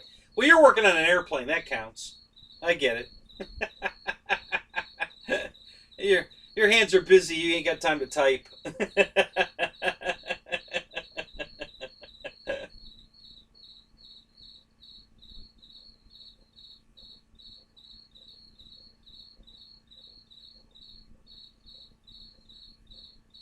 Oh, so Jimi Hendrix played a white Strat, huh?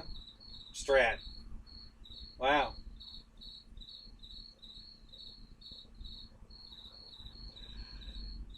Yeah, we just have to get some history to find out if if Jimi Hendrix ever touched it.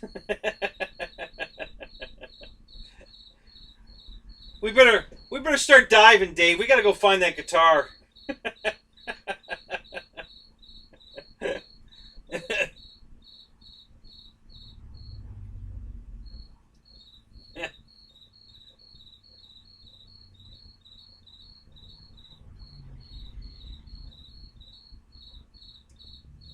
So, Dave, I got a question. I was going to go to Jet Jam, which is in Indiana, from the 11th to the 14th. The 14th is Sunday. I'd be coming back through Atlanta on Sunday. Okay? So if I stop off at your place, and you don't have to put me up, I'll get a hotel room, but would we be able to go flying all day Monday? The that would be the 15th.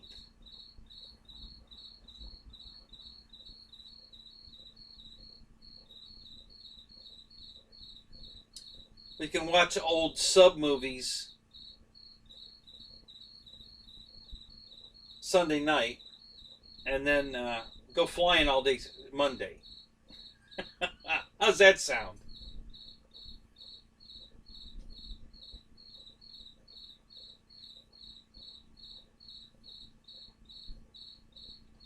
Oh yeah, did you hear about that? Holy crap. Man, I'm telling you. Is this crap ever going to stop?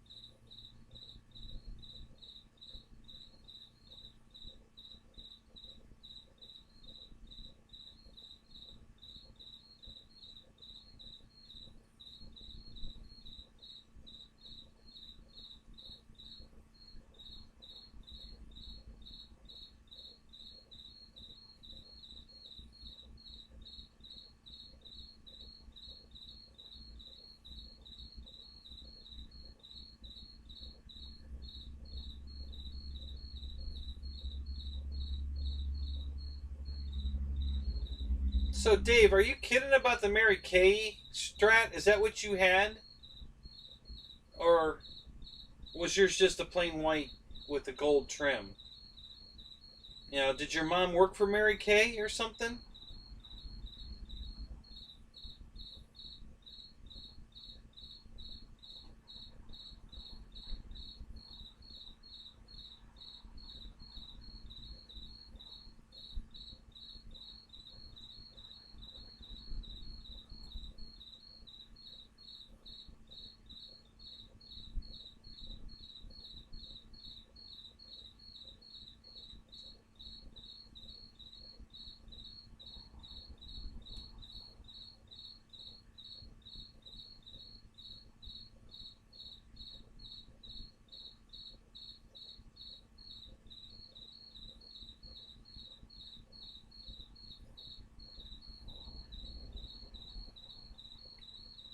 Uh-oh. Did we lose Dave?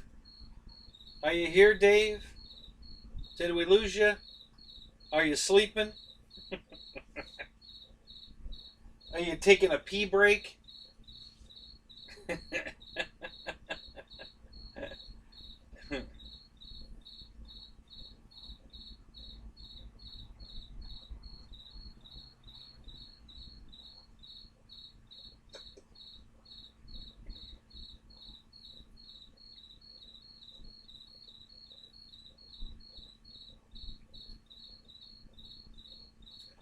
I think we lost him, Mike. I think Dave either slept out on us or I don't know what happened. Oh, there he is.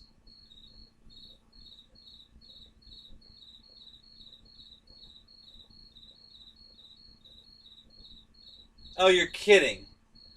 Mary Kay was a guitarist?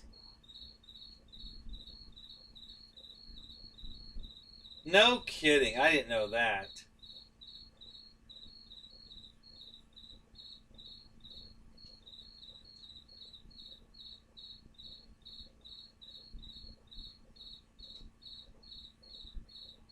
Wow.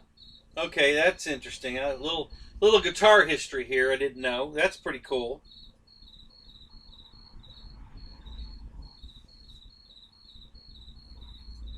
No relationship to the makeup company either. Nothing. She's not a relative in heir or anything like that. Just coincidental. She happened to be Mary Kay, and there's a cosmetic company called Mary Kay.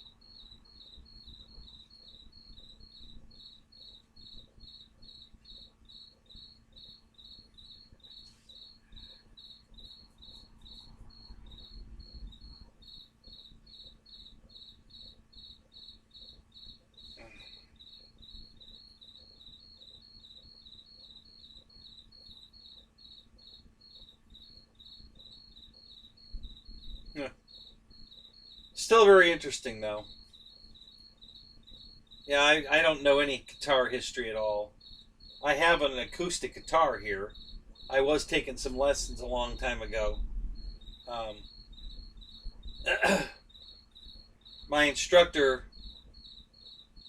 didn't seem to think the fact that I have really short fingers and I can't reach the chords without rotating my wrist all the way around the neck was a good enough excuse that I couldn't play the chords right because he didn't want me to, he didn't want me to reach my hand around, and I couldn't reach the, you know, I just couldn't reach the strings with my hand held around, I just couldn't do it, and he just refused to accept that. So it's just like when I fly with the radios we fly with. Um, my thumb is too short. I can't do left down elevator, left aileron down elevator all the way. I can't reach it. My thumb doesn't go that far. So that's why I have my stuff so sensitive. I was telling that to the guy at the flying field the other day. Um, the reason my stuff is so touchy is because I can't reach. If I'm holding the radio regular, my thumb's not long enough to get left aileron down elevator. I can get about halfway. That's all the farther I can go. Now, if I'm doing up, I can reach full left and right in the down with my thumbs down because but the diagonal, I don't have the reach. So I can't reach it. And,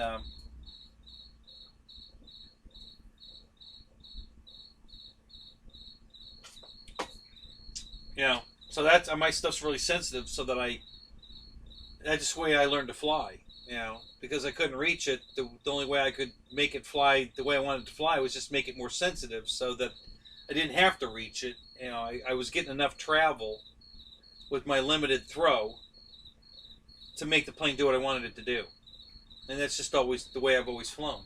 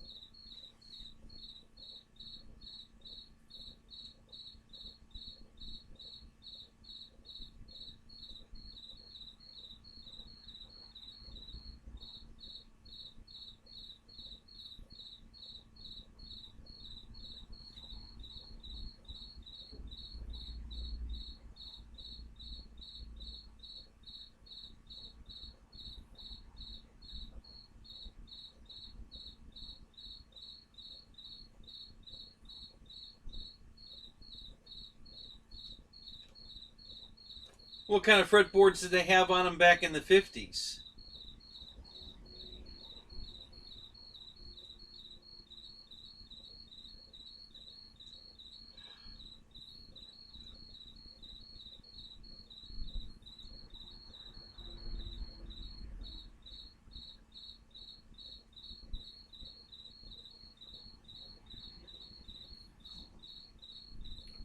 Yeah, I'll have to look Mary Kay up. That's going to be interesting.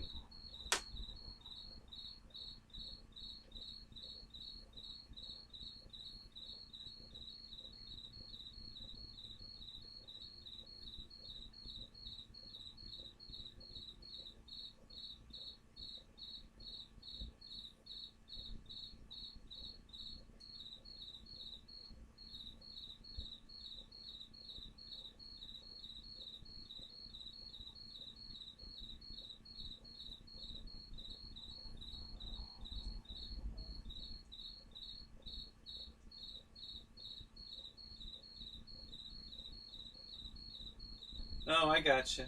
Okay. Huh.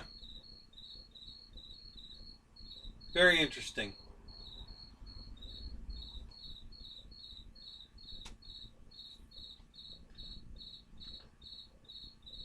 I'm hearing what sounds like Halloween haunted house sounds.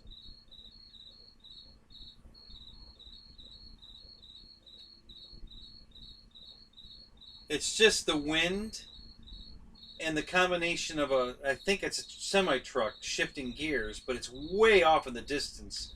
So all I can hear is like that howling sound, the whoa kind of sound, as he's revving it up, shifting gears and revving up, you know. So it's weird. With the wind blowing and that, and how far away he is, it could easily pass as haunted house sounds.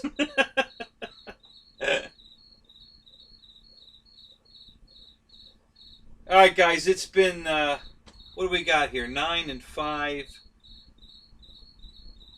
8.5 hours. Um, let's call it. I'm gonna call it. This has been a good night, though, man. This has been fun. Learned a lot of history here. Had no idea about all this stuff. Very cool.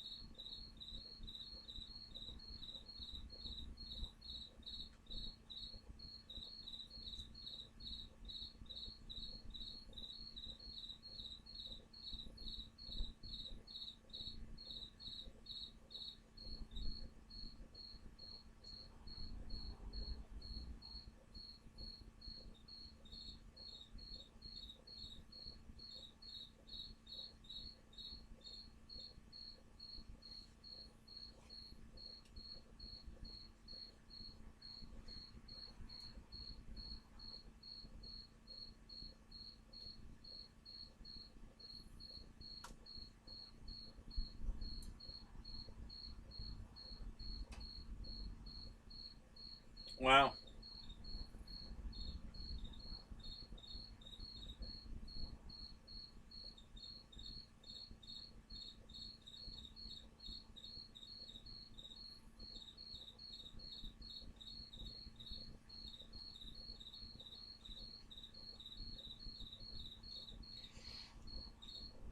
Now, do you still keep up with this stuff, Dave?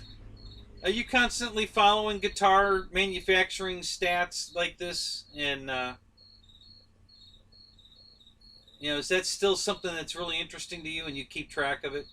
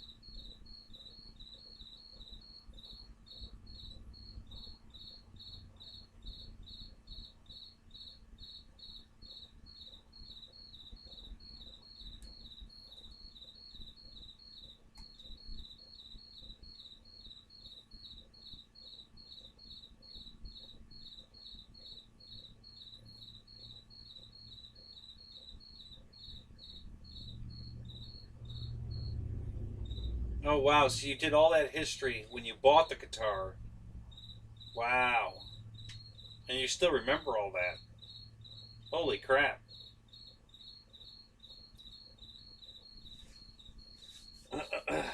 Now, was that a brand new guitar when you bought it, or was it a, you know, used in a guitar shop or a pawn shop or something? What? How did you acquire that guitar?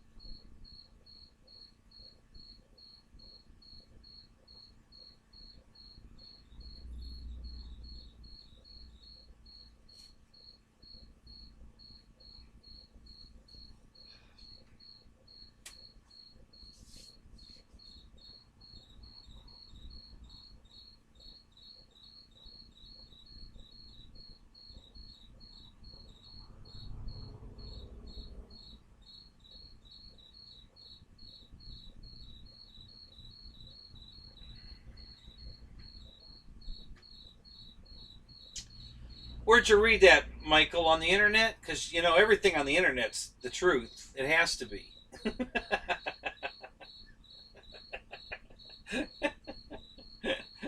You can't lie on the internet.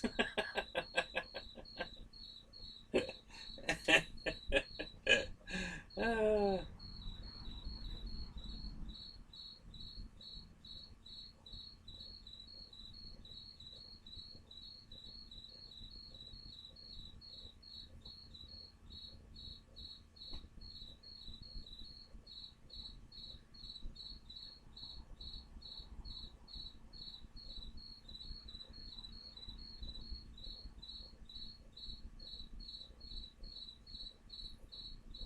wow,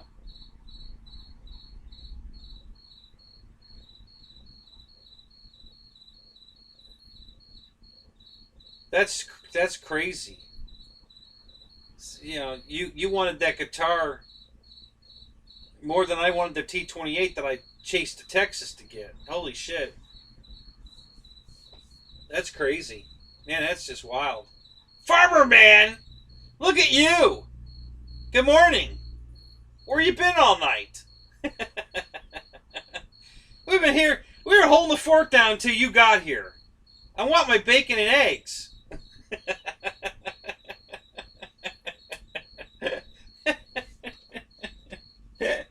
Oh, that's funny. Oh, so what do you go? You got to work today? Working some heavy equipment or on the farm? Oh, look at you. Oh, you're the best, buddy. Thank you, buddy. You are the best.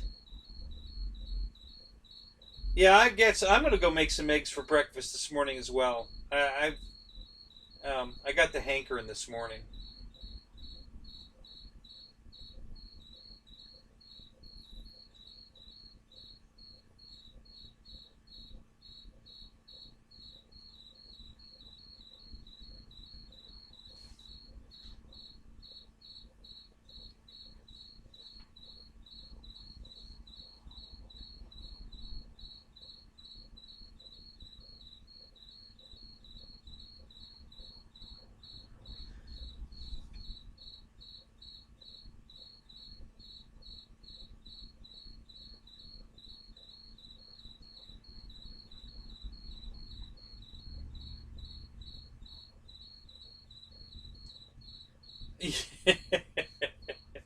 Of course, I have bacon. Who doesn't have bacon? Everybody has bacon. Have to move dirt. Yeah, there you go. Better than snow, right? You're over the snow. No more moving snow.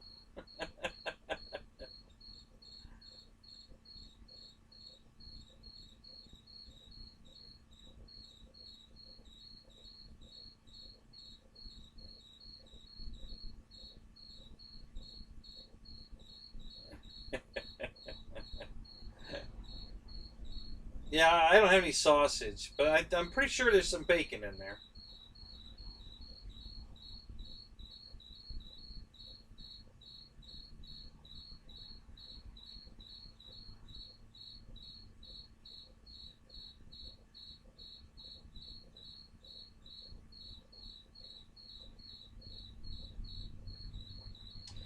Jackson, who won the race?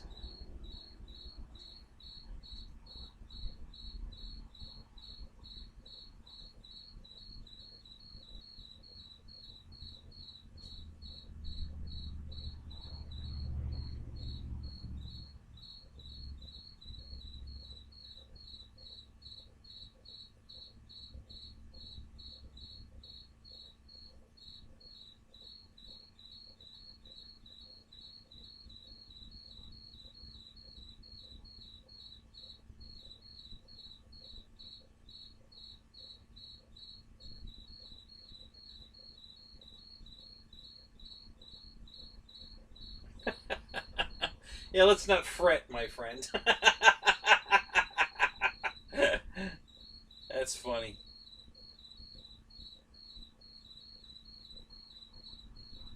You're kidding. It's 85 degrees there. Really? Christ, it's nowhere near that hot here. I'm in Florida. How the hell is it 85 degrees up there?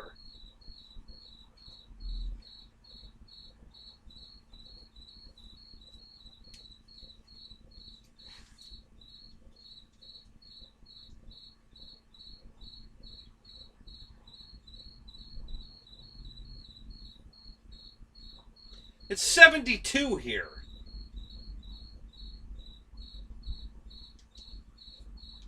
How the hell could it be 85 in Canada? That's crazy.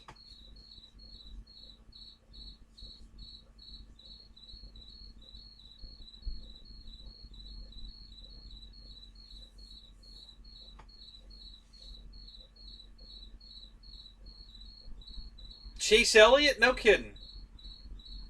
Good for him.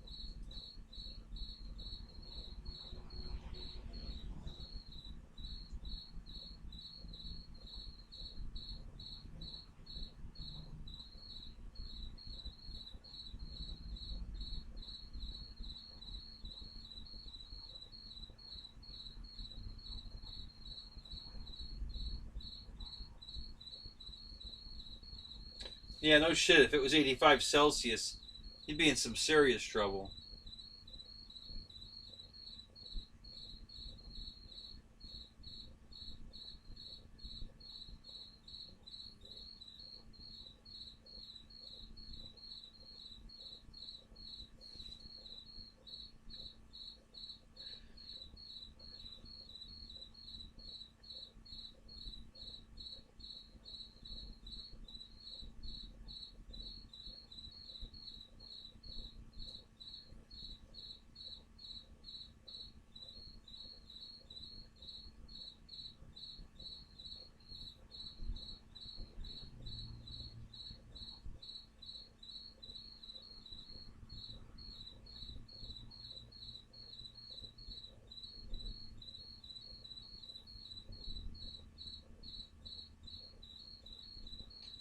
I don't think we'd be breathing. Not at 85 degrees Celsius.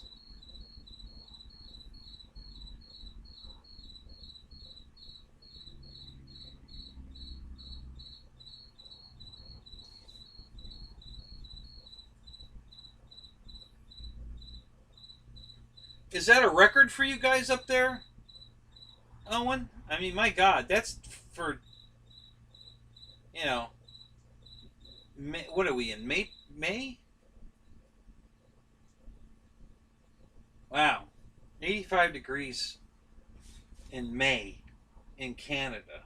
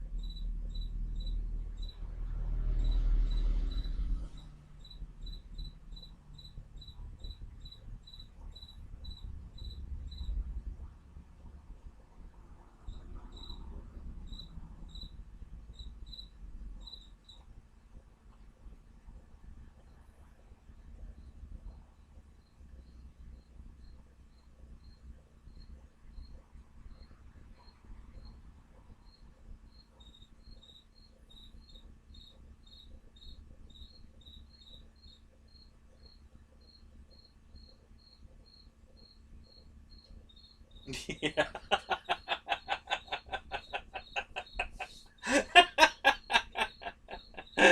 Yeah, I think you're right, Mike. I think you're right, Dave.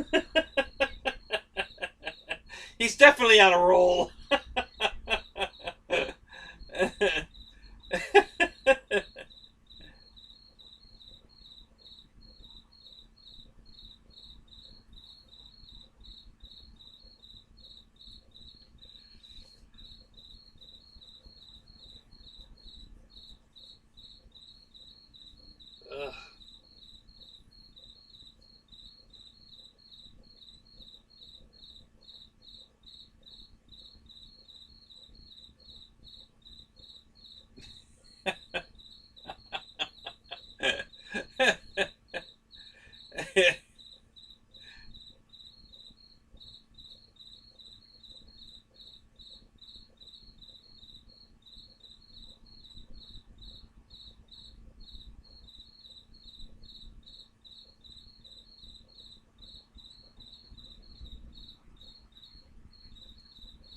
Yeah, Michael woke Alexis up just to ask her how hot it was in London, Ontario. Did she say, "Come on, it's 5:50 in the morning. Are you kidding me?"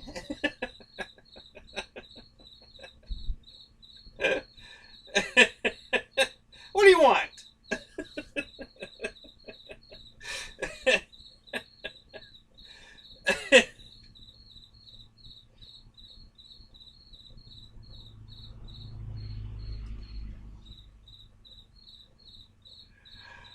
Oh, golly gee.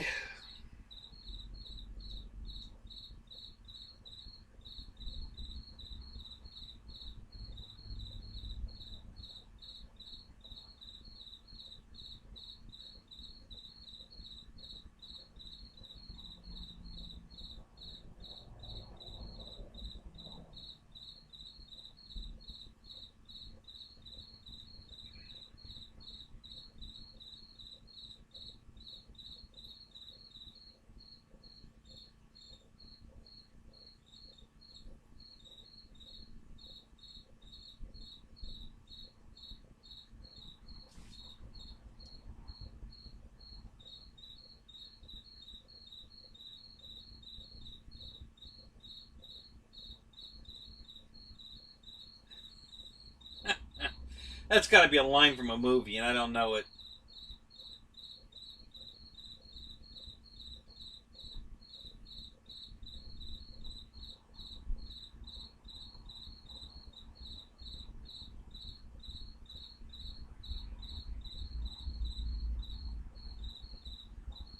Oh, more popcorn coming.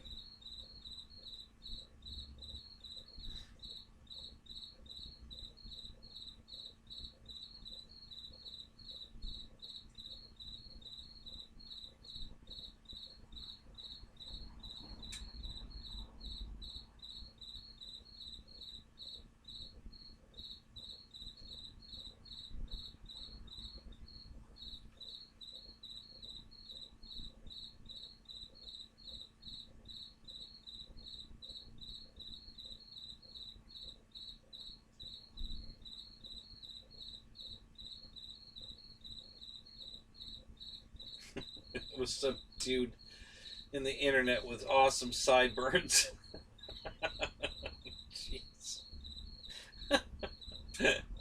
Oh my god.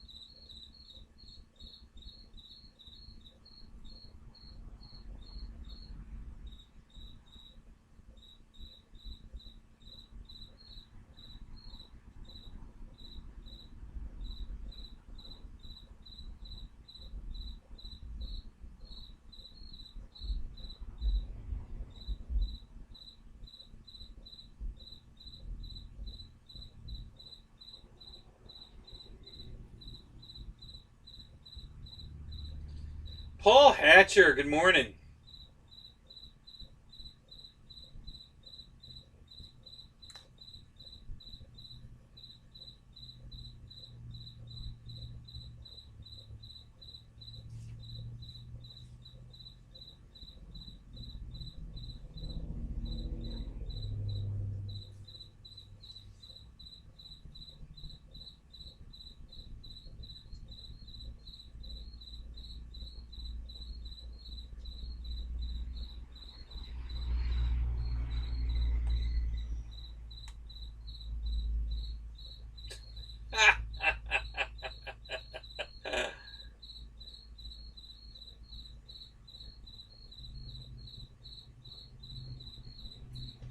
Good morning, Jeff. Yeah, these guys won't leave. You know, I can't shoo them out with a broom, these guys.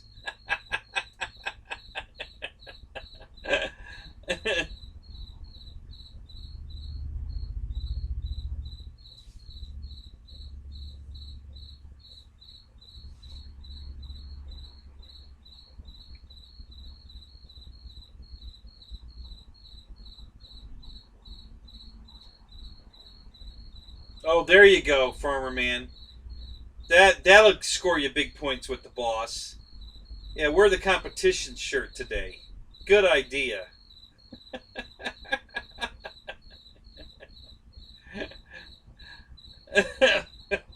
Well, I guess we can make it fall if you want to. We're here. What the hell? I mean, now the morning crew's coming in. Now we got a whole second wind coming. So yeah, I guess we're gonna go for it now. What time did I say we have to go to? We gotta go 10 hours. So 6.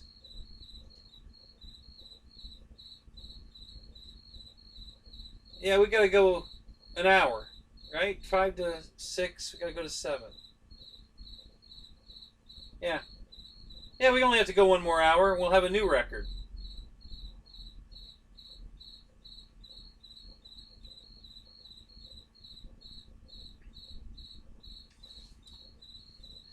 Yeah. Good morning, Jeff. Uh,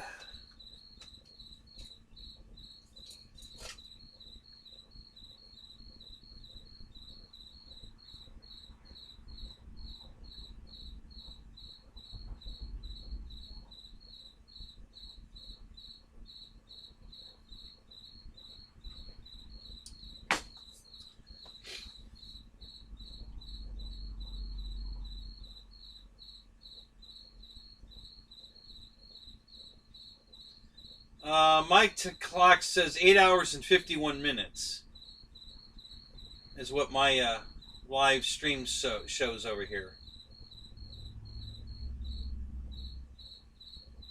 So an hour would be 9 hours and 51 minutes, which is a record. I think I did 9 hours and 28 minutes. So we'd have to go to like 6:30ish just to tie the old record. So that's a half hour. But if we can make it to 10 o'clock, or 10 hours, which is going to be 7 o'clock, that would be another new record.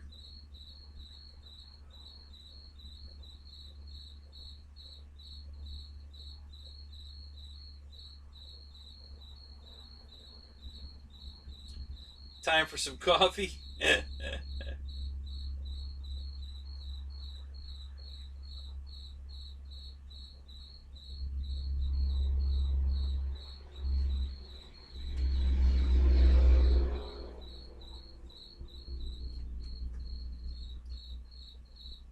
Jimmy McMillan.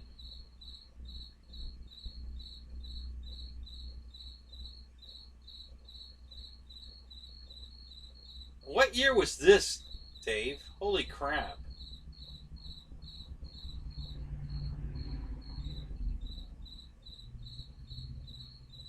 Awesome sideburns. Alright, I'm gonna go get a refill. I'll be right back. I gotta get a drink. If we're gonna keep going, I need a refill. I need some caffeine.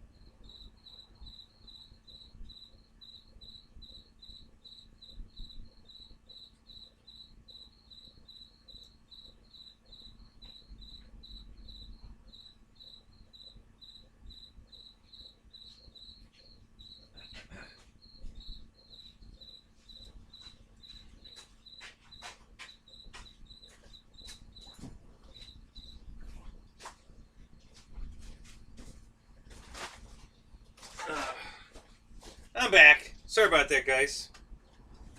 The ex wanted to show me how well the flea treatment I did on the dog did. So I guess the dog slept in the bed with her last night, and there's some fleas on the bed, but they're all dead. So that's good news.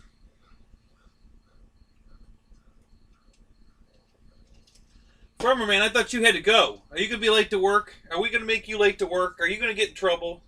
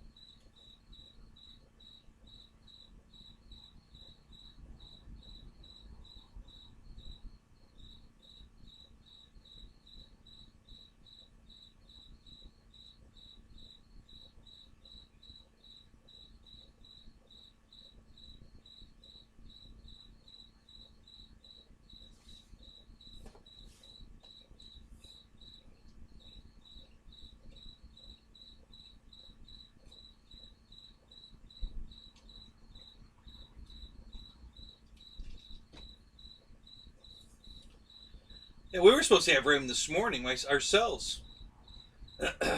It's dewy as hell. The dew is definitely out this morning, but no rain.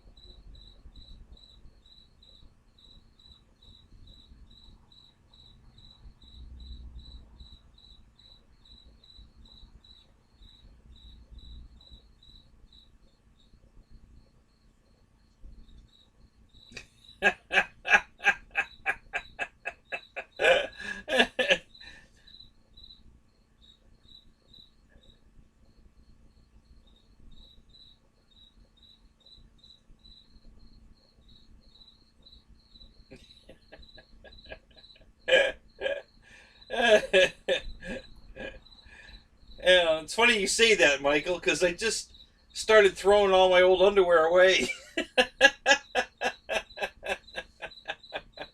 Anything with a hole in it's gone. I'm done with it. It's time to get rid of it. If it's got a hole in it, it's out.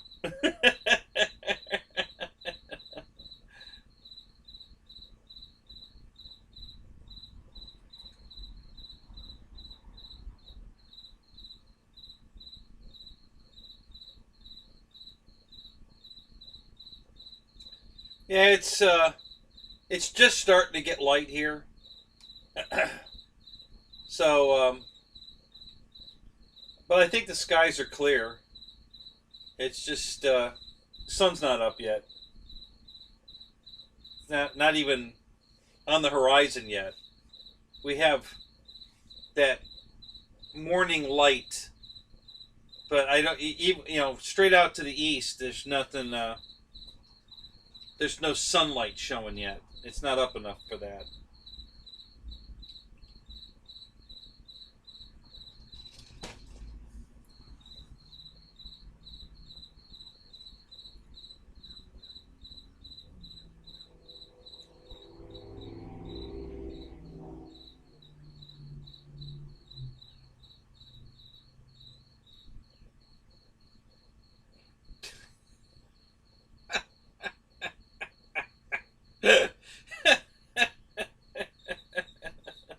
So glow. Oh my God, we're coming to America. Oh my God, that's hilarious.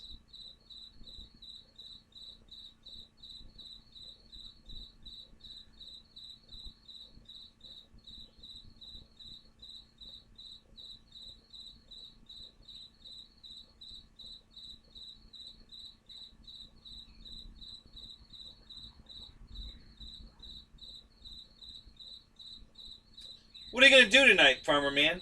You're going to go live doing what? And what time?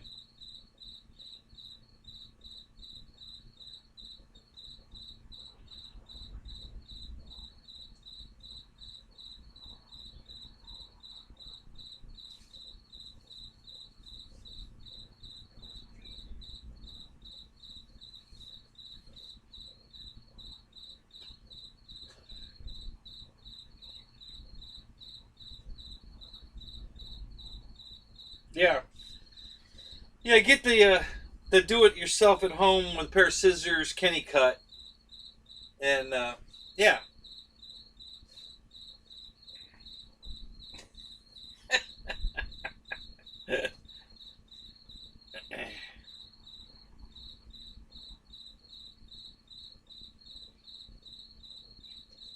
What are you gonna talk about tonight, Farmer Man? You're gonna show? You gonna do an unboxing or anything? What's up? What are we doing?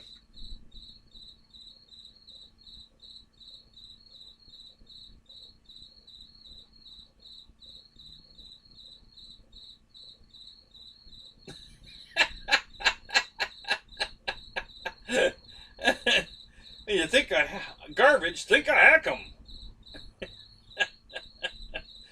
Oh my god, you guys are hilarious.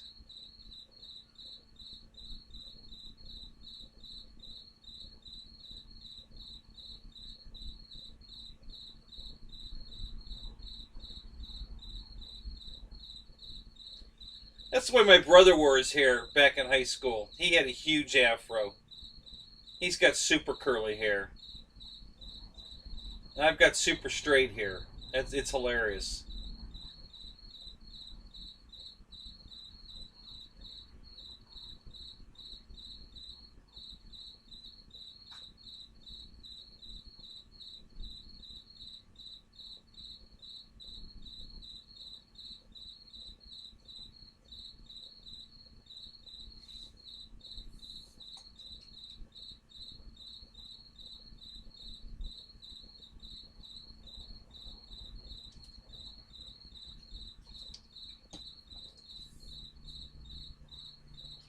Gonna stop and get an egg McBiscuit, huh?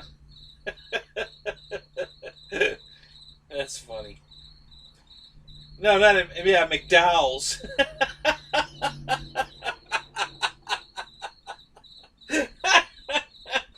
Oh my god, that was such a great movie. That really was. God, is such a funny ass movie.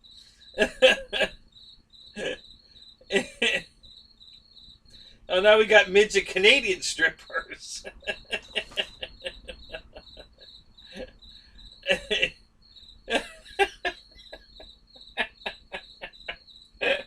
Oh my god.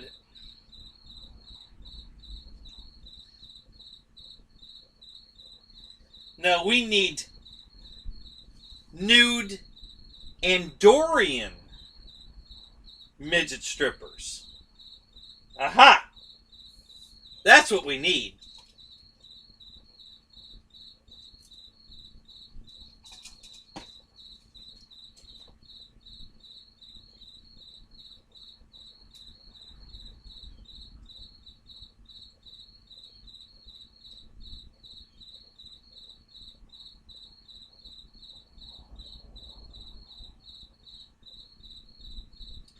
Yeah, I know we're going live at 7:30, buddy. What are you gonna do tonight? Have you got something new to unbox or something? Is it a surprise? What's going on? You're gonna do the bowl cut.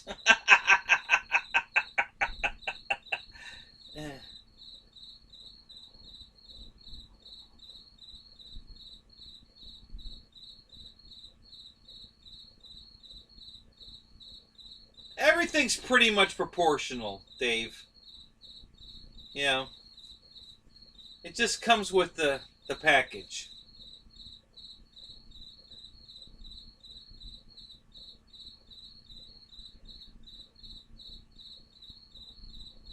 Yeah, I heard something about that.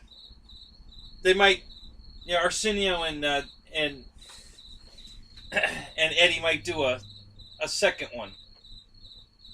They were talking about that the other night. What show was Eddie Murphy was on something the other night? What the hell was he on?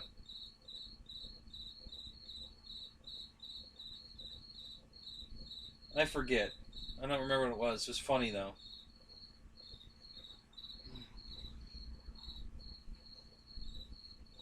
Hortons. Oh, we're gonna do some Hortons. Hey, Mike SS, what's up? Good morning, guys.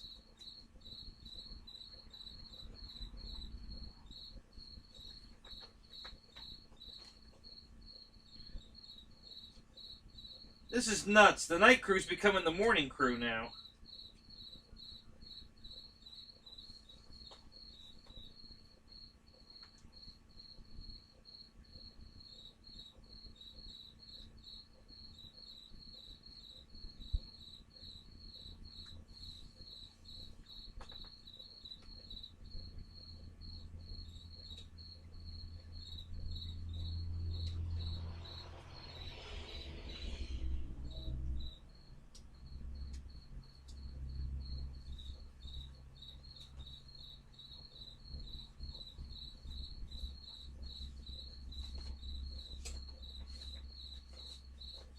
Sorry about that. I had some damn hitchhikers on my pant leg that were driving me nuts.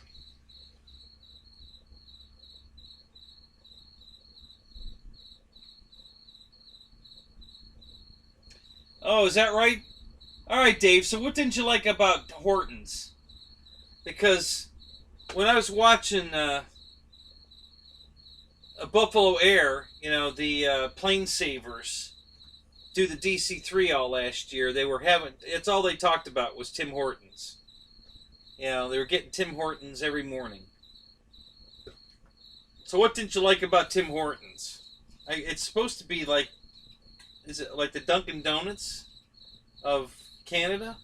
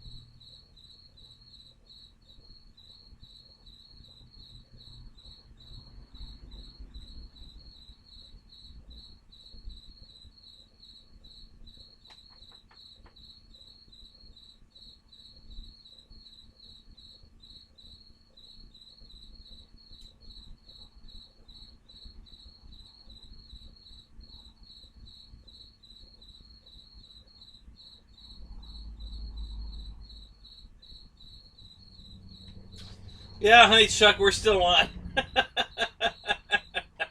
We're going for 10 hours. These guys want to go for 10 hours, so we're going. So we have about 40 minutes, about 40 more minutes, and we get 10 hours.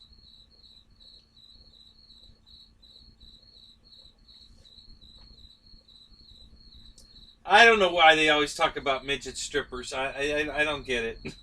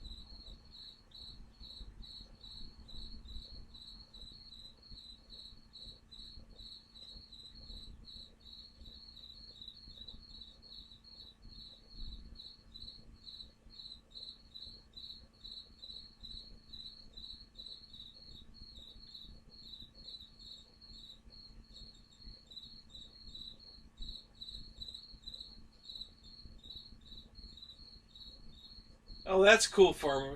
Did they make a night timber and a night timber axe? I thought they just made the timber axe. Did they make them both?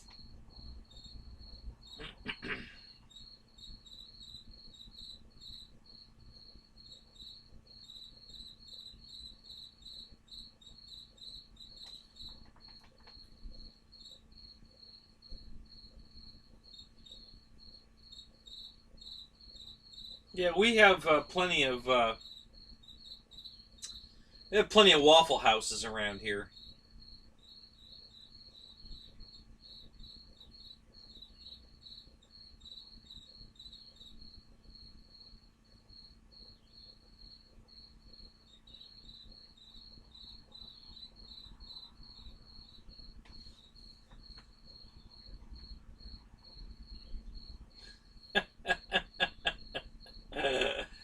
Uh,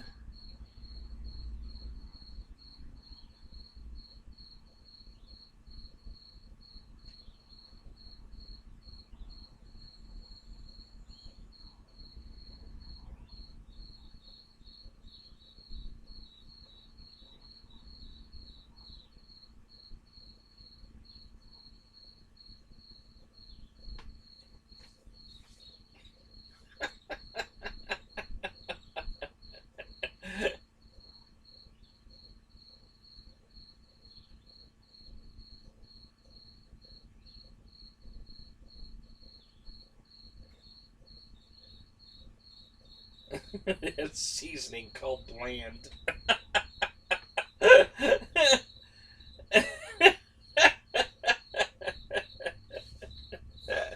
Oh, that's funny.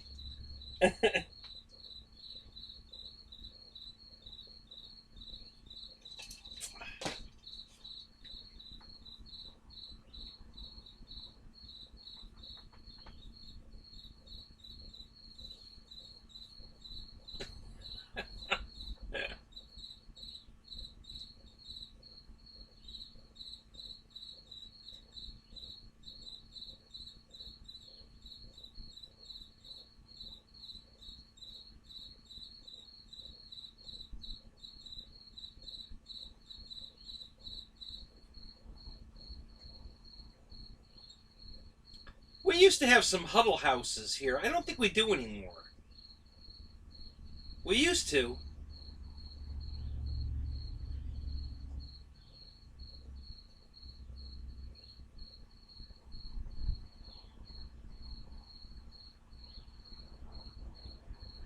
Hey, Farmer Man, if Ryan can open boxes with trucks in them, you can open a box with a phone in it.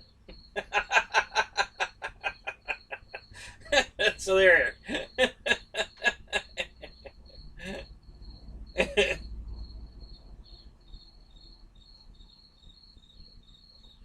He wants a crawdad for breakfast.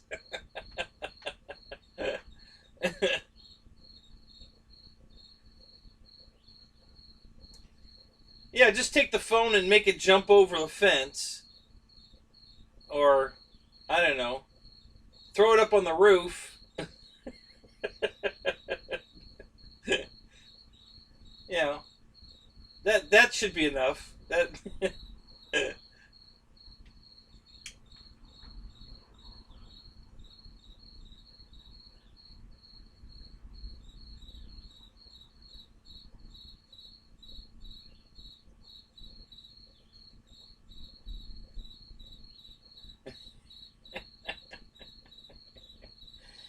Welcome to the cooking show. Today we're going to teach you how to cook them damn grits.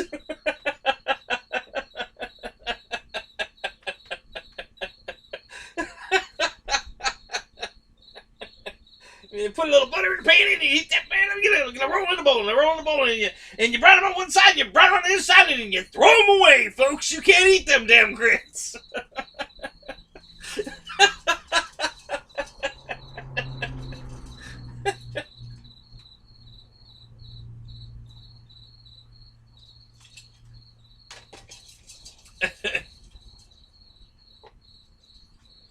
I like everything RC, Jeff.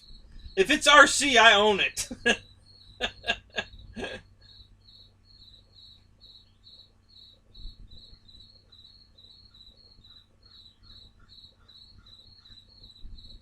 Jumbo Island. But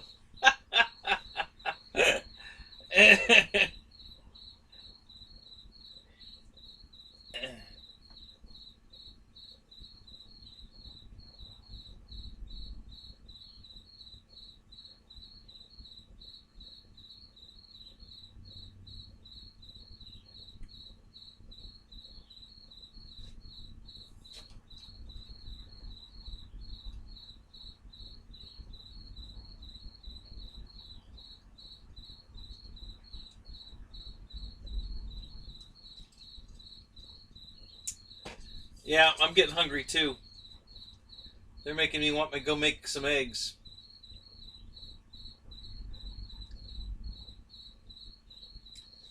So what do them damn grits taste like? Whatever you put on them is what they taste like.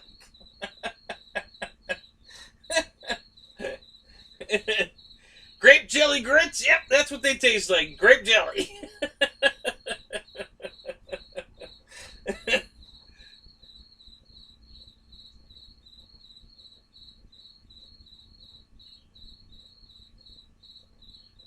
An oyster pool boy? Oh, God.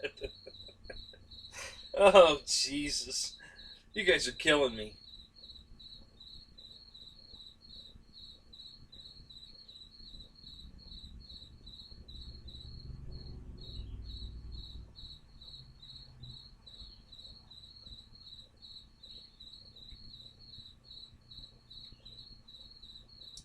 Welcome to the morning show.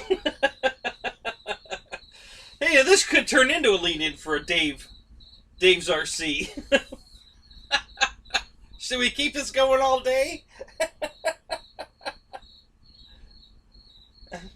I wonder what time YouTube's gonna cut it off. I don't know they'll let me do a 10-hour show. We'll see. They might cut me off here. I don't know. I thought they only went like 8 hours and then they cut you off, but we're at 9.5, so almost 9.5, so.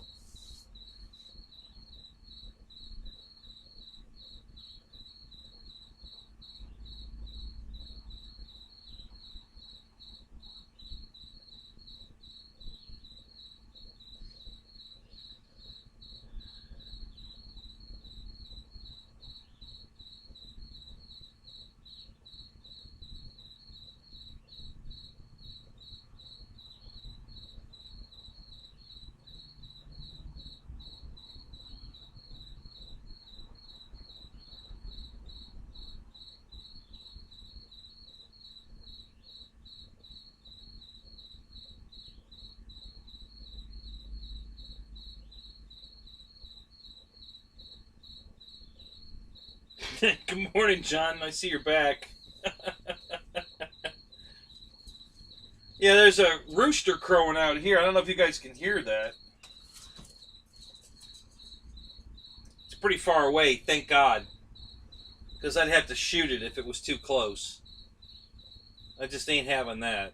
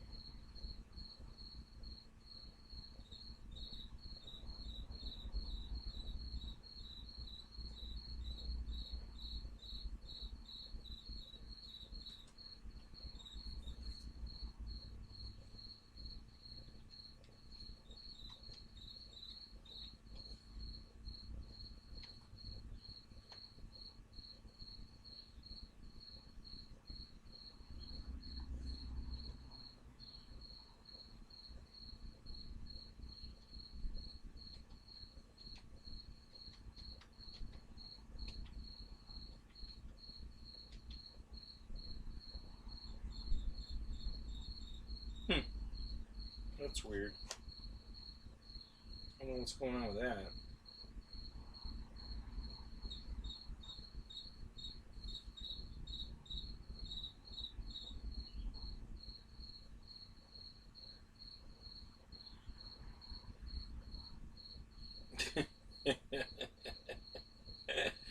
Farmer man, I keep telling you, man, the gator tail's down here waiting on you. Just get your ass down here.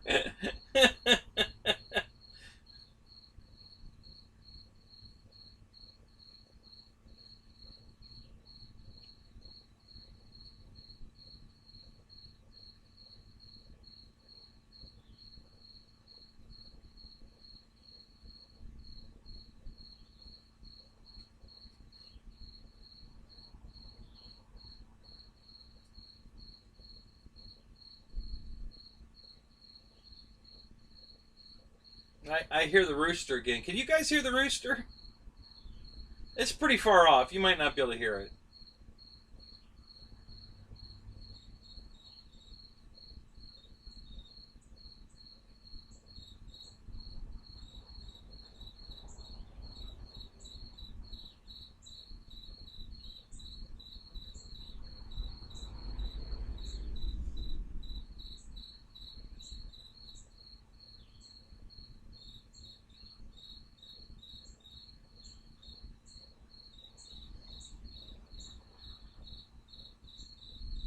Well, if she was hot, Dave, I could handle the Fran Drescher sound effect.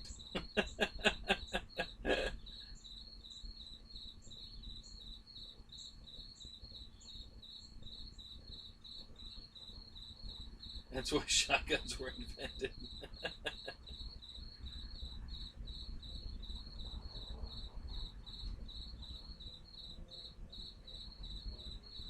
Can't hear the rooster over the crickets. Yeah, yeah. The crickets got pretty loud this morning. They weren't talking last night, but this morning all of a sudden they chirped up.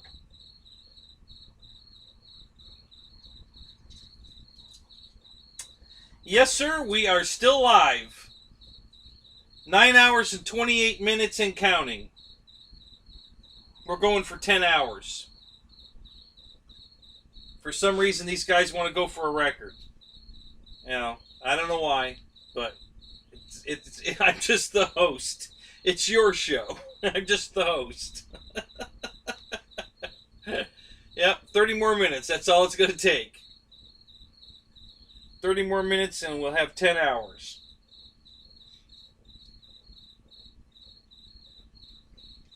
Now, the record will be broken in about 9:40,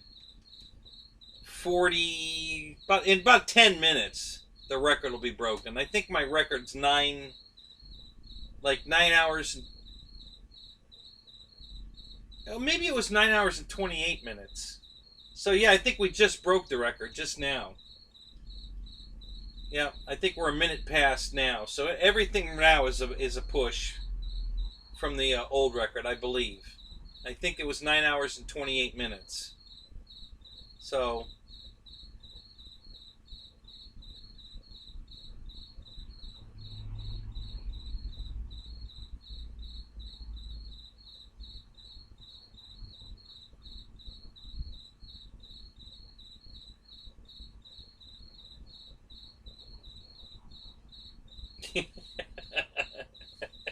yeah, that's what the crickets are singing, all right.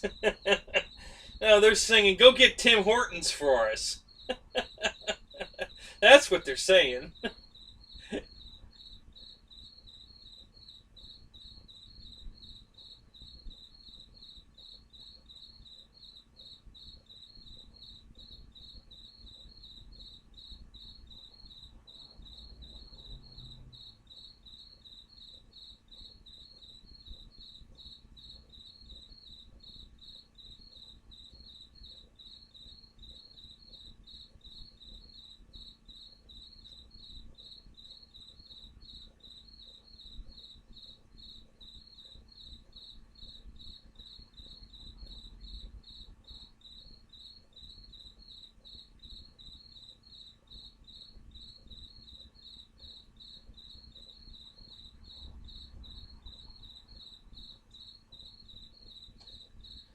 So MSJ, have you been here before? I haven't seen. I don't think I've seen you in my show.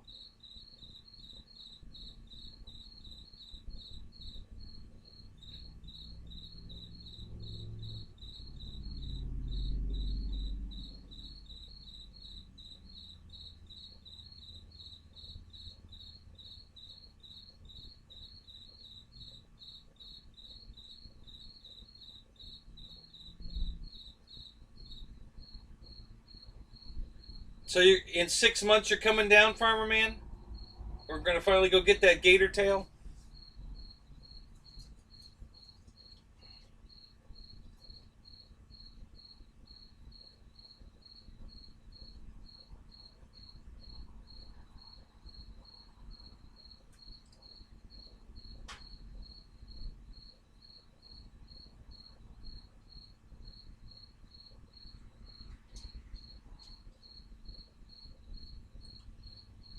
Yeah, yeah. These guys have been in a real chatty mood tonight. We spent a whole hour, at least a whole hour, talking about a Strat guitar. We were going through the whole history of Mary Kay and Jimi Hendrix, and it was really cool. I learned a lot tonight. I had no idea that Michael Raitza is a guitar expert, and then Air Marshal had one.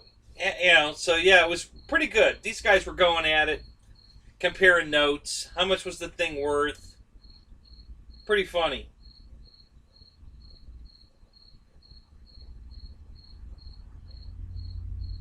Yeah, yeah. They covered my genitalia.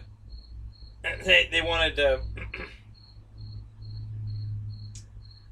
you know, Marshall wanted to play with the berries, and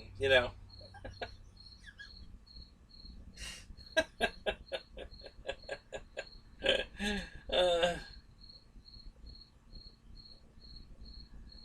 yeah, talk went from midgets to grits. Yeah, that's really accurate, Paul. That's exactly what happened. It did go from midgets to grits.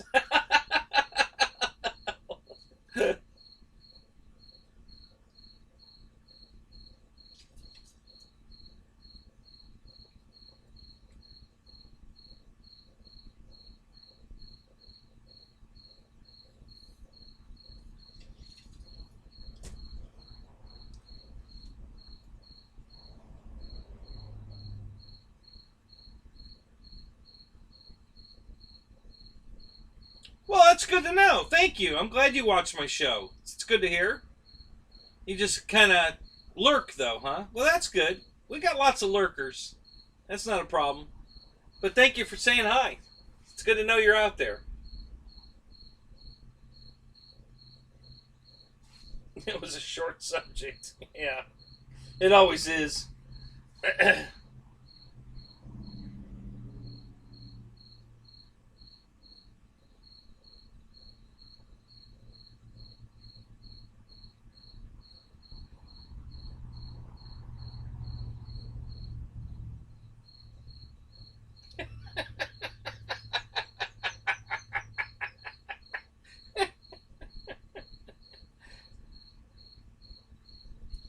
So, since we're talking about hair, okay, do you guys remember the show Renegade?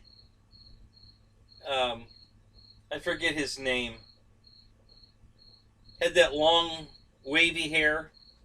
That's exactly what my hair looks like when it gets that long.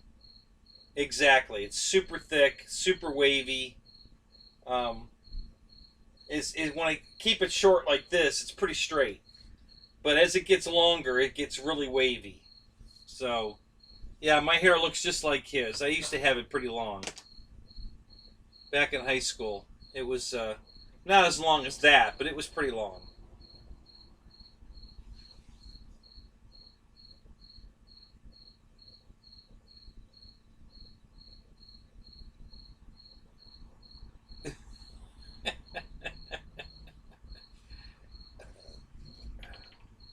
The say I kept it long right up until I went to work for Disney. Then I had to cut it short like this. I call this my Disney cut. Had to be above the ear. You know, no party in the back, above the ear. So I started cutting my hair like this for Disney, and now I just kind of keep it that way. I had a girlfriend a while ago that liked it long, though. She wanted me to grow it out.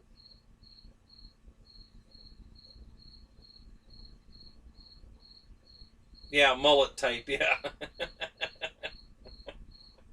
Yeah, business in the front, party in the back.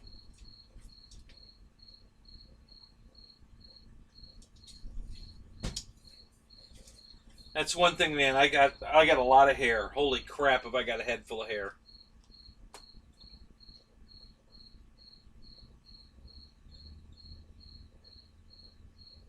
The Kojak cut.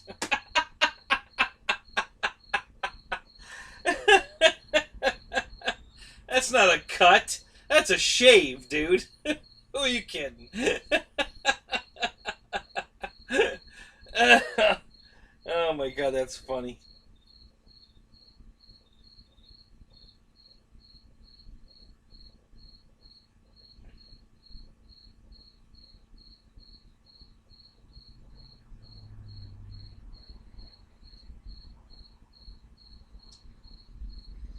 All right, farmer man, you'll be. Oh, I'll have to narrate then because you can't. I'm the only one talking. So, all right.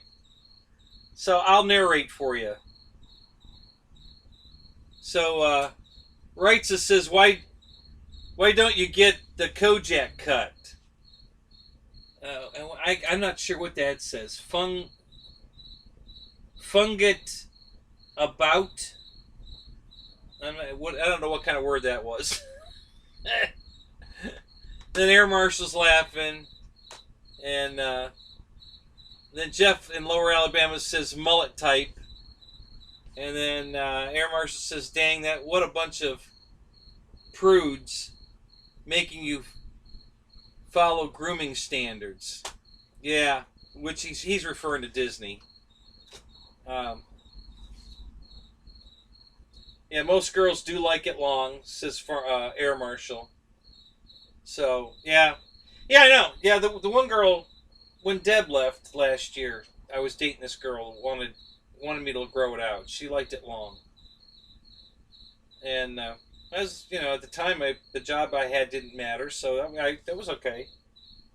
But yeah, I get tired of it.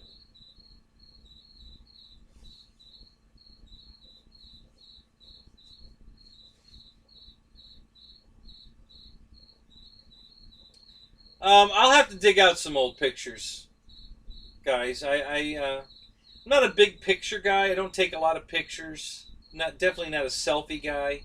I never take pictures of myself. Um, I wish I could find the picture of me holding that airplane when I was 13 years old. You guys would laugh at that one. Um, I just can't. It's in a blue uh, folder, just like that one, but that one don't have it in it. Unless I don't think it's in here. Let me look. This is full of decals. They're decal sheets for cars.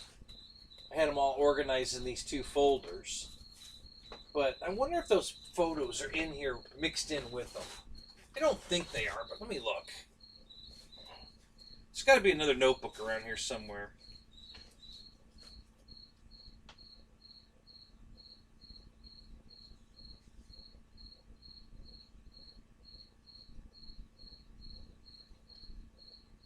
The last girl said,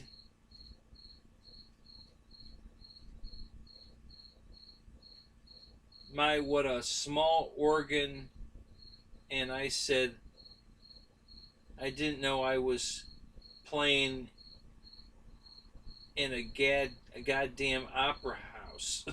Jesus. Oh my god.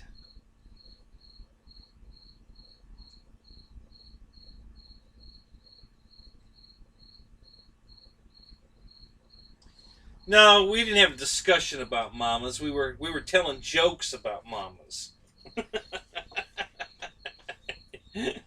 Yeah. Your mama is so fat. Yeah, it was that kind of discussion about mamas that was going on here for a while. Yeah, everybody got slap happy around 4 a.m. and we started telling jokes.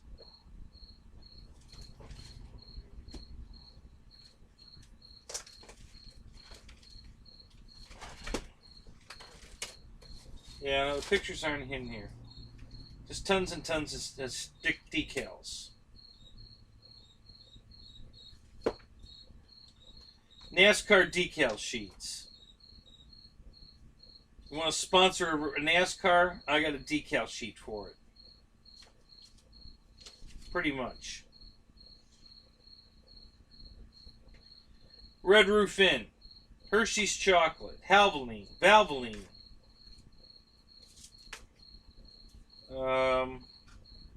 Timex. Winston. Earls. J.E. Pistons.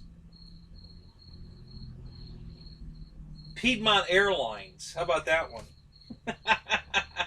Hey! What about doing the airliner, the AL-37 in a Piedmont paint scheme? How about that, guys? What do you think? That'd be interesting, huh? TRW, Quaker State, STP, Castrol GTX, Shell. Hey, these Shell decals are almost the right size for my airplane. Just the shell, though, not the word shell. Shell's too small. Mobile One. What else? Gatorade, Michelin, Pepsi, Hawaiian Punch. Remember the Hawaiian Punch car, guys? The California Grapes. Heinz Ketchup. Diet Coke. Country Time Lemonade. Domino's Pizza.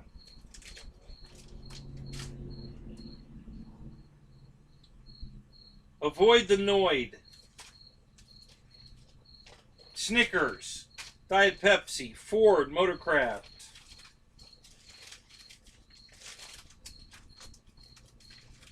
Pennzoil. Oh shit.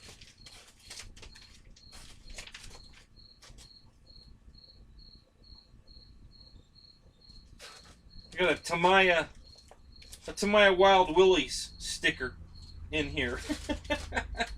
That's pretty funny.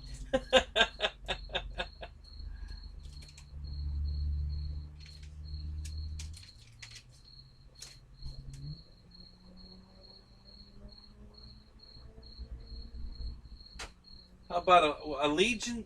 A legionary? Is that a legion? A legionary? I don't think I remember that airline.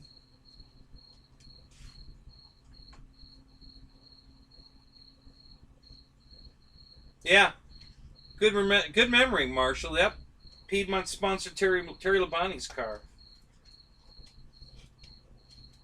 I think it was the 80, 87, 88 car, maybe. Purelator, Xerox, Eureka vacuum cleaners. There you go. How about that one? Permatex, Crisco. Remember that one? Dr. Pepper, 7 Up, Cherry 7 Up, Wins, RC Cola.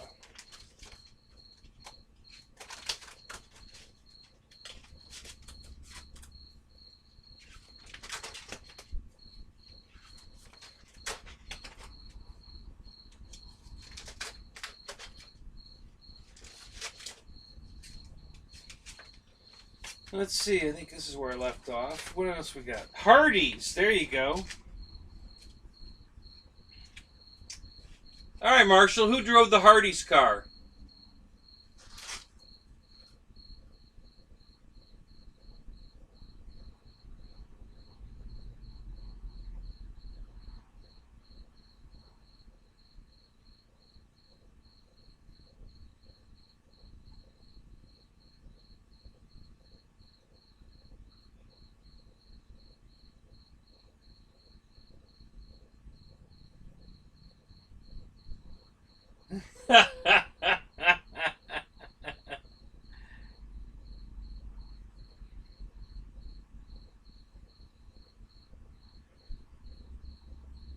Really? There are planes that still say Piedmont on them, Paul? No kidding, really? How you doing, Mickey? Yeah, we're going for, we're at 9 hours and 47 minutes. We're going for 10 hours. For some reason. George Watts! Royal Crown, look at you. There you go.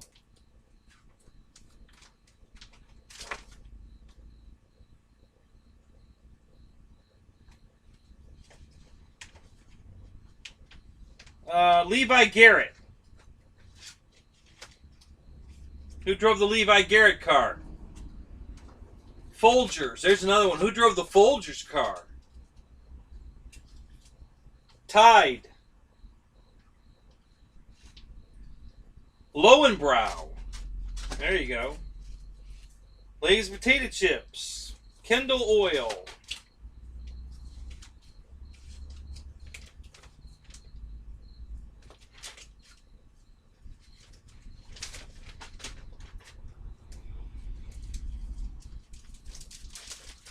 Pennzoil. Purelator.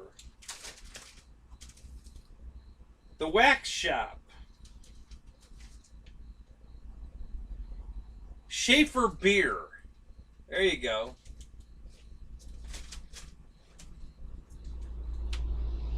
Otter Pops. Another Levi Garrett. Hooker Headers.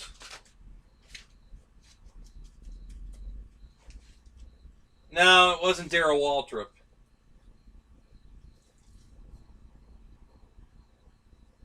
The Tide car was Waltrip, yep.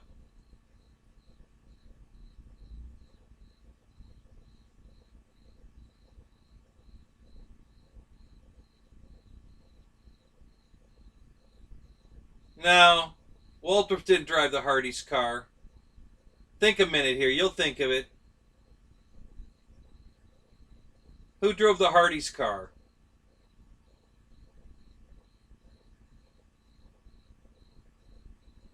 It's older than Waltrip.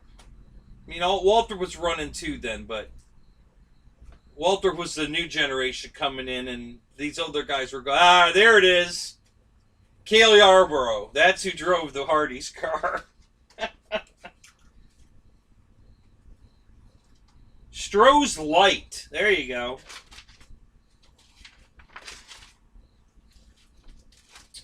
Permatex Loctite. Some more STP. More Valvoline.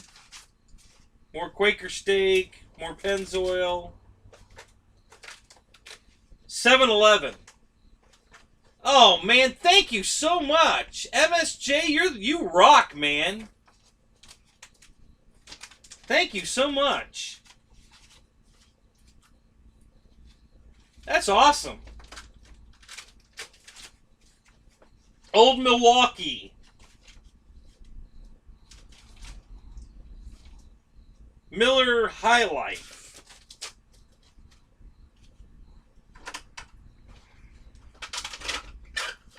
Yeah. Yeah, so when we were racing the NASCAR circuit stuff, I had to keep all these decals so we could, redo a car if we needed to. Yeah, the Wood Brothers rock, for sure. Ricky Bobby. Uh-oh. Oh, no, that was bad. That was terrible. Good thing it was a foam airplane. Because I know that didn't do it any good. That's how I crash airplanes. Not flying them.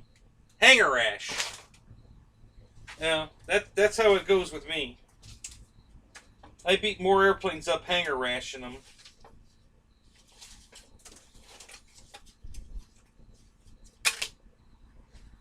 Ugh.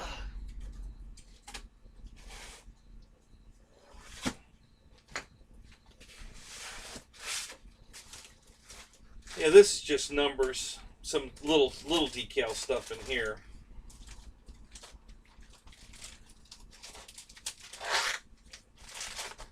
Nothing exciting in there.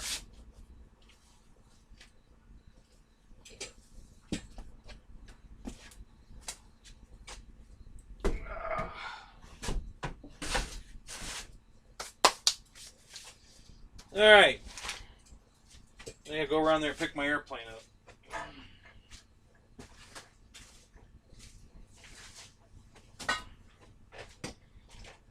Oh, hey, it landed on the Avanti, so it's okay.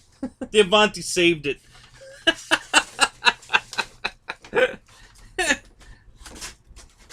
That's funny.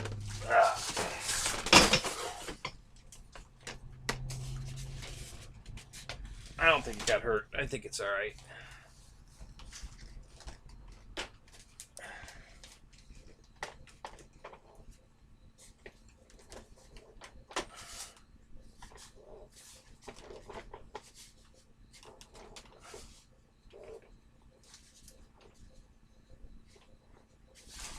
Yeah, I'd be all right.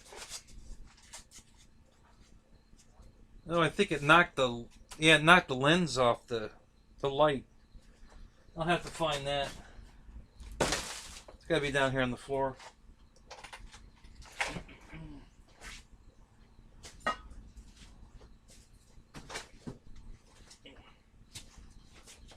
So what else are we talking about? Oh, I see my chat is stalled.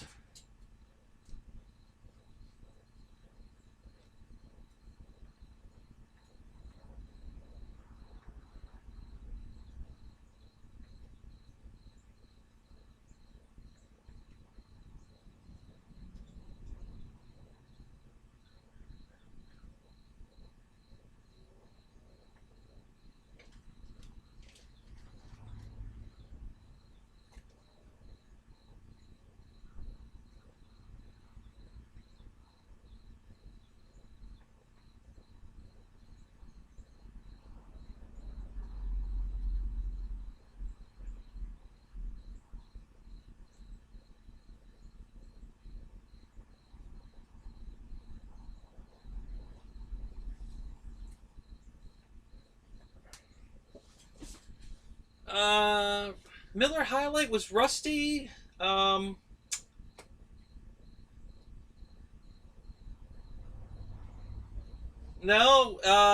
wasn't the Miller High Light the Bobby Allison car? Davey Allison was driving the Haviland car, and I think his dad was driving the Miller High Light car, wasn't he? I'm just getting caught up, guys. It was stalled, so I'm reading everybody's posts here. Oh, hit the wrong button. That's going to take it all the way to the end. I'm going to miss a bunch of shit.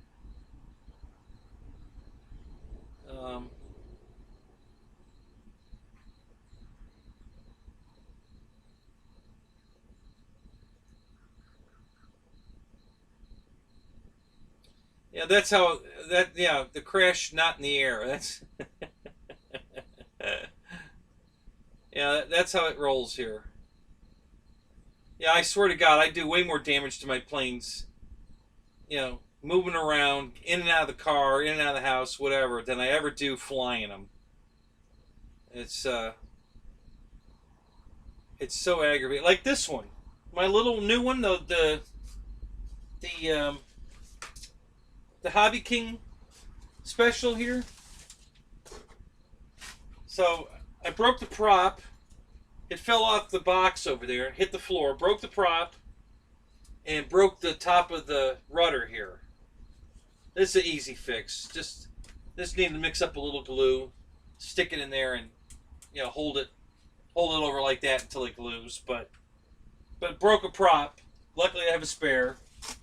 It came with two props, guys. That's awesome. And that's the only damage. It's okay. But yeah, it's just that's what happens. I damaged so many damn airplanes just making them knock them off the table or whatever.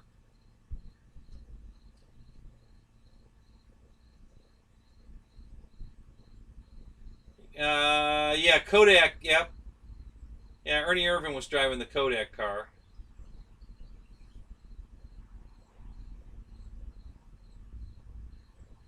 Yeah, he didn't die. He survived.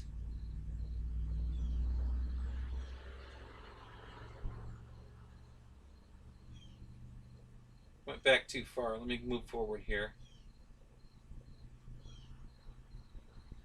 Yeah, George. Yeah, it didn't hurt it. It'll rub out. It'll rub right out.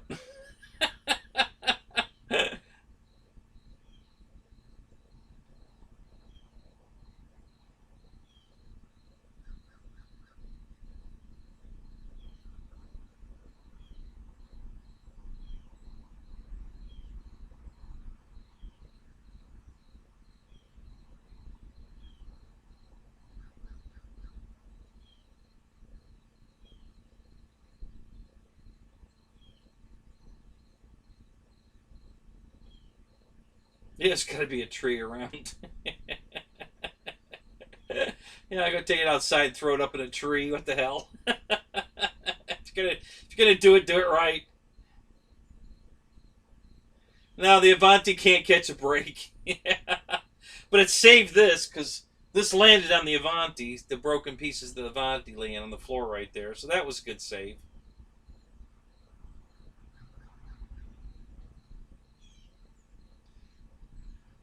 Air Marshal's been here all night, and so's Wrights has been here all night. So yeah, so far those two guys have been the long haulers. They've been here the whole time.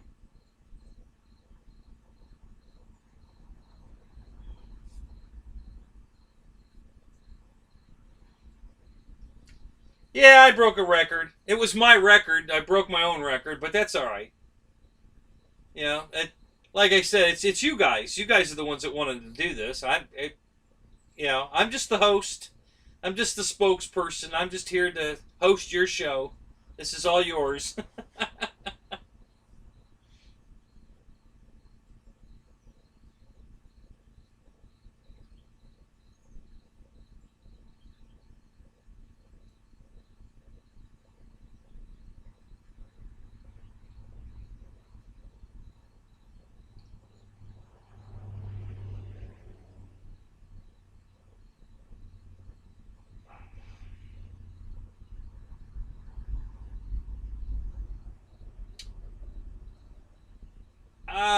um,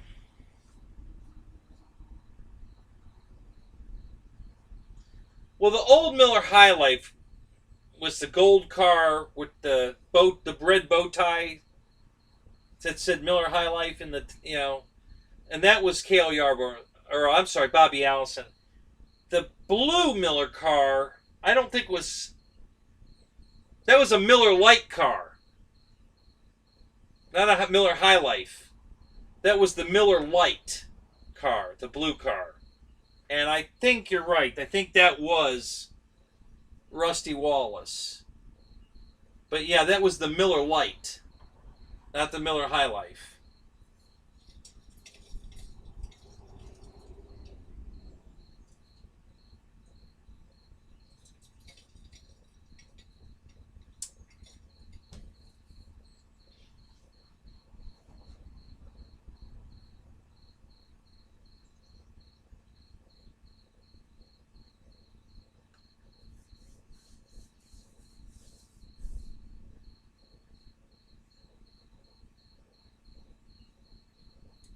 I think it was.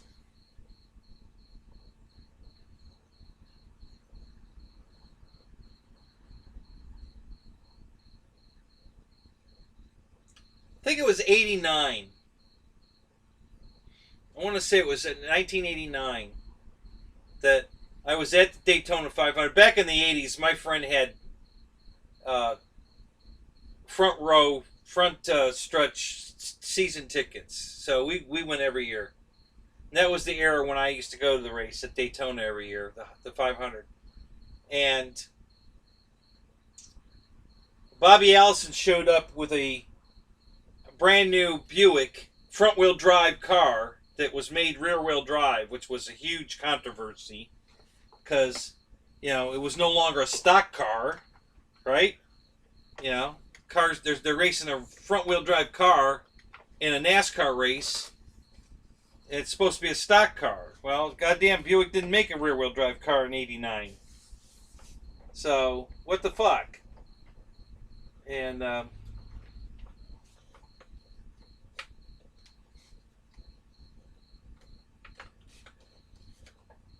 so I remember sitting in the stands with the guys next to me. There was a couple next to us. And I was kind of bad mouthing the Buick, a little bit. It wasn't. I didn't think it was a very good looking car. The way that the front wheel drive car looked just doesn't look very good. And he was a big Bobby Allison fan, so he's giving me all kinds of shit. And wouldn't you know, Bobby Allison won the race. And I was like, son of a bitch, So yeah, it was kind of funny. I remember that one.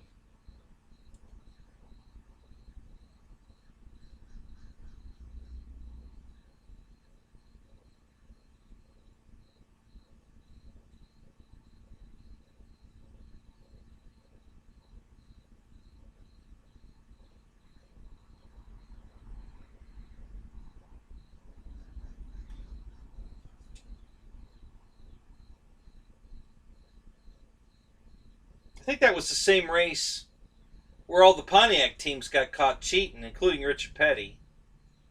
The car, the way the aero package worked on the car, it sucked for NASCAR. So they all got together, all the Pontiac teams got together and said, listen, let's make our templates all match each other's.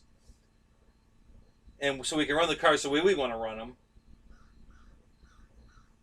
And if all our cars match our templates, NASCAR will just figure their templates are wrong. So it almost worked. They were going through tech, and none of the cars were fitting their templates, but if they fit everybody else's templates. So NASCAR was like, hang on a second. There's got to be a car out in the goddamn parking lot. Let's go check it. So they went out there and put their templates on the car out in the parking lot, and it fit the car in the parking lot. They made everybody change their cars. So all the Pontiac teams had to cut the whole back of the car off and put a new one on. And that was the race where Richard Petty went tumbling through the infield, and the car disintegrated. All the wheels all came off. Everything came off. It was a breakaway car. They wanted everything to come out of the car to stop the inertia of all the weight tumbling. So if it did have an accident, it would just come apart. And it did. It worked just the way they said it would work. And the whole infield was covered in blue and red, Richard Petty blue and red Bondo was all over the infield. And after the race, I went out there and I picked up a bag full of that shit. So somewhere around here, I got a brown paper bag full of Richard Petty's Bondo from that race.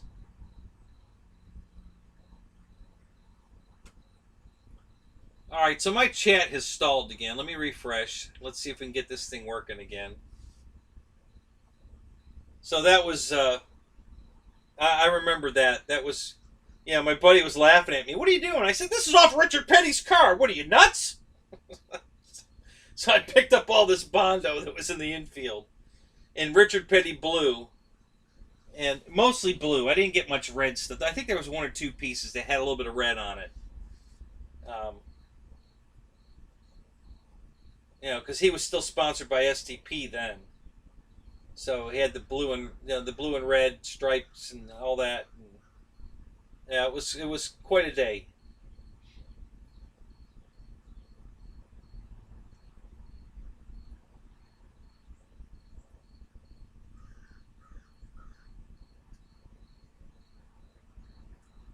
I'm waiting for this chat to come back up, guys. It's rebooting.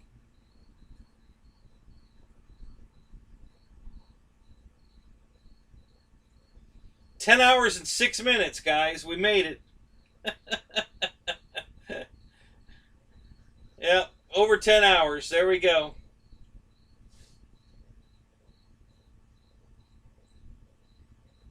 All right. Yeah, Mike, we've been here all night long. Yep. We're, yeah, when you don't have a life, like me and all these other chaps, um,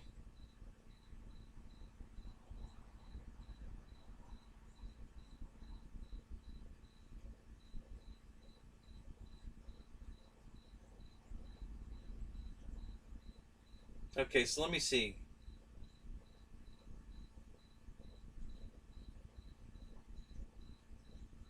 That was, um,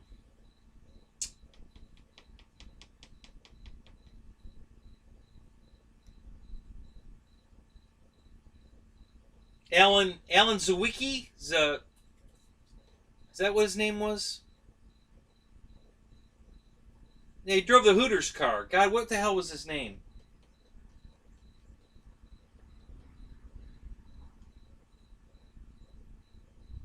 Did one of you guys already say it?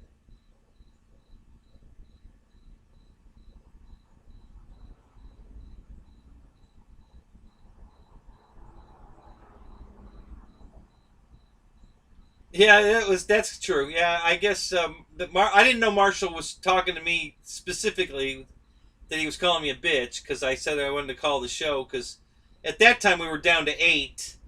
There was only two of us talking. It was Michael and Dave were the only two talking, but there were eight people, so there were six people sleeping. And yeah,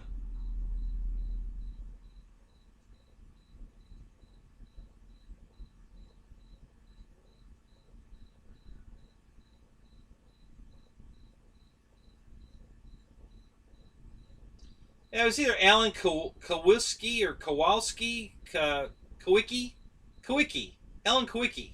Wasn't that it? Kowicki? I think that was it. Yeah, that was the Polish lap. He started that. Oh, George, thank you again, man. That's awesome. You guys rock. So, yeah, so this happened the same way the last time when I got the record back from Josh. It wasn't me. It was you guys that wanted to stay here. The exact same thing happened that night too. I don't forget who was here that night, but I was ready to call it, and you guys wanted to keep going, so we kept going. And then like tonight, you know, Dave's been wide awake tonight, man. He's been on a roll.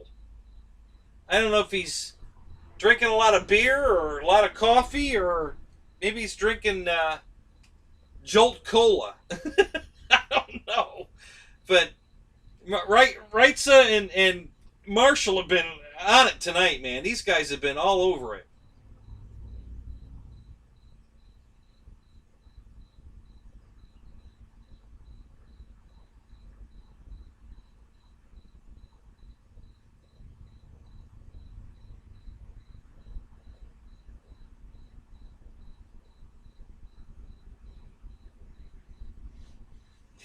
Thank you, Michael. Yeah, push that super chat for me, buddy. That's my he's my manager.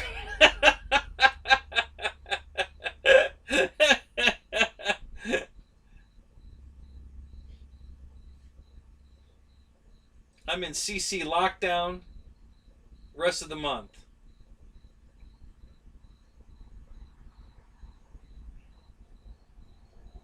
Oh, the rent's too high again. Here we go.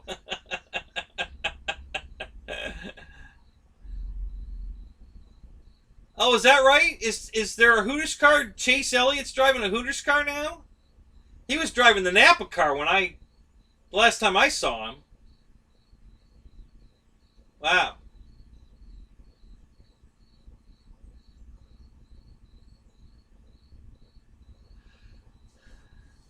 Yeah, Kowicki. Yeah, that's who it was. Alan Kowicki. He was a cool guy. I got to meet him once. We uh we had an RC car event over here in Orlando at the Church Street Station, and there's a big NASCAR promotion going on over there. So they asked us to bring RC cars over in their paint schemes and let them drive our cars. Let the real drivers drive our cars. So Brett Bodine, Alan Kwiecki, um, Mark Martin.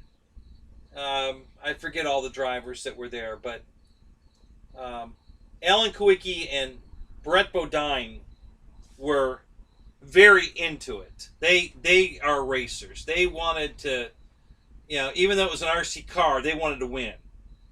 So they wanted to know everything about the setups in the car, how the cars ran, how they worked, everything. They wanted to know everything. So I'm teamed up with Mark Martin.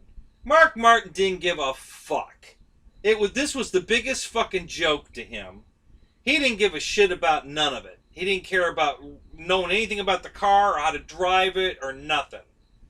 So he beat the living shit out of my car. He just beat it into the walls and was laughing the whole time. And I was very, very displeased with Mark Martin. I thought this guy was a racer, true and true, like these other guys, like Kwiecki and Brett Bodine, who, they don't care what they're racing. They're racing. They want to race. They want to win. They don't care what they're racing. They just want to race. Mark Martin didn't give a fuck.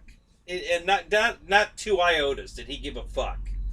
He didn't want to know anything about the car, how to drive it. He didn't want to practice. He didn't give a shit at all. He just thought the whole fucking thing was a big joke. So, yeah, I was so pissed I was teamed up with Mark Martin. It kind of sucked. Wish I would have been with Brett Bodine. Won the race. Him and Alan Kwiecki were all over the cars. We were all pitted together, so I was talking to Brett Bodine more than any of the guys, really. Talked to Alan Kwiecki a little bit. Didn't talk to Mark Martin at all. He didn't care. He didn't even want to look at the car. He was, I don't know what the hell he was doing. Signing autographs, fucking off. But he didn't give a shit about racing the car. Yeah, the number 7 Valvoline car. I don't know if I still have that body. I have the car, but I don't know if I have the body anymore.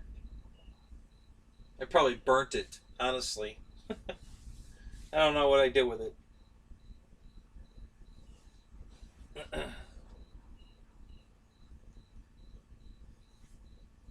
The car was...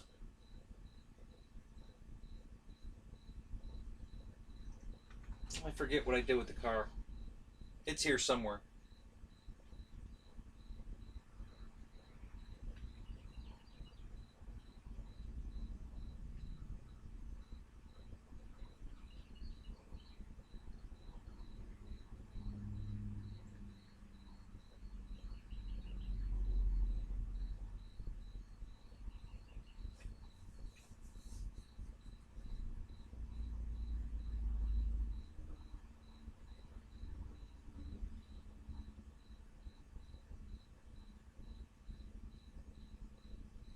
Yeah, it's probably because Kyle Busch can't get a sponsor. That fucking loudmouth asshole. He's a hell of a driver. He is. I got to give him. He can drive a fucking car, but he's such an asshole. I hate that fucking guy.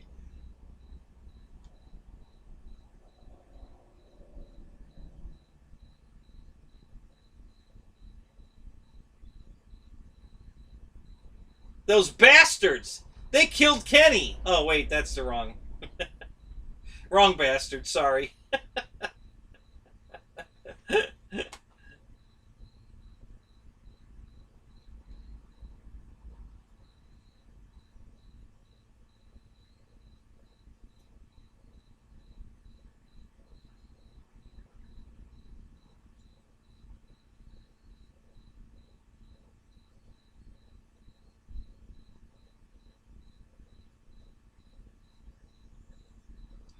Man, it's been so long since I've seen the cars. Isn't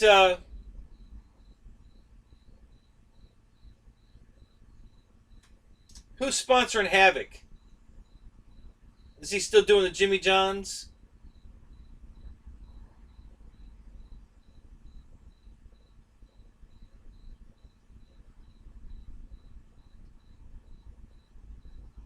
Eastbound and down.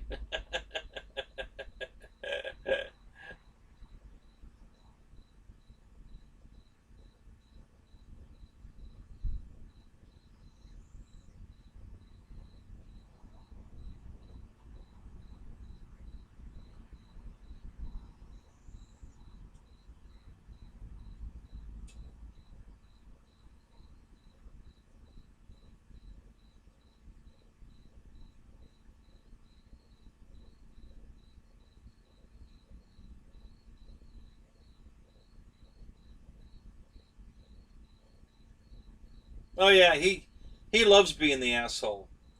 The last interview I saw, he was standing there giving them these one-word answers. Yep. Nope. Asked and answered. Yeah. And he just got tired of them asking and then one of the NASCAR officials is standing there. He says, "Am I done here yet?" you know. Oh, I'm just answering the same fucking question over and over again. So they let him go. Yeah, he's the biggest asshole there is. He really is.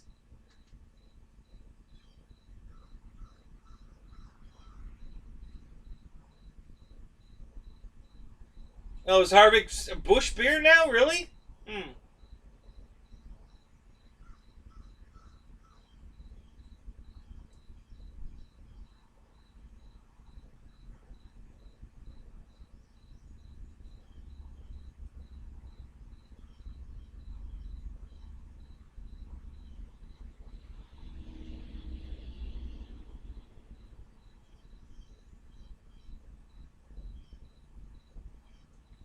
God, how many centuries ago was that, Jeff?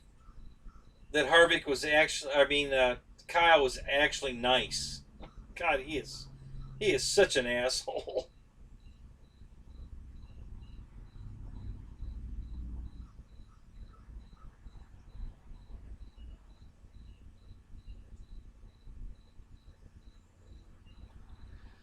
Yeah, yeah. Is he still single sponsor, Brad?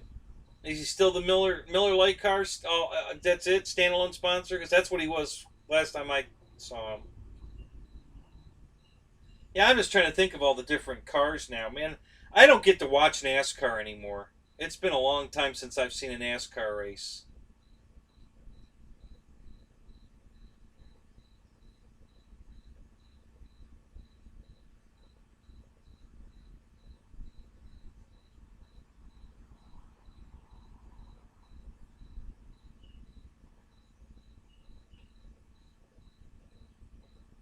Air Marshal, where are you watching live streams with Kyle Busch? Where and when? What is that? I never heard of this.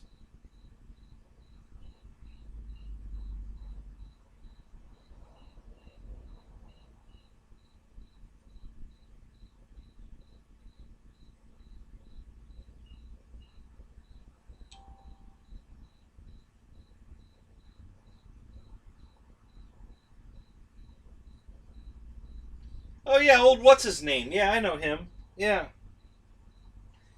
yeah. His mom and my mom went to different schools together. Yeah, yeah. Good old what's his name?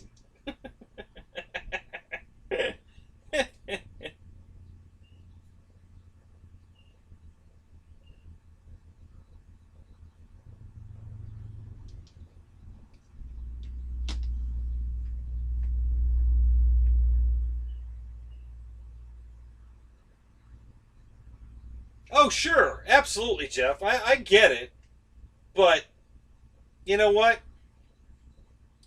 The reason he's in the car is because of these fans, and the fans wanna know.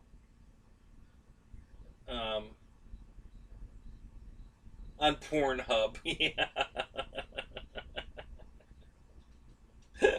I don't know what doesn't surprise me more, the fact that he's on there doing live streams, the fact that you know it.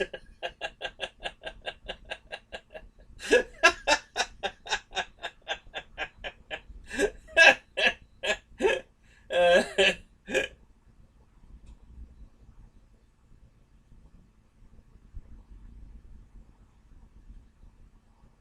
oh, on Facebook? Yeah, I'm never on Facebook. That's why I don't see them. I'm like never on Facebook. I never go to Facebook on its own. If I get a message here that like you just posted something on Facebook or something, I'll get a notification and then sometimes I'll go check it out. But if otherwise, I'm never on Facebook. Uh, it's just not my deal. Um, I got on Facebook to find friends from school, and it worked perfect for that. I found a lot of friends I hadn't seen since high school. Hooked up with a lot of friends. Got all that part was great. But going on Facebook to post my life story every 5 minutes. I just had a bowel movement, or I went and got ice cream at Ben and Jerry's, or not my deal.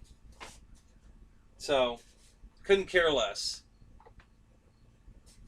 I don't think the whole world needs to know what my business is.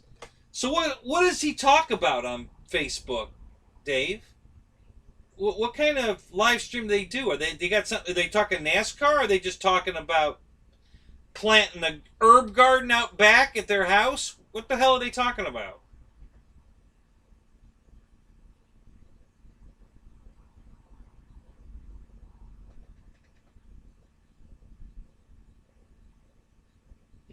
Marshall told me honest.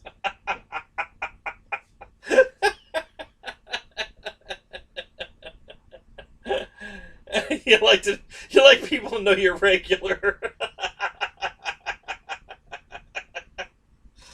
Oh my god! Yeah, I got a girl I used to live next door to. Actually, posted that.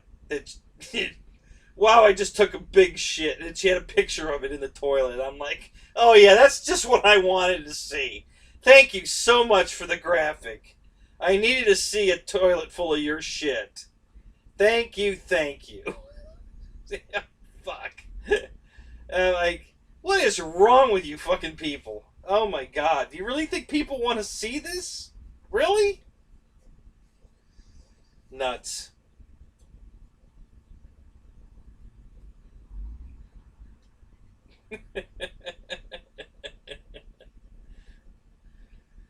Right, Jackson, we could all be flying right now. What the hell are we doing?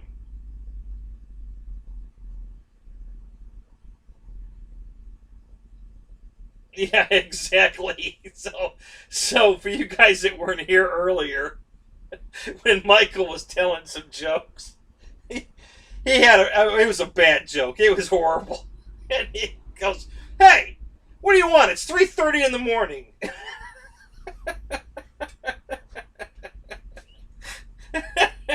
So yeah, that was his excuse. It's 3:30 in the morning. That's the best I got at 3:30 in the morning. That was hilarious.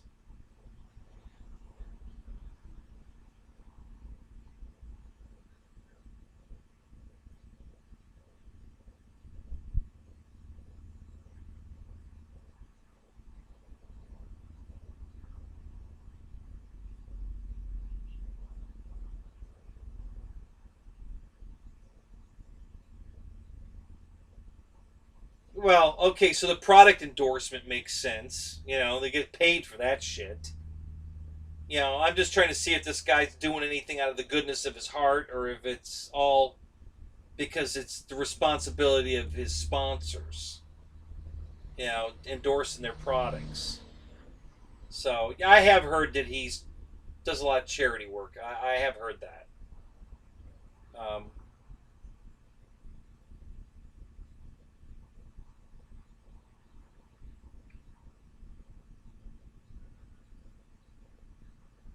what kind of load are you hauling, Jackson? What are you waiting on?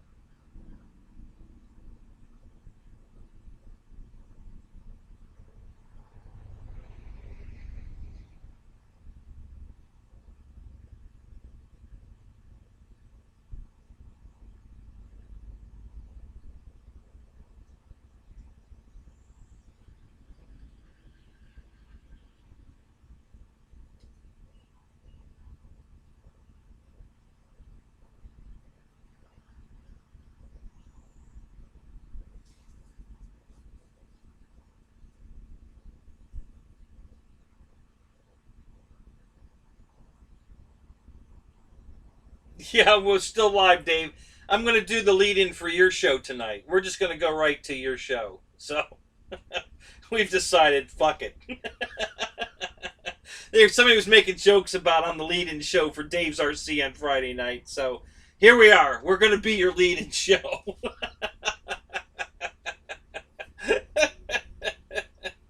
Yeah. I don't know what time this is. I don't think this is going to end, honestly.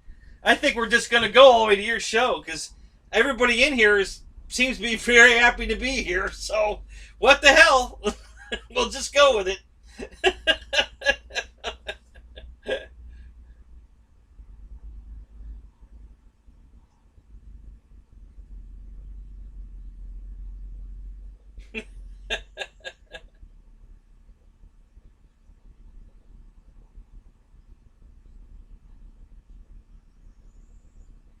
Oh, you're hauling trusses.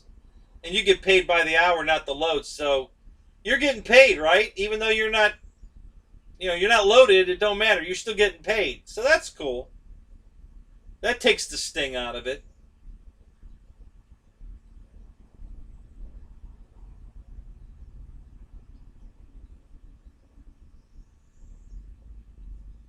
This is the FMS Dallas Darling. This is the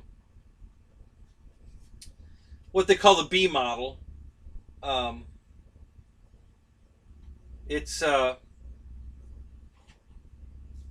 it's about 7 years old, I think.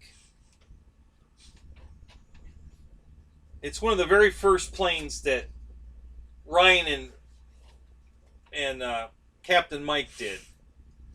They did this. They reviewed this plane in their garage at Ryan's house in the garage. The garage door was the backdrop, and that's when I signed up. First person I ever subscribed to on YouTube, and went out and bought this airplane. So yeah, I've had it for about 7 years. Um, it's a nice airplane. It's an FMS plane. They're all they make good shit. There's no doubt about it. Um, 1450 wingspan. Nav lights. Although I just knocked the cover off that one. It fell off the table. So yeah, it's got nav lights, flaps, retracts, the sequencing gear doors. It's got the new Mustang that you have. You're another one that bought the new Mustang. It's got the battery tray just like yours. Um, this comes off here just like yours. Battery tray comes out right here just like yours. I think this was a version 7. Um, I think the V8 version had the ring on the back of the battery tray. Same tray, but they added the ring on the back, something to grab a hold of, I guess, to pull it out easier. So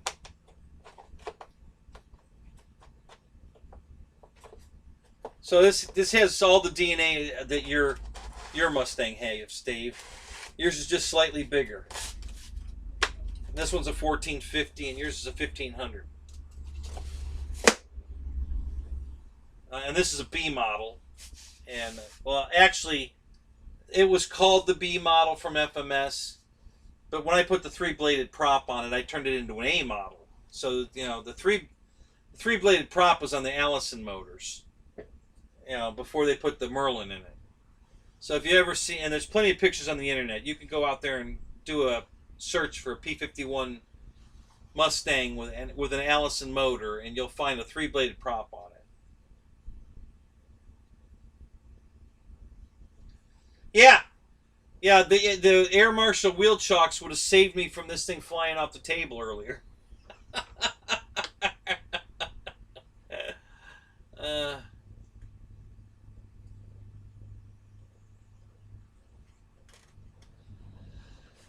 uh,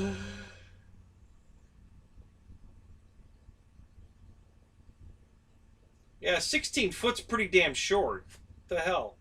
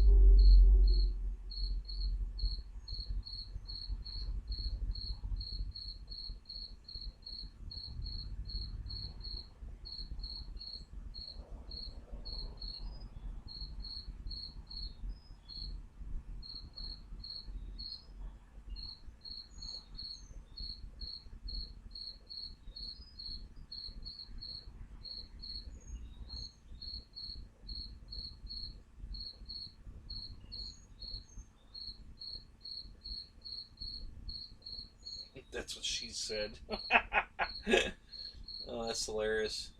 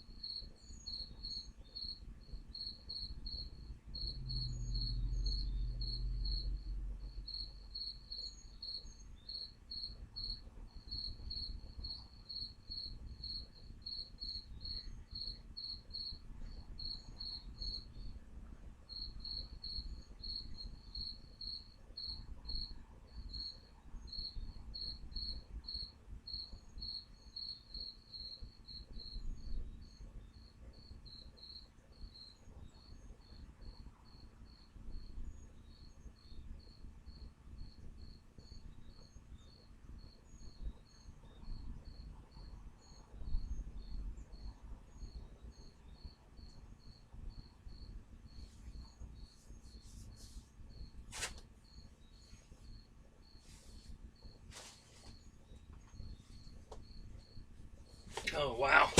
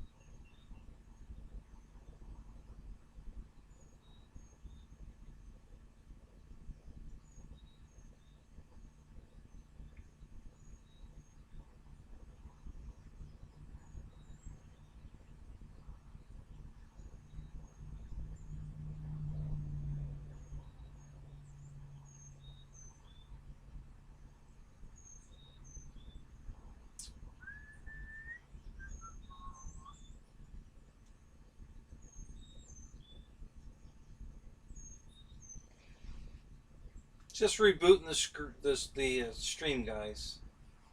My dashboard's locked. It doesn't tell me what's going on. So I'm just refreshing to get a glimpse of what's going on.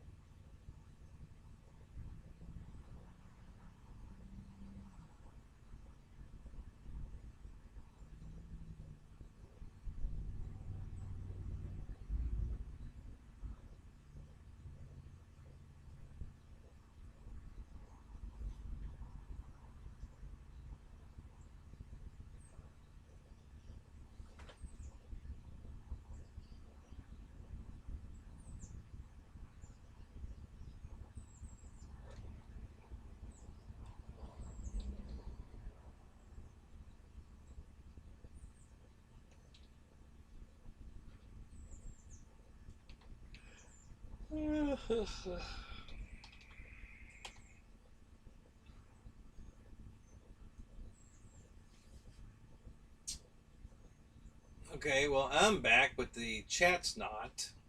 So I don't know what's going on here. I might have to refresh it again. So I know you guys can hear me, but I can't see the chat right at the moment. So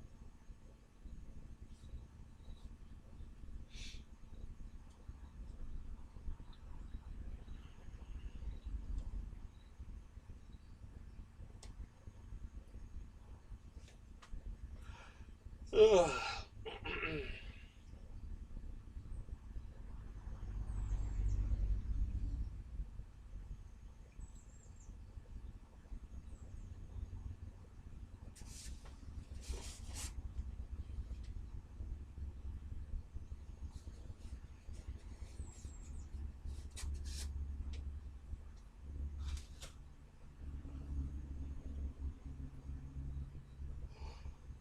Ugh.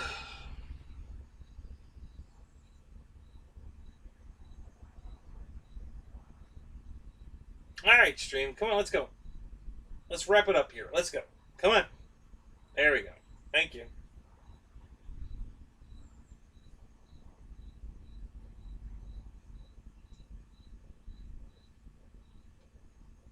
All right, man. Let's see that chat window open back up. There we go. All righty.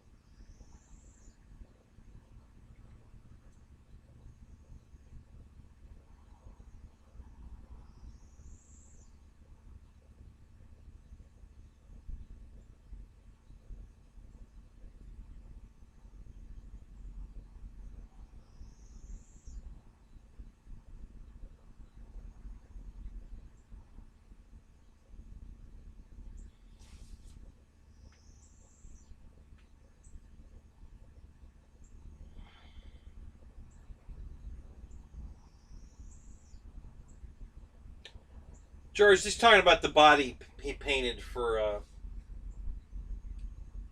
that Carmen Gia on his show the other night. He was painting the body live, and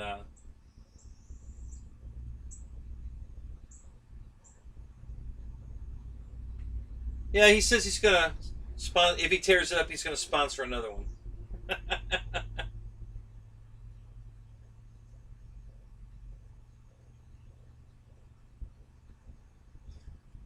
That body's gonna end up on his Creighton, is what's gonna happen, and then he's gonna jump the fence with it. Have us put a couple extra body clip holes in it, and drop it on the Creighton, and then take it out and run the shit out of it.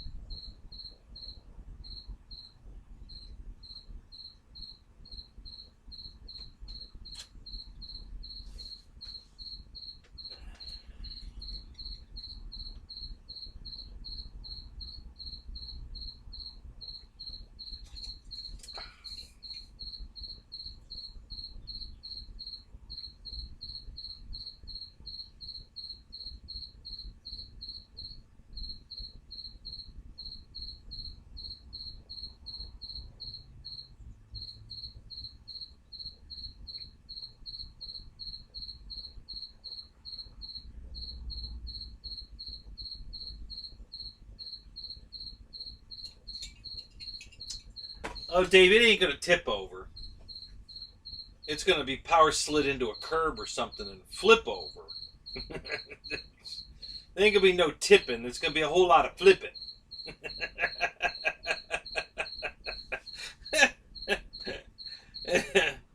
Yeah, I can promise you that Ryan's gonna have a lot of fun with that car.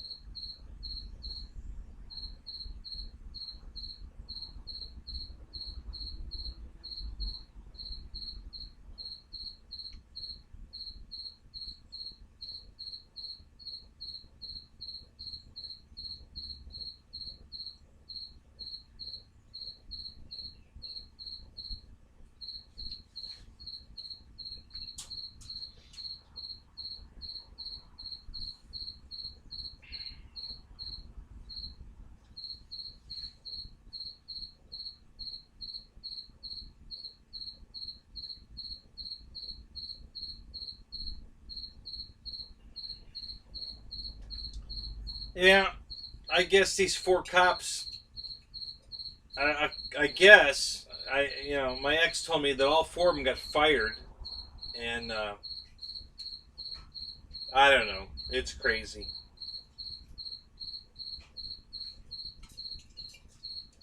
I can't believe it's 2020 and we still have this fucking problem. It just blows my mind.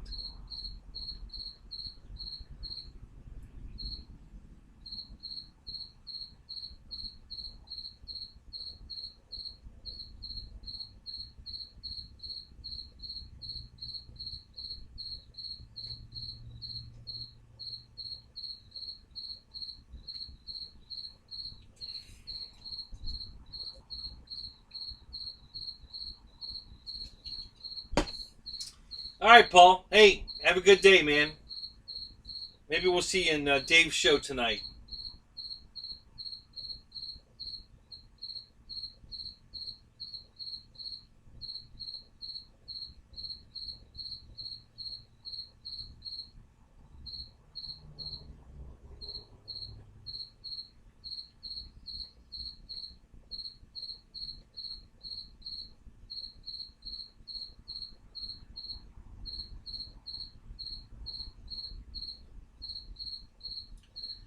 Yeah, this time it's just horrible circumstances all the way around. Um,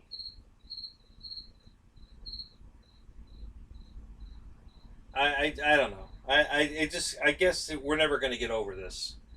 I guess I don't get it, but you know, apparently it's just not going to stop.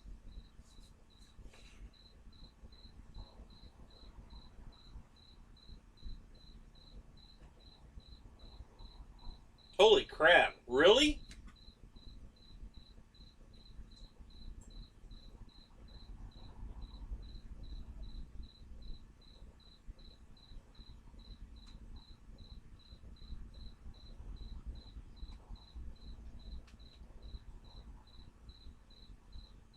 Shot 12 people on duty and 7 of them died. Wow, man, that's crazy.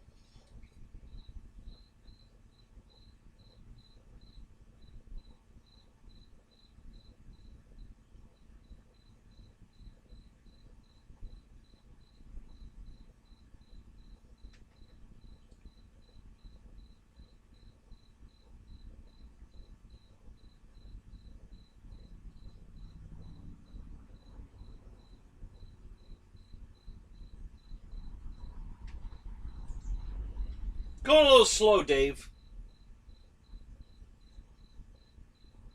Got a little bit of chat going on about the Minneapolis thing, and that's about it. I think we're running out of steam again.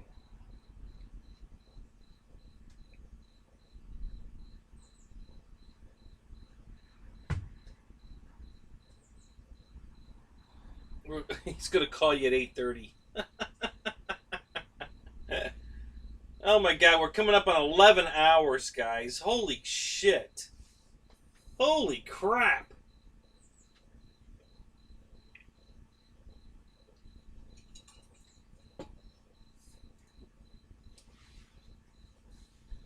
You're not gonna cut those wings down, are you?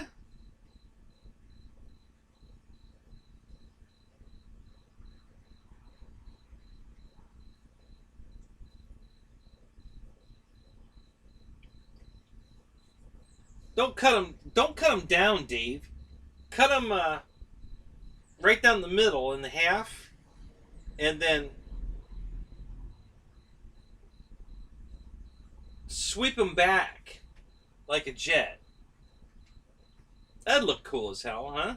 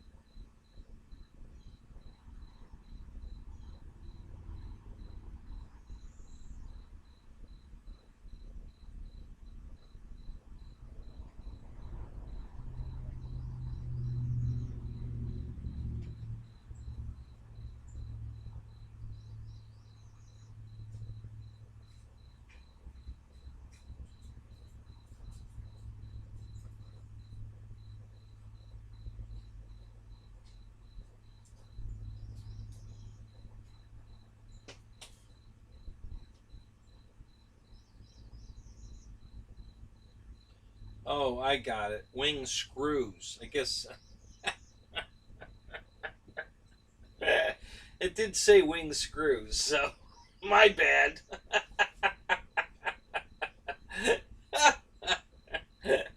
Oh my God, that's funny. Don't you have a good set of bolt cutters there? You nip them things right. You put a nut on it, nip it off, and then back the nut back off. Cleans the threads right up. Good as new.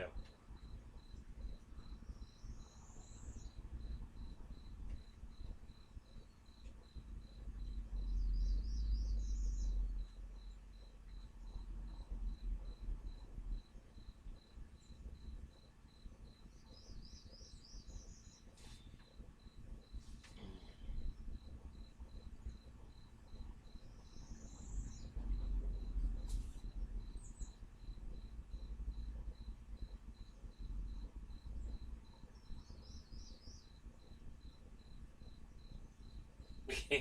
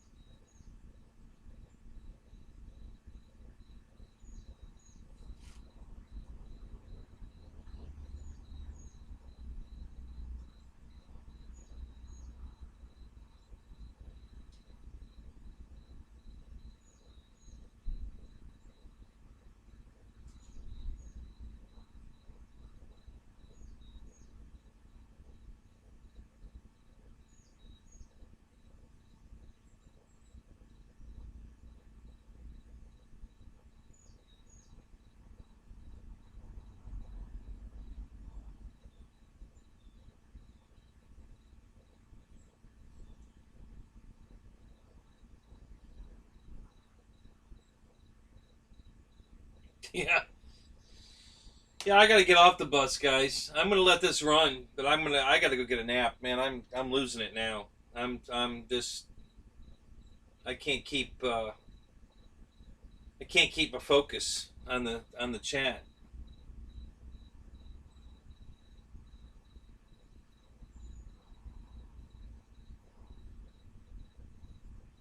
So Mike, are you talking about a V900? You glued the wing on? Is that what you're talking about?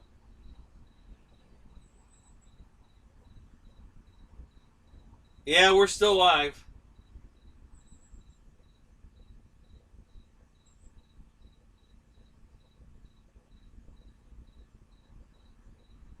Yeah, there's listen, if you're going to put anything up against the Avanti wins. So, you know, your only argument there is, do you want a scale airplane F4 or do you want a sport jet? But I can't think of any airplane out the head to head with the Avanti that you wouldn't pick the Avanti over. It's just the package is perfect. The landing gear's beautiful. It's just the best package out, I think.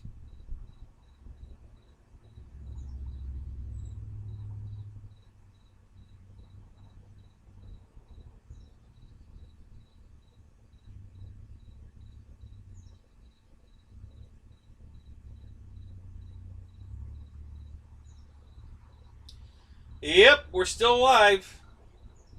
11 hours and 1 minute. Wait a minute. 11 hours and 2 minutes right now.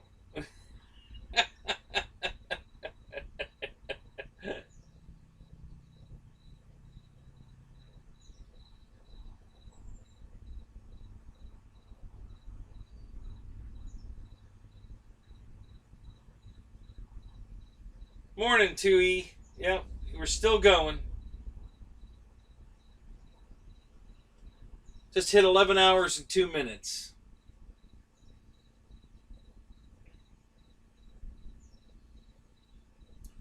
All right, Reitza. We'll see you later, buddy. Hey, thanks for keeping me up. That was fun. Had a good time.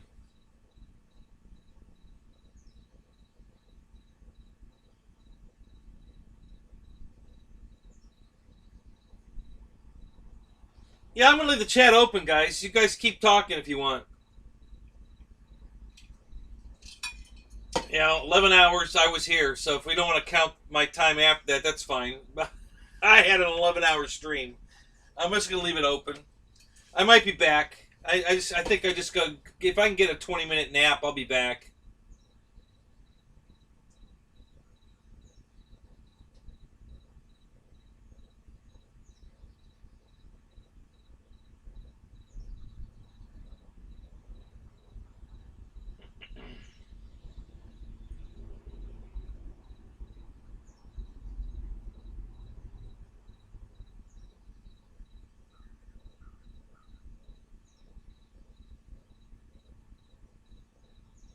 Yeah, yeah, that works too. Yeah, trimmer line's not a bad idea. Um, it's a little harder to get the. It depends on how you're going to do it. If you're going to tape the wires to the trimmer line and pull it through, that works okay. Um, if you make a go get 'em wire, like Motion calls it, where you take a piece of fine music wire, you can tie a loop at the end of it, where you can take the plug end and slide it through the loop to hook it, and then you send the wire through and just pull it right on through with it. Um, I've done it that way. That's the way I usually do it the most. Um, a couple of times I've tied something heavy to it that I could hold the wing and send it down the wing, like gravity do the work. But yeah, there's a bunch of ways to do it. I kind of like the go get 'em wire thing the best. I've been doing that for quite a while, where I put something on the end, like a half of a spring coil, so that I can get the wire up in there, you know, especially if I'm using the little plastic pieces on the end. And then if it's just plain, if I take the end, the plastic plug end off and have 3 spare wires, the bare metal plug on the end wires. Well, you can either tape them to a wire, or you can tie a knot in those wires around the go get 'em wire and send it through. Yeah, there's a bunch of ways to skin a cat there, and that's you know, you'll figure it out. It won't be too difficult. I had a little trouble because I had to fish around a couple things in the wing that made it a little tricky. But in the long run, I got it done. So you guys have fun, and I'm gonna leave the chat open. And like I said, I may be back in about 20 minutes. I don't know. It just depends. Um, but yeah, it's not hurting anything to leave it open, so I'm going to leave it open. You guys can chat all you want. Um, and I got to go lay down because I just I can't keep my focus. I've been up for 11. Well, I've been up for over 24 hours now. And yeah, I got to get a nap. So I'll be back in a little while. If you guys are still here, great. Hey, Keith Christie, good to see you, man. So I think everybody else is. Hey, MSJ, hey, again, thanks for the super chat, buddy. Welcome to the non-lurking side of the show. It's good to see you in here. Thanks for coming in. Appreciate it. And I'll catch you guys in a little while.